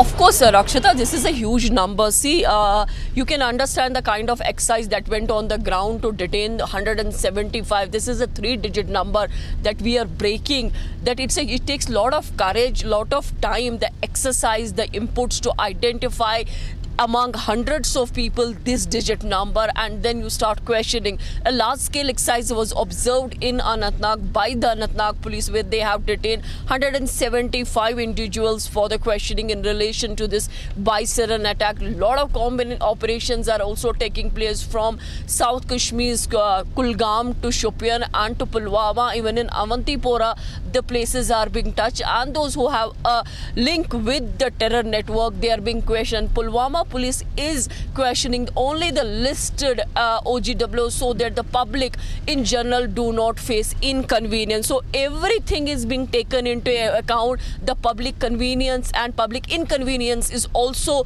being thoroughly checked, that people do not complain, they don't feel any hassle on the ground while the investigating agencies are working to take the leads on this Baisaran case. This is coming at a time that today is the 4th day when the Baisaran attack took place in Pahalgam, where some 26 people lost their life and many suffered critical injuries. Right. Yes, Zina, thank you so much for joining us with those details. Now, viewers, we shift our focus to more news that we are coming, that we're tracking from the national capital. But before that, we will get you more updates on another anti-terror operation that we are picking up about from Kupwara now. This is a big breaking news we have, and a big success for the Indian Army. The Kupwara police, in fact, with the Indian Army, it's a joint operation of the Kupwara police and the Indian Army. They have busted a terrorist hideout in the Machil sector, in the Machil area of North Kashmir's Kupwara. And a large cache of arms and ammunition was recovered that includes 5 AK series rifles, 1 pistol, ammunition, AK ammunition, and the operation was initiated based on specific intelligence inputs, and combing operations are ongoing in the area to ensure that there are no additional threats. So that's the breaking news we have right now. Across South Kashmir, viewers, there are a lot of operations that are underway right now, but the latest we have is this joint operation we're picking up from Kupwara, where the Kupwara police along with the Indian Army has busted a terror hideout in the Machil area.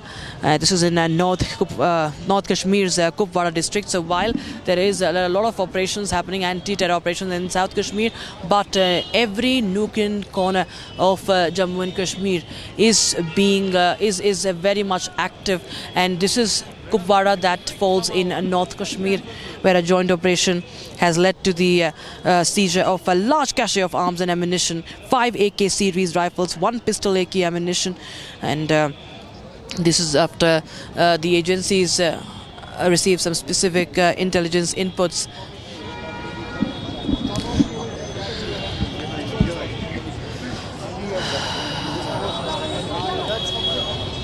I think Zenat is with us. Zenat is joining us live on the broadcast. I think I'm told that Zenat is joining us live. All right, we'll go across to her later on, but we'll just shift our focus to other updates that we have right now. This is, of course, our special segment on positive influences. Viewers, positive influences have sent in their videos and their ideas to Republic, and we will get you one such story.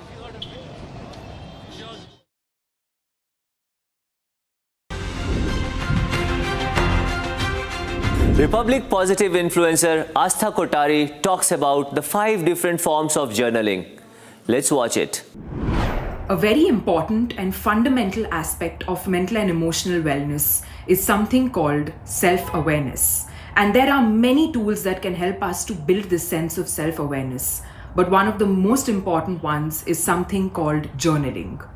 Did you know that there are 5 types of journaling, each with a different intention and each working uniquely on the individual? So let's explore them. The first one is something called gratitude journaling.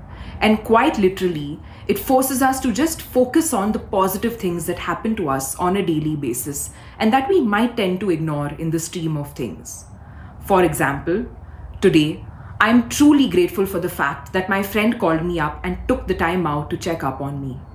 Choose 3 to 5 things that are unique and specific to that day and really try and feel that sense of appreciation for them. The second one is called emotional journaling, and this is particularly helpful for people to deep dive into their emotions and answer uncomfortable questions such as, why am I feeling this way and what triggered me to move into this mental state? Is it from my past or is it something specific that has been bothering me? What can I do to change how I feel about this situation? The third one is something called affirmative journaling, and the intention behind this is to build a sense of self-belief in overcoming challenging situations. If you're dealing with a tough phase in your life, it might help you to remind yourself of your capabilities.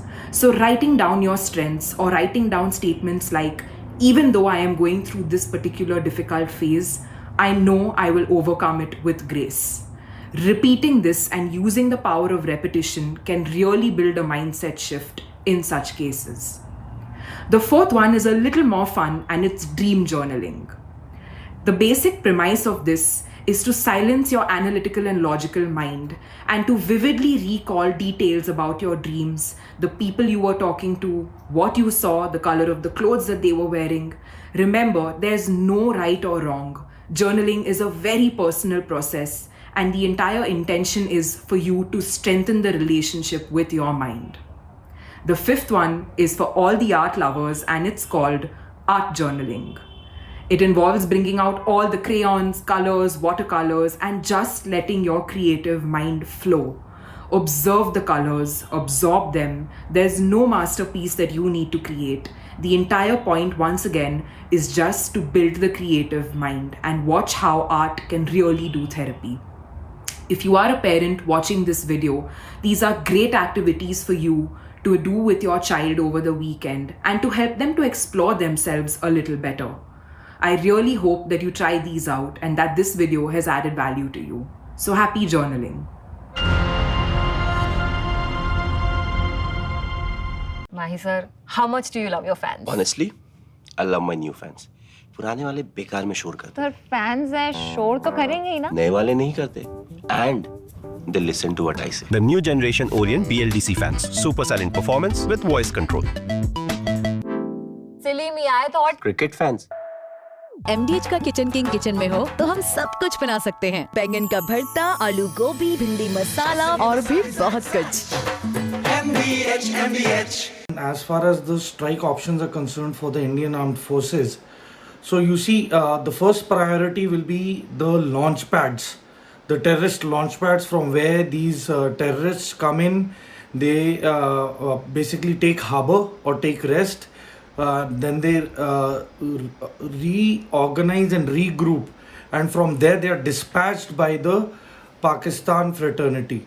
And so, keeping this in mind, we have places like Muridke, then you have Shankargarh, Bimbar, then Kotli, you have a place called Samani, then Rawala Kot, Lipa, then you have Kundal Shahi, then you have Taubat and Kale.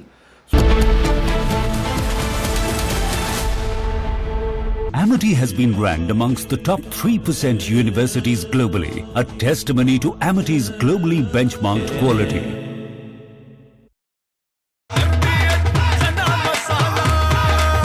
अब छोलिया हो या लोबिया, सफेद चने या काले चने, सब कुछ मजेदार बने।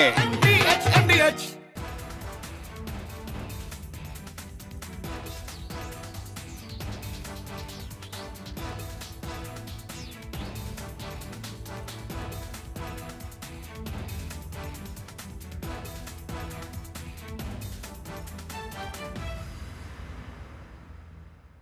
जुल्दे यार तुम मौत की कसम तिरिगेंदी गुंडी गुंडी बेटी गुंडी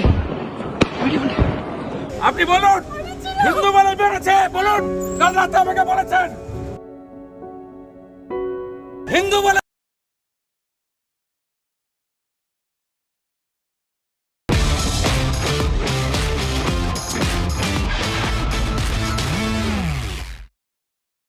Welcome to the Positive Influencer Show. Over the next 30 minutes, you're going to be with me, Tanvi Sood, and we're going to go through positive stories from across India, curated by our content creators, the Positive Influencers. We're bringing this to you from the splendid campus of Republic Media Network. Pahalgam is on every Indian's lips. Positive Influencer Vishal Khandelwal takes us through the real history of Pahalgam. He dives into history, he goes into the ancient scriptures to tell us what the real history of Pahalgam was about. Here it is. Pahalgam की बेसरन घाटी में 26 मासूम पर्यटकों को आतंकवादियों ने अपनी गोली का निशाना बनाया। ये वही खूबसूरत वादी है पहलगाम की, जहाँ ये 26 लोग अपने परिवार के साथ आनंद लेने आए थे। लेकिन अब से जब भी जिक्र होगा इन खूबसूरत वादियों का, इन 26 मासूम लोगों की हत्या का भी जिक्र होगा। क्योंकि इन्हें कहाँ पता था कि जहाँ ये आनंद लेने आ रहे हैं वहाँ पर मौत इनका इंतजार कर रही है। आखिर क्या है इतिहास पहलगाम का? क्यों आते हैं इतने लोग पहलगाम घूमने? आइए जानते हैं। हमारा नाम है विशाल और आप देखना शुरू कर चुके हैं स्टोरीज विद विशाल। हिंदू पुराणों के हिसाब से पहलगाम का मतलब होता है बैलों वाला गांव, जहां भगवान शिव ने अपने वाहन नंदी को पहलगाम में छोड़ दिया था अमरनाथ जाने से पहले।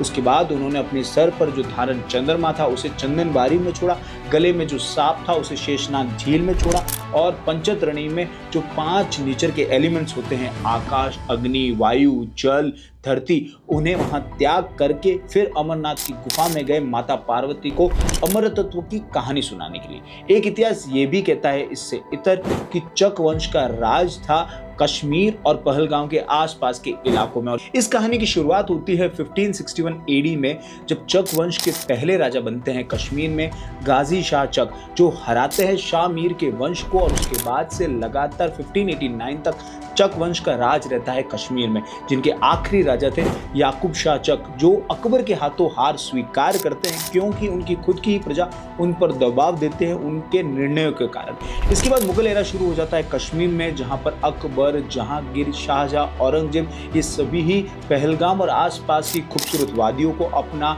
शाही ग्रीष्म स्थल बनाते और लगातार इस जन्नत का लुत्फ उठाते हैं। और यहाँ तक किसी ने कहा था कि इस दुनिया में अगर जन्नत है तो वो सिर्फ यही है, यही है, यही है। लेकिन आज यही जन्नत कांप रही है दहशत से, क्योंकि इस नरसंहार के बाद लोगों के मन में ये भय जरूर बैठ गया है कि अब अगर हम वहां जाएंगे तो अगली गोली का शिकार हम तो नहीं। लेकिन बात सिर्फ इतनी सी नहीं, चक वंश से पहले भी पहलगाम के आसपास बहुत ही ज्यादा रिच हेरिटेज और कल्चर था, क्योंकि पहलगाम से 50 किलोमीटर की दूरी पर है अवंतीपुर टेम्पल कॉम्प्लेक्स। ऐसा कहा जाता है कि ये मंदिर 9वीं शताब्दी में राजा अवंती वर्मन ने बनाया था, जो उत्तर भारत के प्रमुख शासकों में से एक थे। यहाँ पर 2 मंदिर है, एक भगवान शिव को समर्पित है और एक भगवान विष्णु को। अभी भले मंदिर की स्थिति ऐसी नहीं जैसे पुराने समय में थी, लेकिन ये मंदिर की नक्काशी देखकर ये जरूर बताया जा सकता है कि ये मंदिर बहुत ही ज्यादा प्राचीन है। इसके बाद आता है मार्तंड सूर्य मंदिर। इसे 8वीं शताब्दी में राजा ललितादित्य मुक्तापीड ने बनाया था, जो कारकोटा वंश के महान शासक थे। ऐसा कहा जाता था कि इस मंदिर के चारों तरफ 84 स्तंभ थे, जिन्हें देखने के लिए लोग दूर दूर से आते थे। इसके अलावा आज भले मंदिर खंडर की स्थिति में, लेकिन इसे देखकर अंदाजा लगाना बड़ा आसान है कि उस समय इसका स्थापत्य एक अद्भुत ही दिशा में दिखा होगा। इसके बाद आता है मामलेश्वर मंदिर। ये मंदिर 12वीं शताब्दी में बनाया गया था और ऐसा कहा जाता है कि ये मंदिर अपने शिवलिंग के गर्भगृह के लिए बहुत ही ज्यादा प्रसिद्ध है। इन सभी स्थलों को देखने के बाद एक बात तो साफ है कि पहलगाम और उसके आसपास की जितनी भी घाटियां हैं वे सभी आध्यात्मिक और ऐतिहासिक धरोहर से भरी हुई है। और अंत में जाने से पहले जो लोग मरे हैं उनके आत्मा को भगवान शांति दे, अपने चरणों में जगह दे और उनके परिजनों को, उनके अपने परिवार के लोगों को शक्ति दे अपने आप को संभालने के लिए। ये कठिन समय है, पूरा भारत उनके साथ खड़ा है, हम भी उनके साथ हैं। और अंत में आपको ये वीडियो कैसा लगा कमेंट बॉक्स में ज़रूर बताएं। हमें सुझाव देते रहिए कि किन विषयों पर हमें वीडियो बनाने चाहिए। धन्यवाद। Positive influencer Captain Yashika Tyagi so passionately narrates this next story. It's the story of a barefoot Naga bringing the Pakistani army to its knees in Kargil. Watch her narrate it and get inspired. Nagaland के हेडहंटर्स का एक ऐसा गांव जहां के योद्धा अपने दुश्मनों के सिर काटकर गांव के बाहर लगा देते थे। इसी गांव में जन्म हुआ एक शेर का।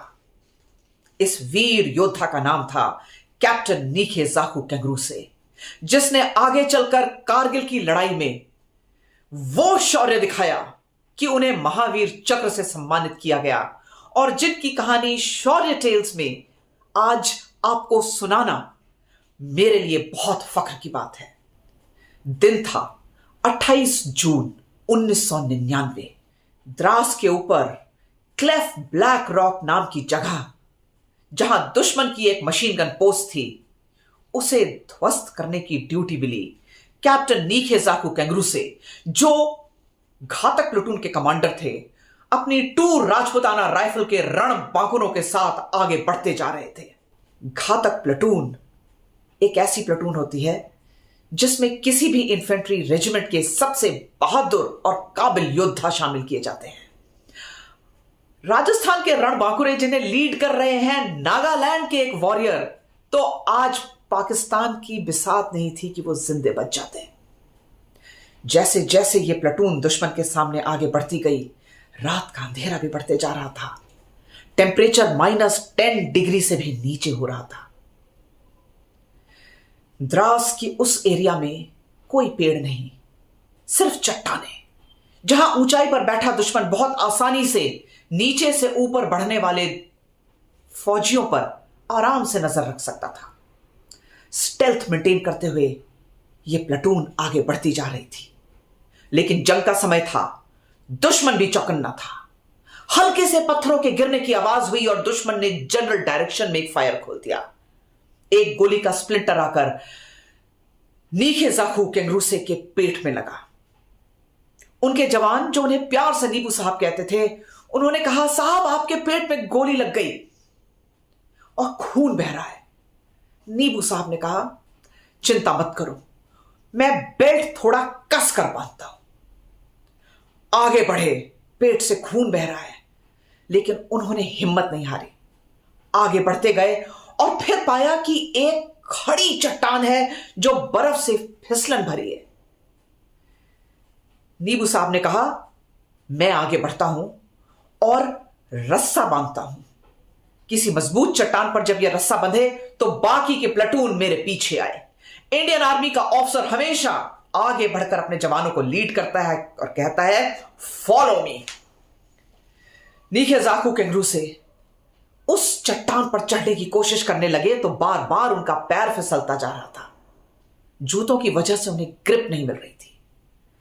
उन्होंने इतनी आउट ऑफ बॉक्स थिंकिंग यहां दिखाई, प्रॉब्लम सॉल्विंग का नमूना दिखाया और ऐसा अनथिंकेबल सॉल्यूशन निकाला जिसे सोचना आपकी और हमारी समझ से भी परे है।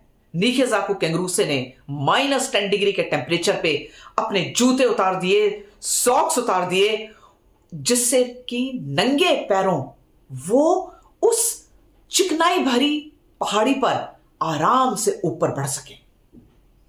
जैसे जैसे वो ऊपर बढ़ते गए, यहां थी बर्फ की चट्टान, हाथों से खून निकलने लगा, घुटनों से खून निकलने लगा, नाखून टूटते जा रहे थे। लेकिन कैप्टन नीखे जाखू केंगरूसे एक तरफ रॉकेट लॉन्चर, एक तरफ असॉल्ट राइफल और कमर पर कमांडो नाइफ लगाए ऊपर बढ़ते गए। जैसे ही वो उस क्लेफ के ऊपर पहुंचे, उन्होंने रस्सा बांधा और अपने जवानों को ऊपर आने का संदेश दिया। अब आप सोचिए उस बहादुर योद्धा को जिसका ऊपर से नीचे तक शरीर घायल हो रखा है, पेट से खून बह रहा है। उन्होंने कंधे से अपना रॉकेट लॉन्चर निकाला और दुश्मन के बंकर के ऊपर फायर किया। 1, 2, ऐसे करते करते उन्होंने दुश्मन के 4 बंकर उड़ा दिए। दुश्मन जब तक भागता और अपने ऑटोमेटिक गन्स से फायर ऑन करता, तब तक नीखे जाखू केंगरूसे बहुत नुकसान कर चुके थे। 2 पाकिस्तानी दौड़ते हुए आगे आए, उनके ऊपर फायर खोला, लेकिन यहां से नीखे जाखू केंगरूसे ने अपनी राइफल निकाली और 2 पाकिस्तानियों को मारा। तब तक उनके हाथ में गोली लगी, बंदूक छूट गई। उन्होंने अपने कमर से कमांडो नाइफ निकाला और सामने से आने वाले 2 पाकिस्तानियों को अपने हेड हंटर ट्रेडिशन की बखूबी उन्होंने लाज रखी और एक की गर्दन को यहां उड़ाया और दूसरे की गर्दन को वहां उड़ाया और पाकिस्तानियों के दिल में एक खौफ बिठा दिया। अब हमारी 2 राजपूताना पलटन की जो घातक प्लाटून थी वो ऊपर आ चुकी थी। दुश्मनों ने भी अपना ऑटोमेटिक गन से फायर खोला और नीखे जाखू केंगरूसे को ऊपर से नीचे तक भून दिया। फायर इतना जोर का था कि केंगरूसे का शरीर यूं उछला और 200 फीट नीचे खाई पे जाके गिरा। लेकिन राजपूताना राइफल्स के जो ये बहादुर रणबांकुरे थे, उन्होंने बाकी बचे हुए पाकिस्तानियों को छोड़ा नहीं, एक एक को मौत के घाट उतारा, तिरंगा झंडा लगाया और उस सरसराती हुई हवा में सल्यूट करते हुए यही कहा, नीबू साहब, ये आपकी जीत है।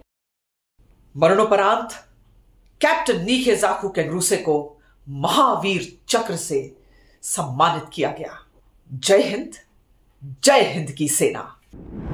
Adaptability, a word that is ingrained in the Indian Armed Forces. A training that is embedded, that it almost becomes instinctive. Whether it is changing bases or it is acclimatizing to new climates. Watch positive influencer Varlin Panwar take us through the training that the Indian Armed Forces have to go through to become adaptable. Here it is. Jai Hind everyone, I'm Squadron Leader Varlin Panwar and I'm proud to be collaborating with Republic TV as a positive influencer in defense sector. I often talk about various soft skills and survival instincts that armed forces have instilled in me. But today, I want to highlight a very important quality that in my opinion can help you navigate in any space, whether it's corporate, creative, or even personal life. And the quality, as per me, is adaptability. The armed forces train us every single day to be individuals who adapt, not in a month, not in a week, because we don't have that much time, but the moment we walk into a room or in any situation. Whether it's a different city, culture, role, or even a crisis, we adapt mentally, physically, and also emotionally. So how does this adaptability come to us? I'll tell you. Because in the forces, we live a nomadic life. Every few years, we move from one place to another. Sometimes from the deserts of Rajasthan to the snow-clad mountains of Kashmir, or from the thick jungles of the northeast to the humid coast of the south. Each place brings a new language, new terrain, new challenge, and of course, a new team. And we don't get time to settle.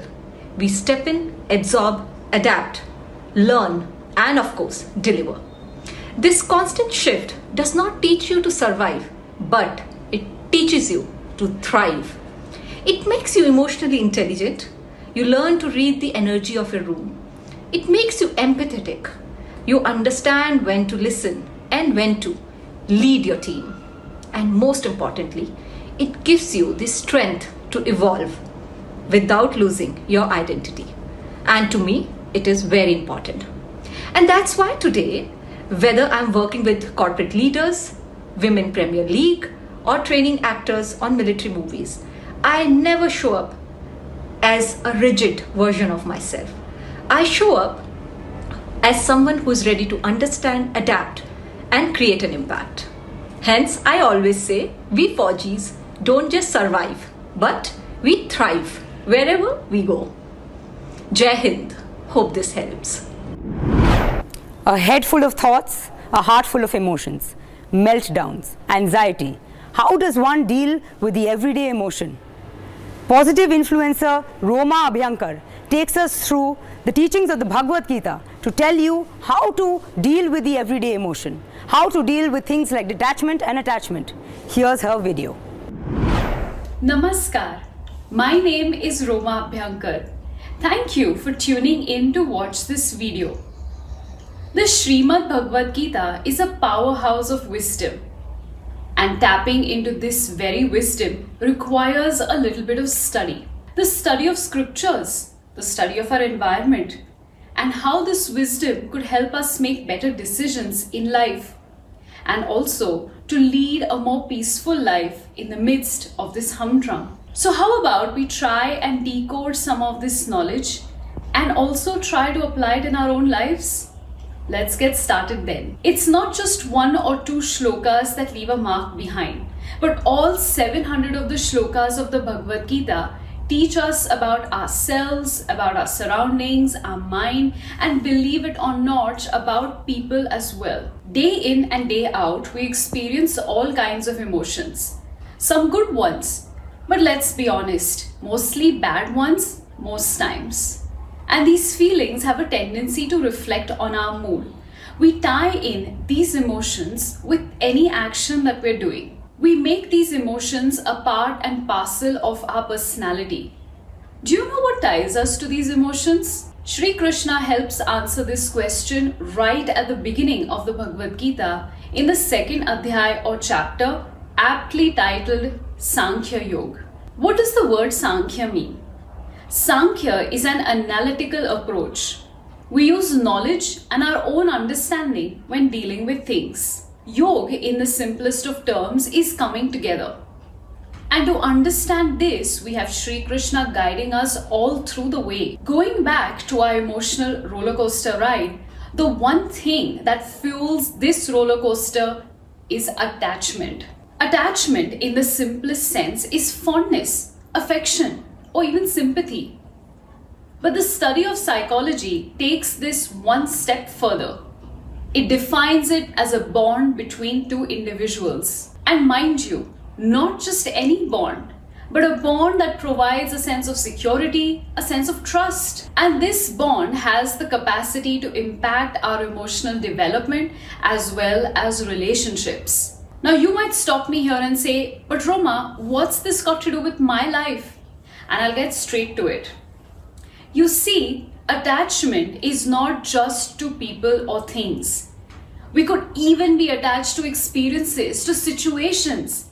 And when it gets out of hand, it might create trouble for us. The purest form of attachment one sees in life is the beautiful bond between a mother and a child. Have you noticed how teary-eyed a mother gets seeing her child off to school for the very first time?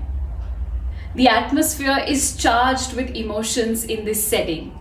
And that moment captures something which can't be easily explained in words. Most of us have furry friends, our pets at home. If you travel for work or leisure, you might have had to leave your pet behind with a friend or family or even at a pet hostel. I'm sure you've dreaded that. Watching your furry friend's eyes as you say goodbye stirs something inexplicable in you. That is attachment. Even if you aren't a parent or have no pets, I can assure you that you still have had attachment to things around you. If I could run your memory over to your days at school, I'm sure you couldn't do without a favorite pen, a compass box, a lunch box, or even an outfit you love to wear often. Now that you have a sense of the concept of attachment, let's jump straight into the Bhagavad Gita and see what Sri Krishna has to say. Karmanyevadhikaraste ma phaleshu kadachana ma karma phala heturbhur mate sangostva karmani. This is the explanation of the shlok. One has the right to work, but one is not entitled to the fruits of the action. Be not motivated by the fruits of your action, nor be attached to inaction. This is the 47th shlok of the second adhyay, and a shlok that you will hear very often. In the simplest of words, Sri Krishna is advising Arjun to do his work, fulfill his duty, and not be attached to the fruits of his actions. Sounds easy, but a tad bit difficult to implement, right? Let's decode the shlok in a way in which we understand, in a contemporary sense, shall we? Sri Krishna advises Arjun to practice detachment. The word detachment might seem like an antonym or the opposite of attachment, but we're not in grammar class, so it won't be that easy. If attachment is emotional involvement, is detachment not doing anything at all? No, not one bit. And this is where we might falter in understanding the true meaning of the word detachment. When we say we must detach ourselves from something, it means we are detaching ourselves from the emotional involvement. We are not detaching from doing the action. We are not detaching from fulfilling our responsibility. A lot of times, one tends to interpret the shlok to mean that now I can sit back and do nothing. I can do the bare minimum. I don't have to take the efforts. I can get away with a small contribution. Well, I have to break it to you. It doesn't mean all this at all. In fact, it means just the opposite. Sri Krishna's advice in this shlok is to give your 100% to whatever is at hand, but don't focus on the result. Put your best foot forward, but don't ask the question, what's in it for me? At this point, we're conditioned to ask, if there's nothing in it for me, why should I waste my time? And that's a valid question. Sometimes we have to do things because they are a part of who we are. They are our responsibility. They are our duty. They are our dharma. Your dharma can be viewed as the duty you have, a duty towards yourself, a duty to the community at large, a duty towards the greater good. And fulfilling it is your responsibility. The fruits, the outcome of our actions are many a times beyond us. They may be dependent on other factors like other people or even the environment. They may be defined by time and therefore meant to be received later in life. Why stress and fuss over the things we can't control? You know what you can control? You can control your actions. You can control your reactions. You can control how you view things. And isn't control what we all want as humans at the end of the day? I know this is a lot to take in the first go. I'll leave you with these thoughts.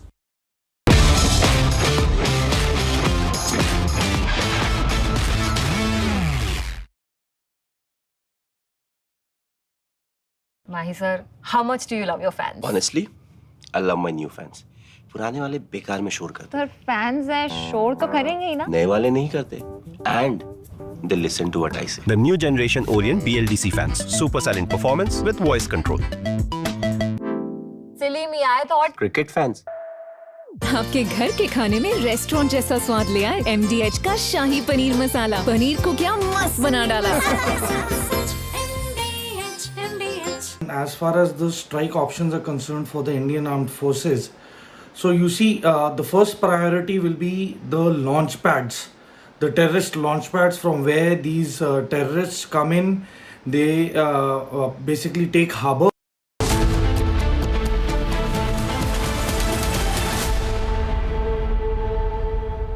Amity has been ranked amongst the top 3% universities globally, a testimony to Amity's globally benchmarked quality. अब आया असली स्वाद। अब आया स्वाद। जब स्वाद के पड़े हो लाले तो MDH का चंकी चाट मसाला डालें। MDH का चंकी चाट मसाला। MDH। इसको घर पे लगाओगे तो शादी का तो पता नहीं, पर घर पक्का नहीं टूटेगा। रुंगटा नहीं तो घर स्ट्रॉन्ग नहीं। रुंगटा स्टील TMT बार एकदम सॉलिड। पहाड़ों में एक हाइकिंग शिप भी बन सकती है। MDH का किचन किंग किचन में हो तो हम सब कुछ बना सकते हैं। बैंगन का भरता, आलू गोभी, भिंडी मसाला और भी बहुत कुछ। MDH।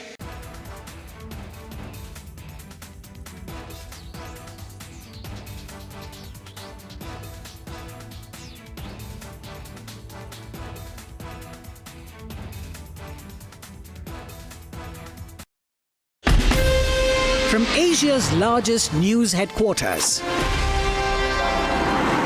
setting the agenda for Bharat.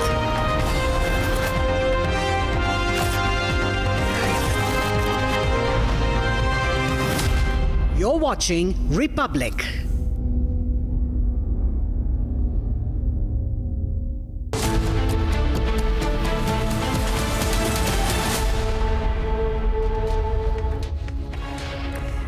We're live and breaking. I'm Shivangi Shukla getting you the latest coming in. It's a Saturday afternoon. We have a lot lined up for you.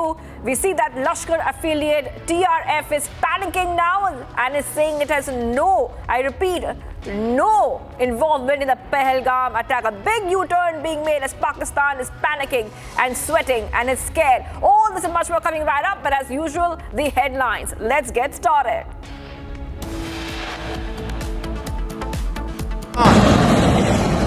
Is open to participate in any neutral, transparent and credible investigation.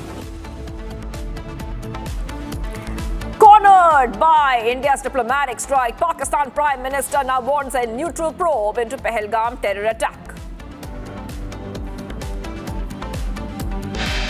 Panic in Pakistan. Lashkar-e-Taiba offshoot backtracks on statement and denies any involvement in Pahalgam terror attack.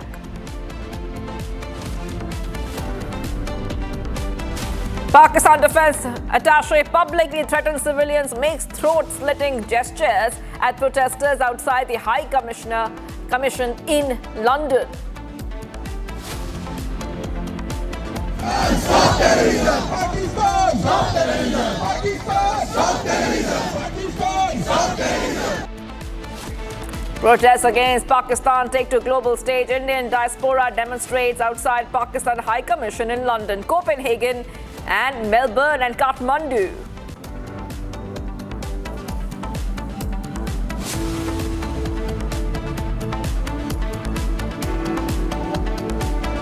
Forces act on zero tolerance policy. Houses of 3 more terrorists demolished in Pulwama, Shopian, and Kulgam. Massive search operations underway in South Kashmir. India seeks revenge for the 26 brothers and sisters killed in Pahalgam, but Karnataka Chief Minister says no need for war against Pakistan.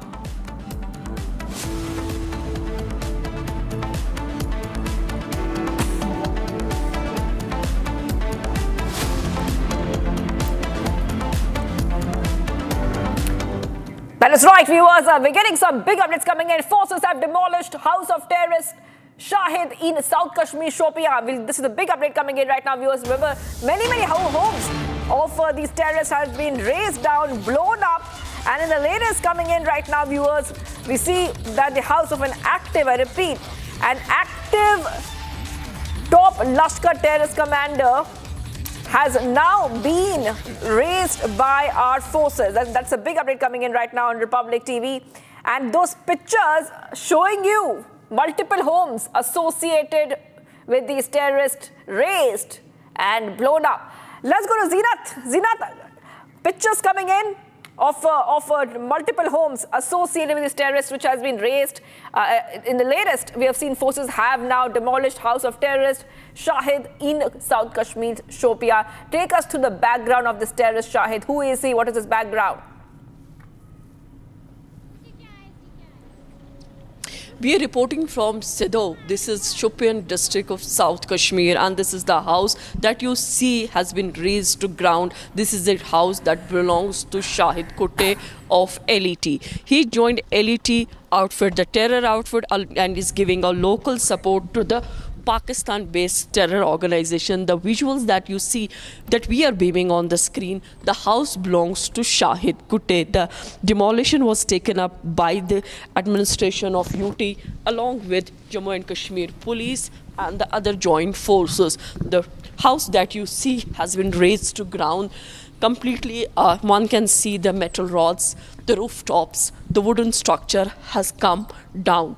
This is a demolition drive that has been carried by the joint forces along with the administration. One can see the smashed window panes, the furbishing on the ground, and also the structure has been demolished. The walls of this very house itself is depicting the pictures what all has happened, because this is an attack on those who are supporting terror and the terrorism on the Kashmir, in the Kashmir Valley.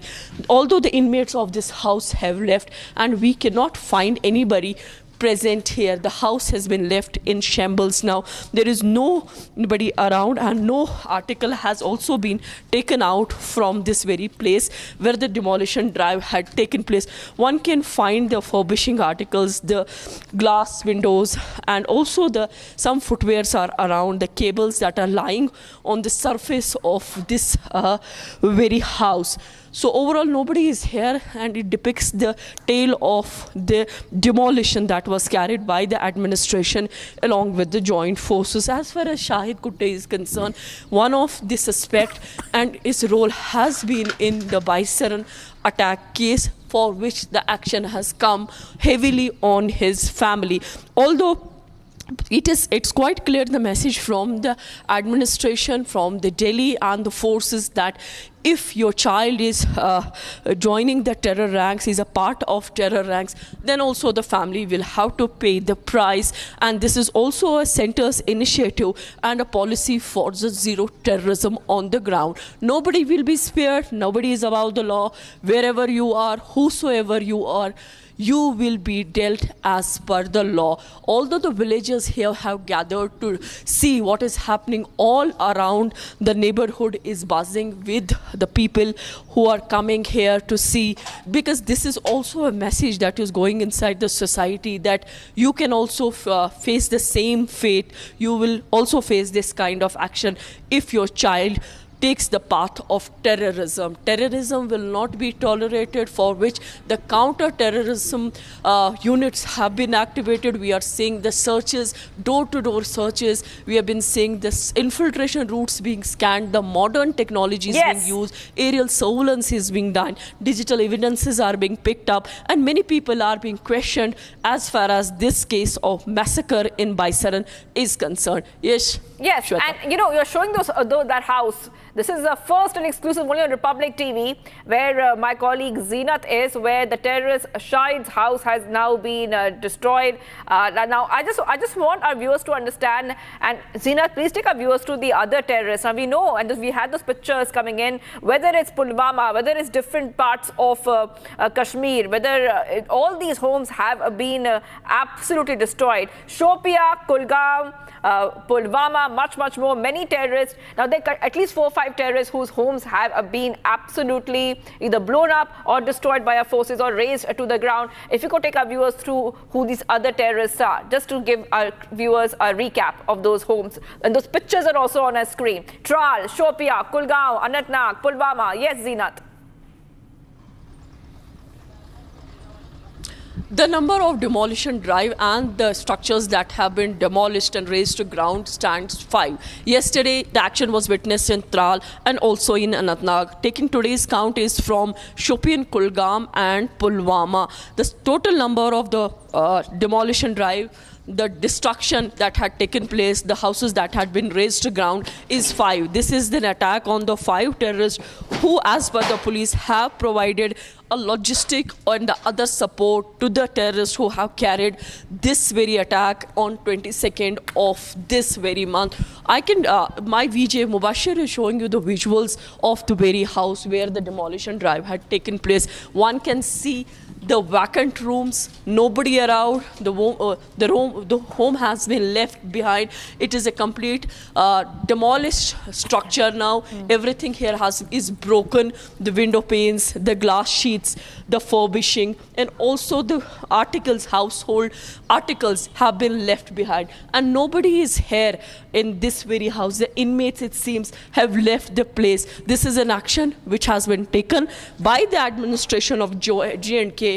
And this is Shopian, this is Sidhaut Shopian, where this action has been faced, and this action has come to the terrorist who is a part of LET. The LET terrorist who is a part of the Baisaran attack, he is there. Here one can see the writing on the wall. It says, "Love you, Shahid." Yours, it's RRR something. But yes, one can see the image of heart, the handmade image of heart, and which is writing on the wall is "Love you, Shahid." Let's do it harder, Shahid. To Shahid with love from never forget, never forgive. This is what the identity of this house is. Never forget and never forgive. And this message is for Shahid. Shahid is the same one, Shahid Kutte of LET. LET terrorist whose involvement has been found in Baisaran attack that has left 26 people dead and around 17 injured. One can see also the notice that has been pasted here on the wall. The court, and this notice has come from the special judge of NIA designated court, where the complaint has been made before that the Shahid Kutte, he is from Shopian, is suspected to have committed offences in the case FIR number 22. And the notice has been pasted in regard to the case that was registered registered in the year 22, and in this regard, the Shahid Kutte has been informed to appear before the court or the investigating officer.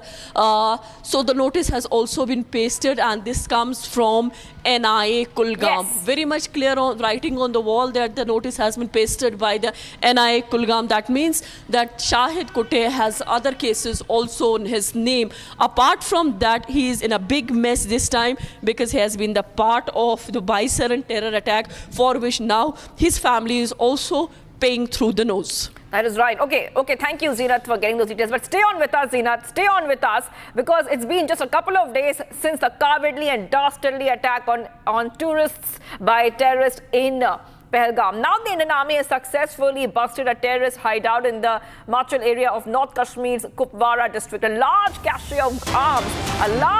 of arms. Ammunitions have been recovered, including AK series rifle, one pistol. The operation was initiated based on specific intelligence inputs. That is right, viewers. Army bust terrorist hideouts in Kupwara, because our security forces are still conducting anti-terror operations across the valley. Apart from houses of active terrorists being demolished overnight, we have one more story where we see that Kupwara police seizing arms and ammunition and busting terror hideouts. Let's go back to Zeenat. Zeenat, our viewers are watching these pictures. These are first and exclusive only on Republic TV of the arms and ammunition which has been recovered, including AK series rifles, pistols, lot of bullets, I think, can be seen as well. Take our viewers through the latest coming in the story.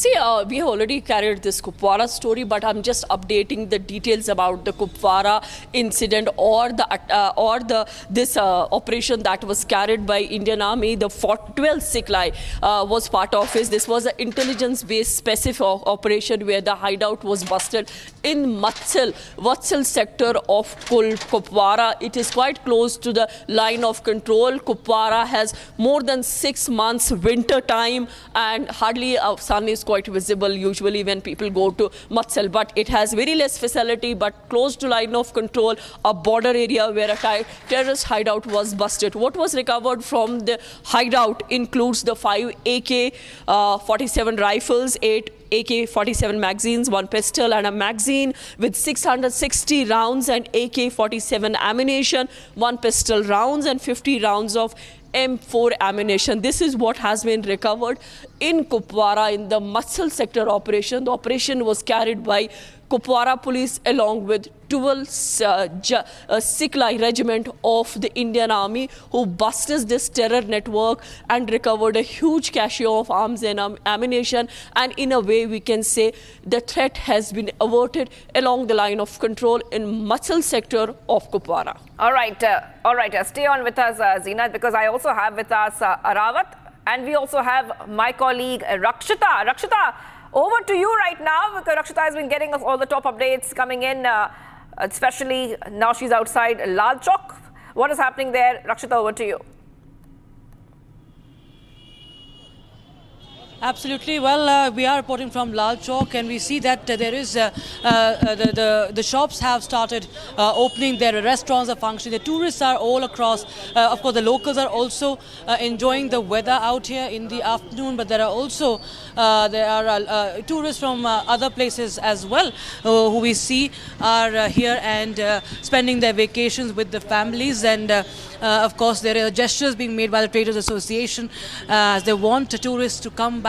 They want more tourists to come and not make any cancellations, because it's a direct attack on the social fabric of the country, and also, of course, the economy of Kashmir that has been reviving. The idea of Naya Kashmir that was being actualized and not just visualized anymore. And viewers, as we continue to get you more updates, there are anti-terror operations, viewers, that are happening kilometers away from us in South Kashmir, especially with the focus on Anantnag, viewers. Also in Kupwara, as my colleague Zeenat was just telling, was informing about the seizures that have been made, the terror hideout that has been busted. So we continue to get you more updates about that. and we continue to send you more ground reports, viewers. There is a lot of the responses that are coming from the leaders. A stern message being sent out by Yogi Adityanath, Chief Minister of Uttar Pradesh, that we will not spare if you needle us. We will never spare you, and that is what our forces are actually. That's the job they're on. That's the duty they're on. And there are leaders like Siddaramaiah who say that this is not the time to in fact take action. That is the saddest part, that Congress, not the first time, but still it continues when the valley has witnessed the deadliest attack. We continue to show you more, but I think, Shivangi, we have some more breaking updates also. That is right. We are getting some more breaking updates coming in right now. But before I go to that, I just want to go across to my colleague who is in Pahalgam. Pahalgam, the same place where the dastardly attack took place. Aravat, go ahead, take our viewers through what you're learning of.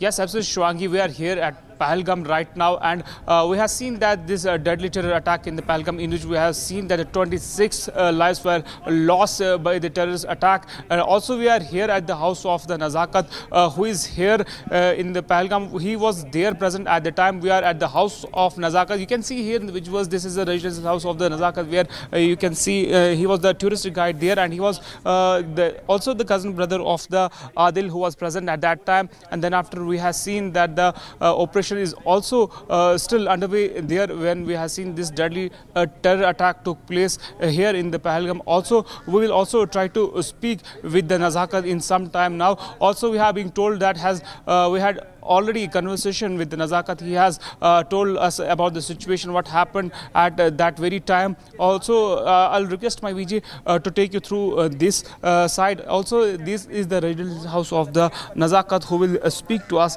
in a while from now. Also, yes, exactly. We are here in the Pahalgam. Also, we'll gonna speak with the eyewitness who will tell us about the situation, what happened on the same day in Pahalgam, and he has told us all the happenings, what happened at the same day. The peoples are coming to his home, and they are meeting him and advising him what happened at that very day. Also, we will try to speak with he is the cousin of also Adil, who was all shot by the terrorists multiple times there in the Pahalgam. Also, the people and the relatives are coming to his home. As of now, you can see in the visuals that the people are coming here because he had a very narrow escape with the terrorists. At that very time, he has also tried to snatch the weapon of the terrorists. We have seen already the Adil who tried to snatch weapons and has saved multiple tourists there. Then after, we have seen that the terrorists came and fired multiple rounds on the Adil. At the same time, there are multiple people here in the Kashmir Valley who has saved the various tourists that time. And right now we'll also try to speak with the Nazakat, who was present at that very time there, and he has told us about the whole situation, what happened that day exactly. We are also gonna speak with the Nazakat. He will tell us the whole situation, how many persons was there at that time when this terror attack happened, and also he will tell us how many tourists were present at that very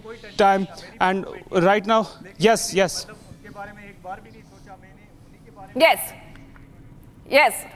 All right. I'll come back to you. We will talk to some eyewitnesses, but I'll come back to you on that. Getting some big breaking updates coming in. Search operations have started in South Kashmir, Kulgaon. Big update coming in right now, viewers. A search operation is starting in many areas, including Kulgaon right now. That's what we're learning of. And we have those pictures coming in for you. These are pictures coming in from earlier today from Kulgaon. First and exclusive only on Republic TV. 4 days after the devastating terror attack in Pahalgam, security forces are conducting search operations and anti-terror operations across, I repeat, across the valley. Across the valley, we are seeing multiple search operations being conducted. We showed you pictures also of the search operations which are happening right now. Getting some more updates, exchange of fire between forces and terrorists. Getting some more updates on this. Zeenat, search operations underway in South Kashmir, Kulgaon. If you could take our viewers to latest coming in, because you know the South Kashmir area has multiple forces, multiple battalions, multiple security forces in all corners. Take us to latest coming in. Yes, go ahead. Zeenat. Shivani, the visuals that we beam are from the Ghudar village of Kulgam. This is the part of South Kashmir, where 3 days back also there were the exchange of fire between the security forces and the terrorists, though then the security forces revealed that the terrorists managed to escape. But still the cordon is intact in Kulgam district of South Kashmir. The visuals that we are beaming are from the Ghudar village of Kulgam, where the joint forces have observed a suspicious movement of the terrorist, suspicious movement, and they fired few shots. Although there has not a retaliation from the terrorist side, we are waiting for more details on it. But this tells you that the operations, anti-terror operations, CASO, search, DASO, hideouts being busted, the terrorist house being demolished, or whatever the action is required from the agencies or from the administration, everything is going well, and the administration and the joint forces are penetrating inside the hideouts of those who are part of terror network or part of terrorism, who are disturbing the peace on ground and are supporting the terror networks. We are seeing that this time the Kulgam is in news, where the suspicious movement was observed by the joint forces. Some aerial shots were also fired, and then after the firing shots were heard, the more reinforcement was rushed to the Ghudar village of Kulgam. That was right. Zenith getting the top updates coming in right now. Search operations underway in Kulgam, and like Zenith is telling us, it's happening in multiple parts because the hunt for terrorists is continuing. It's still continuing in multiple parts. Security forces on high alert. Massive search operations are underway. All right. We're going to some more breaking updates coming in right now, viewers. Let's go to the new breaking news coming in. MOS Defense Sanjay Seth has now said that the entire world is standing with India and the terrorists will not be spared. Citing PM Modi's statement, Seth said PM has promised to teach Pakistan a lesson and that the nation is with the Prime Minister Modi. Okay, so big update coming in right now, viewers, on Republic TV. Now, MOS Defense, the terrorists will not, I repeat, will not be spared. A strong message coming in. India has already sent a very strong message when it comes to Pahalgam attack. We also have the entire statement of the MOS Defense clearly saying that the whole world is with India and the terrorists will pay for what they did.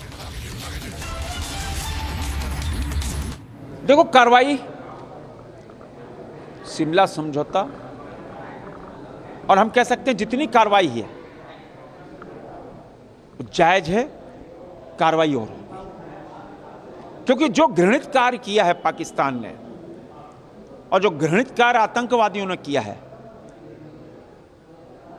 पूरा देश और जो पीड़ित परिवार के उनके जो आंसू हैं, एक एक आंसू का बदला होगा।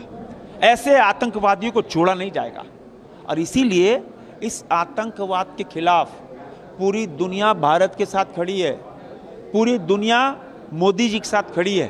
अब आतंकवाद का समूल नष्ट ही एक उपाय है। देखो कार्रवाई, शिमला समझौता, और हम कह सकते हैं जितनी कार्रवाई है जायज है, कार्रवाई और होगी, क्योंकि जो घृणित कार्य किया है पाकिस्तान ने और जो घृणित कार्य आतंकवादियों ने किया है, पूरा देश और जो पीड़ित परिवार के उनके जो आंसू हैं, एक एक आंसू का बदला होगा। ऐसे आतंकवादियों को छोड़ा नहीं जाएगा, और इसीलिए इस आतंकवाद के खिलाफ पूरी दुनिया भारत के साथ खड़ी है, पूरी दुनिया मोदी जी के साथ खड़ी है। अब आतंकवाद का समूल नष्ट ही एक उपाय है। We're getting some update coming in, viewers. We have got to know a card from the Pakistan High Commission was seen at the Ministry of External Affairs. A staff member from the Pakistan High Commission came out from that vehicle, inquired about the status of a letter submitted here. Details of that, we're still trying to find out what the details of that are. And then was informed by the guards that it is a holiday today. He left post that. So this is an update coming here in Republic TV, viewers, about what has happened a short while back. And let's go straight across to my colleague Soumya from the South Block. Soumya, coming across to you right now, that these are some initial reports coming in. There was a vehicle from the Pakistan High Commission outside the Ministry of External Affairs. a staff member came out and he wanted some kind of an update on some letter, and then he left. And I want you to take our viewers through what did you find out about this incident. Yes, well, Shivangi, this happened at around 1:30 p.m. Earlier today. The car belonged to the Pakistan High Commission. A man parked the car right here outside the main gate of the Ministry of External Affairs headquarters here in the South Block. He came out from the car.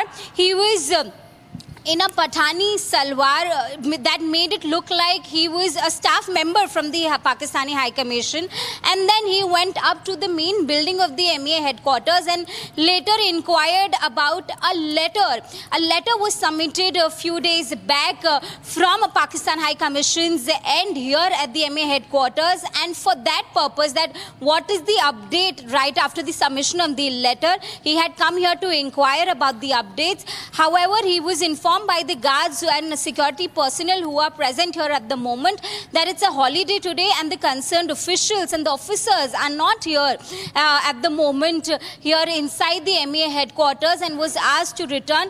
And after 10 minutes of staying here and waiting, and after he was informed by the security personnel that he could not be helped today because of the holiday, he was asked to return. So these are the developments that we are picking up from outside the MEA headquarters. The details of the letter are still unknown. These are some high-level letters that have been exchanged. An important point to note here is that on 23rd April, a senior official from the Pakistan High Commission was summoned here at the MEA headquarters, and these developments came after that summon. So the details are still unknown. However, this was the development that we picked up from here. Shivangi. All right, thank you so much for getting those details from South Block in New Delhi. Already we saw massive outrage after we saw somebody carrying a cake to the Pakistan High Commission just a day or two back. But let's go to Rawat. Rawat, I'm coming across to you right now. You have some eyewitnesses with you, and they will speak to the Republic exclusively. Yes, go ahead, Rawat. Yes, absolutely, Shrangi. I'm joined by Nazakat, who is right now present with me. He was present there in the Pahalgam when the deadly terror attack took place. Nazakat, आप मुझे बताइए, आप कहाँ थे तब जब वहाँ पर टेररिस्ट आए, उन्होंने जो गोलियाँ चलाई वहाँ? जी, मैं तो वहीं था, वहाँ बाईसरन वैली में। हम मतलब 22 तारीख को सुबह ही मतलब वहाँ चले गए थे, मतलब घोड़े से 10 बजे, और 12 बजे करीब हम मतलब 1-1.5 घंटा चढ़ने में लगता है, तो 12 बजे हम पहुँच गए थे वहाँ मिनी स्विट्ज़रलैंड, जिसको बाईसरन वैली बोला जाता है, मिनी स्विट्ज़रलैंड बोला जाता है, वहाँ पे चले गए थे। और अंदर हम ग्राउंड में ही थे, मतलब आधे कस्टमर लोग ने हमारे ने जिप लाइन कर ली थी, आधे रील बना रहे थे, वही माहौल था, खुशी का माहौल था, मतलब हम सारे अंदर ही थे, मतलब वो बच्चों के साथ खेल रहा था मैं उस टाइम। तो पहले क्या हुआ कि 1-2 फायर हुए, तो 1-2 फायर जब हुए तो मतलब वो टूरिस्ट ने मुझे पूछा ये क्या हुआ, मैंने सोचा शायद पटाखे फूट रहे हैं, तो ये अंदाज़ा किसी को नहीं था कि फायरिंग होगी। तो उसके बाद क्या हुआ कि धीरे धीरे वो फायरिंग बढ़ी। जब वो फायरिंग बढ़ी तो सारे लोग मतलब ज़मीन पे लेट गए, तो मैं भी ज़मीन पे लेट गया उनके बच्चों को लेके, तो सारा चीख पुकार हो गया, मतलब वहाँ पे माहौल पूरा डर का हो गया। तो उसी दौरान क्या हुआ कि जब वो फायरिंग बढ़ते बढ़ते आगे गई तो मैंने पीछे से मतलब उनके बच्चों को उठाया और वो जो लकी भैया हैं उनका हाथ पकड़ा, और फिर मैं वहाँ से निकला। तो वहाँ से निकला और दौड़ते दौड़ते 8 किलोमीटर में गाड़ी के पास पहुँचा, तो जंगलों में से उनको लाया, फिर उनको गाड़ी में बिठा के वहाँ होटल पे लेके गया, होटल एक्सीलेंट में। और उसके बाद जब मुझे पता चला बदकिस्मती से हमारे 2 कस्टमर पीछे हैं, तो फिर मैं गाड़ी से उतरा, फिर मैं वापस गया नेथु रसोई की तरफ से पैदल गया, और आगे से मतलब वो लोग कस्टमर, वो लेडीज़ 2 भी आ रहे थे, उनको थोड़ा नीचे पहुँचे तो उनका नेटवर्क आया, BSNL नंबर था, उसको मैंने कॉल किया कि आप सेफ़ हो, बोला हाँ हम सेफ़ हैं, नज़ाकत हमारे बच्चे सेफ़ हैं, मैंने बोला हाँ बिल्कुल सेफ़ हैं, सबको मैंने ले आए हैं, आप ही 2 पीछे हैं। जब वो आए वो होटल में बहुत मतलब डरे हुए थे, रोने लगे, तो उनको उठाया, हमने श्रीनगर ले गए। श्रीनगर जब हम पहुँचे, लेट पहुँचे, मतलब उन्होंने डिनर किया, उसके बाद मुझे घर वालों ने फ़ोन किया कि मतलब ये कि जो आदिल हुसैन शाह हैं, जो मेरे कज़न ब्रदर हैं, मामा के लड़के हैं, वो भी नहीं रहे इस दुनिया में, वो भी शहीद हो गए उसी दौरान। तो फिर मतलब अगले दिन मुझे आना था जनाजे में, तो उनकी फ़्लाइट नहीं थी, 24 तारीख की थी उनकी फ़्लाइट, तो मैं उनका जनाजा भी बदकिस्मती से नहीं पढ़ पाया।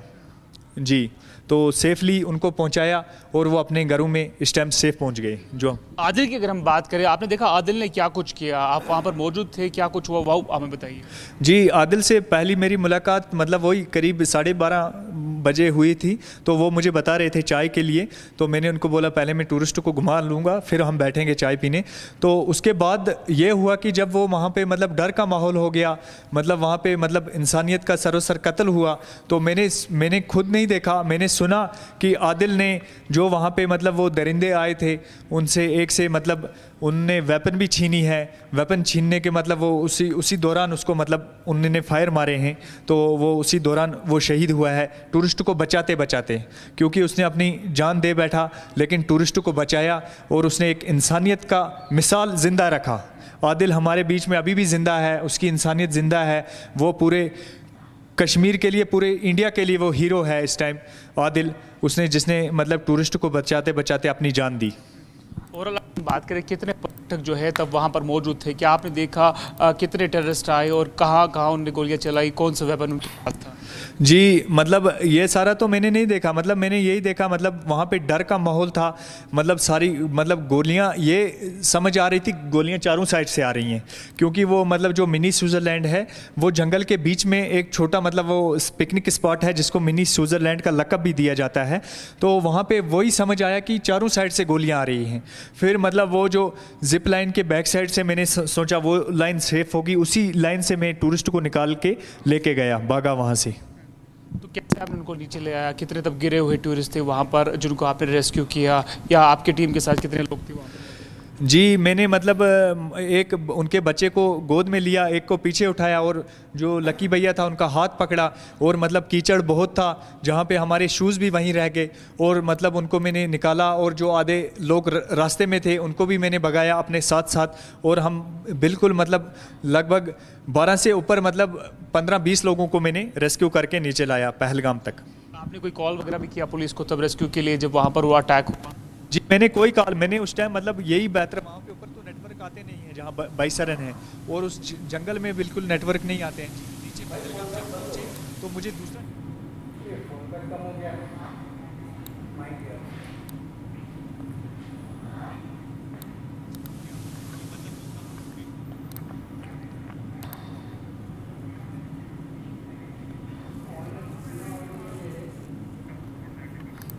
All right. Okay, so we're getting those that entire narration from eyewitness there, where he was trying to explain what exactly did he see, how outing of tourists turned into a nightmare. Taking a short break, viewers, do not go anywhere. We will be right back, and we will continue to be live and breaking.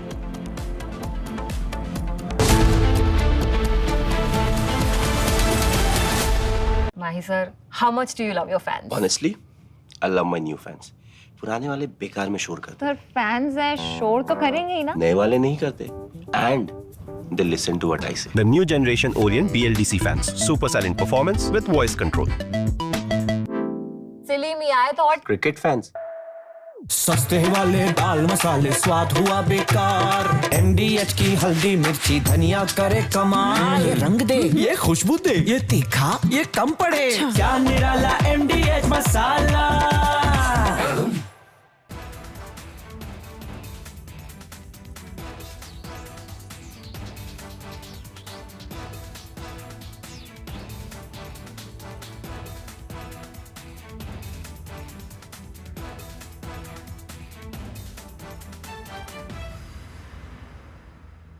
पीछे जुल दे यार, तू मौत की कसम तेरी गेंद है। गुंडे गुंडे मेरी गुंडे আপনি বলুন হিন্দু বলে বেড়েছে, বলুন কাল রাতে আমাকে বলেছেন হিন্দু বলে মেরেছে, বলুন বলুন আপনি মুসলিম।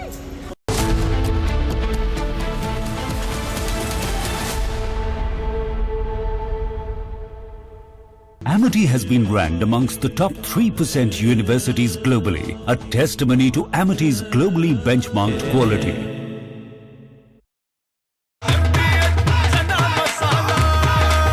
अब छोलिया हो या लोबिया, सफेद चने या काले चने, सब कुछ मजेदार बने। As far as the strike options are concerned for the Indian Armed Forces, so you see, the first priority will be the launch pads, the terrorist launch pads from where these terrorists come in. They basically take harbor or take rest. Then they reorganize and regroup, and from there they are dispatched by the Pakistan fraternity. And so, keeping this in mind.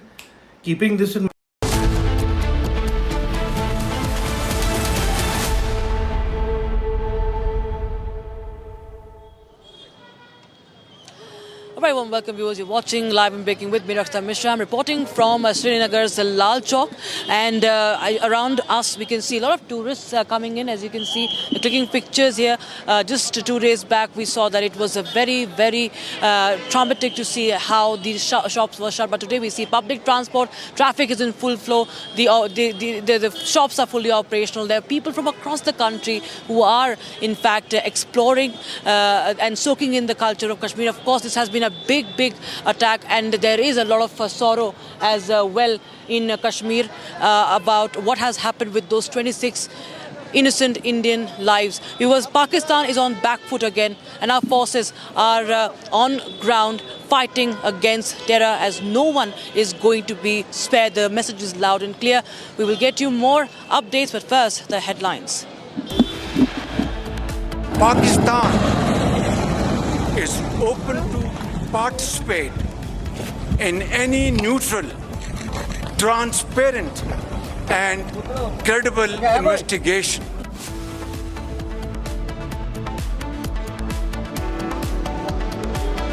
Cornered by India's diplomatic strike, Pakistan Prime Minister now wants a neutral probe into Pahalgam terror attack.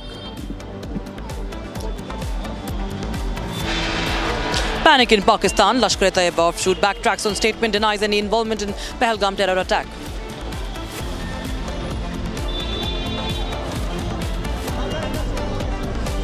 Pakistan Defence Attaché publicly threatens the civilians, makes throat-slitting gestures at protesters outside High Commission in London. Stop terrorism! Pakistan! Stop terrorism! Pakistan! Stop terrorism! Pakistan! Stop terrorism! Protests against Pakistan taken to global stage now. Indian diaspora demonstrates outside Pak High Commission in London, in Copenhagen and in Melbourne.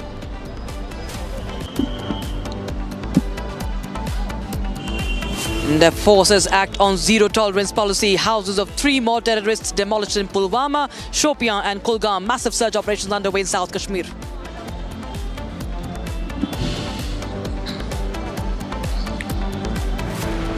While India seeks revenge for the 26 brothers and sisters killed in Pahalgam, but Karnataka Chief Minister says no need to go to war against Pakistan.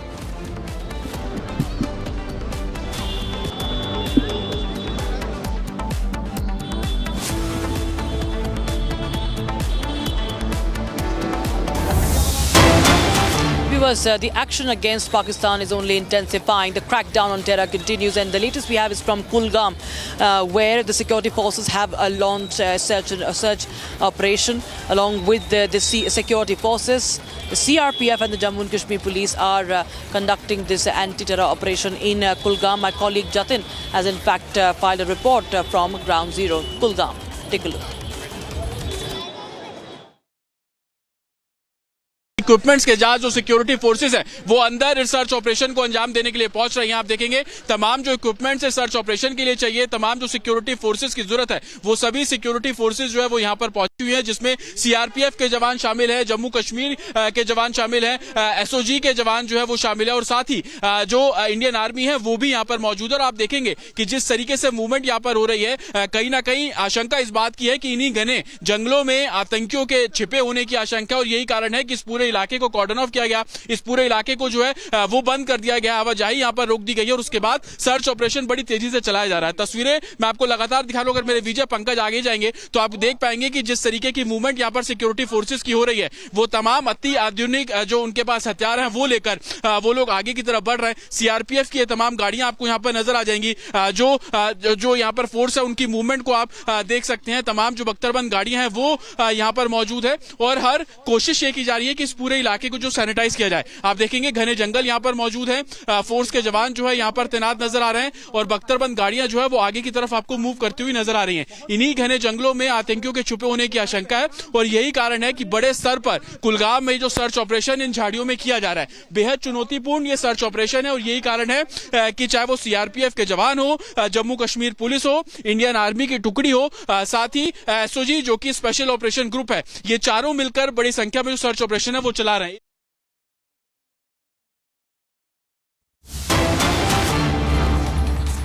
The report, and we have now reports coming in from the Atari-Wagah border where more Pakistani nationals are being deported back to Pakistan. In fact, Pakistani nationals are leaving. We have the visuals. My colleague Sumit Jha joins us live on the broadcast from the Atari border. Sumit, tell us more. What are you witnessing? कितने लोग अभी तक जो हैं वापस भेजे गए हैं पाकिस्तान? बिल्कुल, मैं सुबह 9 बजे से ही लगातार यहाँ मैं देख रहा हूँ और पाकिस्तानी जो यहाँ से जा रहे थे उनमें एक खामोशी ज़रूर थी, लेकिन गुस्सा भी था और किसी बात का जवाब सीधे मुंह नहीं दे रहे थे। उनमें ये परेशानी थी कि साहब मुझे जाना पड़ा है, लेकिन मैंने जब पूछा कि कई लोगों से कि भाई पाकिस्तान से आए आतंकियों की वजह से लोग मारे गए हैं, आप वहाँ की सरकार को कुछ कहते क्यों नहीं, तो कुछ भी बोलने से कतराते रहे। नंबर्स की बात करें तो करीब करीब 300 से ज़्यादा पाकिस्तानी पिछले 2 दिनों में और आज भी करीब 70 से 80 पाकिस्तानी इसी बॉर्डर से होकर गुजर चुके हैं। सबके पास जो पासपोर्ट और वीज़ा, ये करीब कोई किसी के पास 30 दिन का वीज़ा था, किसी के पास 45 दिन का वीज़ा था और उनमें से कुछ लोगों ने 15 दिन 20 दिन बिताए थे, 5 दिन बिताए थे। किसी के यहाँ शादी थी, आज ही शादी होनी थी, लेकिन शादी में अटेंड करने आए थे, शादी में अटेंड किए बगैर वो वापस जाने के लिए यहाँ से मजबूर हुए। और इसी बॉर्डर से अब से कुछ देर पहले, चूँकि अब यहाँ बीटिंग रिट्रीट सेरेमनी का वक्त हो गया है और वो उसके लिए जो लोग हैं, पर्यटक हैं, वो देखने आते हैं, तो अब उसका वक्त हो गया है। तो सुबह 10 बजे से 9 बजे के बाद से ही जो एंट्री का सिलसिला था वो अब थमता हुआ नज़र आ रहा है। पाकिस्तानी के पास कल तक का वक्त है, 27 अप्रैल तक का अल्टीमेटम दिया गया है, यानी कल तक का वक्त है। कल भी बहुत लोग आ सकते हैं जो बहुत अलग अलग जगहों पर हैं। हमने कुछ लोगों से बात भी की तो वो पाकिस्तानी कुछ इंदौर के थे, कुछ लखनऊ में थे, कुछ मुजफ्फरनगर में। और यहाँ दिखाइए ज़रा, ये उधर से भी, उस बॉर्डर से भी जो भारत के लोग हैं वो गए थे, वो लोग भी लौट रहे हैं और इनमें से कई ऐसे भारतीय थे जो वहाँ पर भी गए थे और वापस इन्हें लौटना पड़ रहा है। सिक्योरिटी चेक यहाँ पर लगातार हो रहे हैं, चाहे वो पर्यटक हो या कोई भी हो, उनसे लगातार पूछे जा रहे हैं कि आप क्या यहाँ पर टूरिस्ट बनकर आए हैं। टूरिस्ट है सर? अच्छा ठीक है, हाँ बिल्कुल, ये आईडी चेक कराई जा रही। तो ये सारे टूरिस्ट हैं, कुछ देर पहले तक पाकिस्तान के लोग यहाँ पर आए थे, पाकिस्तानी नेशनल्स, और उन्हें वापस डिपोर्ट किया जा रहा है। लेकिन अब यहाँ से टूरिस्ट के आने का सिलसिला शुरू हो गया है, जो रिट्रीट सेरेमनी होगी अब से कुछ देर बाद। हालांकि उस सेरेमनी में, अटारी बॉर्डर की सेरेमनी में ज़रूर अब तक गेट खोला जाता था, हैंडशेक होता था, लेकिन वो अब नहीं हो रहा है इस पहलगाम अटैक के बाद। बड़ी संख्या में लोग यहाँ पर ये भी देखने आए थे कि ये पाकिस्तान के लोग जा रहे हैं और इनके मन में क्या कोई ऐसी बात है। हमने भी समझने की कोशिश की कि पाकिस्तानी लोगों की सोच क्या है, पाकिस्तान कैसे सोचता है।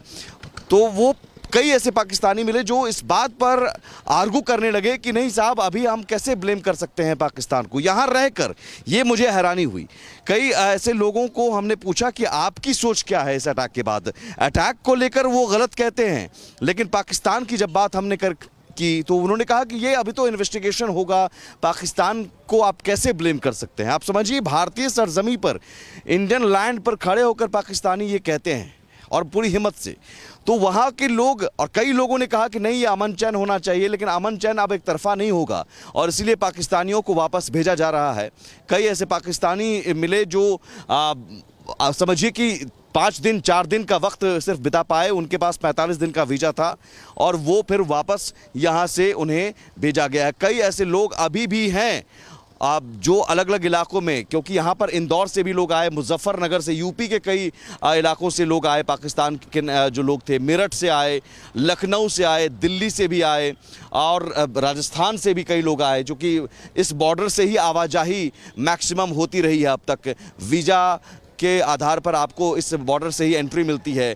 कुछ लोग ऐसे मिले मुझे जो एंट्री कर चुके थे और उन्हें तुरंत सीधे अब ये न्यूज़ मिला, उन्होंने कहा कि खबर मुझे मिली और मैं अब सीधे यहाँ पर आ गया हूँ क्योंकि अल्टीमेटम दिया गया है। 27 अप्रैल तक वीज़ा आपके पास चाहे 15 दिन का हो, 30 दिन का हो, 45 दिन का हो या फिर कोई भी वीज़ा हो, 27 अप्रैल तक आपके पास ये वैलिड भी होगा, नहीं तो फिर वो अनवैलिड होगा। उसके बाद अगर आप पाकिस्तानी हैं और यहाँ पर रहते हैं तो कोई भी वीज़ा होगा, आप पकड़े जाएंगे, आपके पास लीगल एक्शन होगा। और ये 29 अप्रैल तक मेडिकल वीज़ा, 29 अप्रैल तक मेडिकल वीज़ा के आधार पर आप रह सकते हैं। ये कल ही निर्देश दे दिया गया है। गृह मंत्री अमित शाह ने सभी राज्यों के मुख्यमंत्रियों को साफ तौर पर कह दिया कि लिस्ट आप बनाइए, लिस्ट तैयार रखिए और लिस्ट को लेकर आप कहिए, जाइए, ढूंढिए उन पाकिस्तानियों को और सीधे सीधे डिपोर्ट कीजिए। तो अब ये कड़ा संदेश यहाँ से और साथ ही साथ बाकी एक्शन जो लिए जा रहे हैं वो तो लिए ही जा रहे हैं। ग्राउंड रिपोर्ट से जो हम अपने सहयोगियों के ज़रिए रिपोर्ट दिखा रहे हैं कि किस तरह से कुलगाम में या कुपवाड़ा में, अनंतनाग में आतंकियों को ढूंढ कर मारा जा रहा है, लेकिन उसके अलावा उन पाकिस्तानियों को भी ढूंढ कर निकाल कर भेजा जा रहा है। और ये संदेश देने के लिए कि साहब अब रिलेशनशिप, संबंध, प्यार, मोहब्बत ये सब एक साथ नहीं चलेगा। आप गोली बारूद बम बरसाएंगे और साथ में प्यार तो ये आप एक साथ नहीं चल सकते हैं। और यही कड़ा संदेश देने के लिए अटारी बॉर्डर पर मैं भी खड़ा हूं और ये संदेश कड़ा जा रहा है अटारी बॉर्डर से। संदेश में बहुत जरूरी है। बहुत शुक्रिया सुमित हमारे साथ जुड़ने के लिए। And viewers, as we can see, a message been sent out by the tourists also who are here in large numbers at the Lal Chowk. You can see they are all clicking selfies. A while back they were all in groups and talking about where to go. So yes, the message is out and loud. Before we show you more about what's happening here, is some breaking news coming in, viewers. A very wrong message that has been sent by the Congress party. Once again, whenever there is a tragedy, whenever there is a terror attack, you have now the Karnataka Chief Minister Siddaramaiah, who has said that there's no need to take any action right now, that there's no need to go to war. And this is, of course, not the first time we've seen the Congress party reacting in such a way when there is an attack. We saw what happened in Pulwama. Questioning the forces has been a template followed by the Congress party. And now we have Siddaramaiah saying that no point taking action now, as if they're giving a clean sheet to Pakistan and we Indians should take it lying down. What has happened, the innocent lives that have been lost. Well, take a listen to this reaction coming in from Siddaramaiah, viewers.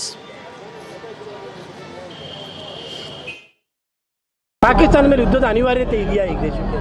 ಯುದ್ಧ ಮಾಡಬೇಕಾದಂಥ ಅಗತ್ಯ ಇಲ್ಲ, ಬಿಗಿ ಕ್ರಮಗಳು ತಗೋಬೇಕು ಅಷ್ಟೇ. ಭದ್ರತಾ ವ್ಯವಸ್ಥೆಯನ್ನು ಬಿಗಿ ಮಾಡ್ತಕ್ಕಂಥ ಕೆಲಸವನ್ನು ಮಾಡಬೇಕು. ನಾವು ವಿದ್ಯುತ್ ಪರ ಇಲ್ಲ, ನಾವು ಶಾಂತಿ ಇರಬೇಕು, ಜನರಿಗೆ ಭದ್ರತೆ ಇರಬೇಕು, ಕೇಂದ್ರ ಸರ್ಕಾರ ಭದ್ರತಾ ಕ್ರಮಗಳನ್ನು ತಗೋಬೇಕು. ಪಾಕಿಸ್ತಾನ ಮೇಲೆ ಯುದ್ಧದ ಅನಿವಾರ್ಯತೆ ಇದೆಯಾ ಈಗ ದೇಶಕ್ಕೆ? ಯುದ್ಧ ಮಾಡಬೇಕಾದಂಥ ಅಗತ್ಯ ಇಲ್ಲ, ಬಿಗಿ ಕ್ರಮಗಳು ತಗೋಬೇಕು ಅಷ್ಟೇ. ಭದ್ರತಾ ವ್ಯವಸ್ಥೆಯನ್ನು ಬಿಗಿ ಮಾಡ್ತಕ್ಕಂಥ ಕೆಲಸವನ್ನು ಮಾಡಬೇಕು. ನಾವು ವಿದ್ಯುತ್ ಪರ ಇಲ್ಲ, ನಾವು ಶಾಂತಿ ಇರಬೇಕು, ಜನರಿಗೆ ಭದ್ರತೆ ಇರಬೇಕು, ಕೇಂದ್ರ ಸರ್ಕಾರ ಭದ್ರತಾ ಕ್ರಮಗಳನ್ನು ತಗೋಬೇಕು. All right, we have breaking news coming in right now, viewer. The search operation has now started in South Kashmir's Kulgam. This is, of course, an important update. We have seen that there was a lot of focus on Anantnag. Now, Kulgam viewers also now witnessing a very important search operation. And remember, the security forces, the CRPF and the Jammu and Kashmir police are conducting this anti-terror operation, and the action has only intensified. I think my colleague Zeenat is joining us live on the broadcast from Kulgam. I think she is connected with us right now. Zeenat, what are you picking up as the activity there is intensifying, the operation is intensifying in Kulgam? See, this is Gudar village of Kulgam in South Kashmir, where the party was observed some suspicious movement and they fired some shots in the air. Although no fire shot were exchanged in this moment, but yes, reinforcement has been rushed to the area because of the suspicious movement that was observed by the joint forces in Gudar village of Kulgam. Apart from Kulgam, we are seeing most of the action taking place in Anantnag district of South Kashmir today. From infiltration routes to the villages in Kulgam, most of the places were searched and scanned by the counter-terrorism units of Jammu and Kashmir Police, Rashtra Rifles and the paramilitary troopers like CRPF and the intelligence agencies. Three houses were also demolished. Those belong to the terrorists of the Lashkar-e-Toiba. The action was seen in Pulwama, Shopian and Kulgam. All these three terrorists who are on run have been involved in the Baisaran attack, as the security agencies and the investigating agencies are revealing they have been part of it, and that has been confirmed by the intelligence agencies, sending a strong message not only those who are part of the terror ranks, but also the families are going to pay through their nose. This is an action against a family of the terrorists, where we see the house have been demolished, a complete structure has been brought down and it has been razed to the ground. At two places the families were not seen, but at one place, which is Kulgam, where the family was seen taking those belongings that have been left. They were trying to scan through the rubble, through the debris, whatever was left behind. Although it was the heart-wrenching scenes, but then you are sending a strong message to those who are supporting the terrorism on the ground, and the message is coming from the Delhi this time. Earlier we have seen not the demolition drives, but we have seen the house of the terrorists or the OGWs getting attached under UAPA, and the family inmates would allowed be to live inside those premises. But now seeing the demolition and giving a strong message to others also, because as of now the 16 terrorists, the local terrorists, have been identified by the Jammu and Kashmir Police in the 3 districts that are active at present. So now the fear has also been created among the population. Their kith and kins or their son is in the terror bracelet. Now they are fearing that whether their homes, their residences, their places will also be hit, because yesterday the 2 residences, 2 places, one in Tral, another in Anantnag, was demolished, and then midnight another operation was carried in the South Kashmir districts where 3 houses were demolished. There will be a demolition drive tomorrow also? That only the time will tell, because the security forces, the intelligence agencies are quite convinced that whoever has carried this attack, they will be reaching to the logical conclusions till they arrest them, nab them, neutralize them. Ultimately, the country is looking to avenge the death and of those who have been killed in the Baisaran attack. Yes, Rakshita.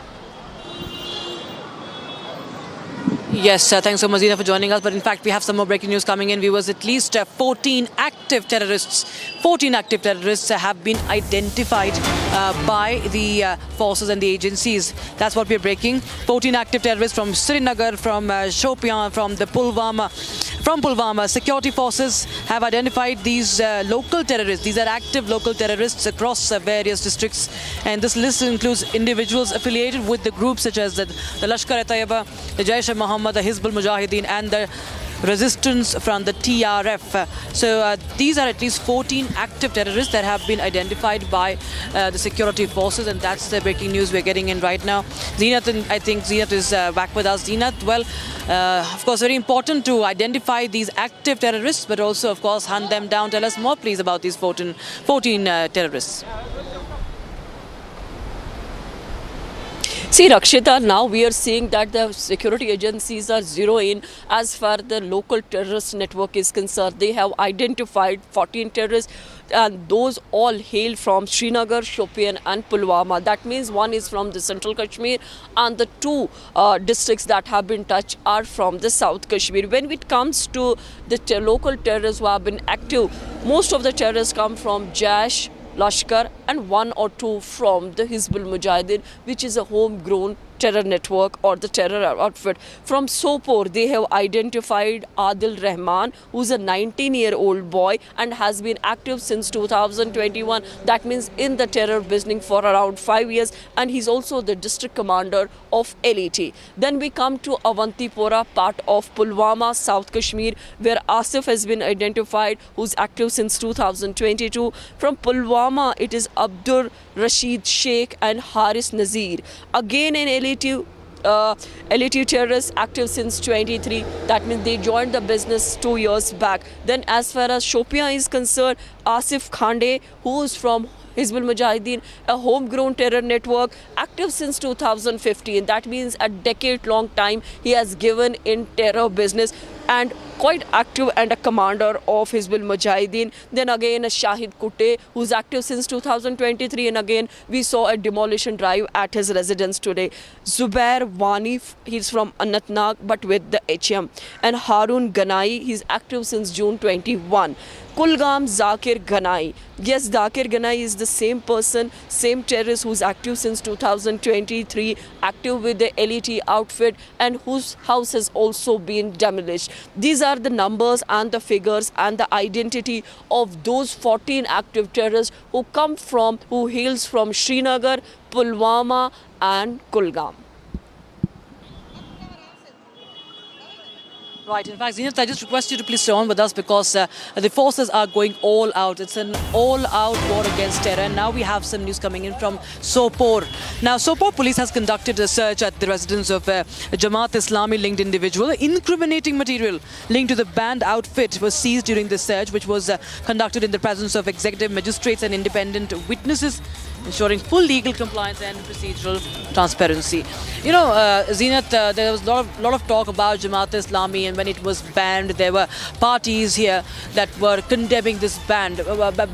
And now, of course, we see that even if those outfits got banned, we still understand that they have linkages behind the terrorist activities, and now there is supposed to be a crackdown on that.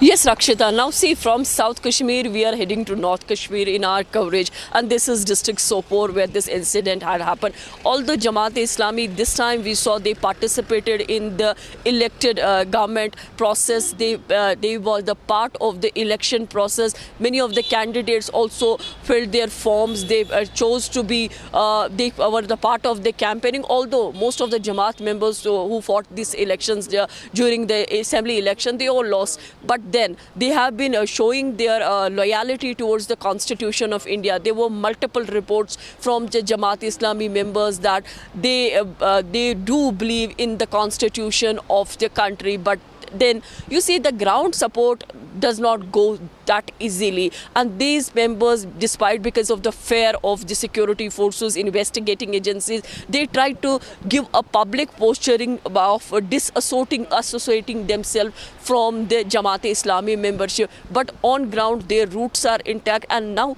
we're seeing that the government of India is coming heavily on the Jamaat-e-Islami members. That one of the incident again has been reported from Sopore. Yesterday, you remember, one incident had taken place in Handwara where the Jamaat-e-Islami member was questioned in front of the Lambardar.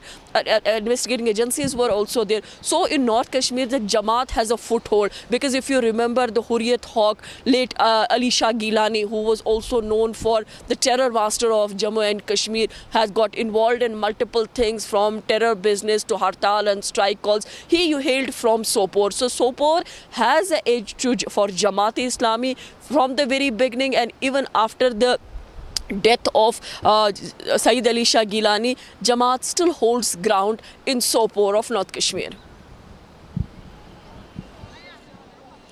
Right, Hazina, thanks so much for joining us with those details. We'll keep coming back to you as you continue to track these operations that are, of course, only in pursuit of this fight against terror and bringing justice to those victims. Now, viewers, we show this real face of the Pakistani army. This is a report we're showing you.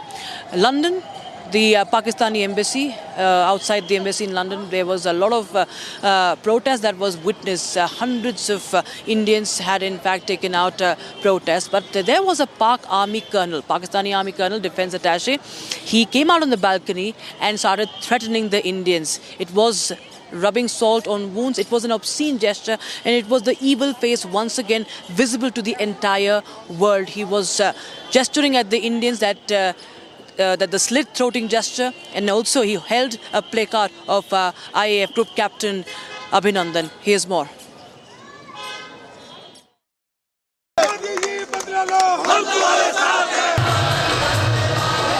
Hindu मुस्लिम सिख इतिहास जिंदाबाद जिंदाबाद पाकिस्तान साफ terrorism Pakistan साफ terrorism निहत्थे लोगों का कत्लेआम बंद करो As anger over the cowardly Pahalgam killings mounted across the country and beyond, Pakistan provoked India again. Defiant after its proxies claimed 26 innocent lives in the lush meadows of Pahalgam. Top Pakistani official issued an open threat to India during a diaspora protest. Members of the Indian diaspora massed in the hundreds outside the Pakistan High Commission in London on Friday, venting their outrage over the Pahalgam killings. Holding placards and raising slogans, the protesters called for the terrorists behind the Pahalgam savagery to be brought to justice. Amid the protest, Pakistan's defense attaché at the High Commission, Colonel Taimur Rawat, was seen standing on the balcony of the London consulate and making a provocative gesture. In a viral clip, the Pakistani defense attaché was seen running his hand across his neck in a throat-slitting gesture. Meanwhile, as war clouds gathered over the LSE, Lashkar Front TRF retracted its earlier statement claiming responsibility for the Pahalgam terror attack. The Resistance Front released a statement unequivocally denying any involvement in the Pahalgam terror attack. However, it could not be determined if the retraction was issued at the behest of a jittery Pakistani defense establishment. As Aratul Pakistan squirms and issues hollow threats, the Indian retribution is close.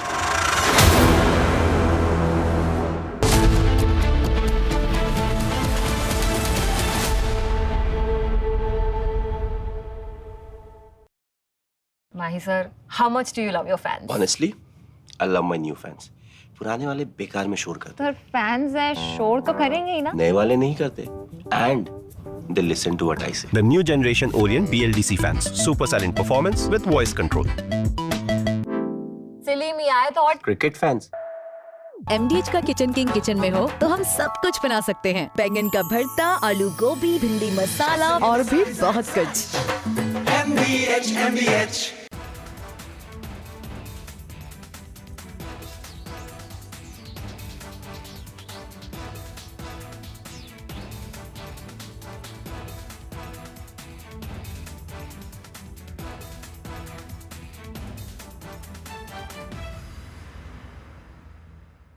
जुल दे यार तुम मौत की कसम मेरी गेंद है गुंडी गुंडी मेरी गुंडी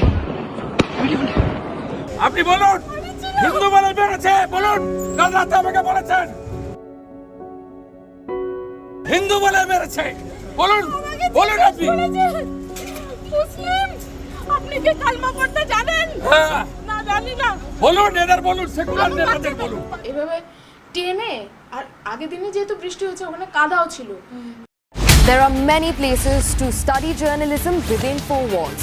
But if you want to live it and learn live, come to the Republic School of Journalism. At Republic School of Journalism, our campus is your classroom. You learn live inside Asia's largest integrated news center.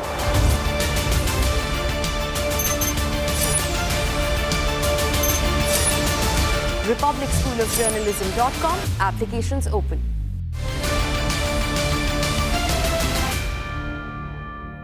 Mahi sir, how much do you love your fans? Honestly, I love my new fans.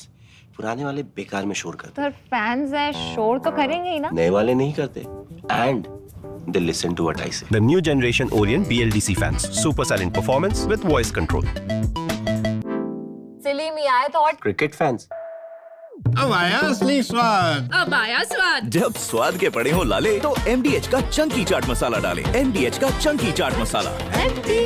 MDH। As far as the strike options are concerned for the Indian Armed Forces, so you see, the first priority will be the launch pads, the terrorist launch pads from where these terrorists come in. They basically take harbor or take rest. Then they reorganize and regroup, and from there they are dispatched by the Pakistan fraternity. And so, keeping this in mind, we have places like Muridke, then you have Shankargarh, Bimbar, then Kotli, you have a place called Samani, then Rawala Kot, Lipa, then you have Kundal Shahi, then you have Taubat and Kale. So these are the hubs where all the tanzeems are there. They are like, transit camps for these infiltrators. So when they are infiltrating or into India, or they are from Asia's largest news headquarters, setting the agenda for Bharat.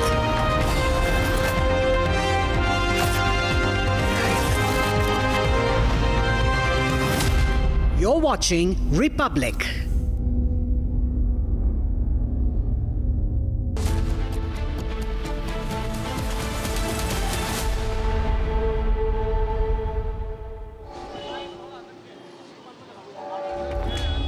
Right, viewers, we continue to get you live updates as I report from Srinagar's Lal Chowk right now.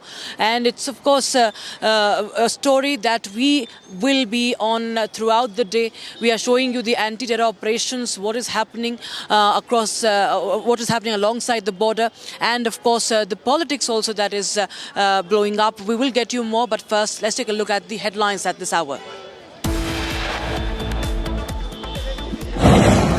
Is open to participate in any neutral, transparent and credible investigation.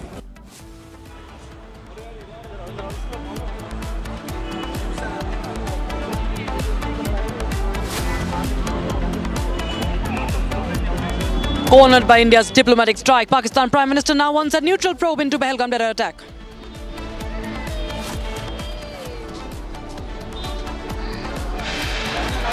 Panic in Pakistan, Lashkar-e-Taiba offshoot backtracks on statement, denies any involvement in Pahalgam terror attack.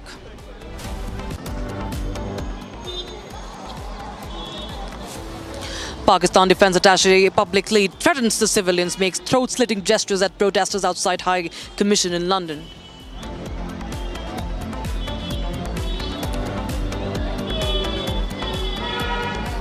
Stop terrorism! Pakistan! Stop terrorism! Pakistan! Stop terrorism! Pakistan! Stop terrorism!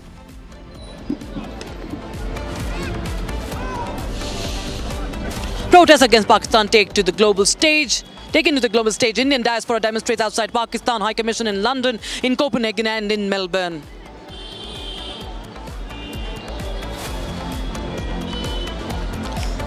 Forces act on zero tolerance policy. Houses of 3 more terrorists demolished in Pulwama, Shopian and Kulgam. Massive search operations underway in South Kashmir.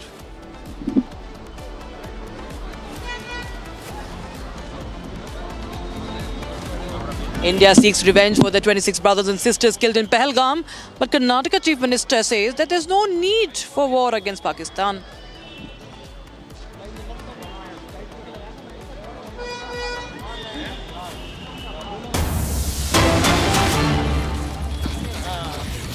All right, viewers, there is breaking news coming in right now. The MOS for Defence, Sanjay Seth, has said that the entire world is standing with India and the terrorists will not be spared. Citing Prime Minister Modi's statement, Sanjay Seth says that the Prime Minister has promised to teach Pakistan a lesson and that the nation is with Prime Minister Modi. Let's take a listen to Union Minister of State for Defence, Sanjay Seth.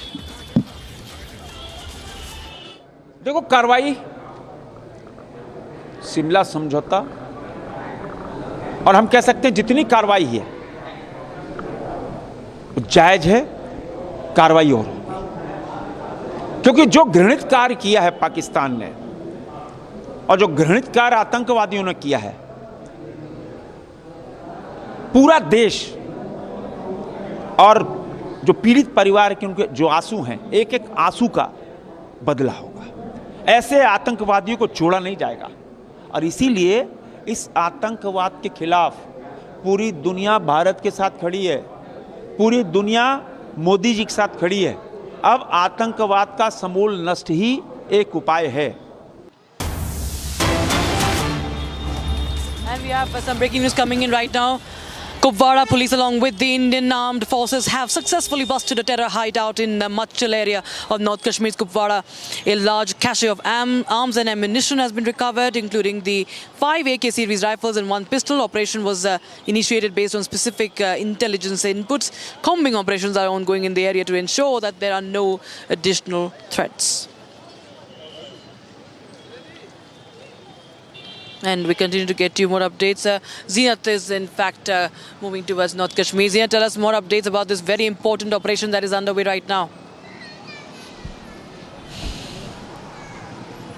See, North Kashmir has witnessed one incident in Sopore where the operation was carried. Then other we saw in Kupwara along the line of control where the 12 Siklai along with Kupwara police has busted a hideout, and this is in Machal village. This is quite close to the line of control where a huge cache of arms and ammunitions have been recovered. That includes the pistols, ammunitions, rounds, AK-47 and other ammunitions that have been recovered from the Kupwara hideout. And this is also a time telling the people that the forces are working round the clock. They are active on the ground. The alertness is there, and it is also to see that the forces, apart from trying to nab or neutralize the terrorists, they are also trying to avoid the tragedies that could have been carried using these kind of ammunition or the arms. The Pakistan trying to push infiltration in the form of the dreaded terrorists that we have seen in Baramulla recently, where the 2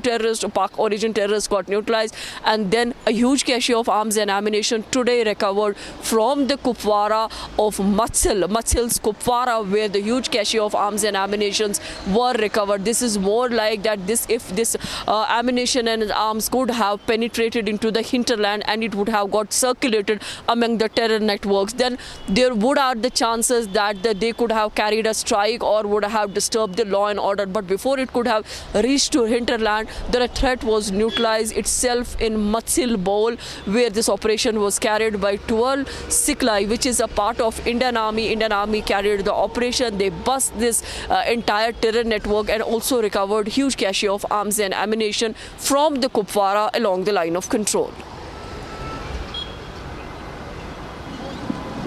All right, thanks so much for joining us with those details, viewers. We also have in the meanwhile getting in more updates from other parts. We have now Pahalgam search operation update. The security forces conducting search operations in Pahalgam, action intensifying against Pakistan, and there is zero tolerance for any of these terrorists or anyone who supports these terrorists in any which way. Along with the security forces, the CRPF and the Jammu and Kashmir police are present at the spot. My colleague Jatin has filed this report from Pahalgam. Take a listen in.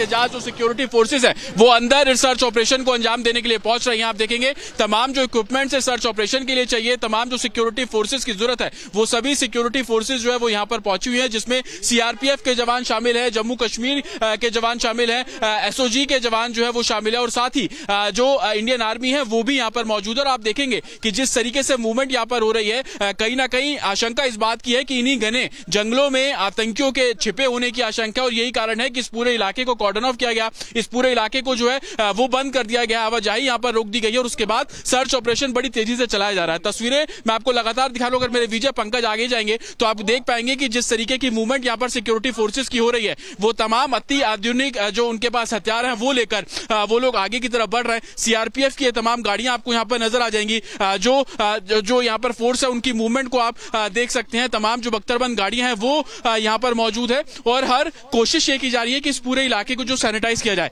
आप देखेंगे घने जंगल यहाँ पर मौजूद हैं, force के जवान जो है यहाँ पर तैनात नजर आ रहे हैं और बख्तरबंद गाड़ियां जो है वो आगे की तरफ आपको मूव करती हुई नजर आ रही हैं। इन्हीं घने जंगलों में आतंकियों के छुपे होने की आशंका है और यही कारण है कि बड़े स्तर पर कुलगाम में जो सर्च ऑपरेशन इन झाड़ियों में किया जा रहा है, बेहद चुनौतीपूर्ण ये सर्च ऑपरेशन है और यही कारण है कि चाहे वो सीआरपीएफ के जवान हो, जम्मू कश्मीर पुलिस हो, इंडियन आर्मी की टुकड़ी हो, साथ ही एसओजी जो कि स्पेशल ऑपरेशन ग्रुप है, ये चारों मिलकर बड़ी संख्या में जो सर्च ऑपरेशन है वो चला रहे हैं।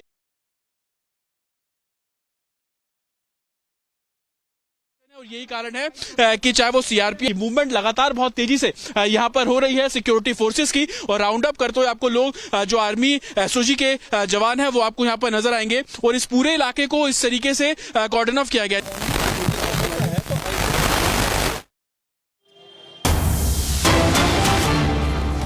Right, viewers, now we are shifting focus to the Wagah-Attari border where the Pakistani nationals continue to be deported. Remember, viewers, this as the 48-hour deadline is ending, and many of the states have begun the deportation of Pak nationals after centre's advisory. India, remember, had ordered the deportation of all Pakistani nationals following the Pahalgam Terror Attack. And Bihar, Karnataka, several other states have started identifying and removing these residents. As per Home Minister Amit Shah's directive, as per the centre's directive, Union Home Minister, remember, had directed all the states yesterday to identify and deport Pakistani citizens, not even wait for the 48-hour deadline, but deport them, identify them and deport them with immediate effect as soon as possible. India has also suspended visa services for Pakistanis post Pahalgam attack, and we have hundreds of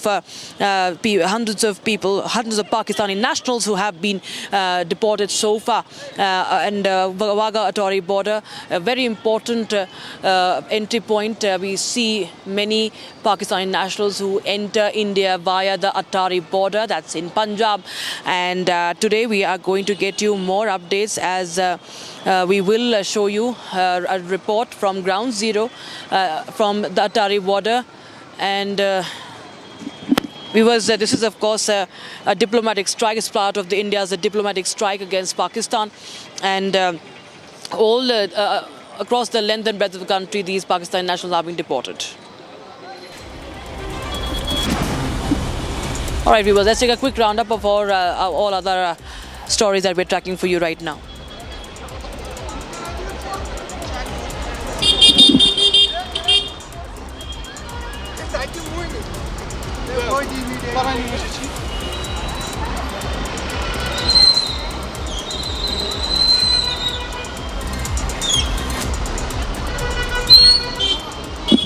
The Assam government launched a crackdown on suspected pro-Pakistan voices in the state. The Chief Minister's office in Assam put out an official release informing that the process of identifying people taking a pro-Pakistan line and trying to whitewash the country's role in Pahalgam terror attack was underway. According to the release, 10 such individuals have already been arrested for alleged pro-Pakistani posts on their social media handles, and more could follow. It added that locals were being encouraged to report such people to the local authorities without any delay.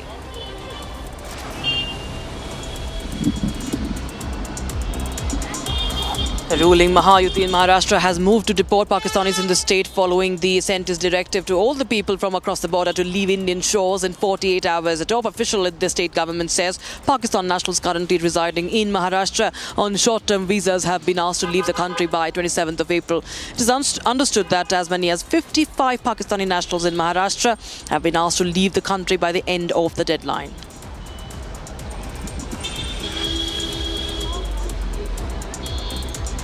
Uttarakhand Chief Minister Pushkar Singh Dhami has directed the officials to start the process of identifying and deporting Pakistani nationals currently residing in the state. The decision follows a stern directive by the Ministry of External Affairs asking states to send Pakistanis by the 27th of April. The Chief Minister directed immediate deportation proceedings against Pakistanis in the state.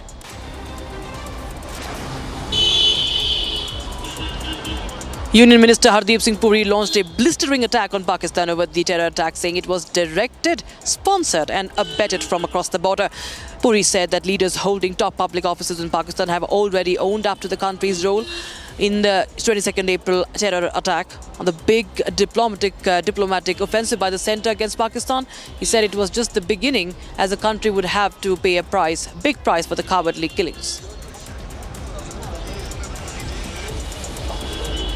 और ये जो पहलगाम में incident हुआ, ये incident नहीं है, it's a terrorist attack. इसमें किसी को गलतफहमी नहीं होनी चाहिए कि ये कोई उसको परिभाषा गलत हो रही है इधर। ये क्रॉस बॉर्डर टेररिस्ट है, unleashed by a neighbouring state, और इसका once and for all Pakistan will have to pay a very heavy price.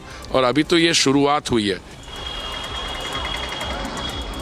Senior BJP leader Praneeth Kaur called on the United Nations to take a tough stand against Pakistan in the wake of the Pahalgam Terror Attack, recalling the days when she was posted in UN headquarters in New York City.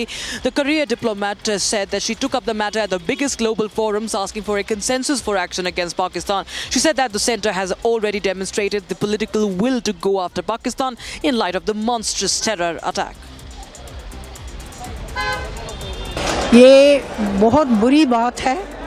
Pakistan को अब तक हमने international level पर कई बारी कहा है कि जो इनके धरती के ऊपर टेररिज्म हो रही है, हमारे देश में आकर करते हैं, इसकी निंदा करो, इसके खिलाफ स्टैंड यूनाइटेड नेशंस को लेना चाहिए। Union Minister Shrikant Majumdar mocked Pakistan Prime Minister Shahbaz Sharif over his claim that his country was ready for a credible and neutral probe into the Pahalgam terror attack. The minister said that the Pakistani Prime Minister made the remark out of fear, adding that India will strike whenever the enemy forces lower their guard.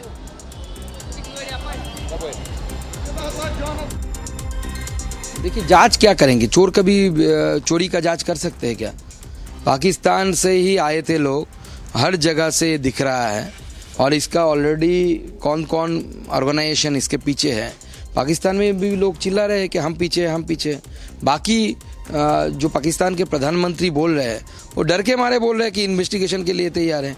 ये डर अच्छा है, डर रहना चाहिए। वो prepared है, prepared जब रहेंगे हम मारेंगे नहीं, जब प्रिपेयर्ड नहीं रहेंगे, अनप्रिपेयर्ड रहेंगे तभी मारेंगे। और आप तो डायरेक्टर हो क्या मेरे?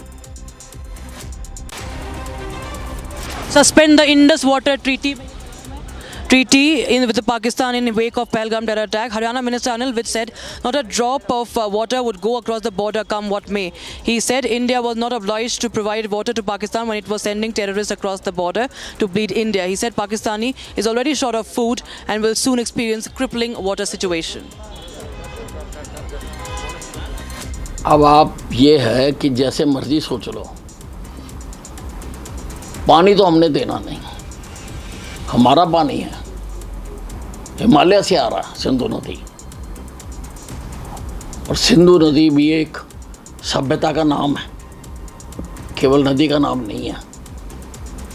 हम तो भाईचारे में दे रहे थे, अगर अब तुम लड़ोगे तो क्यों देंगे?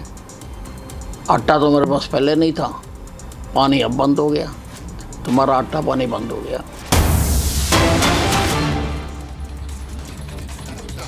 Breaking news coming in right now. IGBSF has visited forward areas of India-Pakistan international border in Rajasthan amid a prevailing situation. Now, IGBSF Rajasthan ML Garg carried out three-day long border visit from Sri Ganganagar to Jaisalmer. IGBSF has also reviewed the arrangements at the border outposts in districts of Jaisalmer and Bikaner. He held a review meeting at the sector headquarters Jaisalmer with all the security agencies and the local administration also involved in there. IGBSF said the border security force is vigilant and committed to the protection of the international border, and is fully capable of countering any challenges along the border. Goswami, tell us more about the IGBSF who is visiting the forward areas along the India-Pakistan international border. Please tell us more details. Yes, Rakshita, it is the IG of the Border Security Force Rajasthan Frontier, ML Garg, who has carried out a 3-day-long visit to the international border in the Rajasthan. It is the Indo-Pakistan international border, wherein he has visited during the current prevailing security scenario. And also comes the first statement from the Border Security Force on the challenge being posed by the adversary. ML Garg, during a meeting, has said that BSF is committed to protection of the border and also is capable enough to counter any challenge thrown by the adversary. So, very clear-cut message coming from the IGBSF IGBSF of the Rajasthan frontier, ML Garg, who carried out the post-to-post visit from Jaisalmer to Sri Ganganagar. It was a 3-day-long visit, that is what we are picking up. And during this visit, he has also held meetings with the Rajasthan police for the law and order and also the intelligence agencies to look into every input that is being developed by the intelligence agencies with regards to any misadventure from Pakistan, because the situation that is prevailing on the international border, with the way Pakistan trying to provoke India on the line of control, in all likelihood there are possibilities that Pakistan may try to foment the trouble on the international border as well. And that's why a heightened security grid is being maintained on the international border from Jammu and Kashmir to Rajasthan to Punjab to Gujarat. Everyone at the international border is keeping a high level alertness, and now a 3-day visit of the IGBSF Rajasthan frontier that comes to an end. In the 3 days, he has gone to every forward village and the border outpost of the Rajasthan frontier of the Border Security Force and has reviewed the security scenario. Important to mention that he has also held a series of meetings, not only in Jaisalmer but also in the Sri Ganganagar with the local authorities. He has gone deliberate inputs from the input agencies, that they have the inputs, what are the inputs, how they will be worked upon. Also, the meetings were held with the local police so that BSF can work in coordination with the local police and thwart any threat from across the border, because we have seen that in the Rajasthan also Pakistan has been making the misadventure of pushing narcotics, weapons into the Indian territory using the drones that have been foiled time and again by the BSF. But at this crucial juncture, when the escalations are increasing from the Pakistani side, which is fearing the retaliation from India in response to the Pahalgam terror attack, now IGBSF himself going to the forward post of the Border Security Force in the Sri Ganganagar and the Jaisalmer sectors of the Border Security Force shows that the top brass of the BSF too is on the ground, hitting the ground, so as not only for a morale booster but also to get a sense of the idea that is the situation which prevails on the ground, because it is very important. We have seen that for the last 2 days Pakistan's misadventure has begun on the line of control where it is provoking India, and now it is in all likelihood Pakistan. Right, Gursimran. Right, Gursimran. Right, the IGBSF, of course, monitoring the situation right now, and that's what we are covering. We continue to get you more updates, viewers. Let's take a look at some more stories that we are tracking as we continue to get you a sense of what's happening around Lal Chowk. The tourists are here, the shops are flourishing, and there is an answer that should be given back to Pakistan, that the Indians are united, that everybody on this soil is united, and they want that the tourists should come back. The tourists should be enjoying this part of the country, which is very much their own part of the country. We shift our focus to the other stories. As a probe continues in the Pahalgam Terror Attack, there are more updates that are coming in. Now, Ekta Tiwari, there's a story of a woman who was here in Pahalgam during the terror attack, and she had in fact identified a man whose photo was released in the sketches, one of the terrorists behind this attack, and the sketches were released, and she says that she did spot that man in Pahalgam, and he was coordinating with some people on the phone line. Here's more on that. Take a look at this report.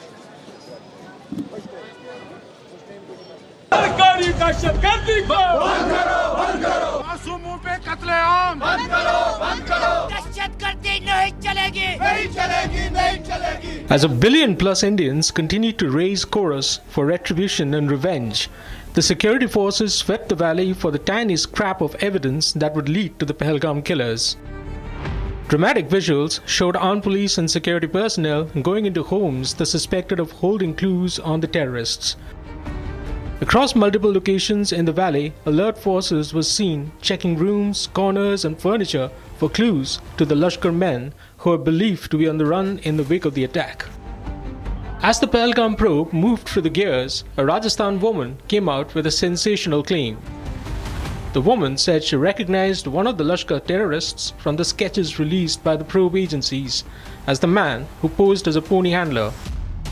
Speaking to Republic, Ekta Tiwari said she ran into the man while making inquiries about ponies for a ride up to the Baisaran meadows in Pahalgam. The woman recalled the bearded Lashkar man asking her about her religion and advising her to read the Quran. Significantly, the woman also claimed to have overheard a conversation in which the man told fellow Lashkar terrorists posing as ponywalas to switch to Plan B. Plan A fail, plan A brake fail, plan A brake fail. आप सुन सकते हैं कि इस तरह के message, plan A brake fail, ये पहला code word message था। और सेकंड उनका था 35 बंदूकें बेच दिया गया है और वो झाड़ी में रखा है, उसमें झाड़ी में बेच दिया गया है और उसके घास के झाड़ी में रखा है। घाटी जगह का वहाँ पे बार बार नाम लिया जा रहा था। Based on the woman's statement, the forces later launched a massive combing operation in Jammu's Kathua.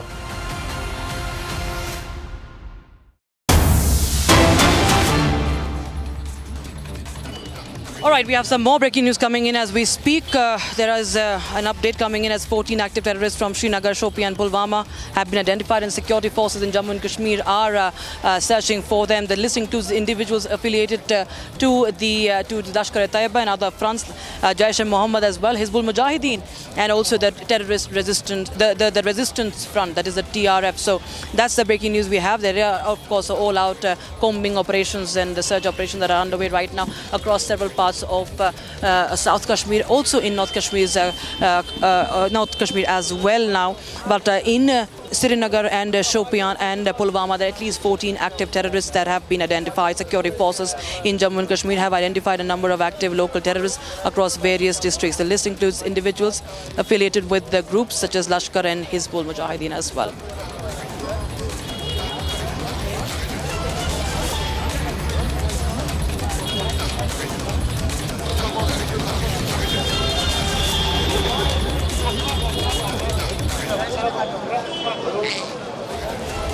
And Viewers, Republic TV continues to bring you more updates from across the length and breadth of Jammu and Kashmir as we track the war against terror and also what is happening in Kashmir, showing you around what is happening, what are the people of Kashmir saying, and of course every response that should be given back to Pakistan. We will be tracking everything, but right now we're simply a short break. Don't go anywhere.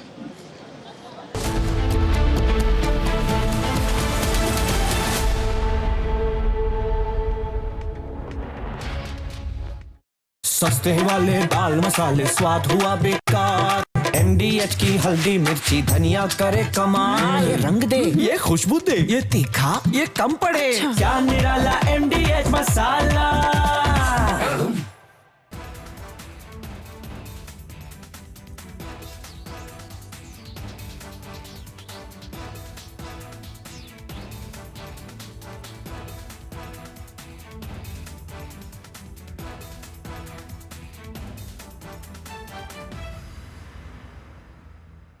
जुलदे यार तुम मौत ही कश्मीर की गेंद है गुंडे गुंडे बेटी गुंडे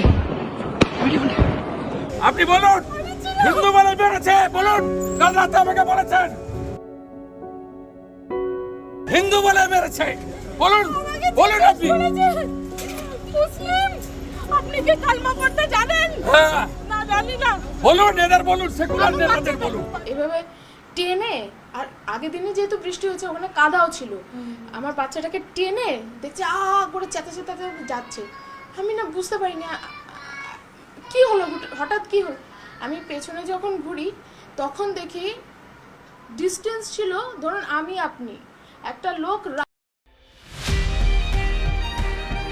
हरे कृष्णा मैं भक्त भागवत एक पॉजिटिव इन्फ्लुएंसर हूँ मैं रिपब्लिक भारत और अर्नब गोस्वामी जी के इस मिशन में उनके साथ हूँ ये बहुत ही अच्छा प्लेटफॉर्म है क्योंकि इसकी वजह से हम इस भारत के दिव्य ज्ञान को इस संस्कृति को पूरे विश्व में फैला सकते हैं जैसे प्रभुपाद जी ने सारे विश्व में प्रचार किया था हरे कृष्णा हरि बोल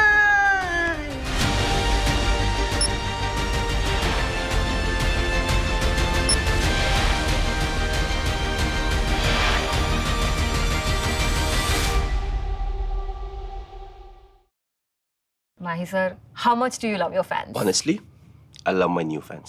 पुराने वाले बेकार में शोर करते सर फैंस है शोर तो करेंगे ही ना नए वाले नहीं करते and they listen to what I say. The new generation Orient BLDC fans. Super silent performance with voice control. Silly me, I thought Cricket fans. MDH की देगी मिर्च, देगी मिर्च का तड़का, अंग अंग फड़का। MDH की देगी मिर्च. As far as the strike options are concerned for the Indian Armed Forces, so you see the first priority will be the launch pads, the terrorist launch pads from where these terrorists come in. They basically take harbor or take rest. Then they reorganize and regroup, and from there they are dispatched by the Pakistan fraternity. And so keeping this in mind, we have places like Muridke, then you have Shankargarh, Bimbar, then Kotli, you have a place called... At Republic School of Journalism, you won't just learn how to report the news. You will learn from the people who shape it. At Republic School of Journalism, you will meet India's top newsmakers and learn live.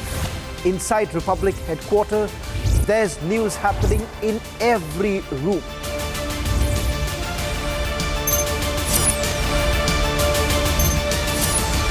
Apply on republicschoolofjournalism.com. Applications are open.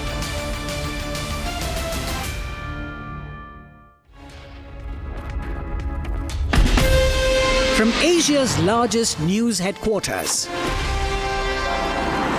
setting the agenda for Bharat.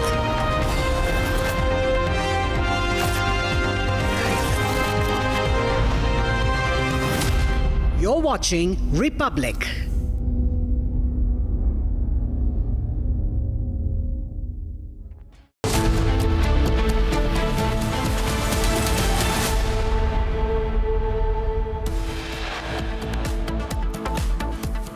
Exchange of fire reported between terrorists and forces in South Kashmir's Kulgam. Search operations underway.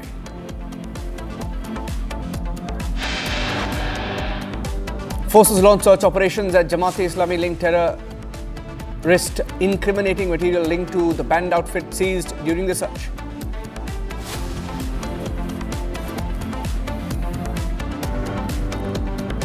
Indian Army successfully bust a terrorist hideout in the Machil area of North Kashmir's Kupwara. Large cache of arms, ammunition recovered, including AK rifles.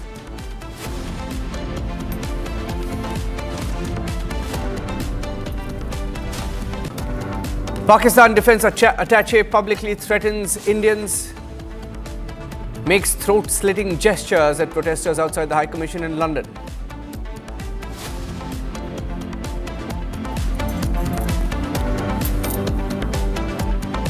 Stop terrorism! Pakistan! Stop terrorism! Pakistan! Stop terrorism! Pakistan! Stop terrorism!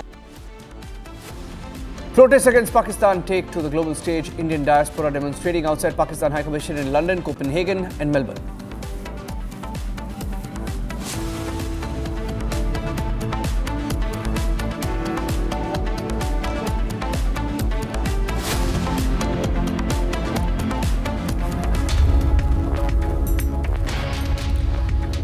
As India fights back Pakistan terror, we're getting in some more breaking news on the show. We're only focusing on our counter-terror operations. Latest breaking news now coming in. Pakistani nationals leaving from Atari Wagah border in Amritsar after India issued a deadline for Pakistani nationals to leave the country. These are pictures coming in from the Atari Wagah border of the Pakistani nationals who were asked to leave within 48 hours. Different categories. Those with SARC visas asked to leave. Their deadline ended day before yesterday. Yesterday was the deadline also for those holding other kinds of visas, including medical visas. So these are pictures coming in of Pakistani nationals heading back after that deadline ended. Here's a report. मैं सुबह से अटारी border पर खड़ा हूं और सुबह से ही पाकिस्तानियों के आने का सिलसिला जारी था। अब धीरे धीरे वो सिलसिला थमता जा रहा है क्योंकि अब जो बीटिंग रिट्रीट सेरेमनी रोज शाम को, हालांकि उस सेरेमनी में भी अब बदलाव है। अब गेट नहीं खुलेगा और दोनों सेना के बीच में जो हैंडशेक होता था वो नहीं होगा। तो उसके लिए भी जो पर्यटक हैं वो अब आना शुरू कर चुके हैं। लेकिन साथ ही साथ अब आपको बताएं कि करीब करीब 300 से ज़्यादा पाकिस्तानी इन 2 दिनों में, पिछले 2 दिनों में और आज भी करीब करीब 70 से 80 पाकिस्तानी गए हैं वापस और उन्हें भेजा गया है। कई लोगों से हमने बात की, कुछ लोग यहाँ पर फंक्शन में आए थे, शादी अटेंड करने आए थे, आज ही के दिन शादी होनी थी, लेकिन उन्हें अब ठहरना नहीं है, उन्हें रुकना नहीं है, सीधे कह दिया गया अल्टीमेटम 27 अप्रैल तक है, निकलिए आप। और साथ ही साथ जो कुछ लोग मेडिकल ट्रीटमेंट के लिए आए थे, उनका ट्रीटमेंट भी अगर हुआ नहीं हुआ, आपको निकलना है, आपको जाना है। कुछ लोग गुस्से में नजर आए, कुछ लोग बात तक करने से हिचक रहे थे, कुछ लोग इनकार कर रहे थे, और यहाँ पर सबके सिक्योरिटी चेक की जा रही है। कुछ पर्यटक हैं जो यहाँ पर परेड देखने आए हैं, बीटिंग रिट्रीट सेरेमनी देखने आए हैं। हालांकि सबका डॉक्यूमेंट, आइडेंटिटी कार्ड जो है वो मांगा जा रहा है। आप देखिए कि सबका डॉक्यूमेंट चेक किया जा रहा है कि आपके पास डॉक्यूमेंट क्या है, इंडियन है या पाकिस्तान के आप नागरिक हैं, और उसके बाद फिर आगे एंट्री दी जा रही है। कुछ जो भारत के लोग हैं जो पाकिस्तान गए थे वो भी वापस आ रहे हैं, उनसे भी हमने कई लोगों से बात की जो वहाँ पाकिस्तान चले गए थे, उन्हें भी वहाँ से भेजा जा रहा है, क्योंकि पाकिस्तान अब यही कर सकता है भारत ने जो किया उसके जवाब में। Search operations continue in different parts of Kashmir. Search operations underway. A Jamaat-e-Islami linked suspect. Gursimran joining us with the details. Gursimran, across Kashmir, there are different operations underway to crack down and to weed out anybody linked to terror. Yes, Niranjan, large-scale anti-terror operations are underway across Jammu and Kashmir, and this is to ensure that the perpetrators and their supporter and the ecosystem that is there of the Pakistan-based terror groups in Jammu and Kashmir that can be dismantled. From the Shopian to Kulgam to Anantnag to Pulwama, we are witnessing that door-to-door search operations are being conducted by the Jammu and Kashmir Police along with the Special Operations Group of the J&K Police, CRPF and Indian Army. These operations are aimed at dismantling the entire ecosystem of the terror that is there in the Kashmir Valley, which is helping these terror groups in revival post-abrogation of Article 370. We have seen the top commanders of every Tanzim in Kashmir, be it Lashkar, Jaish, Hizbul Mujahideen, their entire leadership was wiped out. But this ground infrastructure, this overground ecosystem that was there for these terror groups, that was helping these terror groups to revive, and this was the sole reason behind the attack that has taken place on the pilgrims in Pahalgam, on the tourists in Pahalgam, in which we saw 26 tourists were killed by the Pakistani terrorists, these innocent civilians. And now the entire ecosystem is the dismantling it is the aim of the security forces, and that is what we are witnessing on ground. The Special Operations Group conducting the input-based operations. Also, in the previous FIRs, the Jamaat-e-Islami groups, those who are associated with the banned Jamaats, they are also being thoroughly scanned and searched by these authorities so that their modus operandi can be detected and also they can be curbed from supporting these terrorists, because the terrorists are Pakistani, but they are getting every kind of a possible support from the ground in Kashmir. That is making it really very challenging for the security forces to track them down. And now the focus is that the perpetrators have to be neutralized. That is what the forces are hunting for. But apart from the perpetrators, the main aim of these operations are to dismantle the entire ecosystem that is prevailing on ground, because once the ecosystem is finished, then there will not be any additional support system for the terrorists, and then they have to be go, that's for sure. And that is what the ground is witnessing, where Zinat and Irawat are reporting from, that how large-scale anti-terror operations are underway. Niranjan. Okay, stay with me. These are pictures coming in of the different search operations underway in Sopore, where suspects are being raided.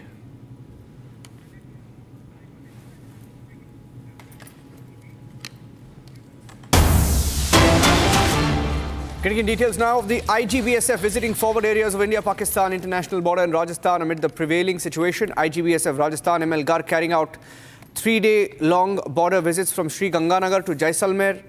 IGBSF reviewing the security arrangements at border outposts in the district of Jaisalmer and also Bikaner. These are pictures coming in. IGBSF held a review meeting at the sector headquarters Jaisalmer with all security agencies in the local administration, considering the current situation with Pakistan. IGBSF saying that the border security force is vigilant, committed to the protection of the international border and fully capable of countering any challenges along the border. So our forces and the men leading our forces, different branches, taking stock, leading from the front. Gursimran, going back to him. Gursimran, BSF mans the international border, also taking stock and ensuring, this is the IGBSF pictures coming in of him taking stock in Jaisalmer. Yes, Niranjan, and also the statement that is coming from the Border Security Force that they are committed to the protection of the border and also to give a reply to any challenges being posed on the border. So very clear that on the prevailing scenario, the BSF has come out with their stand very clear that they are alert to give adversary any befitting reply, because on the international border there lies a possibility that Pakistan may resort to the misadventure, because in the line of control we have seen Pakistan resorting to these kind of a ceasefire violations that are taking place. But now the BSF that has been deployed on the Pak international border, they too are alert to any situation. They are ensuring that the adversary is given a befitting reply, and they are also keeping a tab on each and every development that is taking place.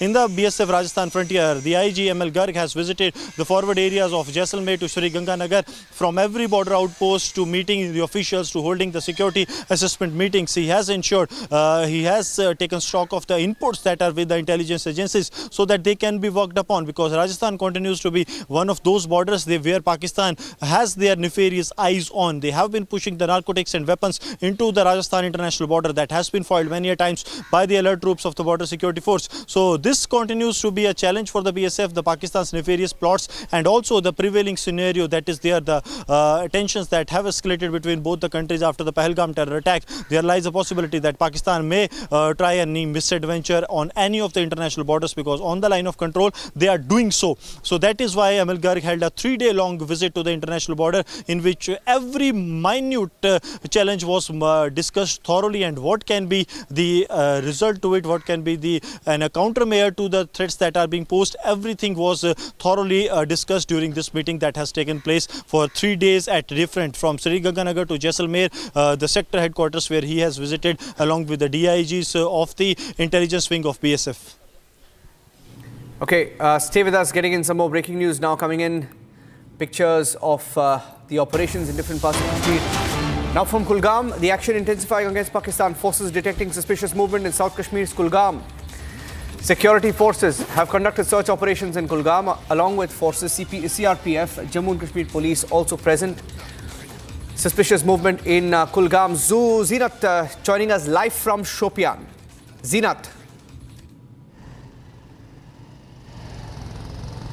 Niran, this is a suspicious moment that was observed by the counter-terrorism grid of Kulgam. This is an operation of SOG Kulgam along with Army and the CRPF, the paramilitary troopers. They have been in the cordon and search operation when they observed a suspicious movement in the Gudur village of Kulgam in South Kashmir. They fired upon the moment, although there is no exchange of fire, but we are seeing the forces are maintaining and are not leaving the ground, because the combing operations are also taking place for the last 3 days. The first exchange of fire in Kulgam was reported from the Arbal village where the terrorists were hiding. Since then, for the last 2 days, the forces are holding the fort in Kulgam. Most of the villages are under scanner, under the radar. Even the aerial surveillance was also witnessed early in the day when these forces launched this operation in the Gudur village where the suspicious moment was observed.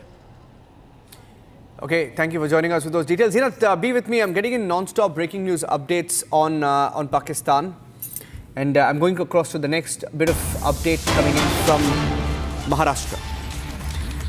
This update coming in from Maharashtra, where there is a review of the number of Pakistani citizens following the Pahalgam terror attack. Mumbai police has identified 14 Pakistani nationals residing in the city of Mumbai. Officials confirming that the exit permits were issued to 9 individuals yesterday, while the remaining 5 will receive their exit permits today. According to the Maharashtra government data, 5,037 Pakistani nationals reside in the state of Maharashtra, 107 untraceable, 34 living illegally. The highest number is in Nagpur, where 2,458 Pakistanis live, reportedly, followed by Thane, where there are 1,106 Pakistanis. In Jalgaon, Pakistani nationals are 393 number. In Pimpri Chinchwad, 290 Pakistanis. Navi Mumbai, 239 Pakistanis. Authorities are intensifying efforts to trace, regulate the status of these individuals post the recent security concerns, and the government has asked all Pakistani nationals to please pack up and go back to your country. Please go back to Pakistan where you came from. We don't want you on our land. Mumbai police has now identified 14 Pakistani nationals residing in the city. Officials have confirmed that exit permits were issued to 9 of them yesterday, Exit permits. Exit permit, one-way ticket. Please leave Mumbai, go to Pakistan and don't come back. And remaining 5 will receive their exit permits today. That's the breaking news update coming in on the number of Pakistanis that are living in different parts of Maharashtra.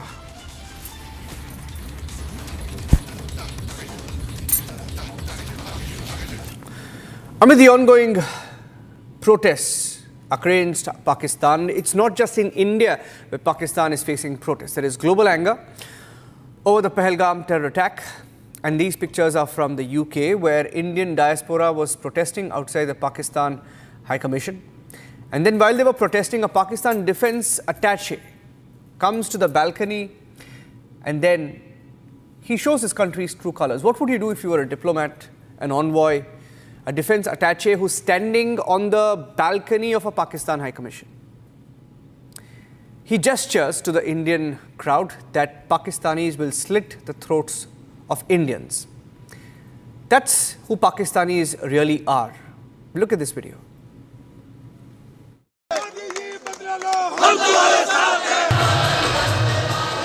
Hindu मुस्लिम सिख इतिहास जिंदाबाद जिंदाबाद Pakistan stop terrorism Pakistan stop terrorism निहत्थे लोगों का कत्लेआम बंद करो बंद करो. As anger over the cowardly Pahalgam killings mounted across the country and beyond, Pakistan provoked India again. Defiant after its proxies claimed 26 innocent lives in the lush meadows of Pahalgam, top Pakistani official issued an open threat to India during a diaspora protest. Members of the Indian diaspora massed in the hundreds outside the Pakistan High Commission in London on Friday, venting their outrage over the Pahalgam killings. Holding placards and raising slogans, the protesters called for the terrorists behind the Pahalgam savagery to be brought to justice. Amid the protest, Pakistan's defense attaché at the High Commission, Colonel Taimur Rahat, was seen standing on the balcony of the London consulate and making a provocative gesture. In a viral clip, the Pakistani defense attaché was seen running his hand across his neck in a throat-slitting gesture. Meanwhile, as war clouds gathered over the LSE, Lashkar Front TRF retracted its earlier statement claiming responsibility for the Pahalgam terror attack. The Resistance Front released a statement unequivocally denying any involvement in the Pahalgam terror attack. However, it could not be determined if the retraction was issued at the behest of a jittery Pakistani defense establishment. As Aratul Pakistan squirms and issues hollow threats, the Indian retribution is close.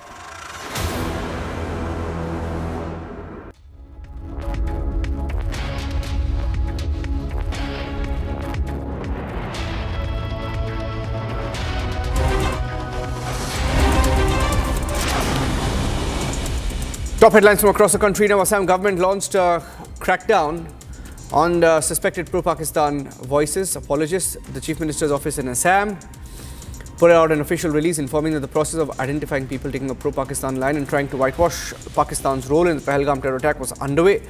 According to the release, 10 such individuals have been arrested for alleged pro-Pakistan posts on their social media handles, and more could follow, adding that locals were being encouraged to report such people to the local authorities without any delay. Ruling Mahayuti in Maharashtra moving to deport Pakistanis in the state following the centre's directive to all people from across the border to leave Indian shores in 48 hours. Top official in the state government saying Pakistan nationals currently residing in Maharashtra on short-term visas have been asked to leave the country by the 27th of April. It is understood that as many as 55 Pakistani nationals in Maharashtra have been asked to leave the country by the end of the deadline. Uttarakhand Chief Minister Pushkar Singh Dhami directing officials to start the process of identifying deporting Pakistani nationals currently residing in the state. The decision follows a stern directive by the Ministry of External Affairs asking states to send Pakistanis by the 27th of April. The Chief Minister directed immediate deportation proceedings against Pakistanis in the state.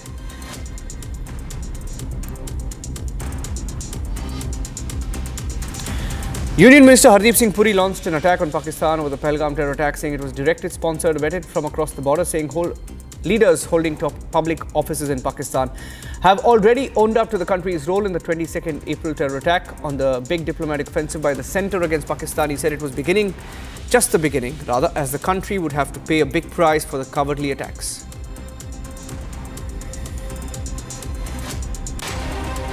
और ये जो पहलगाम में incident हुआ, ये incident नहीं है, it's a terrorist attack.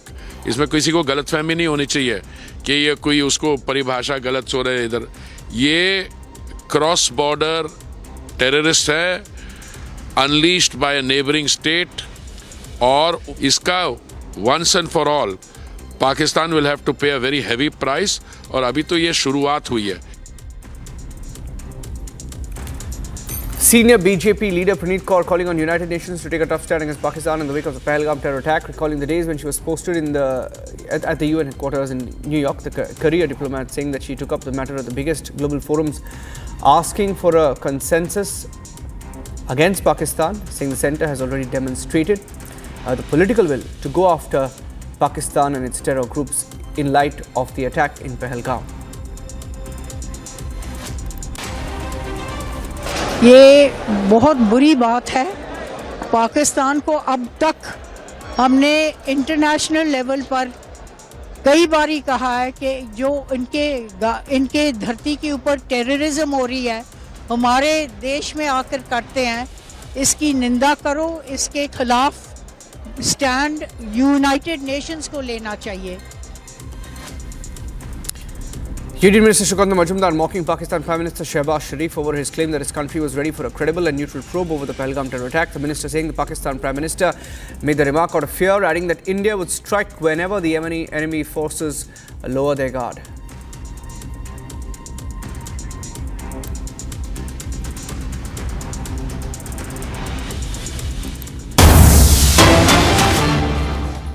Getting in reports of a big explosion in Iran, a massive explosion at the Bandar Abbas port, injuring at least 115 people in Iran.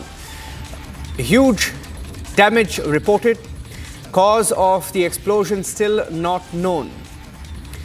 This is a big explosion that took place today at the Shahid Rajai port in Bandar Abbas, a big port city located about 1,000 kilometers south of Tehran. The explosion and the subsequent fire. These are pictures of the blast. There are different videos, in fact, that are making the rounds. We will play out all these videos. There are different videos, at least from 4 to 5 different angles. We should be able to put out the videos. These videos from different angles, vantage points, showing that there was a major explosion there. This was in the Sina Container Yard, a facility affiliated with Iran's Ports and Maritime Organization. Now, different news agencies reporting that the initial investigations indicate negligence in storage of inflammable materials at the site. And despite previous safety warnings issued by officials, the accident or the explosion took place, highlighting ongoing concerns about the safety of the port. Now, these are details coming in. Just to tell you a little bit about the port. The port is the most advanced container. There are different videos, please. Let's use the 4 or 5 different videos that are coming in. Yeah, that's a different video. So let's take camera 1, video 1, video 2, video 3 to show you what it looks like from different angles. The Shahid Rajai port is the most advanced container terminal in Iran, serving as a critical hub for container traffic. It also houses oil tanks, petrochemical facilities, making it a vital site for both commercial and industrial operations in the region. Explosion is a big blow to Iran's port operations and also the local economy in Iran. And this incident, this explosion comes after a history of challenges faced by the port, including a major cyber attack in May 2020, which was reportedly carried out by Israel. The attack had caused significant disruptions to the port's transport operations, further underlining the vulnerability of such critical infrastructure. The explosion at Bandar Abbas highlighting the risks associated with industrial operations in busy ports. And as authorities continue to investigate the cause, this explosion raising questions about safety protocols, preparedness of facilities handling hazardous materials as well.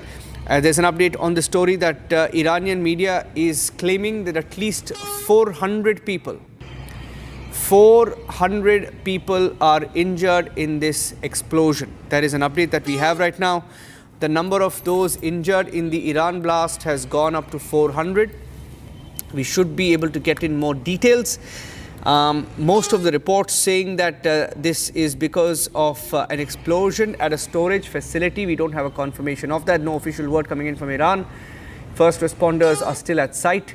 Evacuation is still underway. The blast reportedly from containers that were stored at this particular port, which is also you're looking at the screens where it looks like it's a storage area. Left of your screens, huge plumes of smoke from that region. This is the Shahid Rajai port in Iran's Bandar Abbas city. The Iranian state media putting the number of those injured to at least 400 now. 400 is the number that we have, and these are latest videos coming in. Latest videos coming in as nearly 400 are injured here. The port activities have been suspended to extinguish the fire. That's what the news agencies are reporting. Many people were probably injured or even killed in the incident, is what eyewitnesses are reported to have said. This particular explosion was where the containers were stored in this wharf area. And those who are being evacuated are being transferred to medical centers in nearby vicinities. The explosion seen from many kilometers away as well. This big explosion has hit the Iranian port city of Bandar Abbas in 2020. It's not the first time that it has been in the news. For example, in 2020, there was another cyber attack. That time around, it was carried out by Israel. It was targeted by a cyber attack that caused significant backups in surrounding areas. And Israel was likely behind the attack, is what was reported earlier. That was the claim of the media in Iran. And these explosions come at a time when US is talking to Iran. There is a nuclear talks that are underway. And these talks are on between America and Iran. It's a critical time for Iran and America. And of course, we can't link any of that because we don't know what really happened here. It could have been just an explosion of a container. And these are visuals that are coming in from Iran of the explosion. Some numbers suggesting that nearly 400 people were injured. There could be many casualties. That number could be changing rapidly. This is a developing situation in Iran as well. Several feared dead after this massive explosion at Iran's Bandar Abbas airport. This is also being reported by the state television in Iran that confirms that at least 400 people have been injured. We'll take a short break here on Republic and we'll come back with this and more. Stay tuned.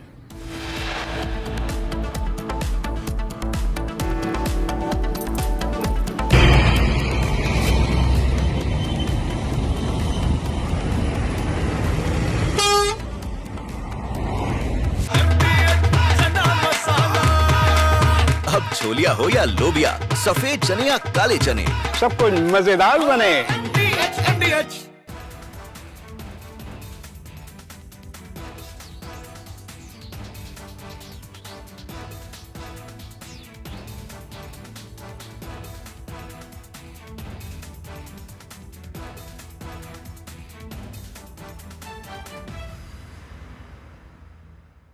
जुल्दे यार तुम मौत की कसम है गुंडे गुंडे बेटी गुंडे আপনি বলুন হিন্দু বলে বেড়েছে বলুন কাল রাতে আমাকে বলেছেন হিন্দু বলে মেরেছে বলুন বলুন আপনি মুসলিম আপনি কি কালমা পড়তে জানেন না জানি না বলুন এদের বলুন সেকুলার নেতাদের বলুন এভাবে টেনে আর আগের দিনে যেহেতু বৃষ্টি হয়েছে ওখানে কাদাও ছিল আমার বাচ্চাটাকে টেনে দেখছি করে চেঁচাতে যাচ্ছে আমি না বুঝতে পারিনি কি হলো হঠাৎ কি হলো আমি পেছনে যখন ঘুরি তখন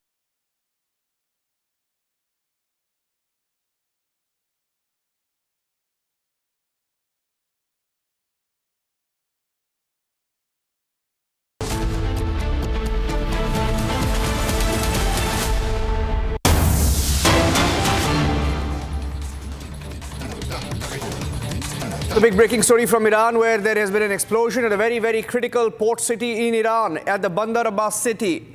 At the Rajai port, there has been a big explosion, over 400 people injured. This is the first video that came in. There are 5 or 6 videos, and here on Republic TV, we're getting you every angle of this breaking story. It's a developing story. 1,000 kilometers from Tehran, this port city is very, very critical to Iran, and at least 280 people, that's the earlier number that came in. It's now gone up to almost 400. A big explosion shaking Shahid Rajai port in Bandar Abbas, a key southern port. Look at that, another video coming in showing the extent of that blast that was visible from many, many, many kilometers away. Doesn't seem like a normal blast, doesn't seem like a normal explosion. A high-intensity explosion that has taken place in Iran. Some reports trying to suggest that this could have been at the container facility and some flammable material may have exploded. But it appears to be much more than that. It appears to be much bigger than that. Iranian media so far tight-lipped about the cause of the explosion. And we are only getting to know the details, of course, from the state media. Look at that. Plumes of smoke seen in the air, many kilometers into the sky. And the number of injured that we have as of now is nearly 400. That's the official number that we have.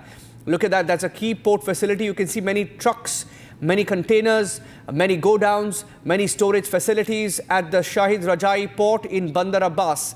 The cause of this explosion is not known yet. It appears an entire region was burnt down, and not just one particular container or one particular specific spot there at the Shahid Rajai port. And Iranian news agencies, state media reporting that they fear the casualty numbers could go up, even though the official number of people injured, according to the Iranian media, is 400. There were a large number of port workers present at the time of explosion in Iran. Took place about roughly 2 to 3 hours ago in Iran. And the Tasneem news agency in Iran, citing that the local emergency services reporting that injured people from the port. Look at that, 4 videos that we have, and the number of videos that we have will be increasing in the next few minutes. Also getting in live updates from Iran here on Republic TV. Many people injured from the Shahid Rajai port explosion, being transferred to the Hormozgan hospital so far. This is an update coming in from the Tasneem news agency. Now let me tell you a little more of what we are picking up from the news agencies in Iran. No reported casualties, 400 injured. And head of the province crisis management is quoted on record as saying that the blast was caused by explosion of several containers stored in the Shahid Rajai port wharf area. So this is the first report that we have, the first quote on record, showing what may have happened there.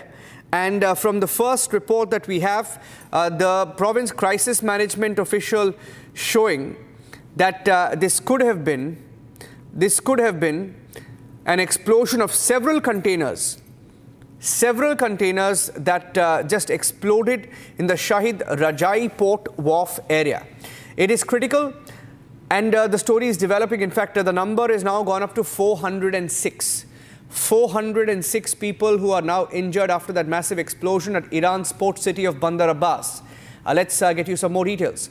Those who are injured have been transferred to medical facilities as authorities are carrying out an initial investigation. And these are pictures we're picking up. Hundreds of people have been injured following this explosion. And this is 620 miles or 1,000 kilometers south of Tehran. It's a port city. Iran's customs authority has also issued a press statement saying that the explosion occurred in the Sina container yard, which is affiliated with the Ports and Maritime Organization. So we have more and more confirmed versions coming in of where this explosion took place. This explosion, reported first about 3 hours ago from Iran, took place in the Sina container yard, which is affiliated with the Ports and Maritime Organization. It's a very critical port for Iran, and we are hearing that the number of injured has risen to over 400. That's also the number that is being indicated by the Iranian state television.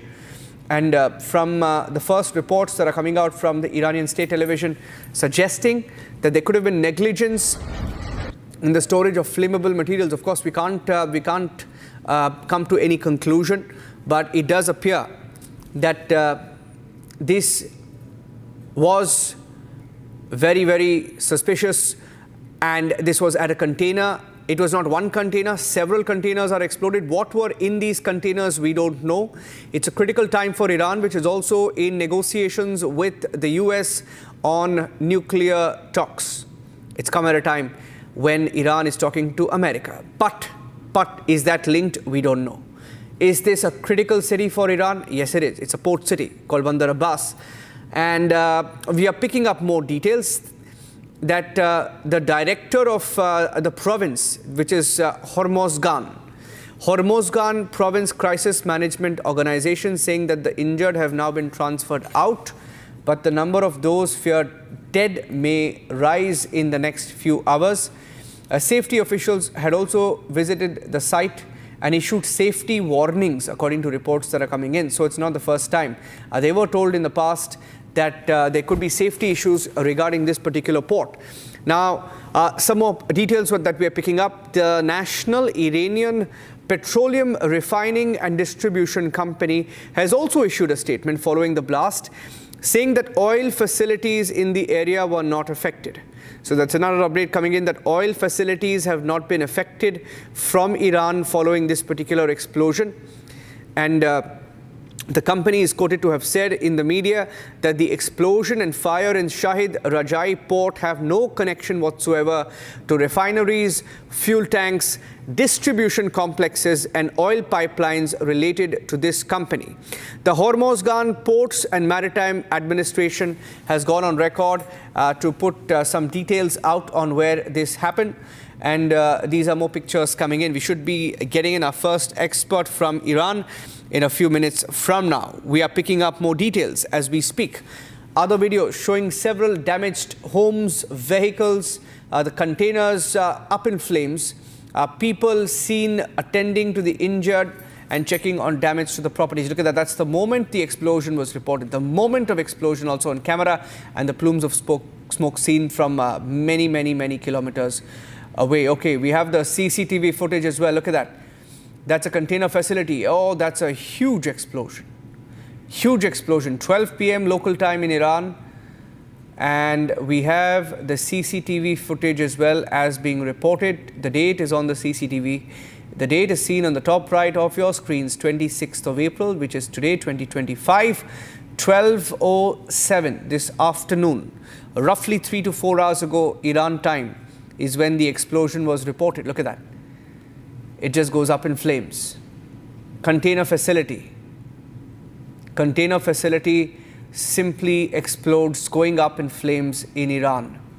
And as we stay with these pictures, we're getting some more details. It's coming at a time, of course, it's a very critical time in Iran. So anything that's happening in Iran, questions and the first thoughts also go out to the sensitive time, the sensitive nature of Iran's being when they are engaging in talks with American officials on a possible new nuclear deal.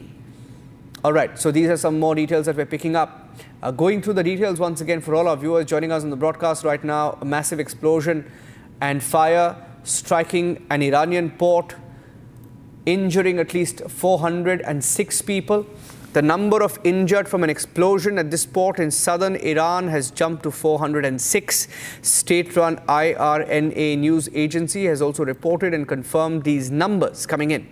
The IRNA attributed a previous figure of 281 injured to a spokesman of the Iran National Emergency Organization before the reported injuries rose again. That number started at 80, went up to 115, went up to 286, and as we speak is now at 406.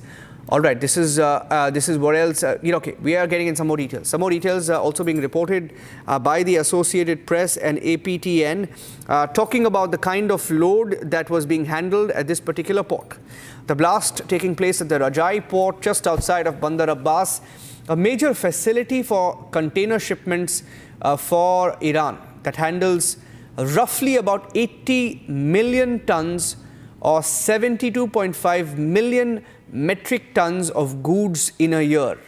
So that visual that you see there, we'll have to play that again. I think it's stuck, it's frozen. We'll play that again. And there are more videos that are coming in. Social media videos also showing smoke billowing after the blast. Others showing glass buildings blown out. And the buildings being seen and the explosion itself being seen from many, many kilometers away from the epicenter of this particular port. Authorities have offered no cause for the explosion yet, and industrial accidents we know have been taking place in Iran, as there are analysts who say that aging oil facilities are one of the reasons why these explosions take place.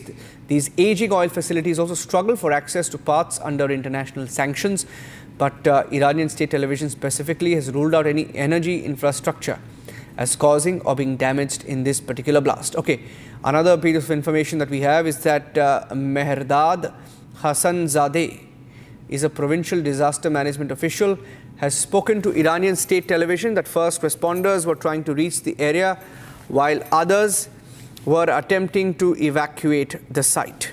And the officials from the disaster management teams in Iran and at the Bandar Abbas port also saying that the blast came from containers at Rajai port in the city. They haven't elaborated much. State television also reporting that there had been a building collapse caused by the explosion, though there were no immediate other details offered. What you're seeing on your screens is the CCTV. Okay, different videos coming in. There are more and more videos coming in. All right, we have an update now. The number of injured in this particular explosion has gone up to 520. It is a huge explosion. 520 now injured. The number has gone up. It's being updated every minute. 520.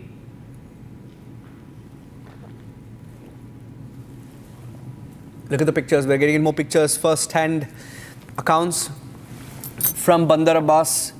You can see the explosion from many, many kilometers away. This seems to be a parking facility and people moving in to try and, okay, this seems to be a hospital, inside a hospital where hundreds of those injured in Iran are being rushed inside to get treatment in time. Okay, looks like even the hospital, some of the medical facilities as well injured, medical facilities also damaged in this particular explosion. That seems to be a medical facility in Iran where many of these injured were taken, and day two, and this particular facility too seems to be injured, seems to be damaged. Okay, let me go across to Yasir Nazifi Gilawan, who's a Tehran-based journalist. Yasir Nazifi, can you hear me? Good evening. Yes, I can hear you. Good evening. So this is a very, very disturbing development. Any details you're picking up about the cause of this explosion?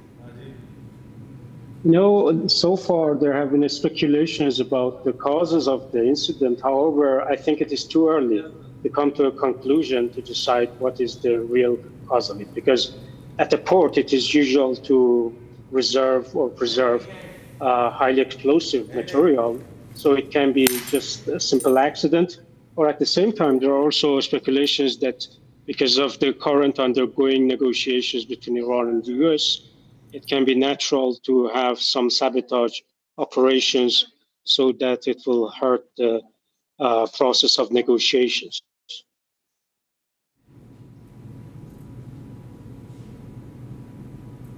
Can you hear me? Yes.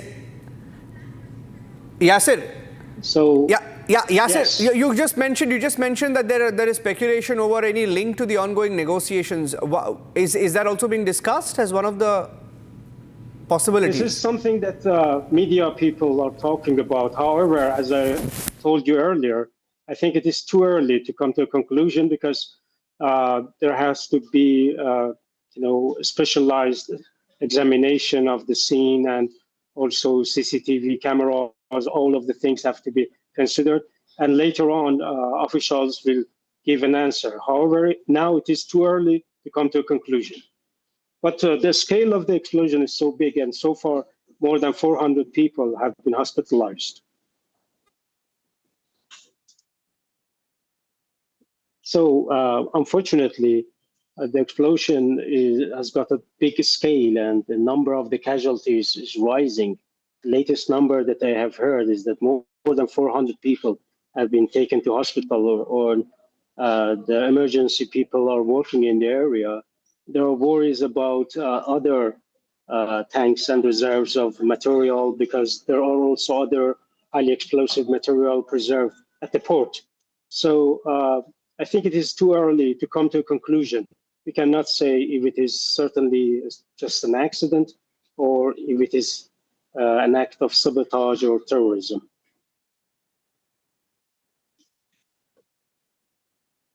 So I want to underline it. Please keep in mind that at this stage, nobody can be sure what is the real cause of it. It can be simply an accident, because at the port, they do transport and they send and receive highly explosive material. And at the same time, media people have their own speculations, but it is too early. So we don't have to jump to the conclusion and say that it is an act of terrorism. I think it is. It will be seriously biased or a misunderstanding, because it will cause more misunderstanding if we come to a conclusion at the current stage. We have to wait.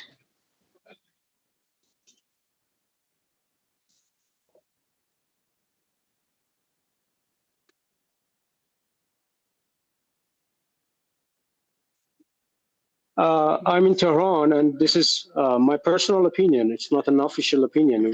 We are still waiting for officials to give us the opinion or the early assessment for the reason of the explosion.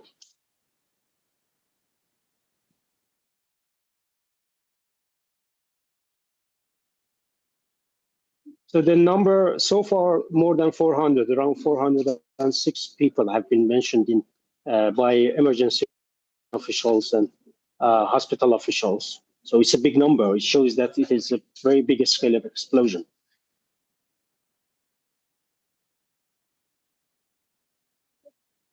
So far, no. We don't have a verified number of dead people.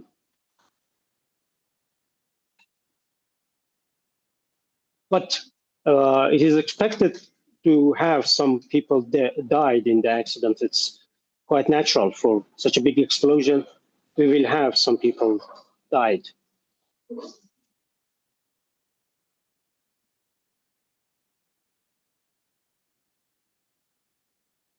Mr. Yasir, could you give us an understanding of where this attack has taken place and the fact that this is considered to be one of the most significant port areas in Iran? For those who do not understand the significance of it, could you help us understand? So if the officials confirm that it is an act of terrorism, yes, of course, it's one of the biggest transportation routes of the country. It is also linked to the national railroad network of Iran. So it is an important part of Iran's export and import.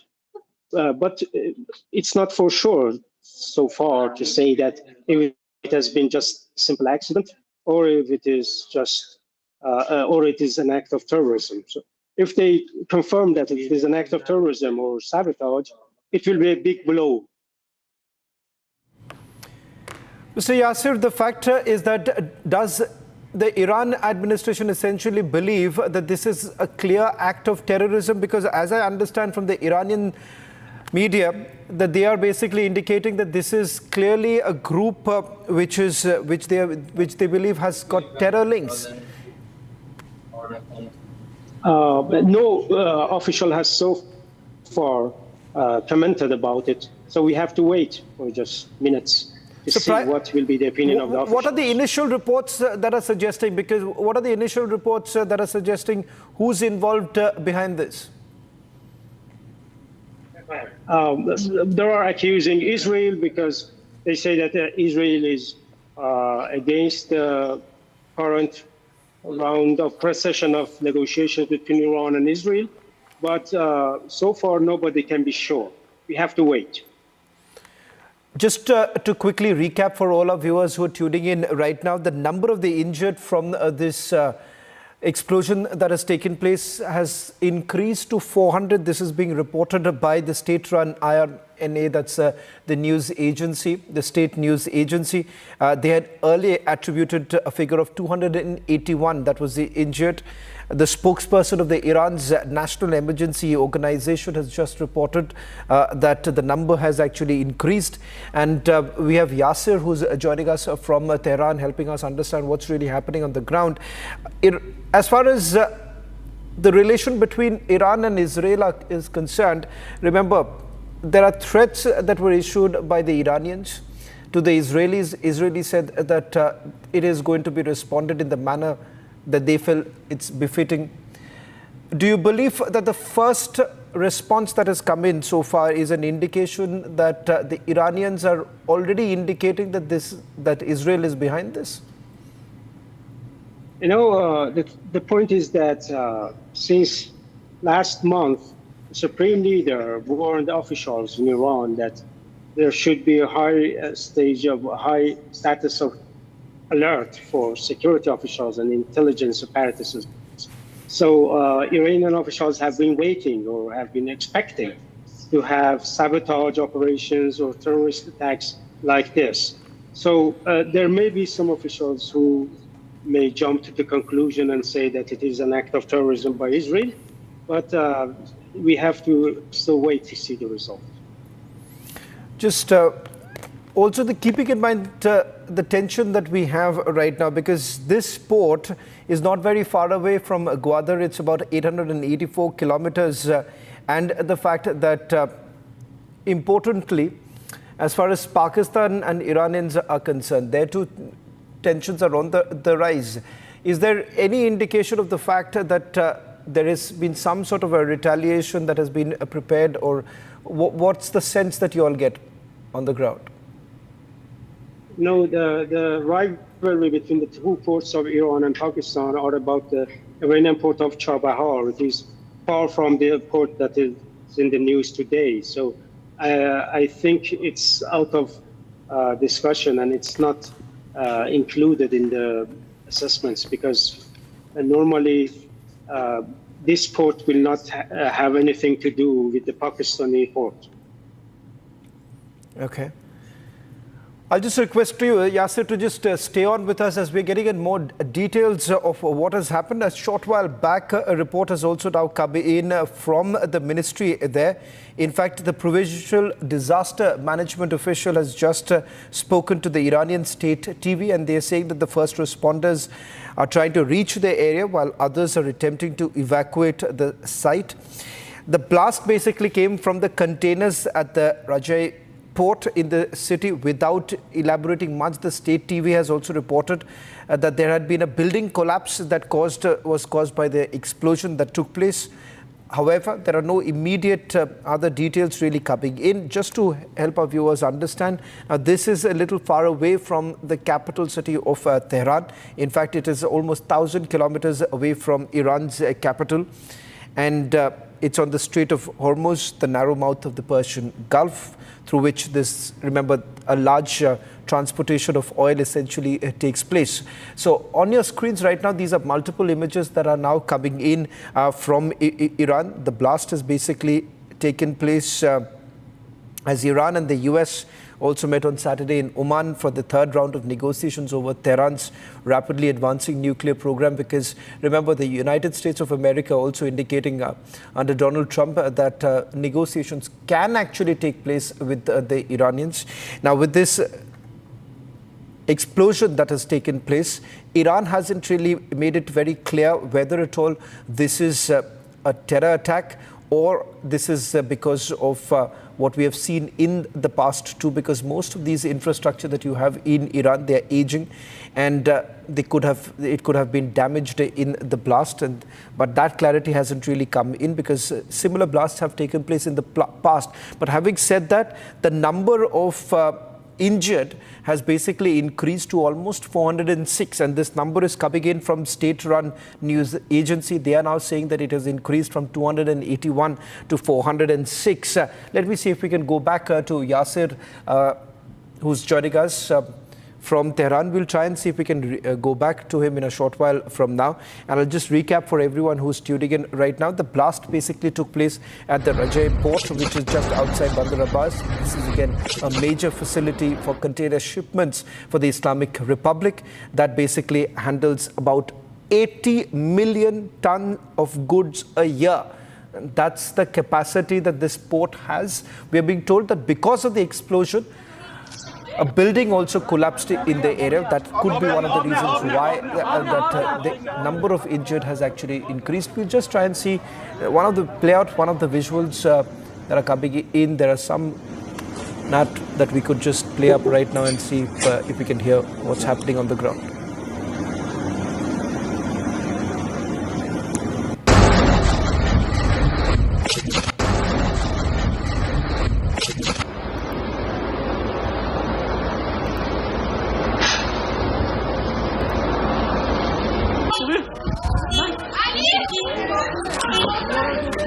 کل خدمات خراب شد.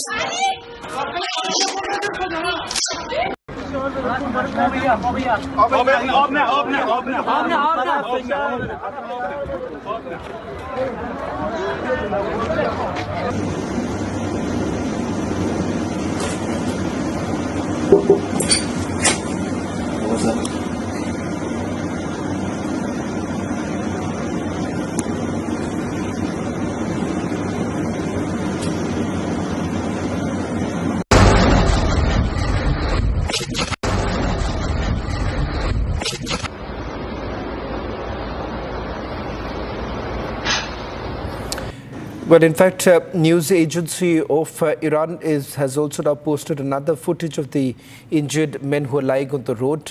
There's absolute confusion on the streets right now as the rescue operation basically continues. Another word coming in from the state TV.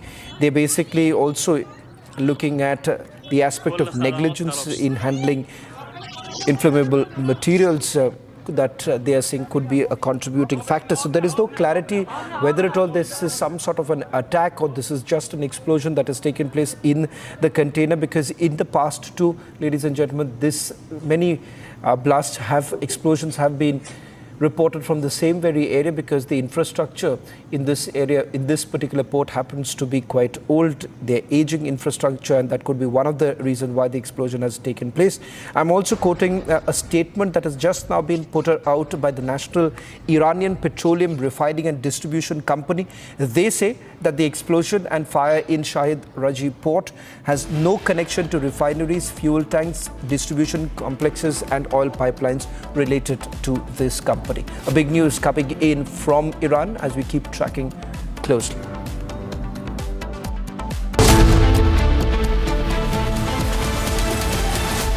Mahi sir, how much do you love your fans? Honestly, I love my new fans. पुराने वाले बेकार में शोर करते पर fans हैं, शोर तो करेंगे ही ना. नए वाले नहीं करते. And they listen to what I say. The new generation Orient BLDC fans. Super silent performance with voice control. सिली में आए तो और Cricket fans.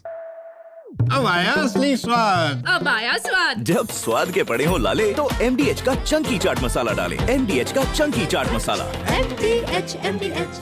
As far as the strike options are concerned for the Indian Armed Forces, so you see, the first priority will be the launch pads, the terrorist launch pads from where these terrorists come in.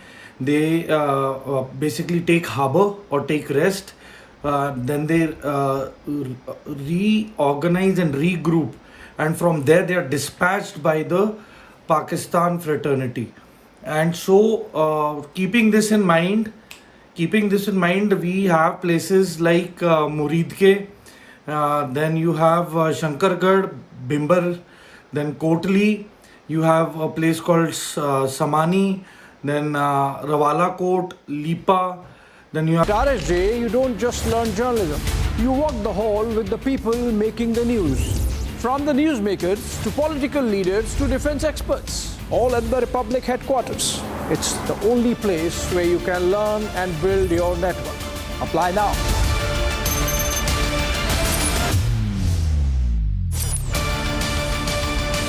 publicschoolofjournalism.com. Applications open.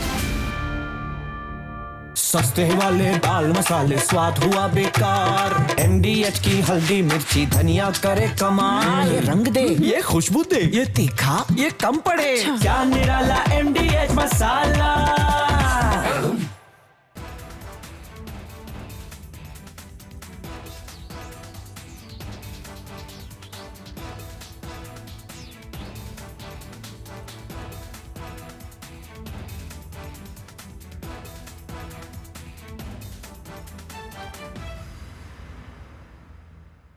जुल दे यार तुम मौत की कसम है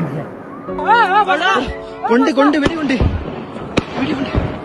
আপনি বলুন হিন্দু বলে বেড়েছে বলুন কাল রাতে আমাকে বলেছেন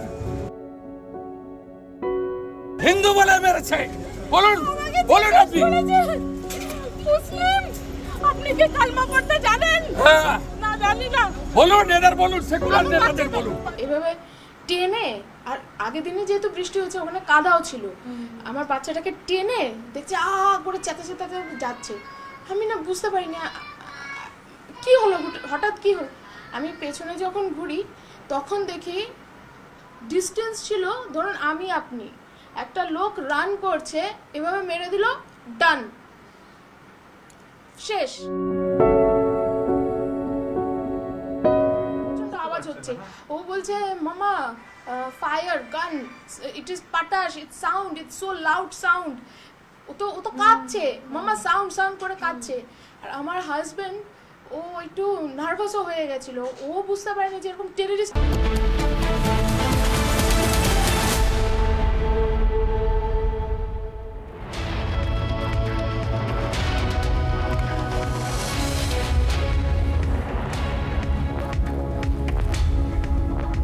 It's 5:30 and you're watching Live and Breaking with me, Shavin Sen. Our focus on the multiple combing operation being carried out in Kashmir following the Pahalgam attack. We'll get you all the latest in this bulletin. But up first, let's take you through the headlines we're tracking at this hour.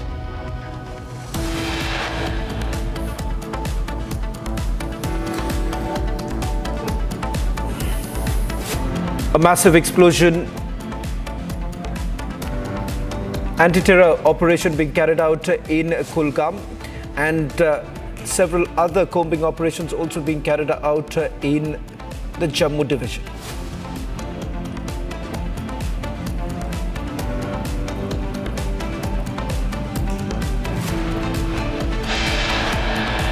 Forces launch a search operation as Jamaat-e-Islami linked terrorist incriminating material linked to the banned outfit was also seized during the search.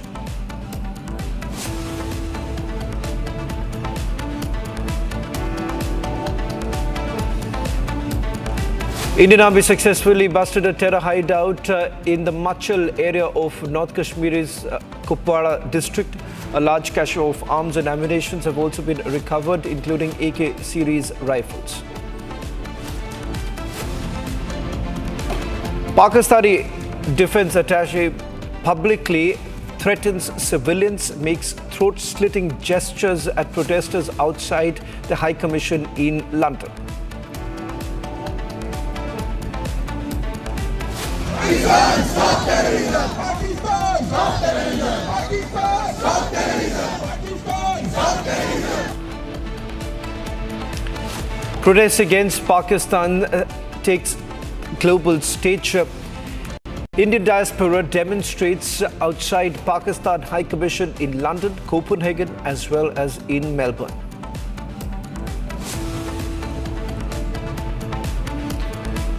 Explosion at Iran's port city, at least 520 people injured.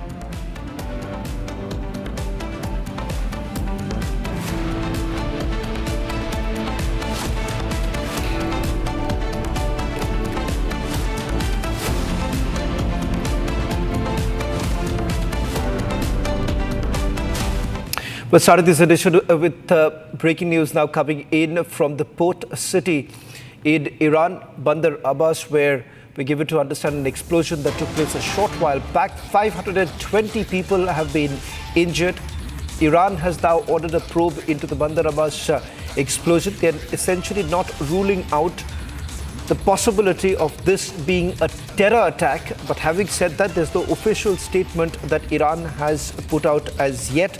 In fact, some statements have come in from the companies that have been operating from the Shahid Raji port, and they say that it has no connection to refineries, fuel tanks, distribution complexes and oil pipelines that have been related to this company. In fact, let me just tell you where this explosion has taken place and the significance of this very place where the blast has actually taken place, because it is not very far away from certain other ports cities. And it's important to point out here that the explosion that has basically taken place, they're basically looking at whether at all there is any terror link. First, Iran's Shahid Raji port to Gwadar in Pakistan is roughly about 884 kilometers away.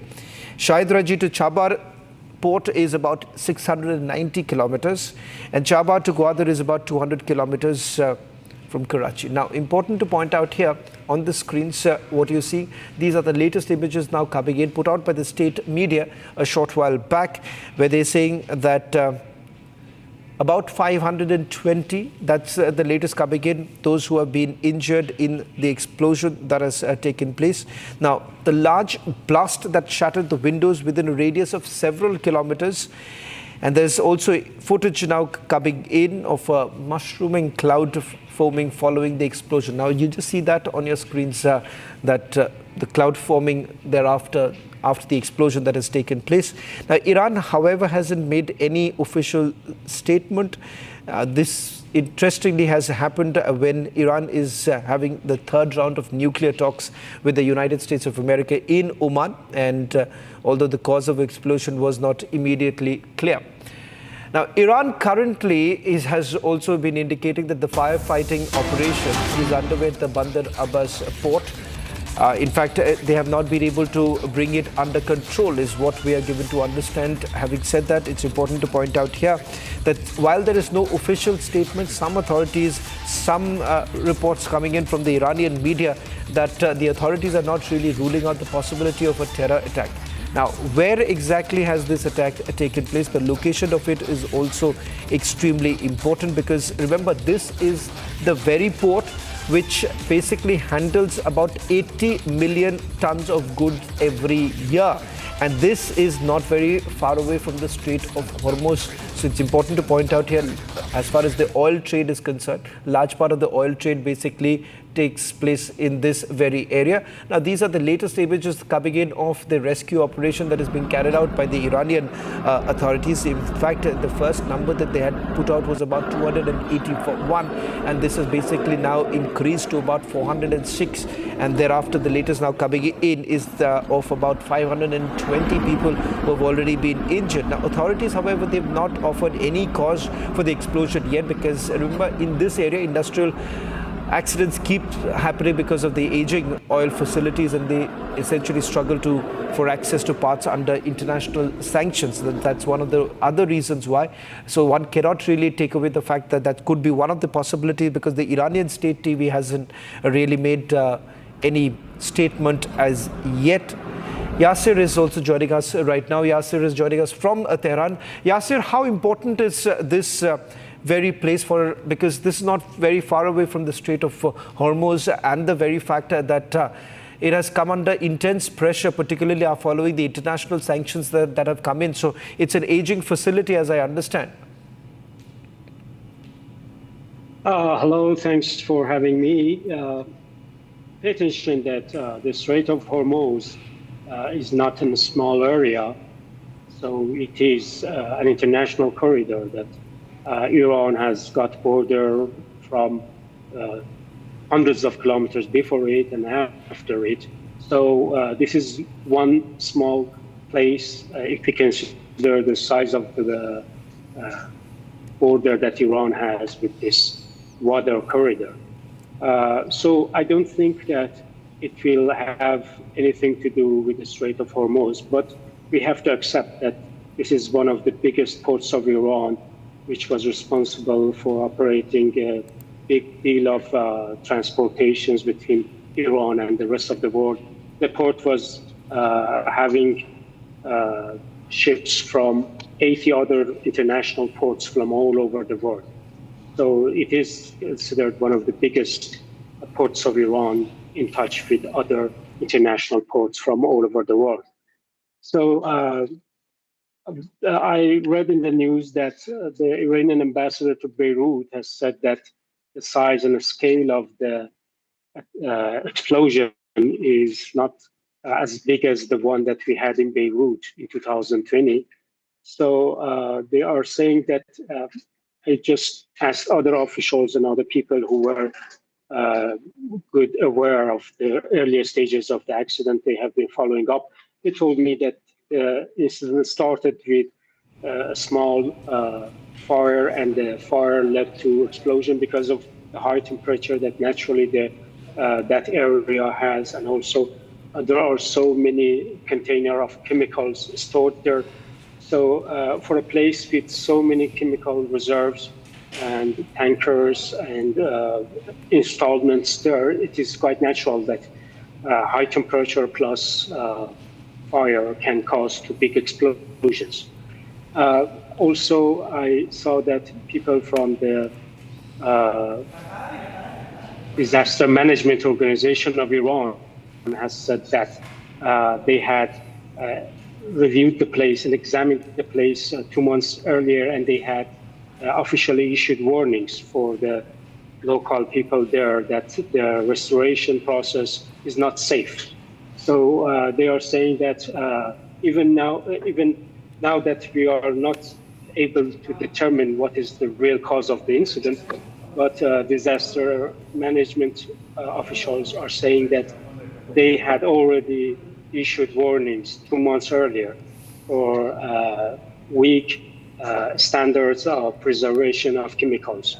So the probability for not having anything about sabotage or terrorism is higher, because it looks like that the standards of preserving chemicals hadn't been observed there, and they had received warnings from other officials. So I think that so far we can majorly think about it as an act of accident or something that happened, unfortunately. And we cannot say that it is an act of sabotage. Yasser, growing concern whether at all this is a terror attack, because some of your news agencies are now reporting that the authorities are not ruling out the possibility of a terror attack. Put this into perspective, because Iran is currently having a negotiation going on with the United States of America in Oman. This is with regards to the nuclear trade. But having said that, can this be taken away, given the fact that there has been a growing threat perception that the Iranians have been talking about coming in from the Israelis? Can this be said as a normal fire that has actually broken out, an explosion that has taken place, or there is something more than what meets the eye? You know, media people, because we always like to make it more interesting, and we will have more readership. So it's quite natural to say that the people start to speculate that there may be a chance that Israelis are behind the attack, or saying that other international players have been trying to ruin the current ongoing negotiations between Iran and the US. However, so far there is no strong, concrete piece of evidence to support that opinion. These are all based on speculations, and they are all grounded in imaginative minds of people. So we don't have anything to prove it. So I think it's wise to follow up the evidence that we have here.